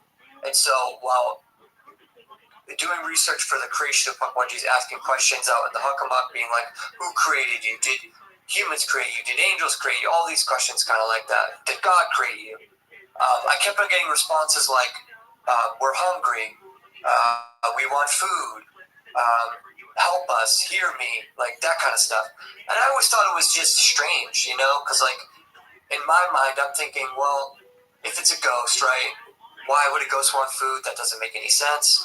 So then I'm like, well, maybe they don't know they're dead. That could be a possibility. But then I'm like, oh, well, maybe. But then I kept on getting it over and over. So I'm like, that's really strange. So then I was doing research for Pukwudgies. I came across the little people I was talking about before. And part of their legend and lore, the Native Americans used to leave them food in the woods as offerings, just kind of like the elementals sort of deal. Which I didn't even know at the time. So here I am getting all this evidence being like, hey, feed me, we want food. But basically just saying the same things that this book is saying that they say they want. And it's just like, man, and it's just like the connective tissue there. And I was like, wow. I didn't even know that. I had no idea about any of that until after I got the book. And then I started thinking about it. And I'm like, oh my God, I've gotten all this stuff that's correlating with these creatures that are described in this book that I didn't even know about. So that's been really, really interesting, a part of this whole process. Like, I feel like when you research anything, it's just like you think you're going to research Pukwudgies, and then all of a sudden it just opens up into all these other things, and you're like, whoa. Like, I was just trying to just research about Pukwudgies, and now it's opened up into this whole other little people thing where it's like, you know, it's a whole other world, you know? But yeah, it's definitely been interesting for sure. So do you want me to get into some of my research as far as like what I think Pukwudgies might possibly be? Yeah, you can do that, but I had a couple of questions. Absolutely, fire away. Now, you mentioned like the little people over like the Irish, obviously they had the leprechauns. Mm-hmm. And I've always heard connections with the Pukwudgies being somewhat like fairies, almost like the Fae. Yeah. You come across anything that you can compare to that? Yes. I have gotten correlating responses saying things like that. I have gotten fairy before there. Now, where this is where it gets kind of weird, because I've gotten also like little people, that kind of thing. So that makes me think that like these little people that the Native Americans were describing, not the Pukwudgies necessarily, but just like the little people, are probably close in relation to the elemental fairy folk, that sort of line of thing. And what's interesting about that, of like the Native American side of that, is it seems like the English people that came to America, as far as the Pilgrims and all those early settlers, did not bring that culture and those elemental stuff with them, because they were very much anti that. And so it's very strange to have these elemental creatures in America, completely separate from the other ones in Scotland, but basically the same thing. Especially when you start reading about them, they literally sound like exactly like fairy folk. I think it's either Norway or Sweden, one of the two. But they also have. Have you seen where they have like little houses and the little hillsides that they have out there for these holy elves? Yeah, like the little nieces. They also have called them nieces or something as well. Yeah, very similar. That's what I'm saying with these like connective tissues between the, like different cultures and stuff. Even between Native American tribes, you know, there's definitely something to it, and there's those connective tissues. I think are really interesting for sure. That's kind of where I was going with it. Is there's different countries, different tribes, like you just mentioned, and they're very similar elements to the stories and everything too. So it's almost like it's folklore, but something had to influence that. It's strange that different cultures have all the same type of elements to them for something that's just supposed to be a folklore story. Yeah, right, and it's supposed to be like completely independent of one another too. So that's like what I find super fascinating about all of this stuff, especially like the Pukwudgie stuff. And you know, I've had Pukwudgies encounters in Tennessee, and technically there is no Pukwudgies in Tennessee. You know, like it's just very, very strange. You know, it's like I said, it definitely seems to be connected pieces between different cultures, different tribes of literally either maybe not the same names, but they're describing almost the same identical things, just by different names and different, and maybe even like little similarities between the two of them, but primarily they're basically the same things. Now down in Tennessee, it's obviously around Kentucky, and it's not too far from here. I've talked to someone before, and they mentioned that they saw something that looked like a goblin. Well, he said a golem from like Lord of the Rings, and I took it as like a Kentucky goblin. It's like a small humanoid-looking thing, but Puckwudgies that are covered in hair. This thing didn't have any hair. So interesting. I'm not sure. Like, they didn't know what a Kentucky goblin was. I was like, well, that sounds like something that I've heard before called a Kentucky goblin. But they didn't say it had ears or anything like that. They just said it was like a small human-looking thing. Yeah. Yeah, that's like I said, that's interesting for sure. Those kind of reports are just like so cool to to hear about and stuff like that, because I've never seen. I would love to see a Puckwudgie with my own eyes. Like, I've caught EVPs and spirit box responses that are saying they're Puckwudgies and saying things and stuff like that. But to like actually see something like that in person, oh man, that's gotta be wild. Especially when you're not expecting it. Like, you know, like I'm researching and going out there expecting and hoping and expecting to catch something on camera. But if I actually did, if one just like popped up in front of me and was like, hey, what's going on? Like, you know, like, oh man, you know, like, yikes. Well, this guy was out looking for Bigfoot stuff, and they were even looking for Bigfoot. Thought they were just on a walk, and I come across this thing, and he was talking to me about his Bigfoot experiences, and he randomly mentioned that, and I was like, I almost became more interested in hearing about the little creature rather than the Bigfoots, but... Yeah, right. Especially something like that. That is, I feel like, a more of a rare paranormal experience for sure. Like, you hear about Bigfoot encounters a lot. You hear about, especially like nowadays, you hear about dogman encounters a lot more. But you don't really hear about a lot of Puckwudgie encounters. You know, there's the guy up here in Massachusetts that has a super famous encounter, and now I'm like blanking on his name. But he's like in this documentary, the Bridgewater Triangle documentary, and he had an encounter with a Puckwudgie. So like that's probably the most famous one. But like there isn't really, you know, it's very strange. It's just, I don't know if it's just because it's localized or they're just in particular areas, or they don't want. I mean, like you said, maybe it's like Bigfoot. They don't want to be seen. And if you could disappear, reappear at will, that's probably why you're not being seen, unless you wanted to be. You know. I actually have an interview with someone scheduled sometime in February. I don't know the exact time, but it's about the Bridgewater Triangle too. But they had a Thunderbird encounter. Really? Dude, I'm gonna have to tune into that one. I'm very excited about Thunderbird. Absolutely, I would love to hear about that. There's only one report that I know about, and it's like of a police officer in like the 1970s. Who was in the town of Abington, Massachusetts, and on top of some hill in Abington somewhere, I can't remember the street, but he basically saw a Thunderbird type animal fly over his like the tops of the trees, and the way he described it, it was huge and massive, like a pterodactyl size kind of animal. So, dude, yeah, I'm gonna have to check that. I can't wait for that. I'm gonna have to reach out to this person and be like, "Where did you see this?" So I'll have to do a video there. I know.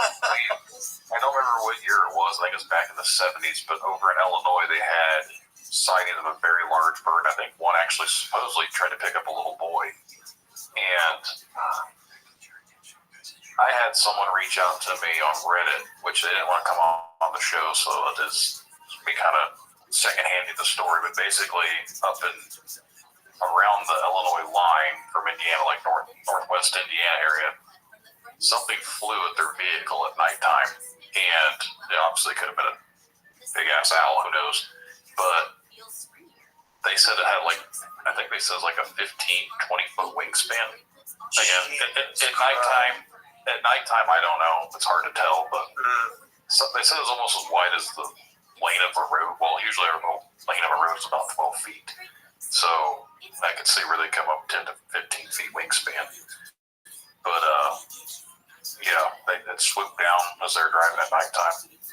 But that's the only time they really got a good look at it. So I was like, it's not really...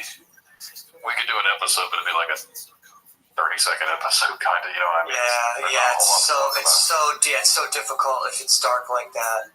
You know, like you just can't get the good description of it. Yeah, but they said they definitely looked like it had feathers. Yeah. I was like, well, again, there's big birds out there. Obviously, we have eagles around here now, and there's actually a bald eagle's nest just a mile from my house. We see them all the time now. It's kind of cool. That is pretty cool. That is awesome. There was one out yesterday. It was sitting in the tree over at my neighbor's house. So I was like, I just probably want to go out and eat my chickens in the backyard. Yeah. Definitely. He's definitely eyeing them up. Yeah. I ended up building them a cage with a net on top and everything else. Like, well, they're at least protected in there. Yeah. But sitting over there staring our direction. Like, I may want to go eat some chickens for breakfast. 100%. No, they're pretty impressive animals. I've seen one up in Maine, up in the wild. They're pretty incredible. Yeah. Yeah. It's cool that they nest. They've been up there. I've seen them for 3 years now. The nest is always in the same spot. And we always see them. If the one's not there, there's always at least one around the nest somewhere. So it's kind of cool. There's a mating pair just literally a mile away. Yeah, that's awesome. That's so cool. No, they're majestic animals, that's for sure. But now, if you want to go back into what you've come across and what you've kind of think these puckwudgies are kind of getting off topic for a bit, but I thought you might enjoy the Thunderbird thing. Oh, dude, no, hell yeah! As soon as you told me that, I'm like, oh my god, that's incredible. No, like I said, I can't wait for that because I wanna do a whole thing on that. That's awesome. Yeah, because that's just a report you just don't hear a lot about, you know, like puckwudgies, you know.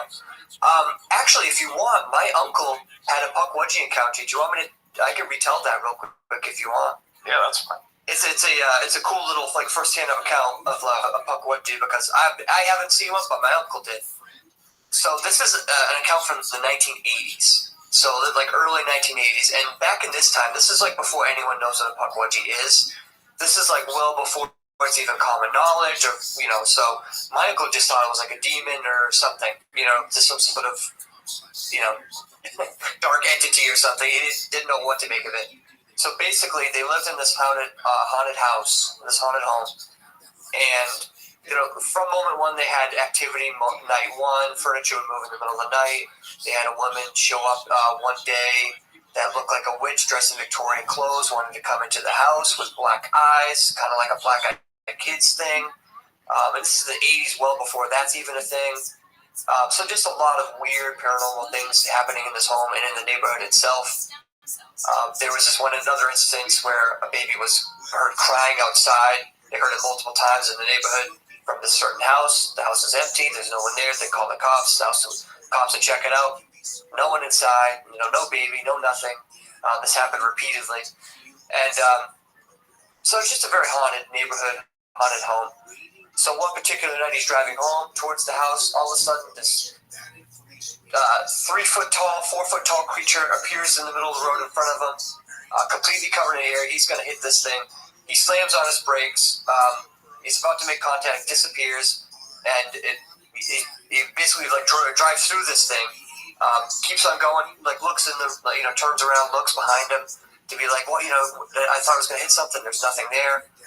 Fast forward to the last night that they're going to move out of this home. They were only there 1 year because of the paranormal activity in this home. So they're about to move out. They've moved out almost everything.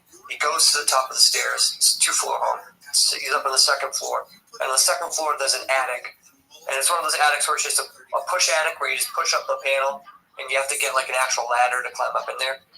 And so out from the hole pops down this entity, which is basically what he describes as a puckwudgie.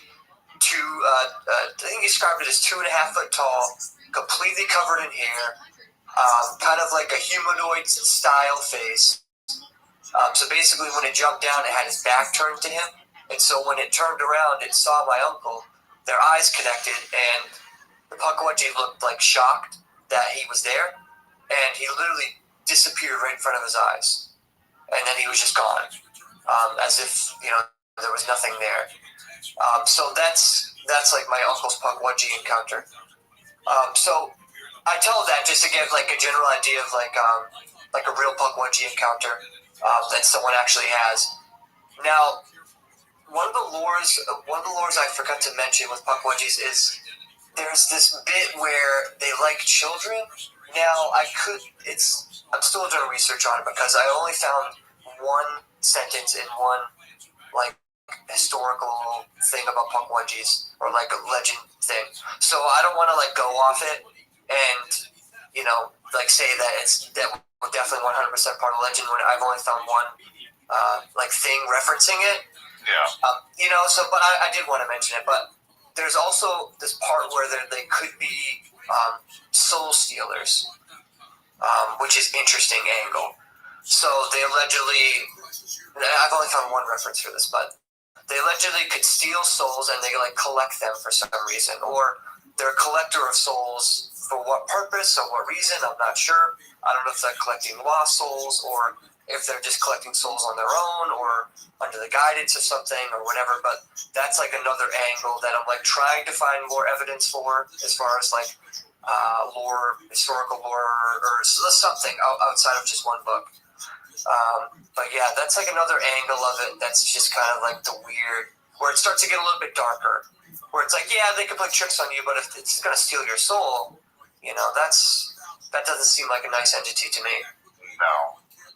That has that evil vibe to it. Yes, absolutely. Absolutely. Which is, it could be a possibility with Pukwudgies, if depending on, who they're created by, what their purpose is, because if they are a creation, then they have to have a purpose. So, like, what is that purpose? If you follow the dark angle, then like, oh, they're a collector of souls that are not supposed to be maybe traveling around or doing stuff, and they collect them and stop them from moving around. I don't know. But yeah, dude, when you start getting into that kind of stuff, then you're like, oof, man. You're like, they go from like a cute little cuddly, friendly-looking creature to scary real quick. Yeah. I think all these type of cryptids or lores or anything like that, they all have a bit of darkness to them for the most part. I don't know if the stories were influenced from people trying to like scare people back in like the old days that they just created things, or something obviously really happened and they used that as influence to tell these stories. So. Yeah, but they're definitely. I mean, you're right, because even in like the Pukwudgie stuff, like there's very little good about them. Like there's one little thing, like they could save you, but everything else, soul stealers, lead you to your doom, play tricks on you. Like it doesn't sound like most of it's not good. There's a small chance they might save you. So it's like, oh, do you really want to be, You really want to test that out? Yes, exactly. Dude, I've asked that in the Huckabuck, right? I asked that one time, being like, I don't know what prompted me. I just like popped in my head. I was like, if I was like, if I was drowning, would you save me? And they said, I got the responses basically being like, yes, of course, we love you, Philip. We would save you, like all that kind of stuff, all in a row, real quick. But they also just could be saying that too. Yeah. You know what I mean? Just because they say that, doesn't mean that actually is true. That's if you're talking to the Pukwudgies too, kind of like what you mentioned earlier. You don't really know what you're really communicating with. Right. So you always have to take everything with a grain of salt, for sure. Because you do never know. It's not like you can see them standing in front of you, and you'd be like, oh, I can identify you. You're not a Pukwudgie. Why are you lying to me? You know what I'm saying? So like, you can't see them physically. So when it comes to EVPs and all that kind of stuff, you just take it for what it is, and then try to make sense of it, and try to hopefully learn new things and discover new things. And hopefully, for me, it's been working out fairly well. I've been trying to learn more and more.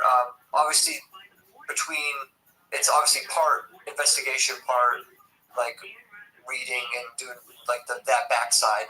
Because if you just investigate without the research, then you're not really going to get anywhere. So you definitely need like both, where like you have to do the research and then you have to test that research out in the field, and ask those questions and that kind of stuff, and hopefully, fingers crossed, get somewhere with it, or maybe hopefully learn something about Pukwudgies or these other little things or whatever. But it's definitely interesting for sure. I would love to get out to Indiana, man, and get out there and do some research on some of those Pukwudgies out there for sure. So I only know of the one place really, and my Charles used to camp out there, and I don't think they've ever really had any kind of weird stuff happen. They've never mentioned it to me. They know what I do for a podcast, so I figured if they had any type of weird little people encounters, they'd have said something. But that is that Mountain State Park is only about an hour from where I live, so I've been down there a few times. Obviously, when they were camping over the summer, we went down there and visited and everything. But I never went through the trail or anything like that because, again, having little kids, it makes it really hard to go do that. I don't have the exploring time anymore like I used to. Yeah, dude, I'm sure with kids and stuff, that's got to be tough. You know, like your free time is that much more limited. You know, and with your pod, I'm sure most of your free time you got to spend, perfecting your craft and all that stuff. So I totally get that. Now, in Indiana, I want to ask you a question. You might not know. Do you guys have a lot of swamps in Indiana or no? Not to my knowledge. Not around here, at least. I think southern Indiana might have more, because obviously once you get towards the southern part, around Kentucky area, you've got more, or not so much mountains, but it's a lot more hilly getting into the mountain type of area for, obviously the Appalachians and stuff. Right. I think, more towards the southeastern portion, it might be swampy. I know it's more, like I said, hilly and stuff like that, but up here I live in the middle of cornfields. It's pretty much flat. Yeah, that's what I was going to say. That's whenever I've been out to Indiana, it's always, a lot of cornfields and farmland and stuff like that. That's why I was wondering, because the only reason why I asked that is because with puckwudgies in New England, they are usually found in swamps. And what I found interesting about this other legend about, I can't give it credit because I don't remember what podcast it was on, but I was listening to a podcast. They were talking about the swamp in Louisiana, and they're describing all these claims and all these things that happen in the swamp. And every single one of them was matching up with the claims that are in the Hockomock Swamp in Massachusetts, even down to the little people and the puckwudgie type stuff.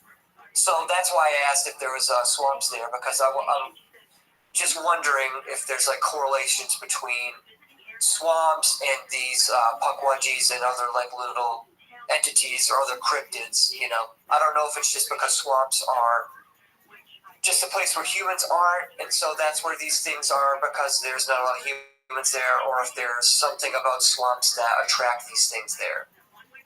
There's always been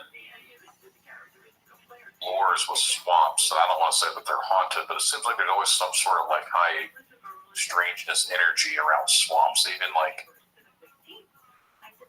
get it, maybe it's just because fantasy stuff and stuff like that I'm thinking about, but it seems like there's always been stories of I'm trying to think the bog, the hag of the old hag stories, from there in a swamp. There's been spirits of the swamps, there's all sorts of things, but when it comes to swampy areas, so it kind of does make you wonder if maybe it's because the water source is a high energy thing for them. I don't know.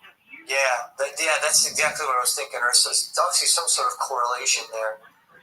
Just because I think it's fascinating, and I'm those are the kind of connections I'm I think about, because I'm oh, maybe there's a connection to the land, and it's the swamps that's either creating a place for these to be a great habitat for them, whether it's the energy or I don't know what it is, but there definitely seems to be something that's correlating between those things for sure. That's why I mentioned it, because I was I wonder, but then if you said that southern Indiana has possibility of some swamp areas, then I'm I wonder if that's the areas where there's puckwudgie activity. Now, where in relation is the spot where you think there could have been a puckwudgie sighting or a little person sighting? That's near where you live, right? Yeah, the Mountain State Park's in Anderson. It's northeast of Indianapolis, so it's more in the flat area. But I still think there's obviously rivers and stuff that flow through there too, so there's still some that they call it Mountain State Park, and I don't know why. I couldn't research it, but I'm pretty sure there was mounds Indian mounds burial ground or something like that. Oh, see, now that makes even more sense. For sure. I'm not going to quote myself or no quote me on that, but I'm pretty sure that was part of the reason why they named it that, because it's an odd name just to call it Mountain State Park if it didn't have anything to do with like hills or mountains or anything. Right, yeah, for sure. Yeah, well, you know what, that would make total sense for sure. Because then you add in the Native American angle, and it's like, oh, that's no wonder. So yeah, that's interesting. For sure, because Pukwudgies and the Native Americans seem to have a close relationship, no matter what part of the country you're talking about. So that's super interesting. The official government website for the park says it's an avid hiker spot with hills, and now the page just disappeared. I clicked on it to load because it only gave me like the brief description, and then it completely went off. Gives me the address and everything. But like, it's not flat through there. It's like a bunch of trees. It's hilly, and obviously there's a bunch of hiking trails and stuff. I've talked to people who have hiked through there, and they claim it's a great place to go. So, I mean, like I said, I don't know why they call it that. I've always just assumed it was because like a burial ground or something. Yeah, and that would definitely make total sense for sure. Especially if there's also other paranormal stuff happening there as well. I'm not sure, but if there is, that might explain why. There's a place not too far. It's literally maybe just on the other side of the town that I live at, and I've camped out there before, and everyone says like the really, really haunted places right along the river, and we've never had anything happen when I was out there. I went out there with a paranormal group, and they had their little meters jumping. They were asking questions. A flashlight came on by itself, and everything that was paranormal. And I'm always like, well, let's not jump to conclusions that it's all paranormal. Like, you got to try and rule out certain things. But when I've camped out, I've never had any strange experiences. My buddy, one night, we were out there, just me and him, and creeping ourselves out. This was obviously, like I said, around high school days. And I started hearing something in the bushes, and he had a paintball gun, so we started lighting up the bushes because I thought something was creeping up on us. And all of a sudden, we started hearing crack, crack, crack. Apparently, it was some ducks creeping up on us, and he launched some paintballs towards them, and then they went off on their own way. I was like, yeah, so that was the strangest thing that ever happened to us out there. And I've camped out there like numerous times. We never had anything strange happen. Yeah. Then I would say that, it's probably not haunted then. Yeah. It's like, because, if a place is haunted, like that haunted, like we're talking really, really haunted, then if you've been there that many times, you would have heard some sort of strange noise or some sort of weird thing that you couldn't explain for sure, just if you've been out there that many times. Yeah, so even if you weren't looking for something, something weird would have happened. You were like, what, for sure. The weirdest things were the people that would drive back there and see that we were back there, and they'd just turn around and stare at us for a little bit and then drive off. I was like, that's what's the creepiest thing is these people seeing us back there, and they're not just instantly leaving, they just sit there and look at us for a while. I was like, is that police? Let's hope it's police. Yeah. But a couple of years ago, it does take a dark turn. A couple of years ago, someone actually was murdered out there. Jeepers. Ugh. Yeah, that's like 5 years ago this happened. I was like, man. Yikes. Well, that's that's always like a small fear. Not me getting murdered, but like because I go out exploring in the woods a lot or in the swamp, and coming across the odds of coming across like a dead body or something, like it's probably very low, but you never know, man. It's just I was just reading on TikTok. I saw a little story from where I am. They found a dead body at some old historical fort, near me. And so I've never been there, but it's definitely on my list of places to go. So it's what are the odds that I could have been there on that day? It's crazy to think about, but like I said, it's one of those things you hope never happens. But yeah, dude, it's weird. That would definitely be life changing for sure. So I had a friend reach out to me, one of the ones I've been out there with just recently. Figured out I was doing a podcast, and we've been talking back and forth, and he said we should talk about some of the weird things that happened out of this place. Like, I didn't have anything ever weird happen to me to talk about. Like, I was out there, nothing strange happened, but they've had weird stuff happen to them. I know other people have had weird stuff happen to them, but just me personally, I never noticed it. Yeah, that's interesting. Now, do you think that's just because you're a skeptic, and you just, or you think it's just because it just hasn't happened to you? I've had weird things happen, so but just not at this place. Just not there. Yeah, I gotcha. Yeah, that's kind of like a bummer, especially if everyone around you is like, "Oh my God, I've had this happen." You're like, No, not me. I don't know what you're talking about. You know, you're like, am I missing something? Like, I know. Me and two of my friends, we hiked through the woods for about 3 or 4 hours, and it started to get dark. I was getting more nervous that we were going to get lost. Trying to figure it, because there was no trail. It was literally just, we were just walking through the woods. And obviously, if you keep walking a certain direction, you're going to end up in the river, or you're going to end up in one of the roads or someone's field, because it's not like a giant secluded area. They're a couple miles outside of town. But even my mom, who's lived in this area her whole life, they always heard stuff about this stuff when she was growing up. So back in the 70s and early 80s, there was always talk about crazy things going on at this place. That's why I even knew about it, because it used to be like the whole town used to talk about, oh, this place is so creepy, so haunted. Again, I've never experienced anything there. Yeah, that's interesting.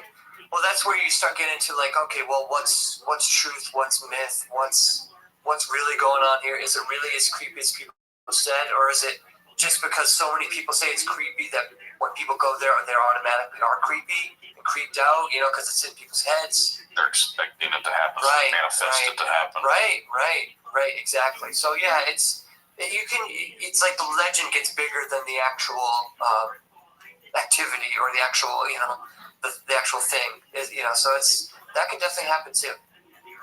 Yeah, for sure. Especially with every town's got something like that, you know, some sort of like urban legend or you know, some place that like, you know, is like a scary place that, you know, everyone talks about or whatever. I don't know if I've mentioned this on air. I recently had an episode with someone talked about giants, and he also done stuff on little people, and I don't remember if I told him this on air, if it was off air, but and I live in the same general areas where I grew up at. Like my parents' house is like 3 or 4 miles away. It's not that far. And when I was 8 years old, 8 or 9, now between our house, like is a ditch line, we used to call it the gully, and next door at my grandparents' house. And we used to go, me and my cousin would go down to this gully ditch area, lay out in the woods. Obviously there's like a creek with water in it, stuff like that. Well, a couple of my older cousins were out one day with me, and we see this little mound-looking thing. It almost looked like a burrow. Like as an older person, adult now, I know what to recognize it as. And for whatever reason, they just started throwing rocks at it. Well, I didn't see it completely. I just seen something come running out of this thing. And it was maybe only like 18 inches to 24 inches, like the mound itself. Like it's right along the edge of the water. As an adult, I was like, well, it's probably like a muskrat or something. But my cousins were terrified, and they were saying it was a goblin, or one said it was a troll. Those old, you remember the long-haired jeweled trolls or whatever from like the early 90s? Oh my God, yes I do.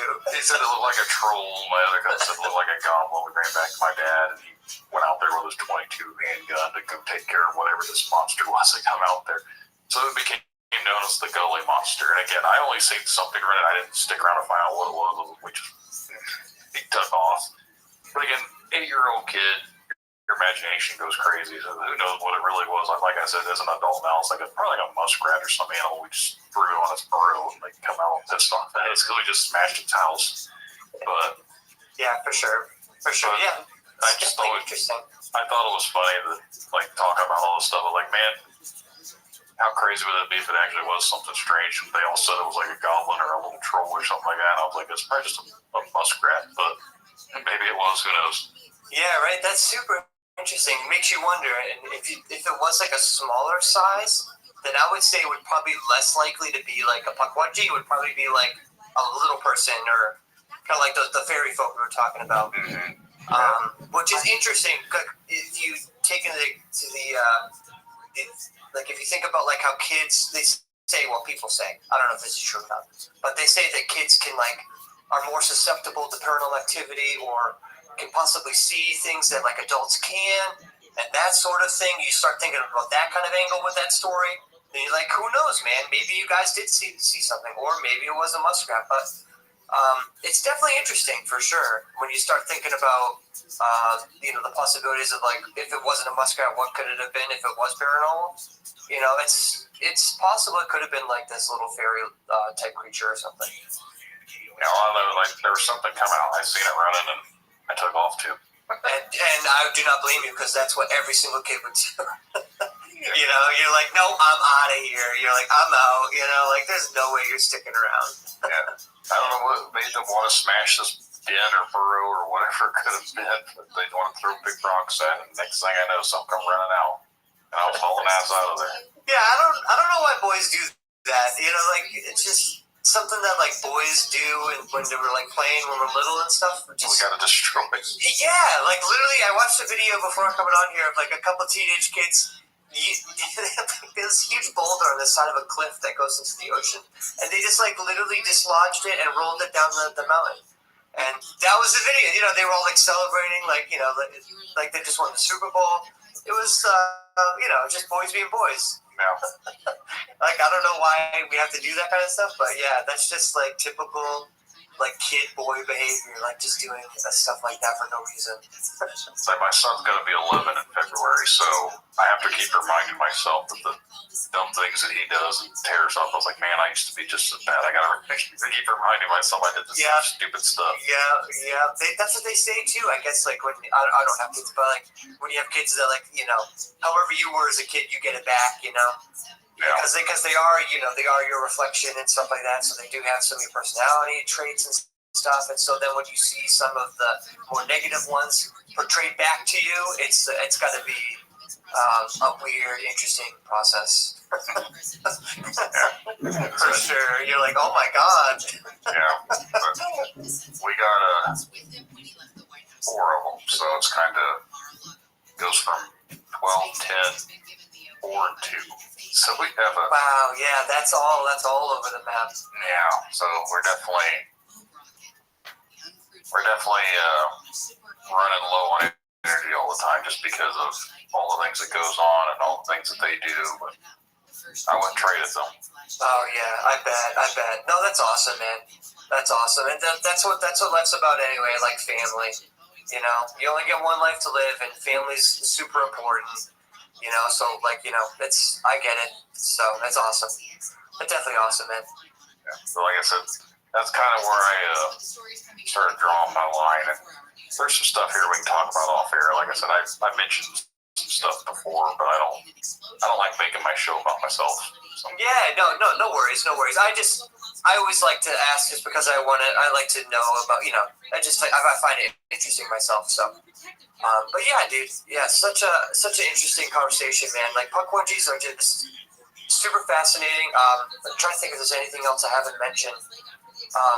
I will say this just because I haven't mentioned it yet. I have done research as far as like paranormal research, asking puckwudgies specific questions about their creation, whether that's God, man, all that kind of stuff. I basically narrowed it down to like 2 different theories. Now I'm open to be wrong, of course, because you always have to be open to being wrong because I'm always hinging on the next piece of evidence or the next piece of evidence. You know what I mean? So it's always ever changing. You never want to be like set in stone because I could catch something tomorrow that could change my whole empathy.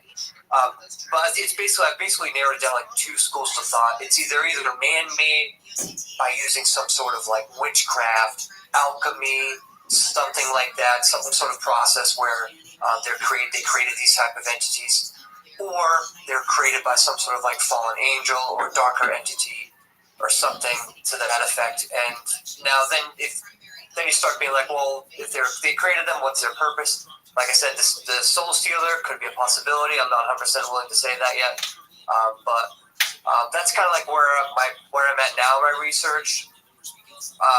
This next year, I want to try to learn as much as possible more about puckwudgies and these other little entities, these little people and stuff. Do some more research on the back end as far as the more book research, and then obviously in the field as well. And try to really like.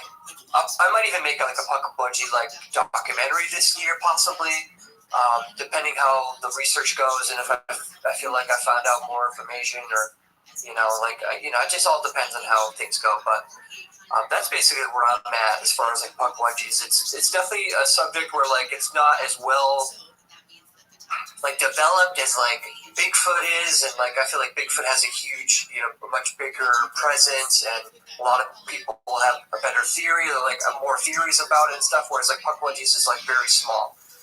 No pun intended. But you know what I mean? Like it's not like one of the more well-known entities or cryptids or whatever you want. I don't even know what you want to classify them as even. So it's definitely it's interesting doing this whole thing and trying to like figure out this whole puck wedgie thing. So yeah. When you were talking about your uncle's experience, it reminded me, because how I find a lot of my guests is I'll either go to like a Facebook group or a Reddit group or something like that. I'll ask if anyone wants to talk about experiences they've had or whatever. And I don't remember exactly who it was or where it was, but someone had commented their experience. And I don't read people's experiences. Like, that's not what I do. I know there's podcasts out there. All they do is repeat stuff that people mail into them or they find on the internet.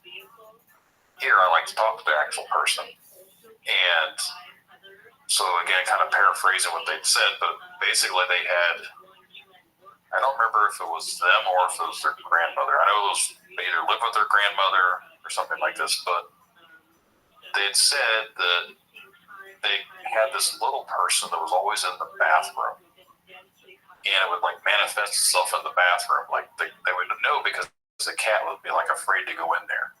And one night they went in there and there was like an 18 inches tall like person by the sink, and then when seeing them, kind of like what you said, where he got scared, disappeared. That's what this thing did. Like they turned on the light, that made a shocking like eye contact with them, and all of a sudden it's like vanished. Like it was afraid that they'd see it, but they'd see it every once in a while. They'd see like silhouettes or weird things going on in the bathroom, but it always seemed to be around the sink. So that's super interesting. Now, what's weird about the cat angle is I didn't tell this part of the story just because I forgot. But when my uncle moved out of the house, they left the cat in overnight. And this is after he'd seen that puck wedgie creature. And so when they had returned the next day, the cat's, I don't know if one of the cat's eyes or both eyes, I don't remember, but at least one of the cat's eyes was gouged out. And the cat like ran out of the house and they couldn't catch it, and they like lost the cat forever. So like obviously from what he said, it seemed like whatever this entity was like, messed with the cat overnight or fought the cat overnight or whatever. So it's interesting that story also has a part with the cat didn't like the other little entity or the little person or whatever. I was like, that's interesting. That's an interesting angle. So it's like, so dude, that's really weird. Yeah, like I said, I don't know. They didn't say it was a puck wedgie. They just said it was like a little person, right? Little person looking thing. And the description, they didn't say it looked like a human though. I forget how they described it, but it was. I almost, for some reason, and I don't know if it's because of that movie Cat's Eye, the old Stephen King movie. Yeah. So maybe I'm picturing that, but for some reason I thought that's, because when I was reading what they wrote, I was like, it almost sounds like they're telling me the plot to this Cat's Eye story. So again, when people write things, you don't know if it's true or not. Sure, but, absolutely. But that's kind of, the description they had is like a little person, but they said he was wearing like weird little clothing and stuff. Oh, okay, so yeah. This sounds a lot like the other little entities I was talking about, like the little people. Mm-hmm. Because the Native Americans also described them, because they also disappear too. They can also disappear and reappear at will. Like that's one connection between puck wedgies and them that are similar, is they both did do that. But the little people ones, they also had this thing where they would only disappear if you stared at them, and they would like if you stared at them, they would point back at you, and then they would disappear, kind of thing. And they were like little people who wore clothes and stuff and all that, and they lived deep in the woods. And it said, the Native Americans said, the Wampanoags at least, they said that they died out long before the white man arrived or something like that. So that's interesting angle of that whole thing, especially that sounds a lot more like that you're describing, like a little person basically. 18 inches, like really, really, really small.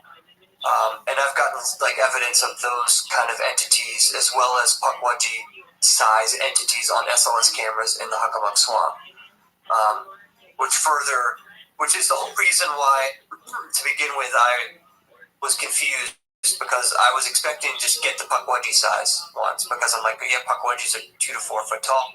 These are 2 to 4 foot tall. And then I started getting these other little hits that were like you said, 12, 18 inches, much, much smaller hits. And so I just, before I knew what they were, I was like, I'm missing something. And so that's what led me to like try to figure out what they were. And that's when I discovered that I was like, oh my God, there's these like little people. This is what their names are, or like, this is what the Native Americans called them at least. So it's very interesting to get the paranormal evidence first, and then be like, what the hell was that? And then look it up and then be like, oh my God, like that makes a lot more sense. You know what I mean? Like it kind of connects it all together, for sure. So yeah, it's definitely been interesting, man. When you get like a hit like that on the SLS in the middle of a swamp, and you see like these, like one of the hits was like there was at least 8 of them, 8 little hits, you know, like little bodies and stuff. You know, inside of I watched one of your videos recently, like it was this morning actually. I was watching one of your most recent ones, and it's almost like the little stick figures, you see the little dots for anyone not familiar with what I'm talking about. It looks like little people, like little stick figure people movements and stuff. And it is very creepy and interesting. Like you can see it on the screen and everything. And obviously there's skeptics out there that claim that just picks up weird anomalous shapes or whatever. But I was like, yeah, but who knows? Like, why would it just pick it up in a random spot? You know what I mean? For sure. Especially though, I think the one you're talking about was Elkmon, and we used the SLS on the REM pod before, and nothing happened. And so then it's weird to use it again on that same REM pod. Nothing's really changed. And then to get that hit, and not only that, in that particular video, I put the leaf down, and it started like dancing on top of the leaf, and doing like circles on the leaf, which is, you know, crazy because like interacting with an object that's there, you know, and you take the leaf away, then it's like jumping on the REM pod, trying to do, you know, mess with that. And so it's like, it's definitely interesting at the very least, you know, because, you know, like I said, we tried it in other cabins and stuff, and similar lighting, and it nothing popped up at all. So it's definitely interesting, especially when you couple that with like the EVPs and spirit box stuff and all that other stuff. It's just like icing on the cake, really. But no, that was a really cool hit. But yeah, the little ones are probably just as fascinating as pukwudgies are, because that's like something, like I said, I just recently discovered, and it's like now it makes me wonder. Like I said, are these things everywhere? You know, are pukwudgies little people? Are they throughout the entire United States? You know what I mean? Are they only in certain spots? Like, you know, the only way to do that is to like try out and go to different places and see what I catch there. You know, but yeah, it's definitely strange for sure. If you ever come to Indiana, let me know. Oh, absolutely, for sure. I mean, I would love to, just because I've been to Indiana before. I liked it when I was there. I went to Indianapolis, actually. And this is well before I started doing, like, ghost stuff. But I had Jimmy John's down there. It was great. So, yeah, I would love to, because there's a lot of cool spots in Indiana. Don't you guys, correct me if I'm wrong, isn't there, like, a prison that you guys have in Indiana somewhere that, like, you guys can go to and do, like, investigations at? I might be thinking of a different state, but I thought you guys have one too. I'm not sure about a prison. I know. I think it's in Kentucky, though. I forget what it's called. It's basically where they used to have the tuberculosis wards and everything at. Oh, yeah, Waverly Hills? Waverly Hills, yeah. I think that's in Kentucky, though. Oh, okay. Okay, gotcha. Yeah, I still want to go to Indiana anyway, because I do want to go there, and I want to, you know, obviously the pukwudgie stuff is interesting, and I would definitely like to find out if, you know, you guys actually do have pukwudgies there and the differences and stuff. We do have, and I used to actually work on the property. There is a state hospital for like mentally challenged people, and obviously there's other inmates out there that were deemed like unfit for prison, but they had like psychological issues. And that whole area, even when I worked out there, like there's a lot of creepy vibes in that place. But again, obviously, look what's there, like the energies, the type of people, and all sorts of things that have happened out there. And it's a really old place. And I didn't get to ever go down there, but supposedly there's tunnels underneath some of the buildings. They claim the tunnels are really, really creepy. No, that I can definitely believe. I've done Penhurst in Pennsylvania. That's like very similar because they have tunnels in there and stuff like that. And yeah, those places do trap a lot of energy for sure. It's just a bad thing. Even just hospitals in general. I've done a couple hospital explorers investigations, and both of the ones I did, I don't think we did one EVP session or one spirit box session or anything, and we caught like a bunch of EVPs both times. And that's just us that's just me walking around exploring. So there's definitely like residual energy in places like that, hospitals, battlefields, any sort of like trauma places for sure. It definitely seems to, I don't know if it's like imprinting in the land or the place, or it's because these people are there still. I don't know what exactly it is, but you can definitely almost feel it, when you go to some of these places for sure. Yeah. Especially if you ever been to, you're like a couple states away, but you ever been to like Gettysburg or any of those like sort of old Civil War battlefields? No, we do have the one I mentioned before that we called Hobbit Land as a kid.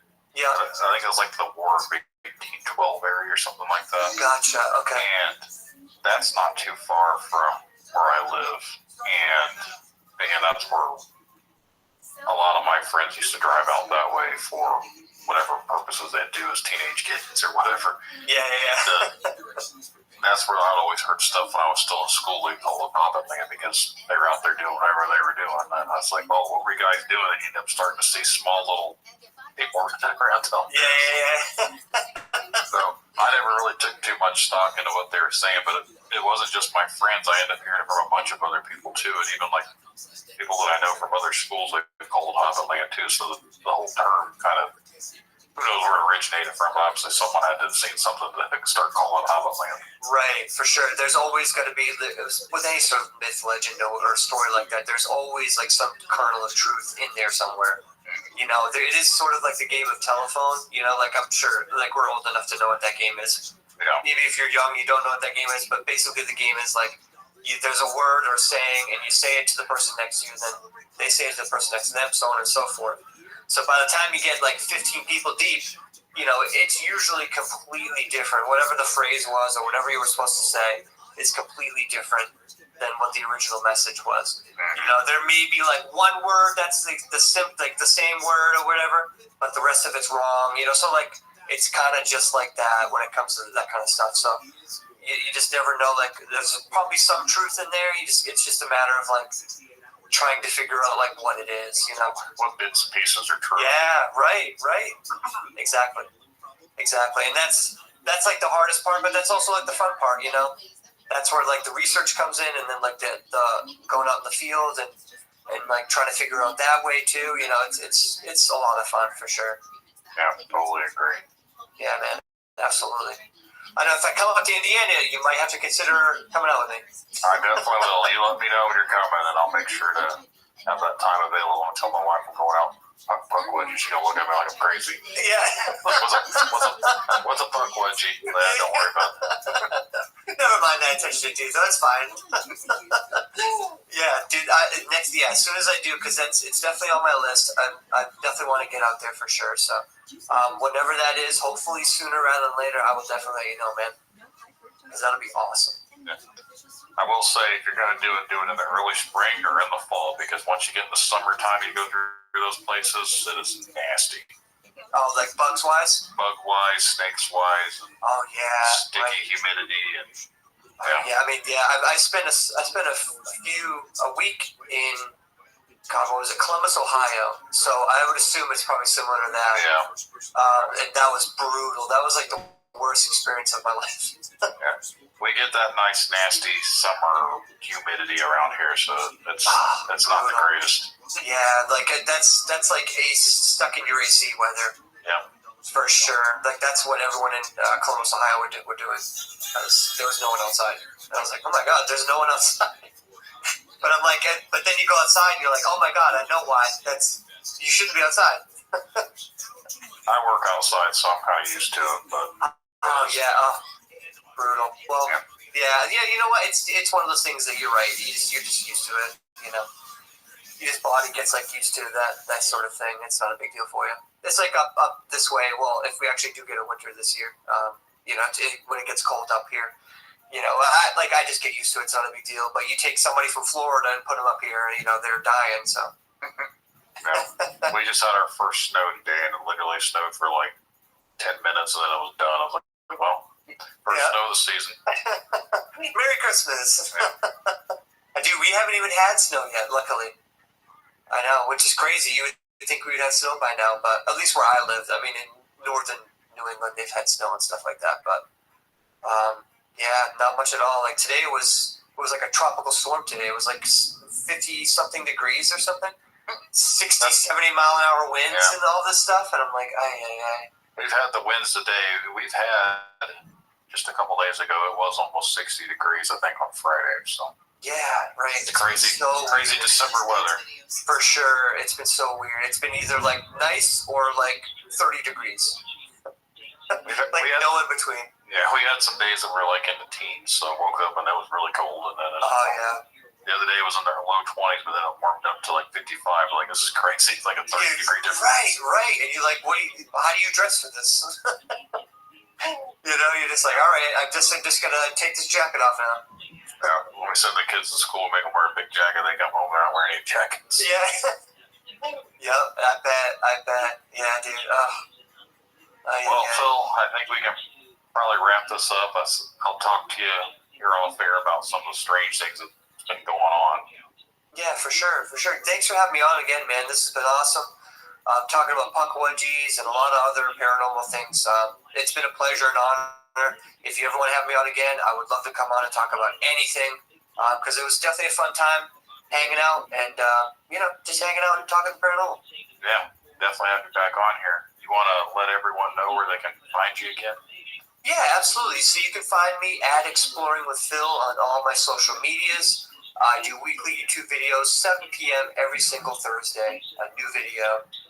Mostly Bridgewater Triangle, but I do venture out in some other areas. That's Exploring with Phil with 2 L's. I'll make sure to add all that to the show notes for anyone listening, so they can just scroll on down there and go right to it. Awesome. Perfect. Yeah. Well, again, Phil, I appreciate it. Thank you for coming out and talking with me tonight. We're going to roll on out of here. Thanks, man. Appreciate it.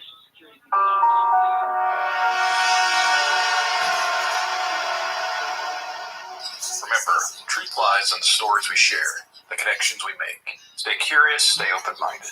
Thank you all for joining us on this journey, and until next time, keep questioning, keep seeking, and keep exploring the unknown. Good night, everyone.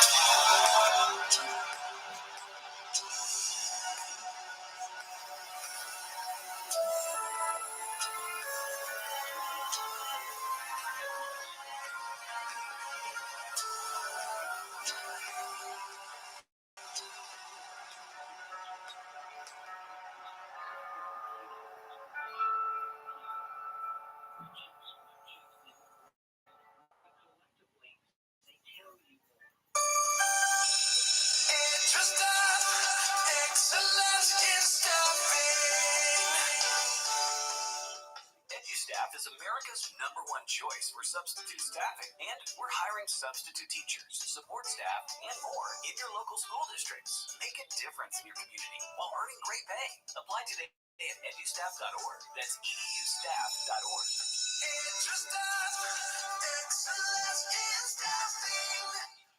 What's so special about Hero Bread's soft, fluffy, and delicious breads, buns, and tortillas? These ultra-low net carb baked goods contain 0 sugar, fewer calories, and more protein than the leading brands, and are high in fiber to support gut health. Shop now at hero.co. The legends are true. Overwhelming power. The sauce of destiny.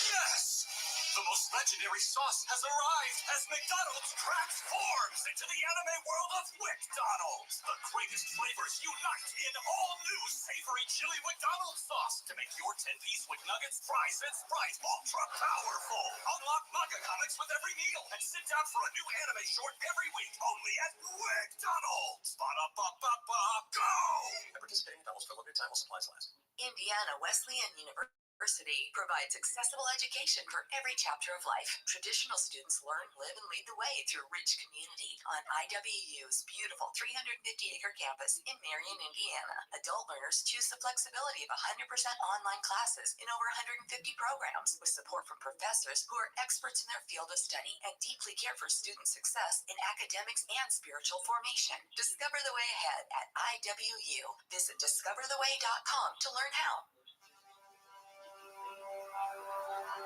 And I just turned around and I hauled ass out of there. I was done.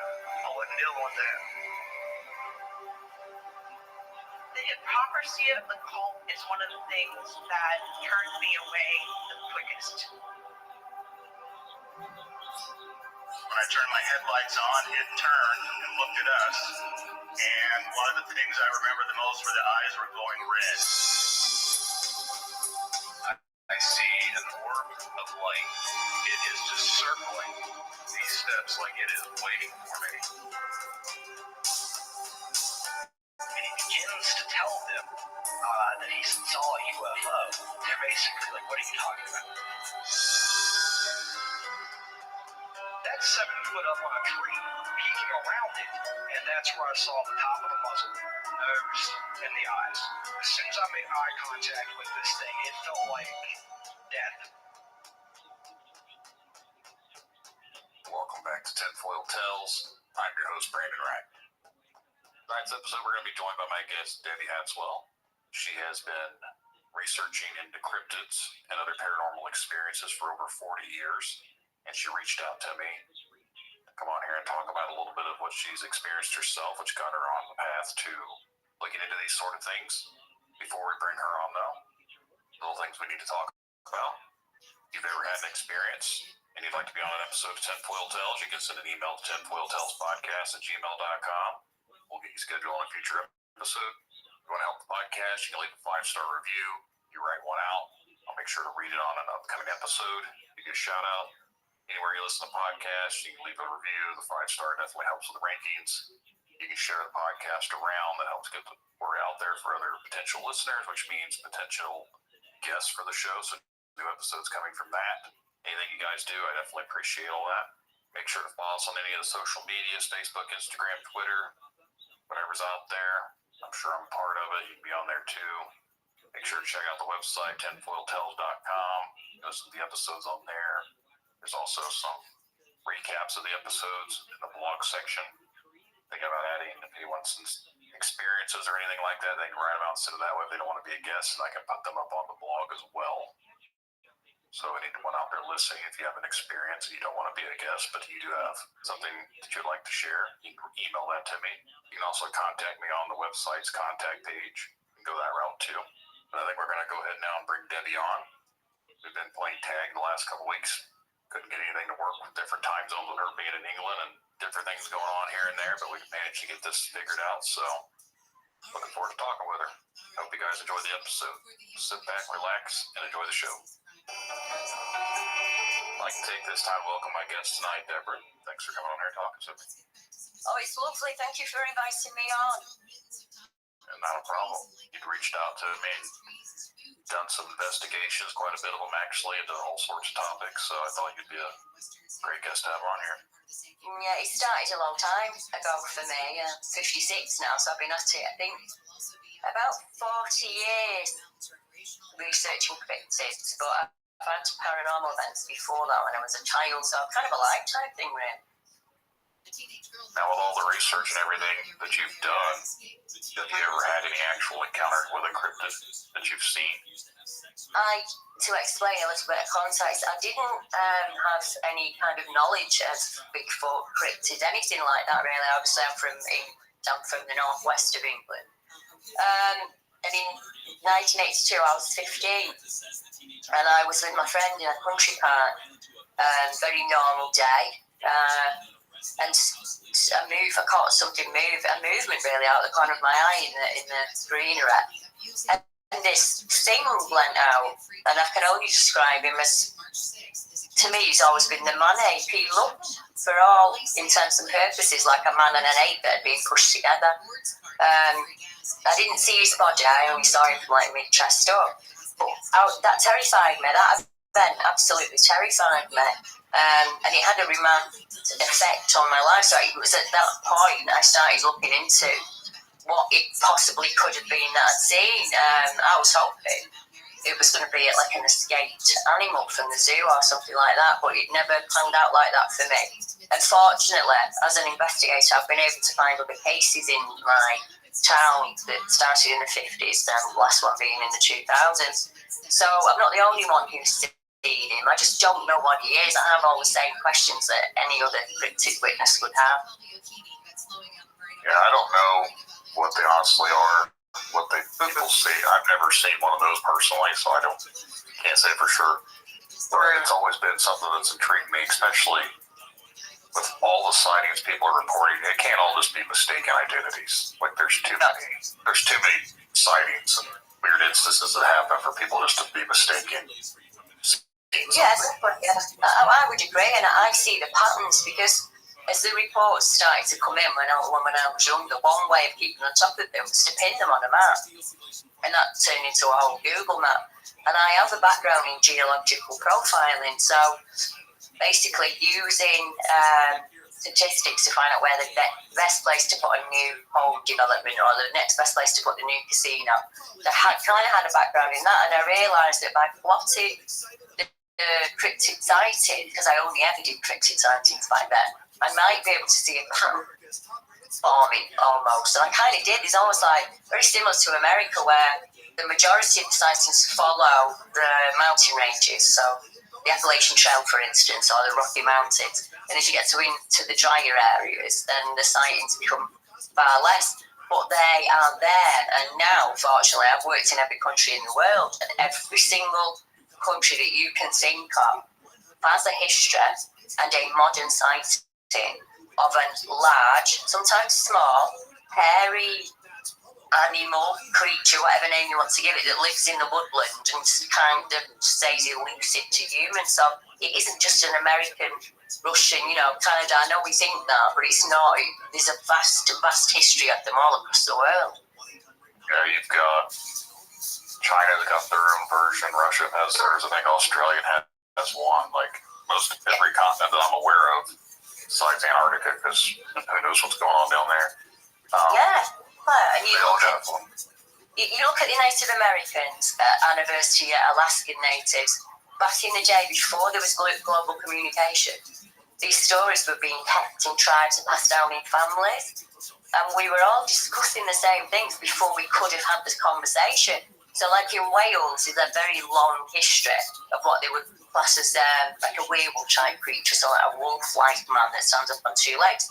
And in England, in the UK, it's a wolf, which is more of an ape-like hairy human that hides in the woodlands. And you can find them all across the world, like you say, Australia, Japan, as the Inca do. And the Russian wild man and the reports in Europe, very different. Very accepted in Europe. It's seen as almost a lucky thing to see them, and they just accept that they're wild people and live just a different life to normal humans. I don't know. I just don't know. I've taken reports that have been very supernatural in origin, and other reports that are very flesh and blood. So I'm still on the fence, mate. I'm not an expert. I can't tell you what they are. But I can tell you the theories behind what they might be, if you get what I mean. I've done it for that long. What are the theory? What do you think they could be? When I started out, I had to answer. Because I'm a witness to something, apparently I have to know all of the answers to what he was, like where was he from, what he could possibly be, what did he eat, how would he mate, all of those questions are what I call the frequently asked questions. The research that I've done over the years has led me, my own personal experience, in that there's more than one thing that we're dealing with. And when you look at the descriptions, there's the very typical, let's say, North American Sasquatch, so over 9 feet tall, hair on the face, completely hair covered in the body. But then you have what are classed as almost like caveman reports or ancient man, wild man. So I tend to try and separate them to see if there's a difference within them. For me, I believe that they are some form of archaic human, somewhere on the same hominid line as us, in the same way that we bred with Neanderthal, we probably bred with these guys. They're far more suited to this planet than we are. They don't need homes, they don't need all the things that we need to live on the planet.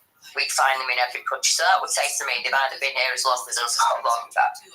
But there are some experiences that talk of them almost vanishing in front of their eyes. So is there a dimensional element to this, or is that a natural ability that we don't understand in the same way that we didn't understand what an octopus was when we first came across it? I don't know. I really don't know.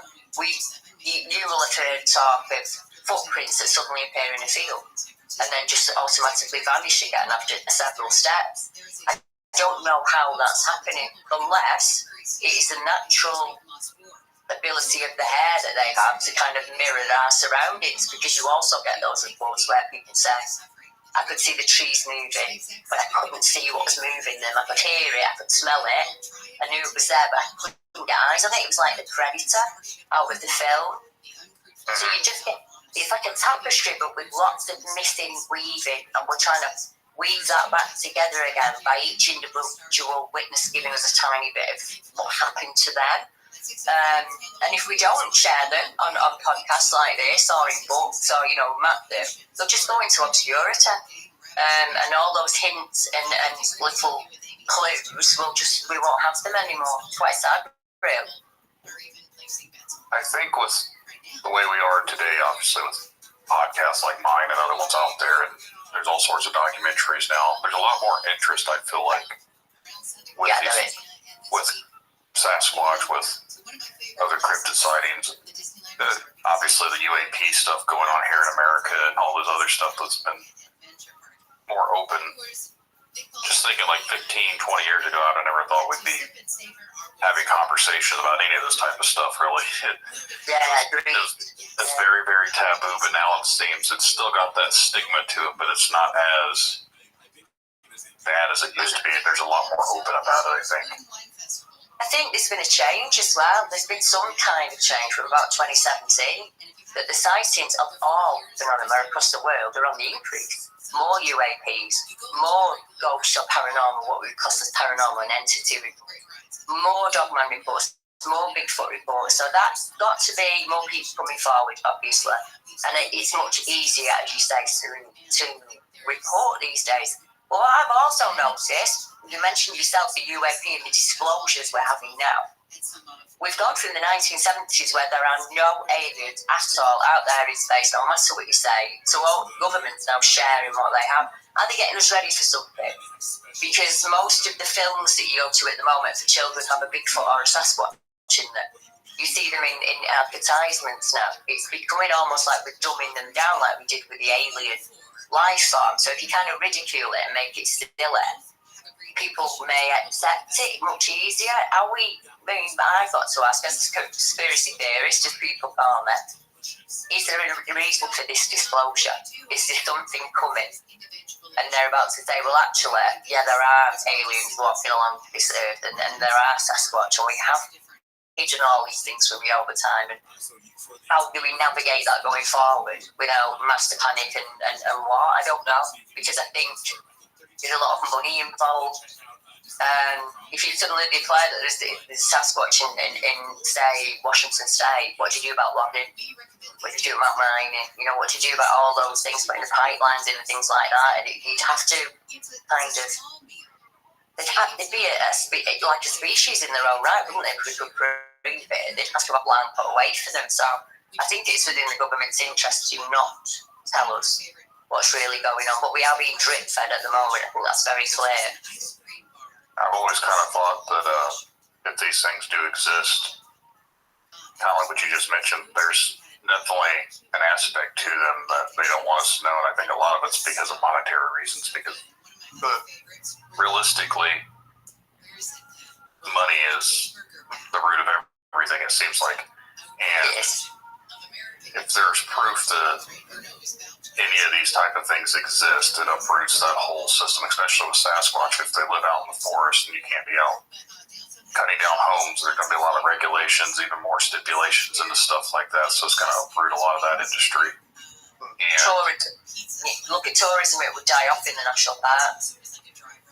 National parks are an interesting thing in general because there's so many reports of strange activity and missing people, and Exactly. Can you imagine? So you've got that, and some of the people into this subject know about that. But how do you imagine it's probably 70% of the rest of the universe that doesn't know about the connection between cryptid reports, areas of high energy, and missing people or strange disappearances? Bridgewater Triangle springs to mind in America. Once the public put that together with the fact that the knowledge that maybe they've been walking alongside these things for a very long time without realising that, I think there would be mass uproar. I don't know how the government would be able to keep a lid on that. I think it would just be a tipping point for most folks. I think a lot of people feel that they've been sold a bad deal. Like we did what you asked, we put the time in at school, and then we went out and we got the job, and we got the car that you asked us to get. We've got this home, and it's forever unattainable, and we're there on the rat race, and we're doing it daily. Surely there's more to this. Most of us have started that at some point in our lives. And I think if they came forward and said, well, actually, yeah, aliens do exist, or yeah, Sasquatch does exist, I think that'd be a tipping point for most folks, and they'd be like, that's me done. It's like, government and society is probably the most dysfunctional relationship you ever have in your life. And if you can walk away from that, you become a much happier person. I think some of it is about keeping us dumbed down, stopping us being strong, taking away that confidence. You didn't see a Bigfoot that day, you saw a cow side on. People told me that I saw a homeless man, a man in a suit, an actual bin liner, like a garbage bag, that I just mixed up in my mind because I was an hysterical 15-year-old. What I saw that day shaped my life immensely because I've never been able to get over it. And I've done everything I can to try and prove what I saw. I'm not a liar. I didn't see that day. I've been very lucky. So I've met people over the years that have been able to say to me, look, Dad, things have changed. But I didn't know anything about the subjects of UFO or paranormal, only from a personal point of view. Never from an investor. I used to go and learn it. So I made sure I found the best people in each subject and just learn whatever. I just soaked it in as much as I can. And that's frightening. Because like me and you, we're on the side of the screen where we know about all. So when you pick a holiday, you probably think of all the reports that you've, the interviews that you've done or people that you spoke to that had an experience there. So you start to realise just how many. If I was to tell you there were over probably 600 reports of an ape-man in England, in the UK, that tiny little island, people wouldn't believe me. But we have the same prints that you find. We have the same witness testimony. We have the same description. We have the same air samples, same kind of habitat.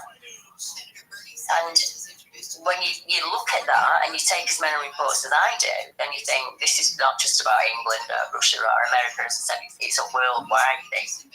And if all of us woke up at the same time, we could really overthrow the elite. There's not that many of them. Everything we do goes upwards. And it's all about money, like you said. It just gets funneled upwards. And we're just the ones who are making it for them. It's like soapbox thing. It's like empowering people. Because you've spoken to people yourself who've probably had a lot of trauma from an event that's happened to them, and you kind of stuck with that. There's no way you can go with that. There's definitely a lot to people that have actually had experiences to those that have not, I've noticed. And even with people that host podcasts, I feel like there's people out there that never had any experiences. They host these types of podcasts, and it's hard for them to relate to people. To those that, me personally, I was told that whatever I saw was a bear. And I know the difference between what I saw and what a bear is. So I didn't see a bear. Do you mind telling us a bit about that? What happened?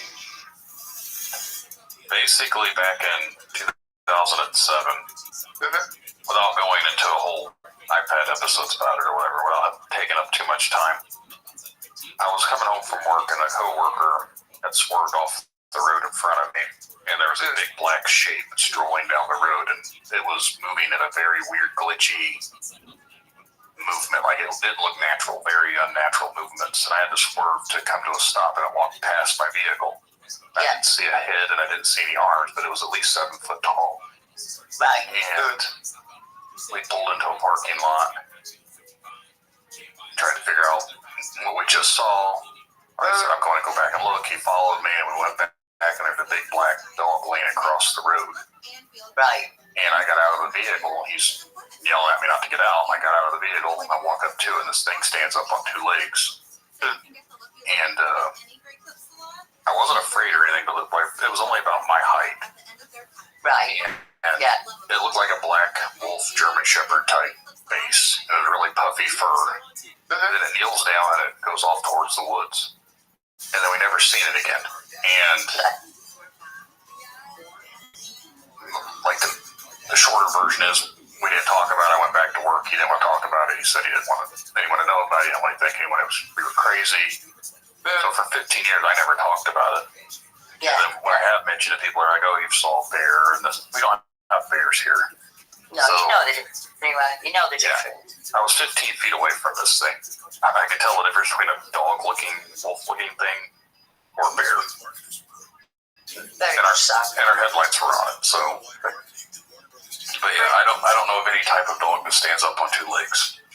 I mean, to validate, I've took hundreds of those reports in America, Canada, Russia, England, all across the world of upright, what you would describe as almost as a German Shepherd or an Alsatian, as I would call it in Europe, up on 2 legs.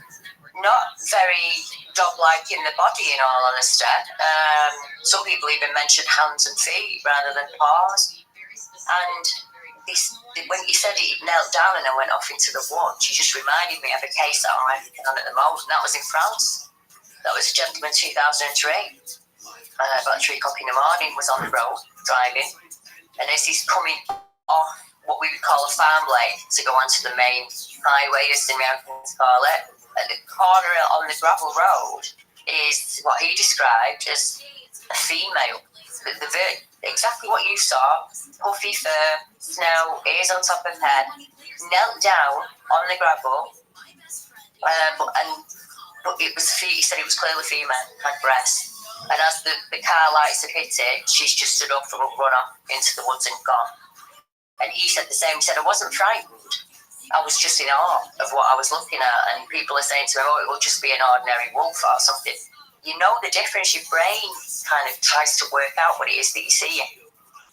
No. You know, it's like a file of facts, isn't it? Like a really quick, is it a dog? Is it a deer? What is it? You know, what is it that I'm looking at? And you just kind of left with that. That was what it was like for me. But the creature that you're describing, some people would call a werewolf or a dogman or a wolf, or there's a name for it wherever you go. And thousands of people see them all across the world and make reports of them. You know, and they're just not believed. They're just not believed. So I think, how could you believe someone for seeing a Bigfoot? Or you can believe somebody who's seen a spirit or a UFO or they've been abducted. But you don't believe this person because you've never heard the description of the creature before. You just look at the Libra in France. It goes back all the way in history. You know, and it's this creature that you saw that's often seen road crossing or on the edges of road can often be found as well around ancient burial sites or new cemeteries. So almost like Anubis, something to do with death in a way, like the shucks of England. That's kind of where I relate things back to, is there's been description of these dogmen, wolfmen type creatures for years. Obviously, Anubis was supposed to be a jackal, but it's still like a wolf type thing. Yeah. The ancient Egyptians. Now, obviously, they had many depictions and weird things. They had like other creatures on human bodies as well. But even with the ancient Sumerians, they had even like weird animal heads on top of people figures and some of their stuff as well. Yeah. This cave paintings, very early cave paintings in Europe, where it's a man on the bottom and a wolf on the top, so like your typical hybrid cross between the two. You listen to stories in Poland where they speak of them being in the woodlands when the Germans come during World War II. Some villages have been lost out there, and they've said that the wolves kept them alive overnight almost. Scotland, you have the wolvers. It was said in history that they just wanted to be left alone, really. But if somebody in the village was starving or was really, really sick, they would come in and help. And all they wanted was just to be left alone within the forest themselves. And you just think, St. Christopher is supposed to be a dog-headed man as well. I came across that a number of years ago when I was researching. I didn't know that. And there were some ancient dog tribes, the Benandanti and the Cynocephalese. They were very positive beings that fought on the side of good against evil at night so that humans could rest, so we could sleep. They were kind of like the spiritual guard dog kinds of thing. And I wonder if that's why they've kind of seen around ancient burial sites in that kind of way. Now, don't get me wrong, I've taken reports where they've been incredibly aggressive, where they've chased cars, or they've had red eyes, or they've chased people out of the woods. But I don't think any being is negative or positive. It doesn't work like that for me, I think. Maybe some of them are just like that, they just hate humans and that's it, for one thing. They must see us do some awful things in the woodlands. You don't know like that. To me, I don't think they're just an animal. I don't think it's a wolf stood up on two legs. I think it's far more than that, and it's incredibly intelligent.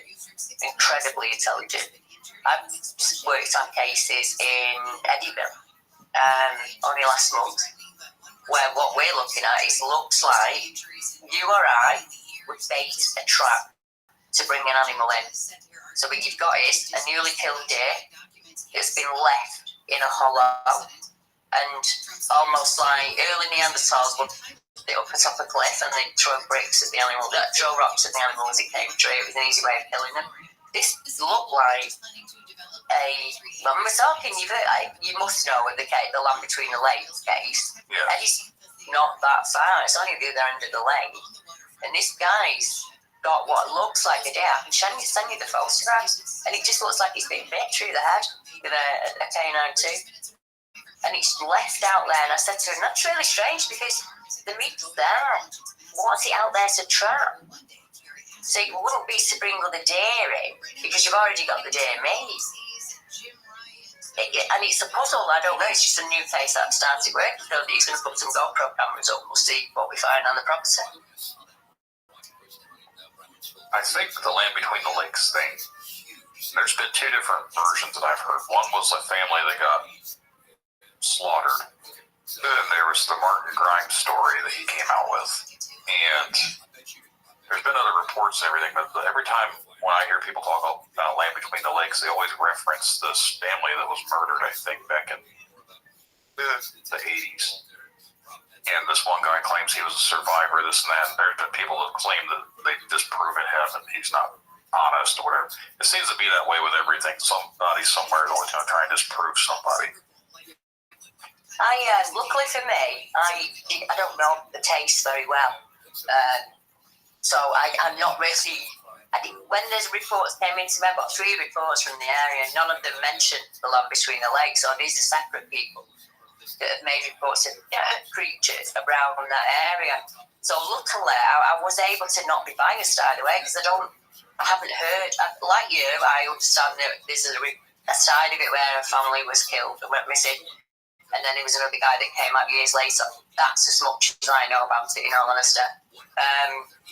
After all, I've worked with people who've done a lot of research into the case. It's never really come up in conversation for me. So I was interested because obviously I've taken 3 reports from 3 separate people over a 10-year period around that lake area. So I'm always waiting for another report to come in from there. Because the 3 people have, reported it. Like I say, this guy, it was more, not that he'd seen a creature, it was more, he was noticing strange things on his land. And it was like, well, let's keep an eye on it then. That's all we can do, really, isn't it? Get some GoPros up and see if anything happens. You know? There's been reports around here as well recently, and part of me wants to try and go out and look for stuff for my own, just for my own personal thing, but at the same time, I'm not one that wants to go out. What am I going to do if I actually run face to face with this thing again? Maybe this time it's not going to run away. I have the same dilemma. Obviously. But, you know, what do you do in that situation? I don't want to see it again. A lot of people say to me, oh, you're so lucky. I don't feel lucky. It was awful. Seeing that thing was awful. It was like, and my parents lying to me. Are there monsters out there? And they told me that there aren't. It's like, I hadn't even had, like, I don't even have a boyfriend at that point. It was only 15. And this thing was awful. It was horrid. It was really big. And it was much bigger than my dad. And it was right close to my school. So I'd have to pass that area all the time to go to school. And I still had 12 months to do that. I hated it. And the idea of seeing it again, just no. Even this far distance, even with all these years between us and all my knowledge as I'm a parapsychologist, I'm a cryptid hunter, still, no, I don't want to see it again. I don't. I wouldn't want to be hypnotised. And going back to that day safely and seeing if I can look at the situation and not be a frightened 15-year-old. But it was in the same sense that if a gorilla had come out of that bush or a lion, it was the same fear as I was primal, utterly primal. I was on my feet. I pushed my friend to the floor, and that's not me. And I did it without thinking. And what I was thinking was, he can get hurt before he gets me. And I was off and running. And my parents just said, oh, it's probably a homeless man, all right. There's no way on this earth that he was a homeless man. You don't give 40-odd years of your life to something. Yeah. You know? That's, It shaped me, it did, is the only way I can put it. My girls have grown up with it. They know about it. They know that's why I couldn't take them camping when they were kids. I couldn't go to the woodlands and stay overnight. I couldn't do any of those things that my parents did with me. I was too scared. No, it does impact you just because I've even said, people have asked me, Indiana Wesleyan University provides accessible education for every chapter of life. Traditional students learn, live, and lead the way through rich community on IWU's beautiful 350-acre campus in Marion, Indiana. Adult learners choose the flexibility of 100% online classes in over 150 programs with support from professors who are experts in their field of study and deeply care for student success in academics and spiritual formation. Discover the way ahead at IWU. Visit discovertheway.com to learn how. Has it ever impacted me what I saw? For the most part, I was like, no, not really. I'm doing a podcast about this stuff. I used to be very skeptical. I didn't think anything like this existed, so yeah, it has impacted me. Now that I've come to talk about it, like, yeah, I wouldn't be doing this show if I didn't have that experience. So. Yeah, I think it makes you more open-minded as well. So, like, people will say to me, well, you haven't got a background in the paranormal, how do you help? Well, I know what trauma's like. I know what it's like to see something and not be believed. So I might not be able to help that person myself, but I can put them in touch with someone that in the paranormal realm that I've spoken to, That's my skill set, is putting people in touch with each other. Because I know what it's like to think that you're out there on your own. And nobody else has seen it, only you. So you must be absolutely crackers, saying you must be mental in some way. But then as you start to find other people, and believe me, I don't go into a case and give them information. When I go into a case, I want to hear everything they've got to say before I share anything with them. So it's not like I go into them and say, oh yeah, there's several dogman sightings out here, tell me about yours. And I speak to a person and I say, don't start with the sighting report. Let me, what we doing that day before you? And then I get them to tell me the report and tell me all the way through it. And normally another question I'll ask is there anybody in your family that's experienced paranormal, UFO, any form of what we would class as otherworldly? Because sometimes you find that, sometimes it's like that grandma maybe had experience with spirit, and mum may have an experience with something else. Sometimes it kind of runs in a family line like that. But some people are just going about their everyday business, and they have this one-off event like me and you, and you just spend the rest of your life thinking, what was that? what was it? Why that day? Why me? Why did I see it that day? What was it doing out there in the road? You must have asked yourself that. Yeah, it's as bad as I try not to think about it, it is something that's always been in the back of my mind that I tried to write it off. It was just a normal dog because, again, it didn't have the stereotypical werewolf features. It didn't have the human-looking body or the hands or feet.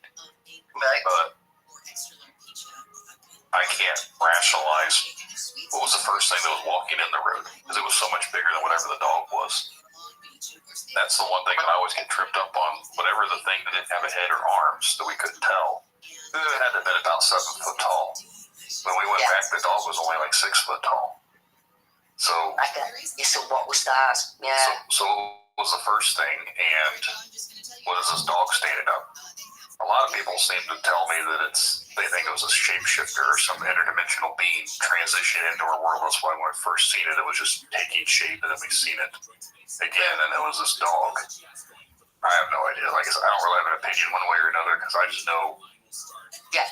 The whole thing seems crazy to me, but I know what I saw. No, exactly that. You have this event, and then you've got to try and explain it to people, and you don't really understand it yourself, you know. But your word would be good enough in a court of law. If you witnessed a crime, we would accept your word as an honest man that what you were telling us was correct. So we do that with your side, because you're an honest man, you're very erudite, you know what you're doing. You don't put the hours in that you've put into podcasting for nothing. You know, we all have our reason at the back of it. And I think most of us are just out there really to find out more. You know, tell me your experience and I'll tell you my experience. We might be able to pull a clue out, you know, between us. What I started doing in the UK, I haven't been able to do it for a while now, but I started in about 2016. And I would just tell people where I was going to be that day, and I'd rock up with my friend, and we'd just get a fire going, and we'd put a campfire and have a prayer with tea, and people would just come out and meet us. And I'd start, and I'd say, like, my name's Debbie, and this to me, and 82, and then other people would share their experiences. And it was a really good thing. We got it rolling really well, and then, unfortunately, when COVID jumped in, the UK's never really gone back to how it was before, pre-COVID, so... we started with probably 15 or 20 people the first time, and that really has grown to a massive community online. And so if a case comes in now, not in my area, and I can't travel to it, I know people in that area that are happy to speak to the witness, happy to go out to the area themselves, or the witness themselves will do that for me. They'll say, right, I've had this experience, and I know you can't get up here to the northeast, so I'm going to go back. Is it okay if I talk on camera about what I've seen? And yes, please, because that's the best that I can get out of you. If you can go back to that area and say, this is where we were, this is how big it was, this is what we saw that night, in your own words. I think that's very impactful. And then I just put that out on my YouTube channel or on the podcast, and invariably, somebody will message me and say, that report that you put out on Saturday, I've had an experience in that area, or that report that you put out on Saturday, it isn't exactly the same area, I had it maybe 600 miles away, but the creature was the same. You know, there's always another witness out there on their own. So even at times when I get trolled, I've had stalkers where I've had to move house, and all manner of drama that goes on in the cryptid world that you know of.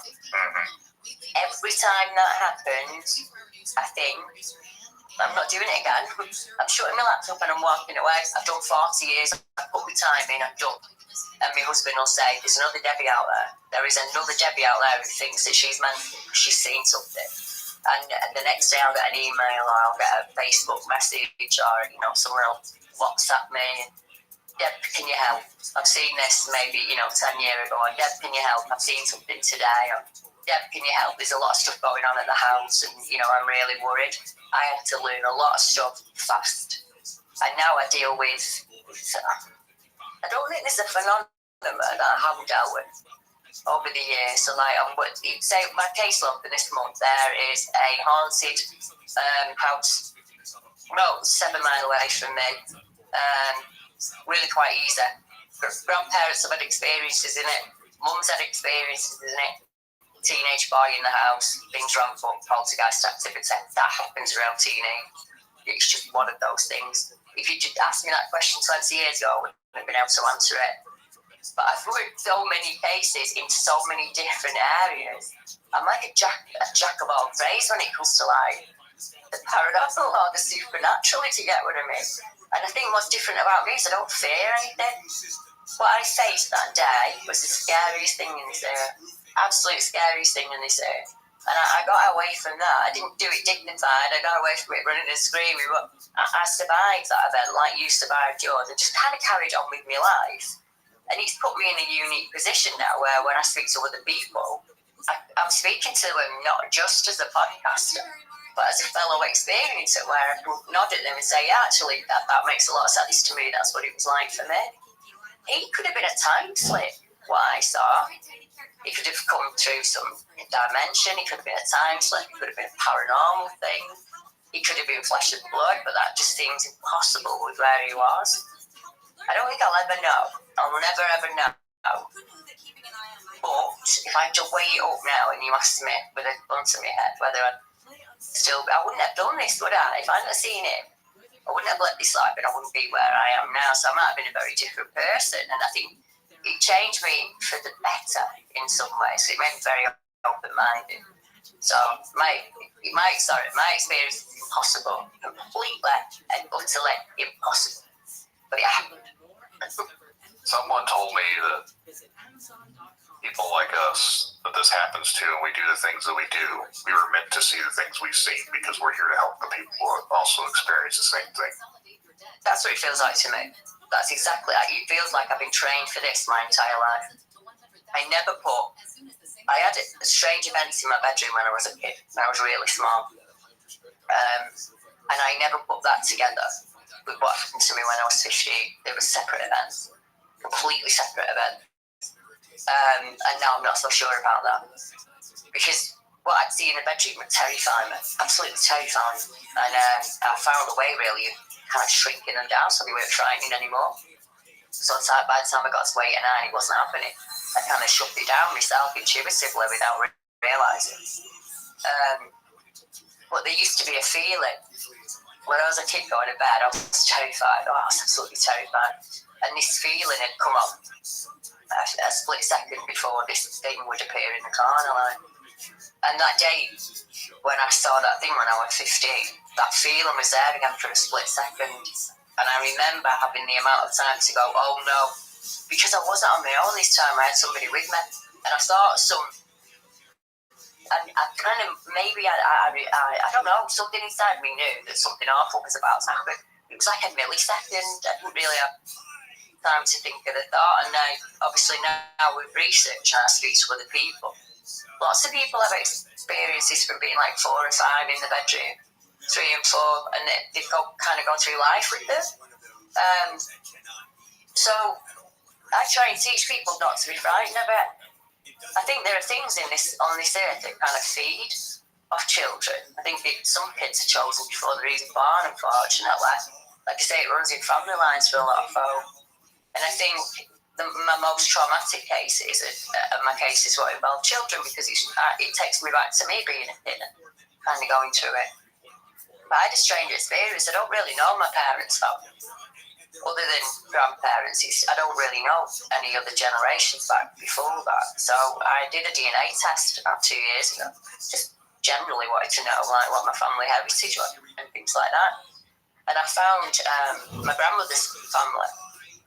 And I'm 6 in line from Mary Butters, the Carmody Witch, as they called her in Ireland. But what was strange was I managed to meet lots of cousins and second cousins, things like that. Some go up to the age 90 and others are quite young. And every single one of them had paranormal events. Every single one of them that I found had more than one story to tell me about being a kid and having experiences at home. And I remember being about, I don't think what house I was in, so I must have been about 3, like 2 or 3. And I was in my cot and I was absolutely terrified. And I remember somebody stroked my head, like really gentle, and it was quite soothing. And And I'd think about that when I got frightened. I'd think about that touch, and it kind of helped a lot. So all these years later, I was speaking to what would be my second cousin, Linda, who's in her 80s, and she said, I've never really had paranormal experiences, Mija, but I know things. I can walk into a room and know everything about the people in the room, or I know something is about to happen.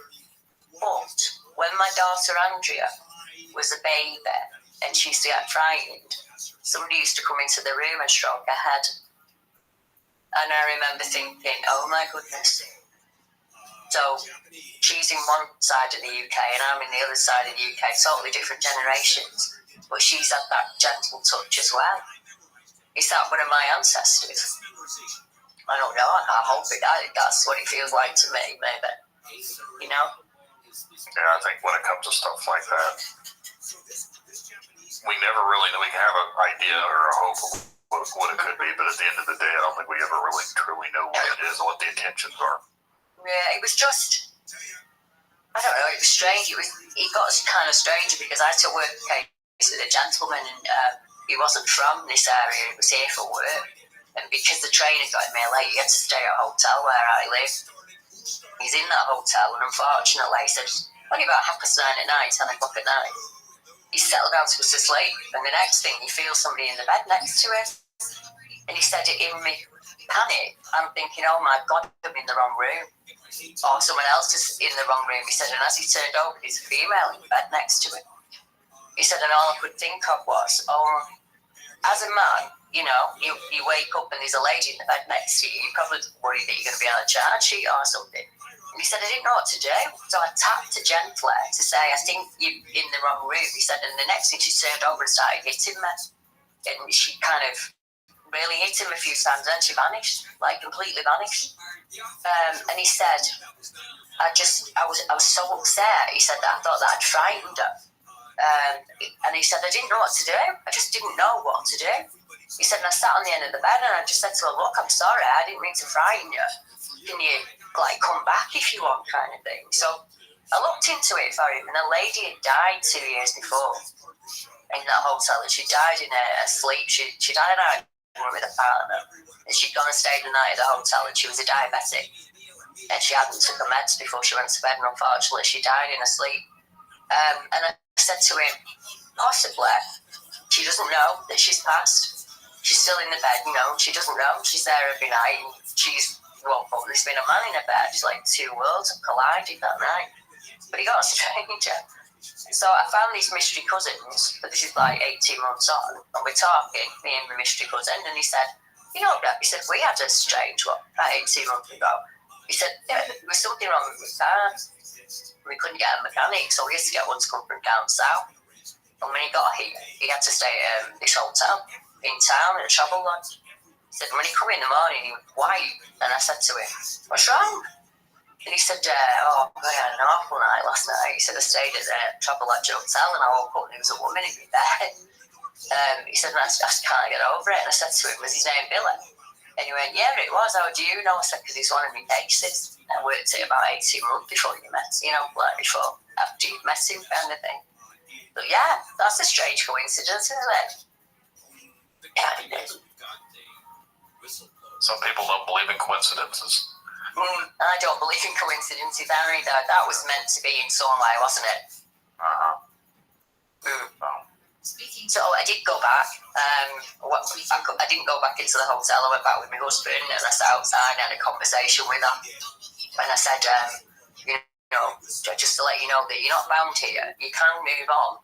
And unfortunately, you've passed away in your sleep and you might not know that, I was hoping I could book the room and just stay in the room overnight, but then I didn't want to turn it into I don't know, the right thing at the time. I asked myself what was the right thing to do, and I just thought, just go up to the hotel in the car, ground yourself and just have a conversation with the dev and just say, look, I don't think you know that you've moved on, but you have, and it's time, you don't have to stay here, kind of thing. Your loved ones will come for you, and I kind of left it like that. I thought that was the best thing to do. Yeah, I think when we can only try to do what's best. Yeah, when it comes to spirits or anything otherworldly like that. I don't know what the other side is. I've never experienced it. Like I said, I'm kind of I'm in my own little thing. So it's like, it's hard to give advice or something. Like I can go through and say things here and there, but at the end of the day, I don't have really any idea of what I'm doing. I'm like you. People ask me, where did you train? There isn't any way you can go and train. I kind of got through in the deep end, so I had to learn really fast. And I say I make mistakes. Okay, it really, really is okay to make mistakes. That's how we learn. So if we get things wrong, that's fine. We've learned that it's either a lesson or a blessing. It's always like that. Things happen when they're supposed to.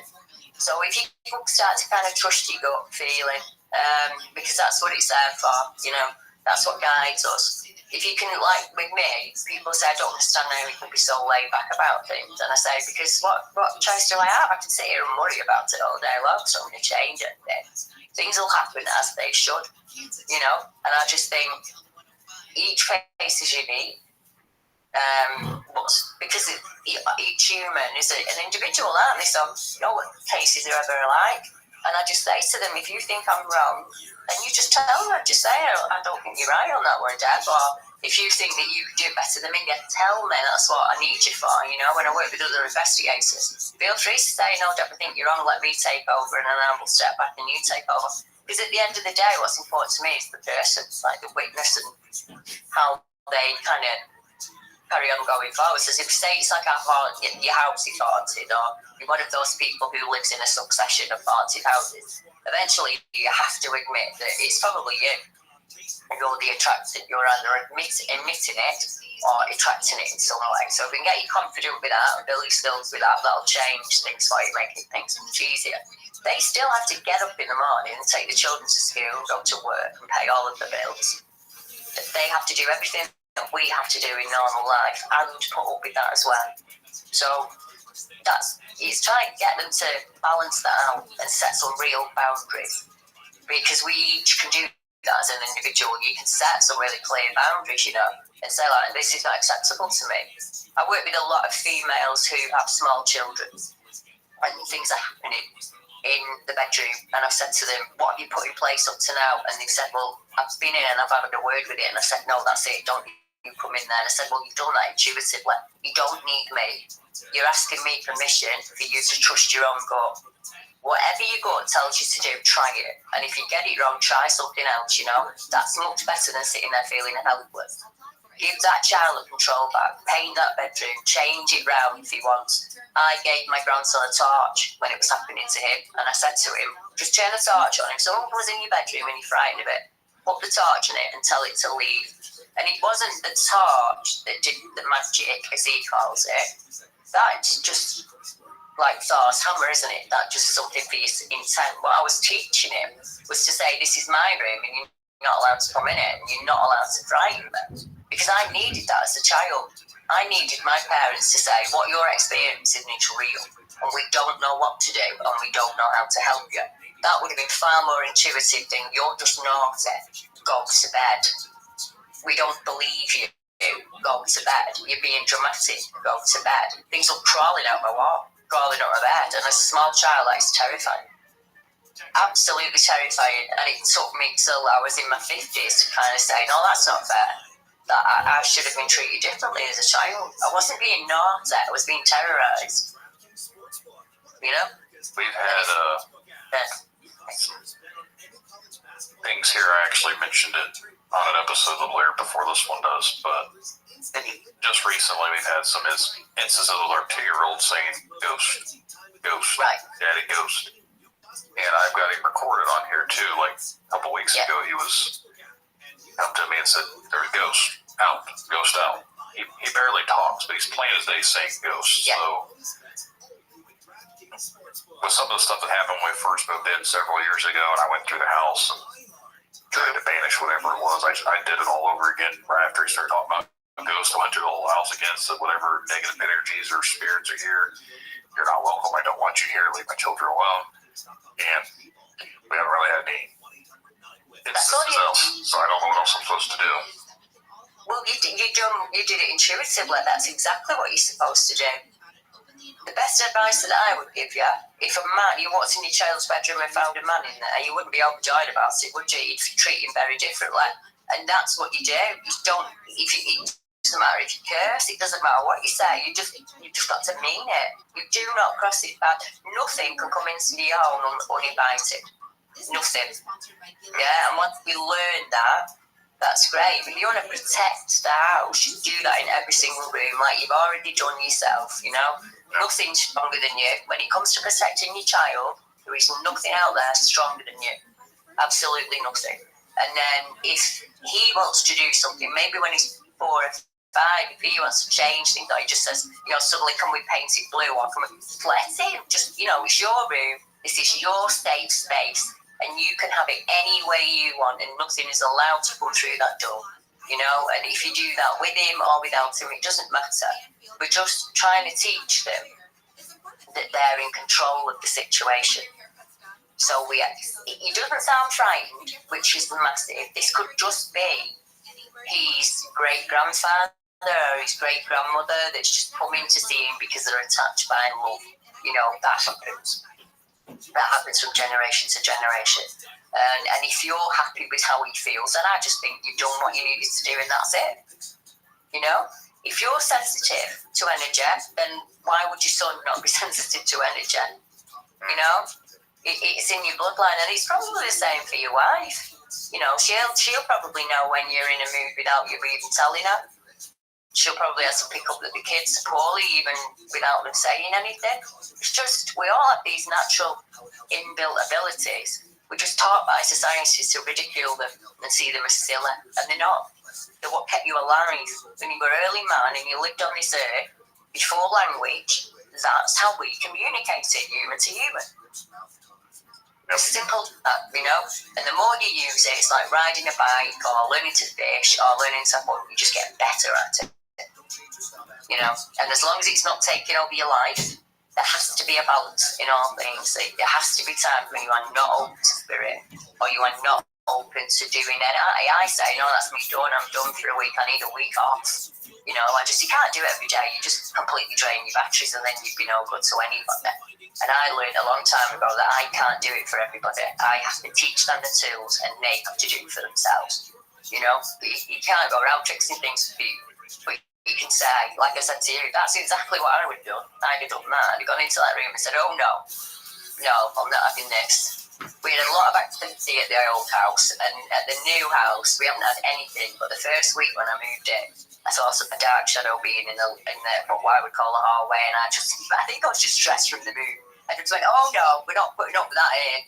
Don't even think about it. Just turn around and walk right back out. I'm having none of it. And I've had nothing in the house. Nothing's happened at all. I just couldn't go through it again. I just want a house where everything's shut down. Because I do it so often, this has to be my safe place. You know? And that's lots of people say, oh, can we come and film at your house? And I think, no. You film when I'm out, you film when I do investigations, you film when I'm on, you know, YouTube, you film when I'm on TV. My house is my house, and I'm not doing anything. But my husband has the right to that. He has the right to that privacy. He gives up so much of me that when I'm here, I just do ordinary stuff. We set the dog for a walk, I go horse riding, go up on the moor. And that's my way of my balance. That's my way of energizing myself, and then I have to jump back in and I have to work again, you know. What I do is how I earn my living, and I make very little money at it, I point that out. But I'm rich in other ways. I have an amazing network around me. I meet people like you every single day, you know, and I can sit down and have an ordinary conversation. Me and you could be having a coffee now in a cafe, and we're talking about subjects that other people see as taboo. And I want to normalise what me and you are doing. I want to be able to just sit down anywhere I want with anyone and just say, yeah, this happened to me as a child, and, you know, have you ever been through anything? And they say, well, you know, not with ghosts, it might be a UFO, or, well, actually, no, but Uncle Harry did. And I just want it to be normal. I want it to be the same for us as it is for people who are just accepted. You know, if you see a spirit, if you see a Victorian body, people just go, oh, yeah, it's just a Victorian body. But if you see a 7-foot creature that's got red eyes and it comes running at you down the road, that's not acceptable. Why? Victorian boy might have been something showing itself as a boy so it can attract you in. Doesn't mean it's a boy, that's what he's showing. You know, some entities will do that. They will be the nicest thing in the world till they got you. And then you've got the negative energies that will appear as your most frightening thoughts so that they can kind of feed on your energy. So I have to work within all of that. So you can imagine for me, when I close things at the end of the day, and it's like, right, I'm not doing anything now for a couple of days. I need to kind of come round from that, and then I'll start again. And that's true what it's like. But don't get me wrong, I do enjoy what I do because I get to see the positive side of it, you know, the other way. There's a lot that people that go into this stuff, I don't think anyone really understands unless they're going through it themselves what it takes to actually do what you do. And opening yourself up for all these different energies by going into and investigating, looking into it, trying to help people. Yeah. You're bringing all of that onto yourself as well, and I don't think people understand that. So there's a lot to it.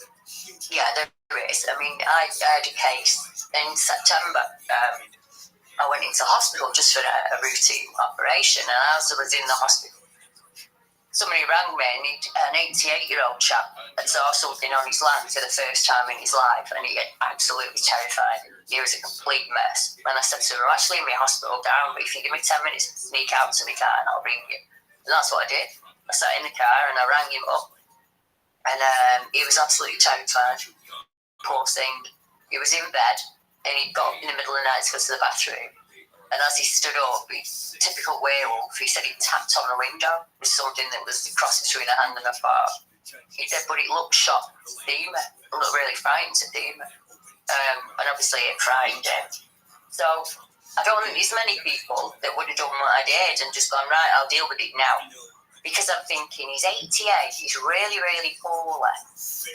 This is the last thing you need, you know? So I asked him a couple of questions. I said, don't tell me any more, let me just ask you a few questions first.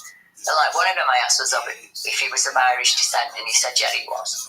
And I asked him what was negative on the land, and he said the house next door to the farm had some really negative things go on over the years.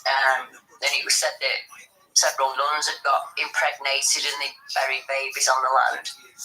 I asked him if he'd been thinking about death, and he said he had, that he'd been to see a solicitor that week to set up his will and everything, and it was something that he was worried about. And like, I asked him if he was there something in life that he was worried would hold him back when he was crossing over, because we all have those fears, and he said that there was. And then the final question I asked him was what was different about that night to all the other 88 years that he'd lived there. And he said he can't manage the stairs anymore, so his carer had brought his bed downstairs to the lounge, the front room. And they put air conditioning in for him, and unfortunately not had time to put the curtains back up, so there was no curtains. And I said to him, all he wanted the truth, and he wanted to know if it was going to come back and take him. And I said to him, well, if he wanted to come back and take you, they'd put you there and then, wouldn't it? You wouldn't be here, you'd just be one of the missing. I said, no, I don't think it's that. I said, because you're of Irish heritage and you've been thinking about death, there's an old Irish legend, really, that gets passed out from family to family. And it's kind of like the Morrigan. And it's this death wolf, as they call it, the Irish death wolf. Now, that sounds absolutely terrifying, I know. But it isn't in that sense. It kind of comes to walk you home. So at your darkest moments, you're most depressed or you're most ill, or when you're about to cross over, if you're worried or frightened that you're going to go to hell because of something that you've done or something like that, this wolf will turn up. So you've got a combination of that and this property at the side of them that's been used for satanic worship. So it's all like kind of awful paintings in there. So luckily that's being knocked down. So we get that's moving off the land. But I was able to say to him, no, I think you're going to be completely safe. And I'm still in contact with him, speak to him all of the time. And nothing's happened since, nothing's been at the house since. So I've been able to, with the help of his carer, obviously, we've been able to keep things really positive for him. And it was a positive experience. And once I'd explained it to him and I said, I just think this thing's come because you're really, really sick. And what in a way, it almost saved him. Because he was that hysterical when I spoke to him, and he felt it was better to get the doctor in, which we should do anyway, whether I'm doing a paranormal thing or anything. We've got to get the doctor in, he's 88. And the doctor said, I think you're running an infection, we need to take you to hospital. And he did, he had like a urine infection, it made him really, really sick. So almost in a way, if that event hadn't happened, he wouldn't have got the antibiotics that he needed. So we can look at it as something that's going to terrify him, or we can look at it in the sense of, was he actually there that night? He looked shocked to see him. And that's why I didn't feel like he was in danger. Do you get what I mean? It was almost like he can see me. I think when it comes to the wolf, dogmen, whatever, you mentioned it earlier, I do think they have something to do with the other side. As in, I don't know if they're protectors of the dead or anything like that, but there's been so many people that have said they've seen them around burial sites. Yeah. And I don't know what religion it is, and I could be completely wrong, but I've heard before that they've had these types of things. They were like the guardians of the underworld. Yeah, I kind of see it like that. Yeah. And I don't know where that originated from or where I found it. It's just something I've read somewhere before, but they said that these creatures were originally designed to be like the guardians of the underworld. So they're not necessarily evil, they're not necessarily good, they are what they are. They just are. Yeah. That's the way that I look at all beings. They just are. Like, we put a human connotation onto it, don't we? That's what we do as human beings. But we're all dealing with things we don't understand, you know. And I think sometimes, don't get me wrong, I think paranormal investigators make it worse. Sometimes I think if they go into a house and they don't understand what they're doing, and they just suddenly go straight to what I call a satanic panic, and it's a demon, I think that brings a lot of negative stuff on the house. And then that paranormal team packs up and goes on. And the family are left to have to deal with all of that, you know. So there's certain places in the world, like Cannock Chase in England, where paranormal teams you've probably got 2 or 3 teams every night down there, you know, kind of sewing something or open this dimension or that dimension. And then they get in the car and they go. And what's left is all the things that frighten them, frighten the locals, and the locals are seeing. So, like, Cannock Chase is a 27-mile radius. There's probably 33 cases down there of, like, werewolves and black-eyed kids and all manner of strange things. And I just think there's an ancient site there called Castle Ring. It's been there about 800 years. And I think that's the energy source. But because people have meddled, you know, so many times down there, there's like pockets that you can walk into that are just awful. Like, make you, almost like infrasound, like make you feel sick to your stomach or drop to your knees and things like that. And people report all manner. They report to the police, they report to the newspapers in the UK. All kinds of strange things happening there. But I think that's human intervention and humans doing what they don't understand. You know, some people don't want to learn. So you can say to people, you do close everything down before you leave, don't you? Don't need to do that. Well, actually, yeah, there is. There really is. You should be sure, you know, what we've done here tonight is over and everything's closed, and then you walk away. Because you just left a big gaping hole in the veil and anything can come through. You know, and you have no idea if that anything is good or indifferent. You know, because it's humans, isn't it? It took me a long time to learn. I thought I knew everything when it was like late teens, early 20s, but life taught me some very valuable lessons. Eventually, for me, I do my podcast in my house, but I'm trying to move mine out. I don't want it to be in the house because I don't know. Sometimes I wonder if I'm not bringing in, even though I'm talking to people through Zoom or whatever it is we end up using. No, I know what you mean. I don't know if I'm opening up something to come into my home. So as a precautionary thing, I'm trying to do it not inside my house anymore. I'm similar, but unfortunately financially I'm stuck like that for a while. So I just have this little ceremony that I go through myself even before me and you spoke, and I just say like whatever I speak about now, it's just a private conversation between me and you, and you're not allowed to interfere in any way or hang around or any of those things. And I have this ritual me where I ground myself. We'll finish having a conversation, me and you, and I'll take my shoes off and I'll go stand outside on the grass for a minute or two, and then I'm fine. But that's just my little ritual. Everybody kind of comes up with their own. But I get what you mean.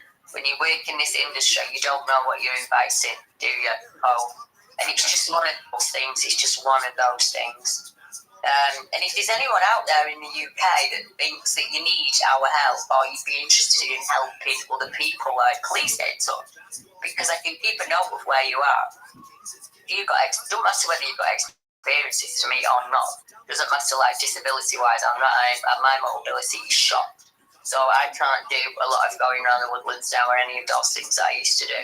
But I'm really good at putting people in touch with each other, so that's what I'm trying to do at the minute. I'm trying to set up some support groups online, because there's some people really going through it at home with the things that they're experiencing, and it just isn't enough me for me to deal with all those cases. So going forward, I think this year that's where the majority of my work is going to lie. So if you're out there in the UK or anywhere else in the world and you think I can help in any way, get in touch with me, please, and I will give you a link random for my link tree so people can get in touch with me, and I can help them out. Yeah, I'll include that in the show notes if you want to shoot me over whatever links you want to, and then anyone listening to this episode, they can just go right there and find it. I will. So is it all right with you if we kind of wrap things up for this week? Yeah, that's fine. Brilliant. It's just I need to feed my husband.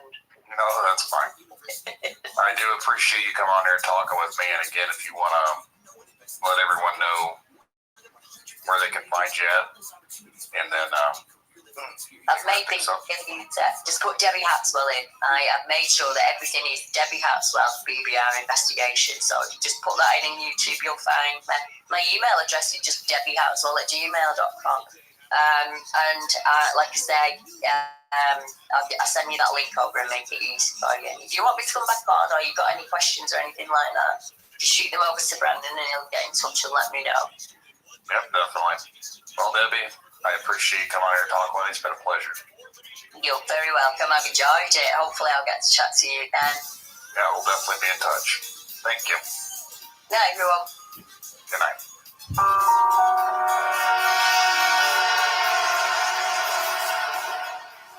Remember, truth lies in the stories we share, the connections we make. Stay curious, stay open-minded. Thank you all for joining us on this journey, and until next time, keep questioning, keep seeking, and keep exploring the unknown. Good night, everyone.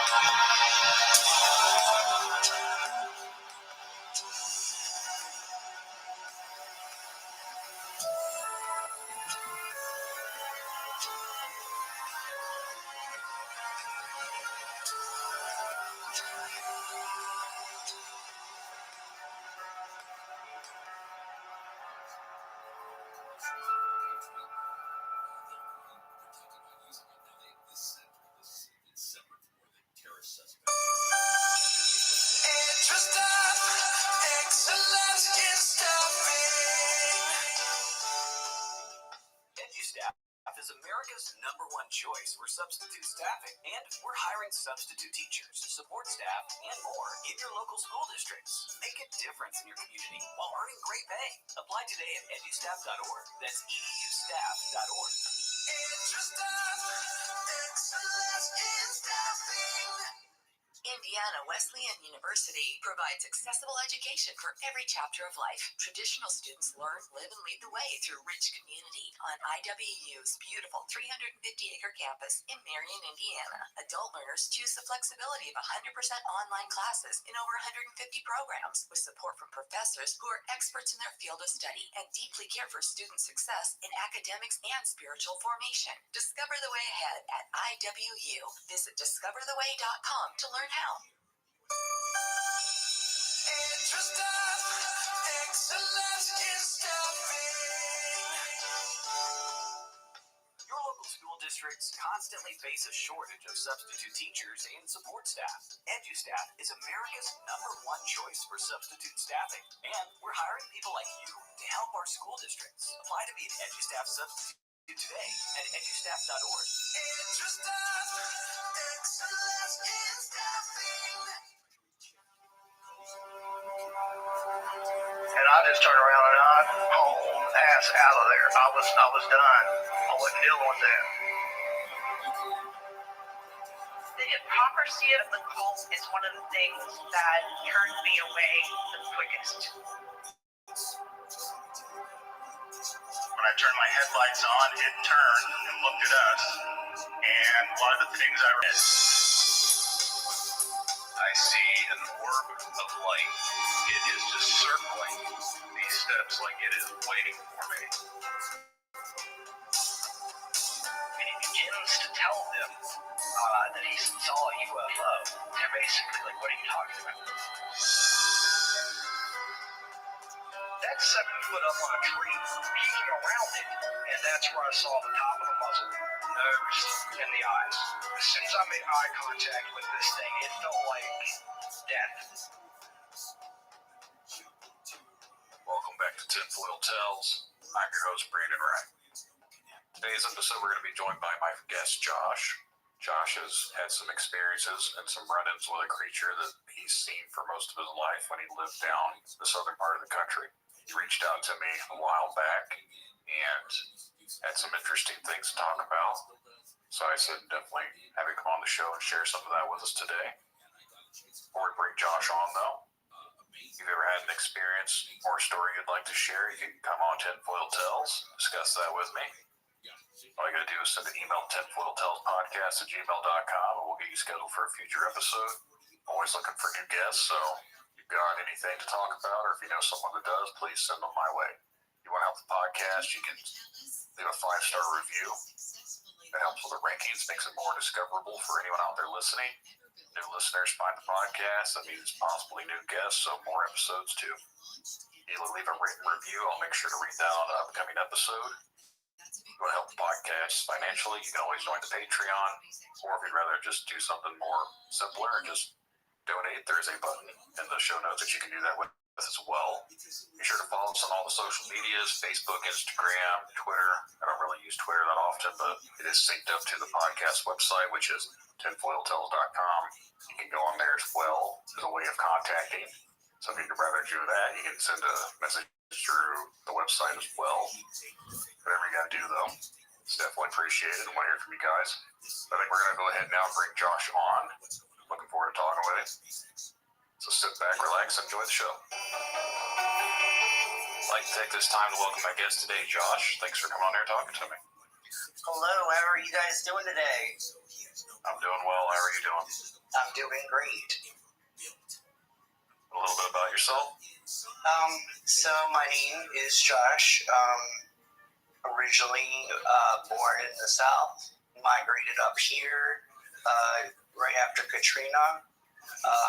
My family kind of migrated pretty much all over the United States.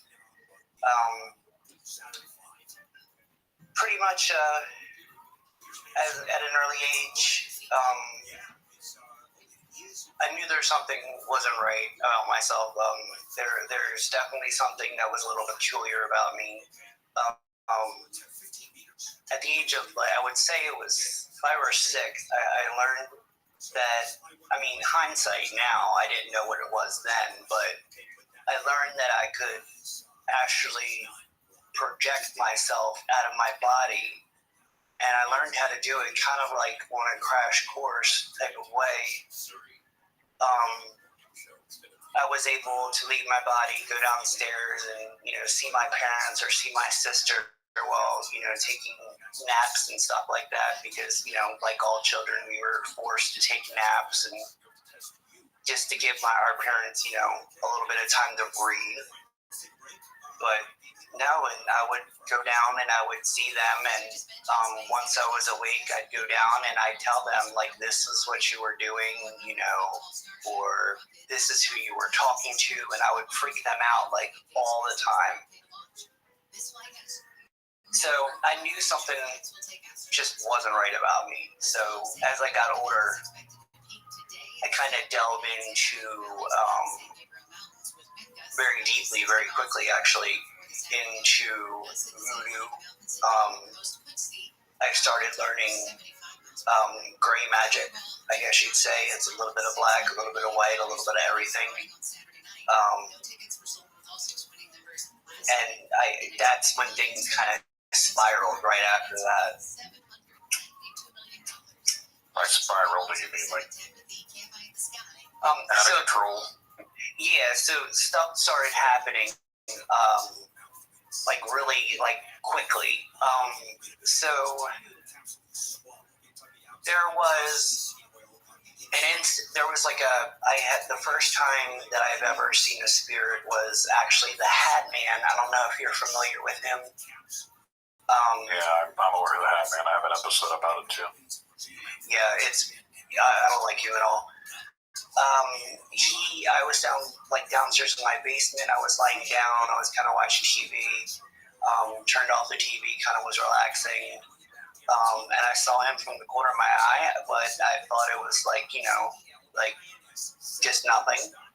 And then I saw these shadows with him, and that's when I was freaking out. And I opened my eyes, and I remember that they were holding my arms and my legs down, and I was trying to break free. And keep in mind, I don't have sleep paralysis. I don't have any of that type of stuff.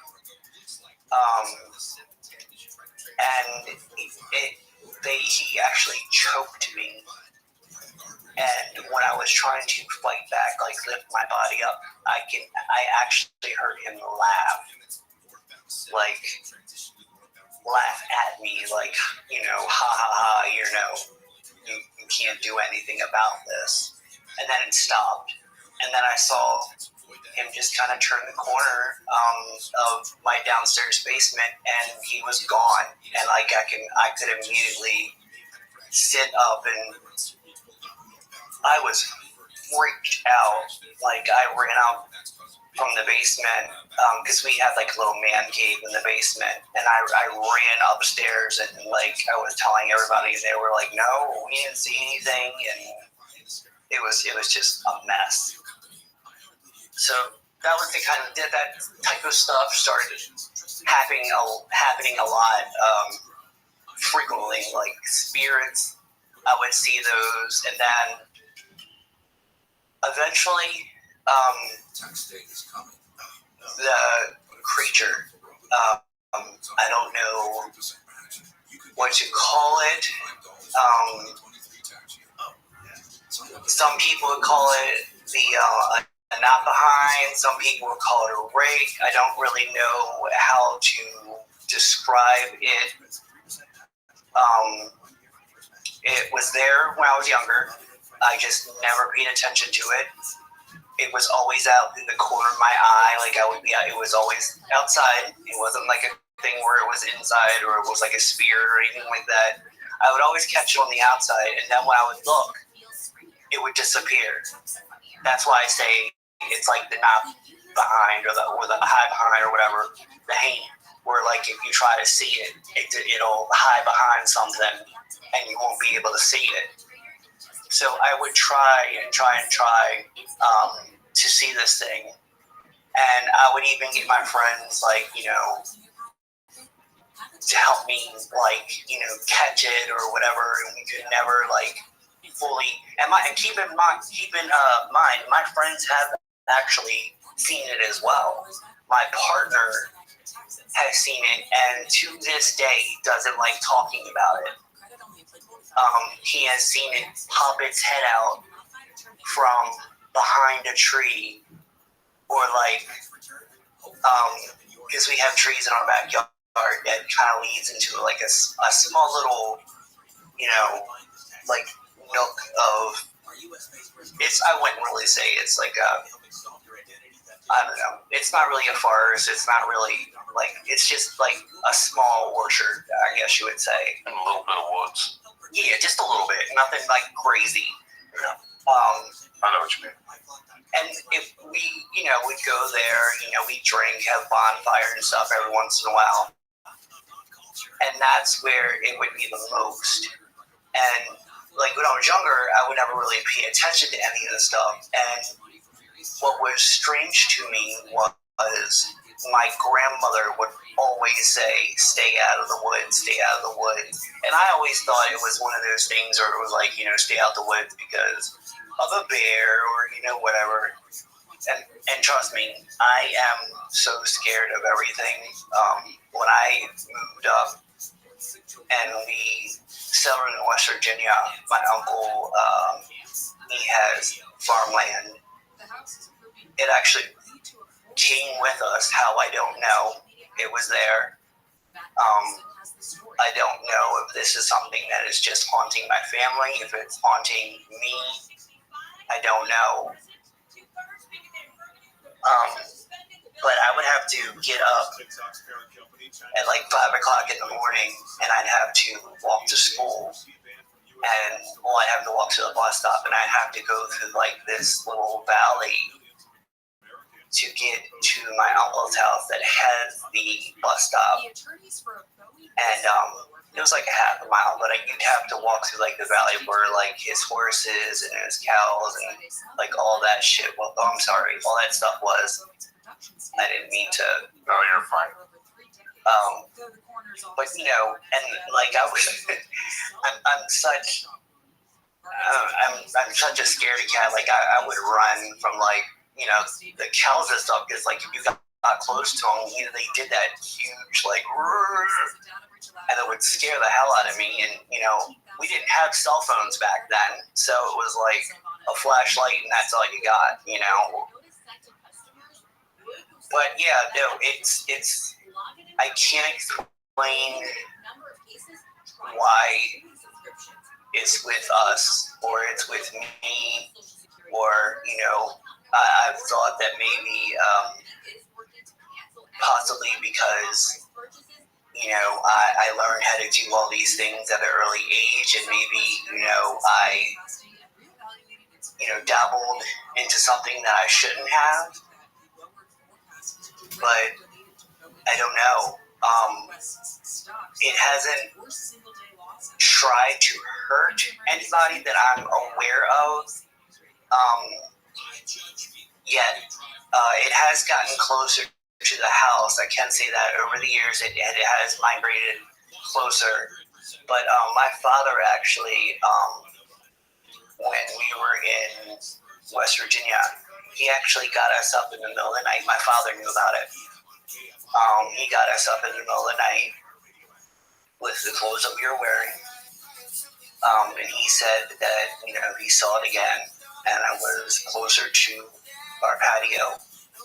And he keeps getting, you know, bad vibes from it. Like, what older generation know about the haints and, you know, all that good stuff. And like my father is Creole, so he don't mess around with any of that bad juju stuff.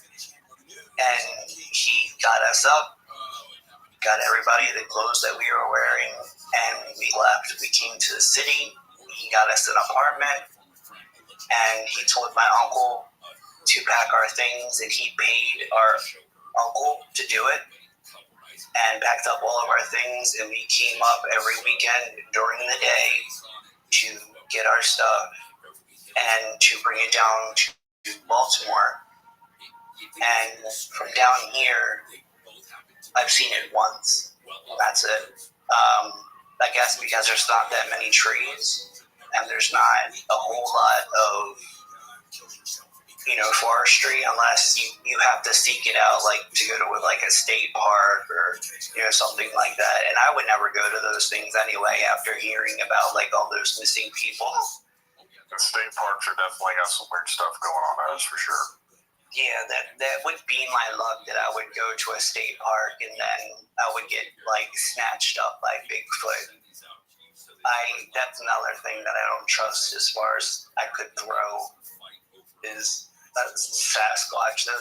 I hear about people's accounts and it's just frightening. Like some of them are carnivores and some of them aren't.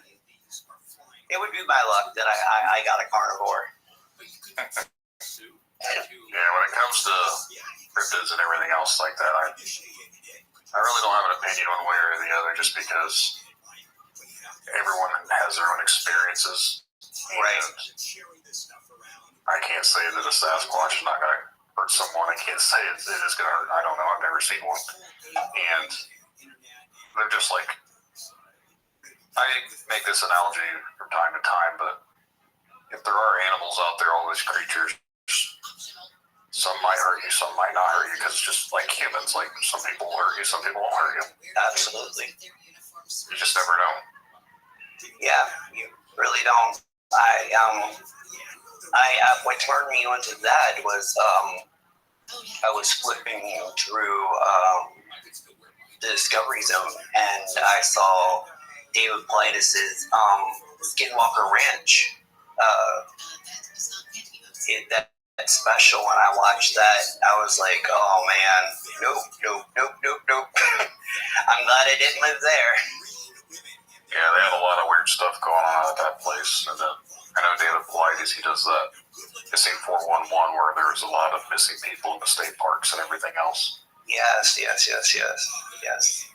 I've yet to get any of his books, but I heard it's the numbers are pretty crazy. It depends on who you talk to. I know there's some naysayers out there that act like the state parks. It's not just state parks. It's literally all over the place. But because he talks about state parks, it just makes it seem like it's the state parks. But I haven't looked too much into that, believe it or not.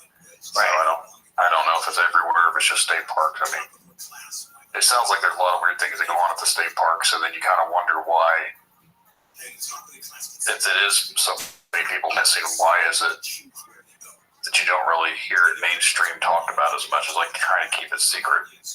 Right. And I think me personally, like just my personal opinion, I think the reason why it happens in state parks is because it's such a mass amount of wilderness, and people have made pathways like through the entire thing.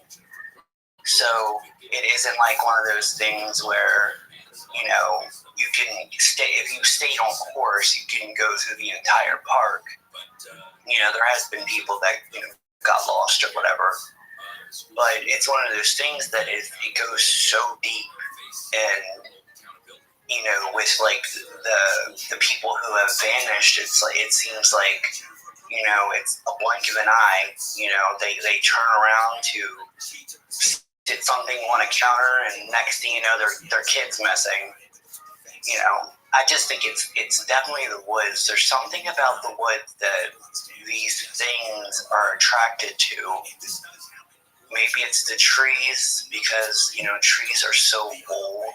Maybe it's, you know, that, or I really don't know. I just know that the thing that is, you know, pretty much stalked our home and you know, pretty much everybody in it, we have not let that thing come close enough to touch us. It's always been in arm's reach. I mean, if you could see this thing peer out inside of a tree, the first time I did, I almost messed myself. And I don't wish it really on anybody. I don't wish, you know, just it's just insanity. Like I don't know, and I don't know where it is, and I feel sorry for the people that, you know, it could be, you know, harassing now. Could you give a description of what it looked like? Sure. It's well, it's like a grayish white. That's why I considered it like almost like a rake. It doesn't look exactly like a rake, but it has very similar attributes to it. It doesn't look like an alien, like a gray alien. It's very, very slim. It has, I would say, like almost like an almond shaped face. But you know, it's not like pointed at both ends. It's just very like almond. It's gone. It almost looks like it hasn't eaten a long time. You could definitely see its ribs, like in between the bones. I did get a good look at that when it poked its head out. It has very, very little hair. The hair that you do see it is very like almost like wispy, very, very wispy. It would be like taking Homer Simpson's head and adding just a few more strands to it, and that would be like basically, you know, the amount of hair that it has. It's very, very little, and it's very, very wispy. Its eyes are huge. I mean, just hauntingly huge. Its nose is very, very, it's small, it's very sunken in, almost like it's not existent, but it's there. It's small. And its mouth, it's so big, and it has so much teeth.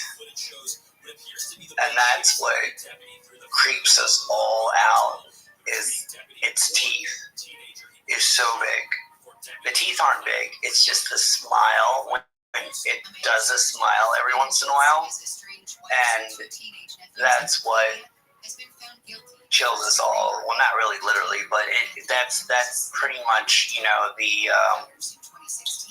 sign to, you need to get in the house or whatever. There's been a couple times where I've been out by the reservoir with me and my cousin, and you can hear it. Like, it's not at all like stealthy. You could hear it, and it would just, you hear it like walk up to a tree, pop its head around it, and normally we catch the sound because, you know, it's like we think it's a deer. We have to be on guard because it could be a mountain lion or something. And my cousin, she caught it once, and she was like, there's that thing, and I'm like, wait, what?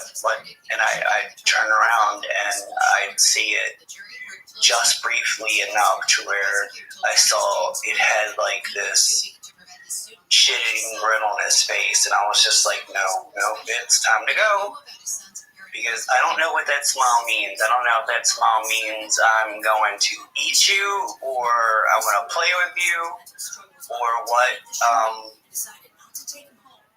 In, you know, the world of monkeys, smiling means violence, so I just assumed it as such, and that's when I get rolling. But yeah, there has been several people that have seen this. It's not just me. It's not like I'm, you know, schizophrenic and I'm making things up. There's been several witnesses. My partner, my cousin, my father, my grandmother knew about it. I think she was the first, to be honest with you. I just sent you a photo to your messenger. Excellence in staffing. Have you ever wanted to give back to your community, make a difference, help the next generation? You can have all of this and make a great paycheck too. EduStaff is hiring substitute teachers and paraprofessionals in your local school districts. Apply to be an EduStaff substitute at edustaff.org. EduStaff, excellence in staffing. And if this looks similar, I'll explain a little bit of what it actually is. So I know the term that people use, they don't automatically think this, but this isn't what they actually are supposed to look like. That's actually almost damn near close. That is a Wendigo. Really? Everyone thinks of a Wendigo with they have the antler heads and everything else, like the deer head. That's not what they really were look like. If you listen to the old Native American lore, they were more or less humans that got really skinny, and their mouths were like that because they ate their lips off because they were so hungry, and they became very pale because they're basically like a walking corpse, and their hair fell out and everything. So when you started giving me that description, and you could see its ribs is so skinny, and its mouth being big, well, its mouth's going to be big because it ate its lips off. That's frightening. This is like 98% close. So that's just one depiction. Like if you put in Wendigo, like you're going to see a bunch of antlers and deer skeletons there. That's technically more of the, I guess, the When the white settlers when the white settlers came around, they didn't sound creepy enough, so they kind of bastardized it by putting on a big monster lore about it with a head of antlers and everything else. But the original Native American lore and stories, this is what they look like. Yeah, I unfortunately, I fell into that group. I thought that the Wendigo was the deer skull, deer antlers, just something. I always thought it was a person underneath it all, but it was like, I don't know. I never really thought about what would be underneath it, but I always assumed there was something underneath it. Like it wasn't just, this magic walking cloak. But this is frightening. This is dangerously close. It has you can see its eyes more than this movie. The eyes are more visible. The mouth is correct.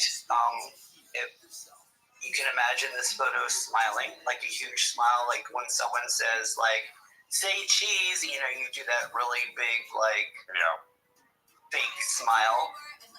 Imagine that on this. And it's like that, almost like that come hither type smile. I wonder if this was a Wendigo. I would crap my pants because we lived in far surrounded areas. Now, wouldn't they be around like reserves and no? Like, wouldn't it be around them? I'm not real sure how it all works with that. I just know that, and I haven't heard any tales of them being towards the south either. They usually seem to be up more in the northern areas, but just from your description and everything, that was what I was getting. I was like, it sounds very similar to what a Wendigo looks like. Yeah, it's scary. I'm gonna have to show that. I'm gonna save it. I'm gonna have to show it to my partner and my family. Yeah.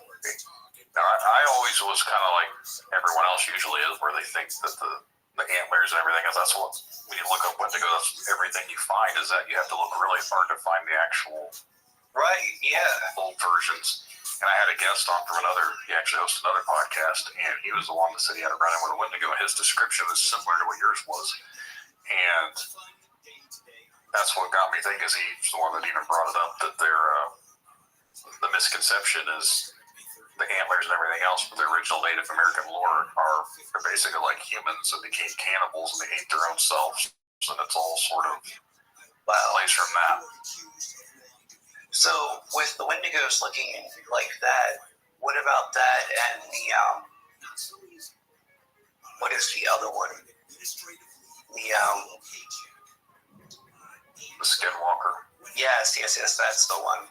That's a Navajo thing more than anything. A lot of people say Skinwalkers, and they think of them as like shapeshifters, which, again, without being taboo, because I know like the Navajos, they're not supposed to talk about it, and a lot of people label things Skinwalkers, but I've noticed recently people are getting very upset with podcasters and other people mislabeling things as Skinwalkers. But basically what a Skinwalker is a shaman from like the Navajos, and it's kind of the same thing. They have to kill a family member to be able to take the spirits and shape of these other animals. So they have to kill an animal to be able to take the shape of it. But in order to become an actual Skinwalker, they have to kill a family member. Wow. That was their lore, legend for it, whatever. But again, they won't even talk about it. It's very taboo for them to talk about it. They think it's like a cursed thing. You don't want to even mention it. So are they immortal like the Wendigo, or I wonder? They're more like I think they become more spirit type. I don't know if they're flesh and blood at this point. Like once they take that ritual or whatever, I don't know how. I don't know if they're alive or dead. I don't know how any of that works. Like I said, I'm not 100% familiar with any of the actual outcomes of how they go about their stuff. I just know that's what the legends are based off of. Yeah, no, that you're pretty spot on with that. I wonder if this guy that the guy that had the encounter with his Wendigo. I wonder. I haven't listened to his account yet. I wanted. Is he also? Is his stuff already loaded to the podcast? Yeah, he's on. I think it's episode. Let me look real quick. I think it's like episode 38 or 37. Okay. It says in the description. I'll have Wendigo in the description. Okay. It should be episode. Scroll down here. Episode 39. It says Michigan Wendigo. Gotcha. Michigan Wendigo. Yeah, I'm gonna have to take a little gander of that. Hopefully, we're not dealing with the same thing, or been exposed to the same thing. It would be my luck that I was, dealing with something supernatural. Wendigos, though, you always think they're very. I think they're always recognized, like even with skinwalkers, like they're always recognized as evil. So if it hasn't come to you or come towards you or anything else, that seems strange because usually with the lore of Wendigos, if you have a run-in with a Wendigo, you usually don't get away from it. That's what it sounds like. No, it would get close. Well, we also would not let it get close to us. Also have to take that into consideration. Like if we never actually played in the woods. We would go through and, to get to where we need to go, but we never actually hung out in woods.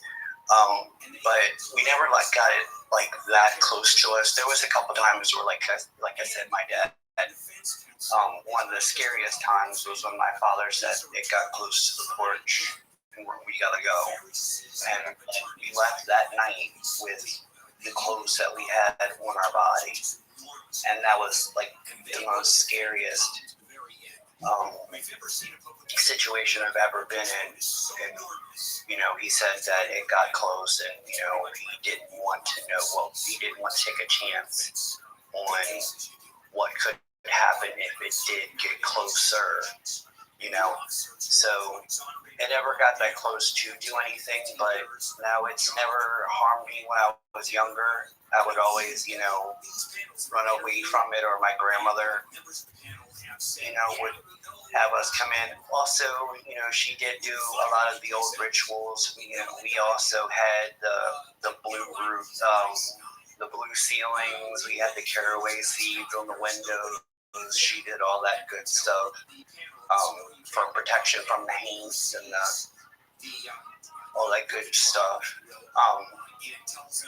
But because of your family's history and how much you dabbled into, that you've become more open and draw things towards yourself just from the things you've kind of done.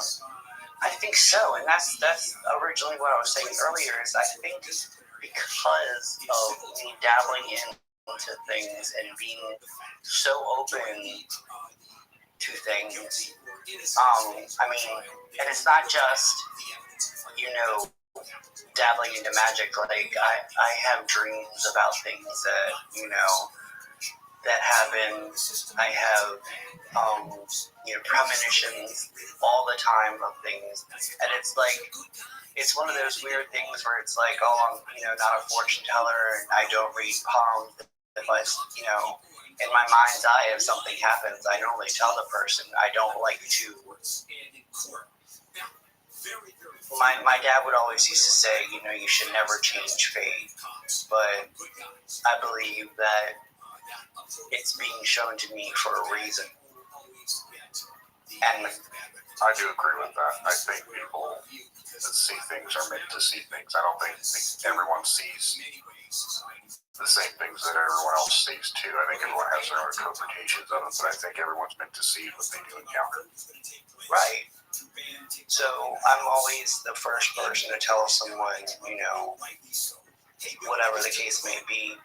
But I do think so. I think maybe I may have pulled it towards me, or maybe I got its attention from an early age, and maybe it sensed I don't know, energy or, excuse me, or, whatever the case may be. I really don't know. And I also don't know why it wouldn't have attacked me. Maybe it was also afraid. Then I don't know. Or maybe it was just curious. I'm not sure. I've been down this whole road of like, what if, or why. I literally just a mile long of just like different questions that I've asked myself and my family, and like nobody knows the answers to any of it. And it's just one of those things where I don't think we'll ever have it. But I'm thankful now that I live in a city, and there's not a lot of woods around us. If I ever see it behind a trash can, I'm gonna have to go ham on it with a machete or something. Yeah, when you get to the bigger cities, though, you don't have to worry about the things out in the woods or the things down the alleyways at these points. You never know what kind of person's out lingering around there, too. Oh, trust me, they're out in the streets right outside of my house. Just as the crazy people, the drug dealers, all that stuff, it's right outside, man. And I have on my actual profile, I have videos of just the nonsense that these people do, and just I don't know, it's just insane. You got to check it out yourself. The stuff that happens down here is just it's chef's kiss. It's just horrible. I've had to work in some big cities for certain things, and I've been in some sketchy areas, and had to work in a area just outside of Chicago for a while, and yeah, it gets it's a little scary every now and then. You never know what's going to go on when you're out trying to do something. And yeah, Chicago itself, I've seen pictures of, and it's frightening.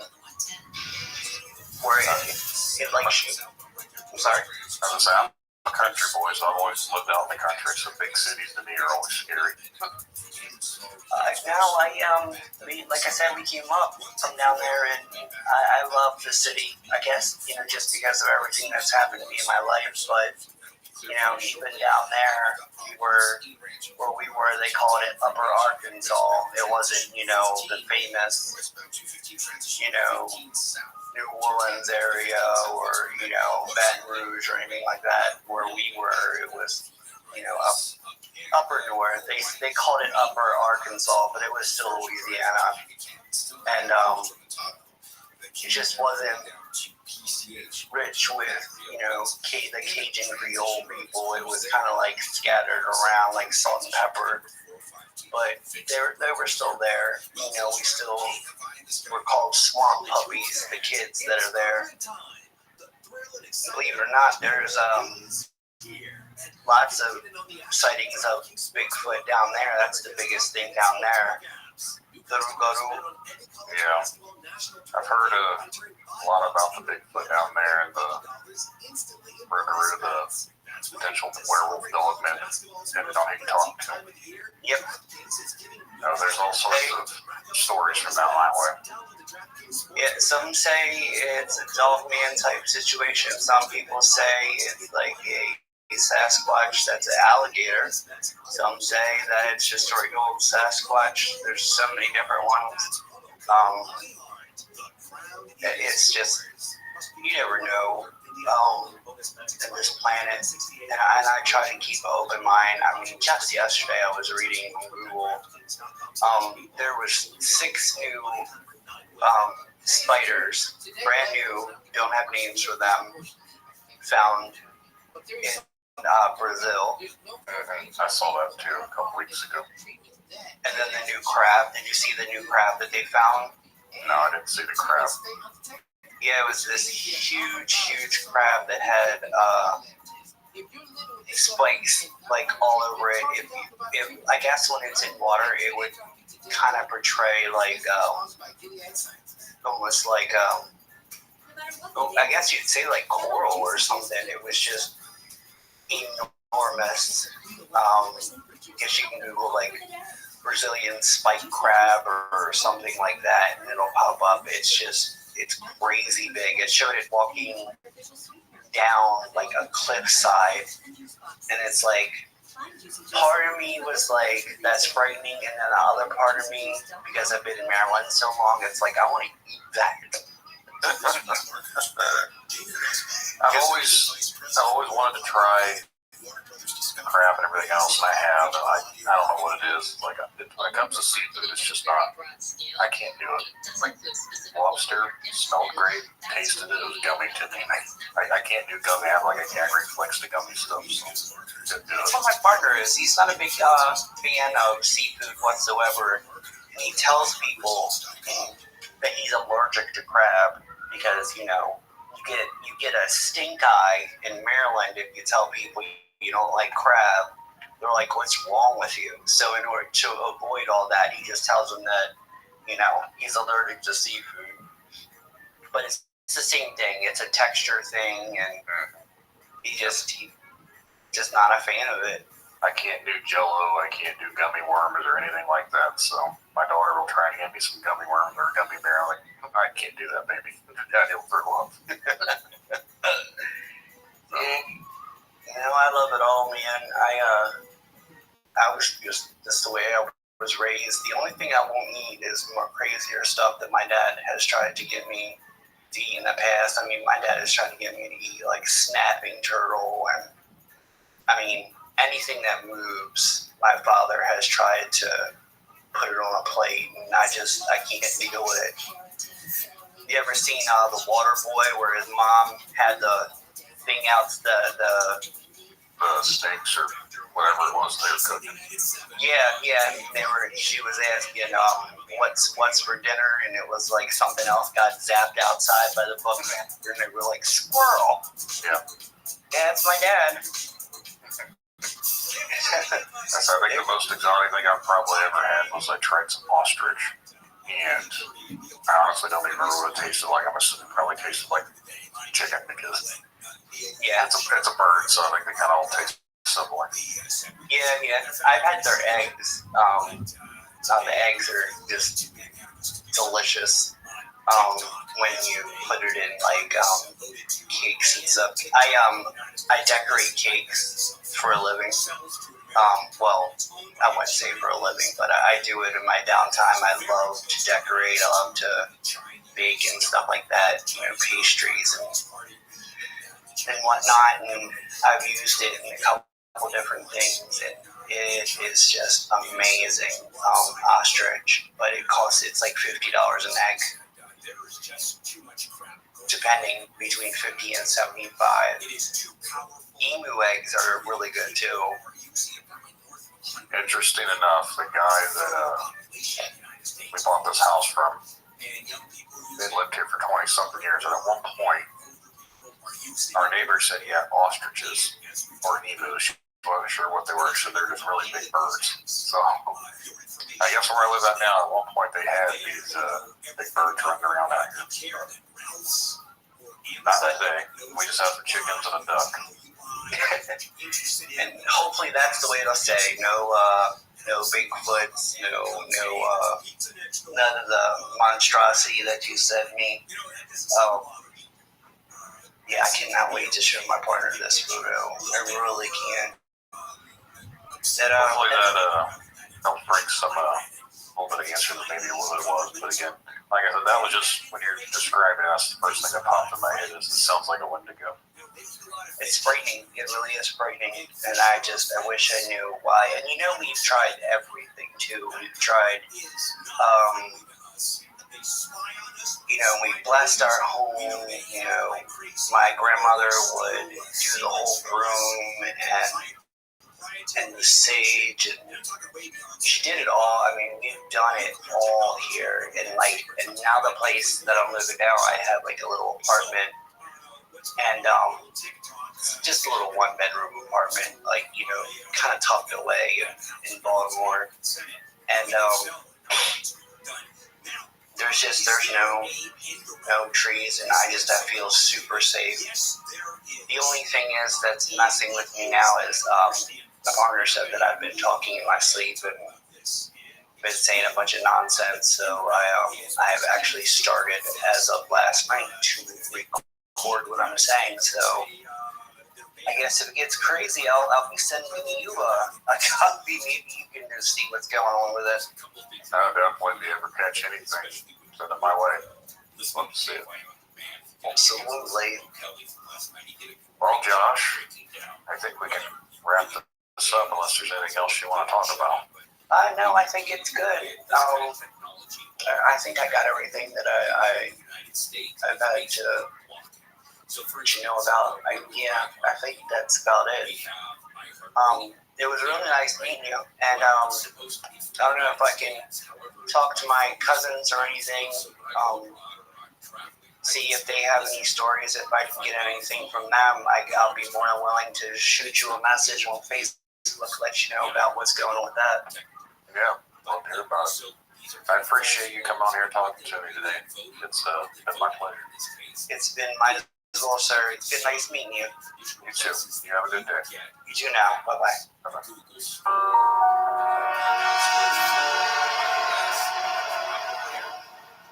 Remember, the truth lies in the stories we share, the connections we make. Stay curious, stay open-minded. Thank you all for joining us on this journey, and until next time, keep questioning, keep seeking, and keep exploring the unknown. Good night, everyone.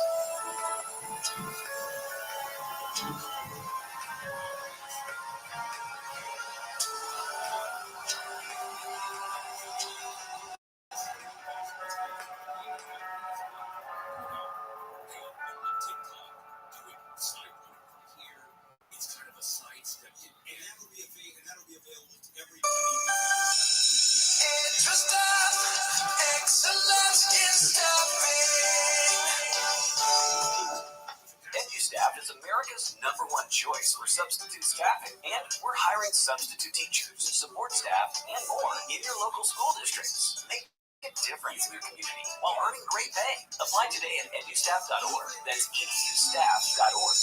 EduStaff, excellence in staffing. You know poop is coming, but you have nothing to fear. New Pampers Swaddlers with blowout barrier helps prevent up to 100% of leaks, even blowouts. Fear no leaks with Pampers Swaddlers. And download the Pampers Club app today and earn Pampers Cash. Redeem your Pampers Cash for exclusive Pampers coupon savings and rewards. Click or tap the link now to learn more. Only redeemable via Pampers Club. Redeem Pampers Cash, no cash value. Ensuring your baby gets the nutrients they need to grow and develop is a top priority. A2 Platinum is the formula you can trust. A2 Platinum Premium Infant Formula is nutritionally complete with essential ingredients like DHA, vitamin E, prebiotics, and choline. Everything tiny tummies need to build a strong foundation, and without worry of harmful chemicals. A2 Platinum is the recipient of the Clean Label Project's Purity Award and has a flawless track record of 0 recalls. That's why millions of parents around the world have trusted A2 for over 10 years. Join them and choose A2 Platinum for your little one. Right now, for a limited time only, A2 is offering podcast listeners an opportunity to try A2 Platinum for free. Learn how to get your free A2 Platinum infant formula at a2platinum.com/podcast. And then head to your local Meijer store to pick it up. Go now to the letter A, the number 2, platinum.com/podcast. And I just turned around and I pulled ass out of there. I was done. I wasn't dealing with that. The hypocrisy of the cult is one of the things that turned me away the quickest. When I turned my headlights on, it turned and looked at us. And one of the things I remember the most were the eyes were going red. I see an orb of light. It is just circling these steps like it is waiting for me. and he begins to tell them that he saw a UFO. They're basically like, what are you talking about? That's 7 foot up on a tree, peeking around it, and that's where I saw the top of the muzzle, nose, and the eyes. As soon as I made eye contact with this thing, it felt like death. Hello, everyone. Welcome to Tinfoil Tales After Dark. I'm your host, Brandon. I want to thank everyone for coming on here tonight, hanging out with me. We have a special guest co-host tonight. You guys might know him as Derek from Uncomfortable. Derek was kind enough to come on here. Be my co-host. We're going to bring him on now. Hey, Brandon. How you doing? Doing well. Glad to be here, man. This is kind of fun. Exciting. This is the second time I've done a live stream for this show. The other podcast did a couple of them, not for Tinfoil Tales. One time I did was kind of spur of the moment, but it was kind of fun. So I thought maybe make a monthly thing. Yeah. See what happens. And I'm looking at the comments. And uncomfortable community has shown up. Hey guys. Appreciate you guys coming on here. Checking it out. It says Facebook is not working, so I don't know what's going on with that, but I got a message that says it's not streaming on Facebook. So it should just strictly be YouTube. We do have a guest. Brian Paul Tremblay will be coming on here to share some of his experiences with everybody. Anyone out there listening, if you guys have questions or whatever, I'm sure you can ask. We'll try and get those answered for you. And if you do have something you'd like to share, send me a message on there, and I'll be able to pop you on the screen and share on there if you want to do that too. But we're going to go ahead and bring Ryan on and get this thing started. Hey, Ryan. Hey, what's up, guys? How you doing? I'm doing pretty good. How you guys doing today? Good. Doing well. Ryan, all right. Like I said before we started the show, I don't comment much on Instagram or anywhere, to be honest with you. But your Instagram posts, man, they grab me all the time. You were in my head as far as the topics that I'm into, the movies that I love, and it's just kind of all right. Kindred spirit, I guess, maybe. Oh, yeah. Well, I promise not to play around in your head. I won't do any scrambling in there, so. Oh, dude, you don't want to be there. I promise. Well, I'm glad you get a kick out of those, man. Yeah, it's great. I share them with my son all the time. I think he even started following you, too, because he's a huge Godzilla fan and John Carpenter fan. And all right, my type of people. Okay. Yeah, I'm surrounded by Godzilla here. I was showing Ryan, I've got the little keychains from the new Godzilla Kong movie. Yeah, I got Godzilla here too. I've got it up on the wall. I've got our Bigfoot, big feet. Got to show the support for the big G. Oh, absolutely. If you're not doing it, you're not living right. Speaking of Bigfoot, I don't know if anyone can see it. There you go. I like that shirt. That's cool. And stickers came out today as well. I want a sticker. They turned out pretty good. I was a little nervous because I wasn't sure how to turn out the shirts. This shirt is a little crooked. I'm not real happy with the fact that it's crooked. Get them straightened out. Well, Ryan, when we talked before, you mentioned something about Wendigo. You had a dog man experience and all sorts of stuff. So whatever you want to dive into. Well, you want me to start off with my dog man encounter? Sure. Okay, well, I've told the story many times, but I always enjoy telling it again. I was actually house sitting for a friend. He and his wife had gone on vacation for a while, so I was being that good guy. And I would go and, check on his property, make sure everything was okay. And I would do morning, afternoon, and the last time I would check is at midnight, late at night. And what happened is I went one particular night, and as I'm walking up his driveway, I can hear all the coyotes around me. I mean, they're loud as can be, but they sound really anxious. They're nervous, So I'm just thinking that there's maybe, something out there like other dogs or other coyotes that's making him a little nervous. Didn't really pay much mind to it. So as I'm walking on the side of the house, I kind of noticed this odor. And it's a really, really, really bad odor. It made my stomach churn. It smelled like feces, body sweat, urine, anything bad that you put together. It just smelled like that. So I thought maybe there was a dead body down in the riverbed, which wasn't too far from my friend's house. So I'm walking through this dark path that he has that leads to the back. I hear something moving, so I thought maybe there was somebody trying to play a prank or there was a homeless guy around there. And only being 5'10", I have to take on the defensive, so I kind of puff up like a puffer fish. I'm like, hey! And the noise stops. So, I just keep going my way. I hear the noises again, but this time, it was kind of like a subtle growl, a soft growl. And when I heard it, I thought maybe, bear, mountain lion, something along those lines. So again, I'm posturing up. I'm trying to become big and bad and trying to scare whatever it is away. And I yell out into the night again, hey! And a few seconds pass. It's silent for a few moments, and then all of a sudden I hear a very loud and very close growl. And this growl was so strong I could feel it reverberating in my chest, like my bones were actually rattling from this. So I'm going, oh my God, there's something here. I didn't know what it was. And so I make my way to the very backyard, okay? And I noticed something moving in silhouette. I can see the shadow. How you want to look at a shadow? You can see shadows moving in shadows. Well, I saw. So I thought, maybe it was just a stray animal or something. So, again, I didn't really react properly. But as I got back there, the security lights kick on. And the first thing I noticed is these lights are reflecting from this thing's eyes. So I see these big eyes looking back at me. And they're shining super, super bright in this like amberish, goldish yellow color. And what I see looking at me is this hyena-like thing. And it's staring right at me, and I'm looking right at it. So I'm going, what is this? What am I looking at? And it growls again. It makes this really loud growl again. So I freeze. That's it. I'm not moving at this point. I'm like, oh, I don't know what this is. I don't know why it's here, so I'm going to stop and not do anything. And, it keeps staring at me, but I see its ears going up and down, and its head is tilting side to side like a dog does when it's curious. So I'm not even sure what to do at this point. I'm like, do I run? Do I try to grab something? But there's really nothing to grab. So, I'm just kind of sitting there like an idiot. And this thing charges forward about 3 feet, and it stops on a dime. And once it stops, it stands up on 2 legs. I can hear the loud pump.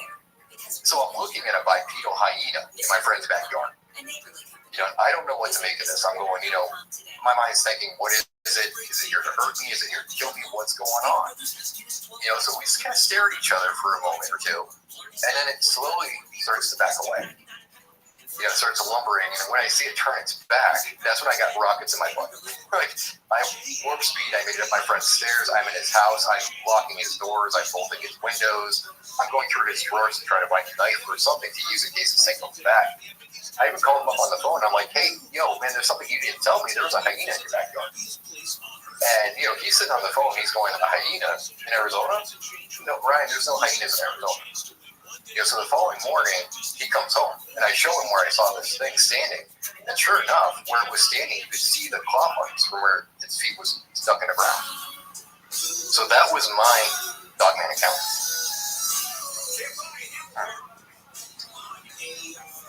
You see, how big it kind of gets big compared to something else? Yeah, judging from the tree that was underneath, it's about 6.5 feet tall. It's a lot bigger than I am. I'm 5'10", 6.5 feet tall. It's a lot bigger than me. So can I jump in here? First of all, I don't know if that's something under your control or not, but I tried to join the chat, and it keeps erroring out, won't let me. So I got people saying hi to me in the comments. Hello, all my uncomfortable friends. Wish I could address you, but I can't. But Ryan, you mentioned you heard a pop. I assume that was when it was going into an upright position. Yes. Is that you're hearing bones popping? Was it knuckle cracks, or was it the crunch that you hear if you ever played football or got a broken bone or you broke somebody's nose or something? There's a very distinctive crunch to when a human bone. It was more like a knuckle crack. It was definitely more like a knuckle crack. I would say it's maybe a joint popping into place or popping out of place.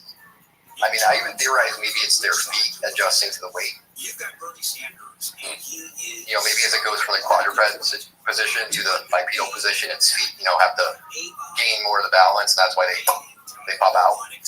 What was the face like?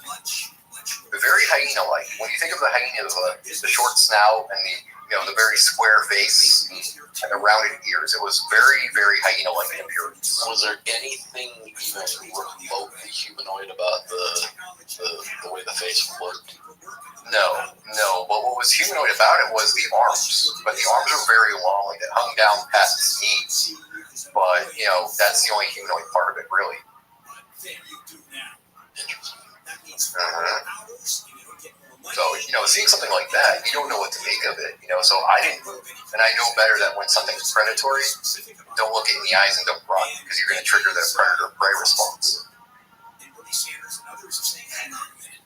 I just checked the comments. It doesn't show anything like can't comments. Is it time? Only thing I see online is kind of like for the typical Health Facebook page, it shows exclamation points in the live stream. But I don't know what's going on with that, but by the way, it's working on YouTube. I think it's working on my normal Facebook, which I don't know why it's on my normal. I tell it in the street for YouTube to tell me. You're the second person I've talked to that had a description of a hyena when it comes to the dog man. And the one person I talked to, they didn't do an interview, but I talked to him like online or whatever. What color were the eyes? Can you tell?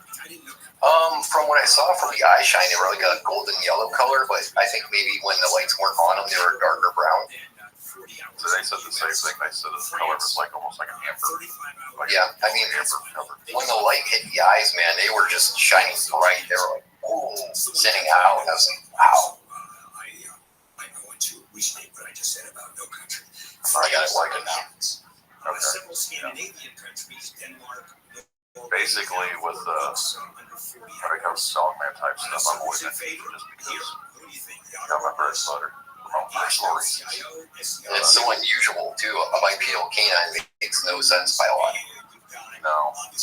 There's a lot of things out there that I can understand, like obviously a Sasquatch, this and that, but a canine should not be able to walk on these. There's no precedence for that. No. I've seen dogs hop around on their back legs and walk around on their back legs, but they don't look like a person. You can tell they're not meant to walk on their back legs.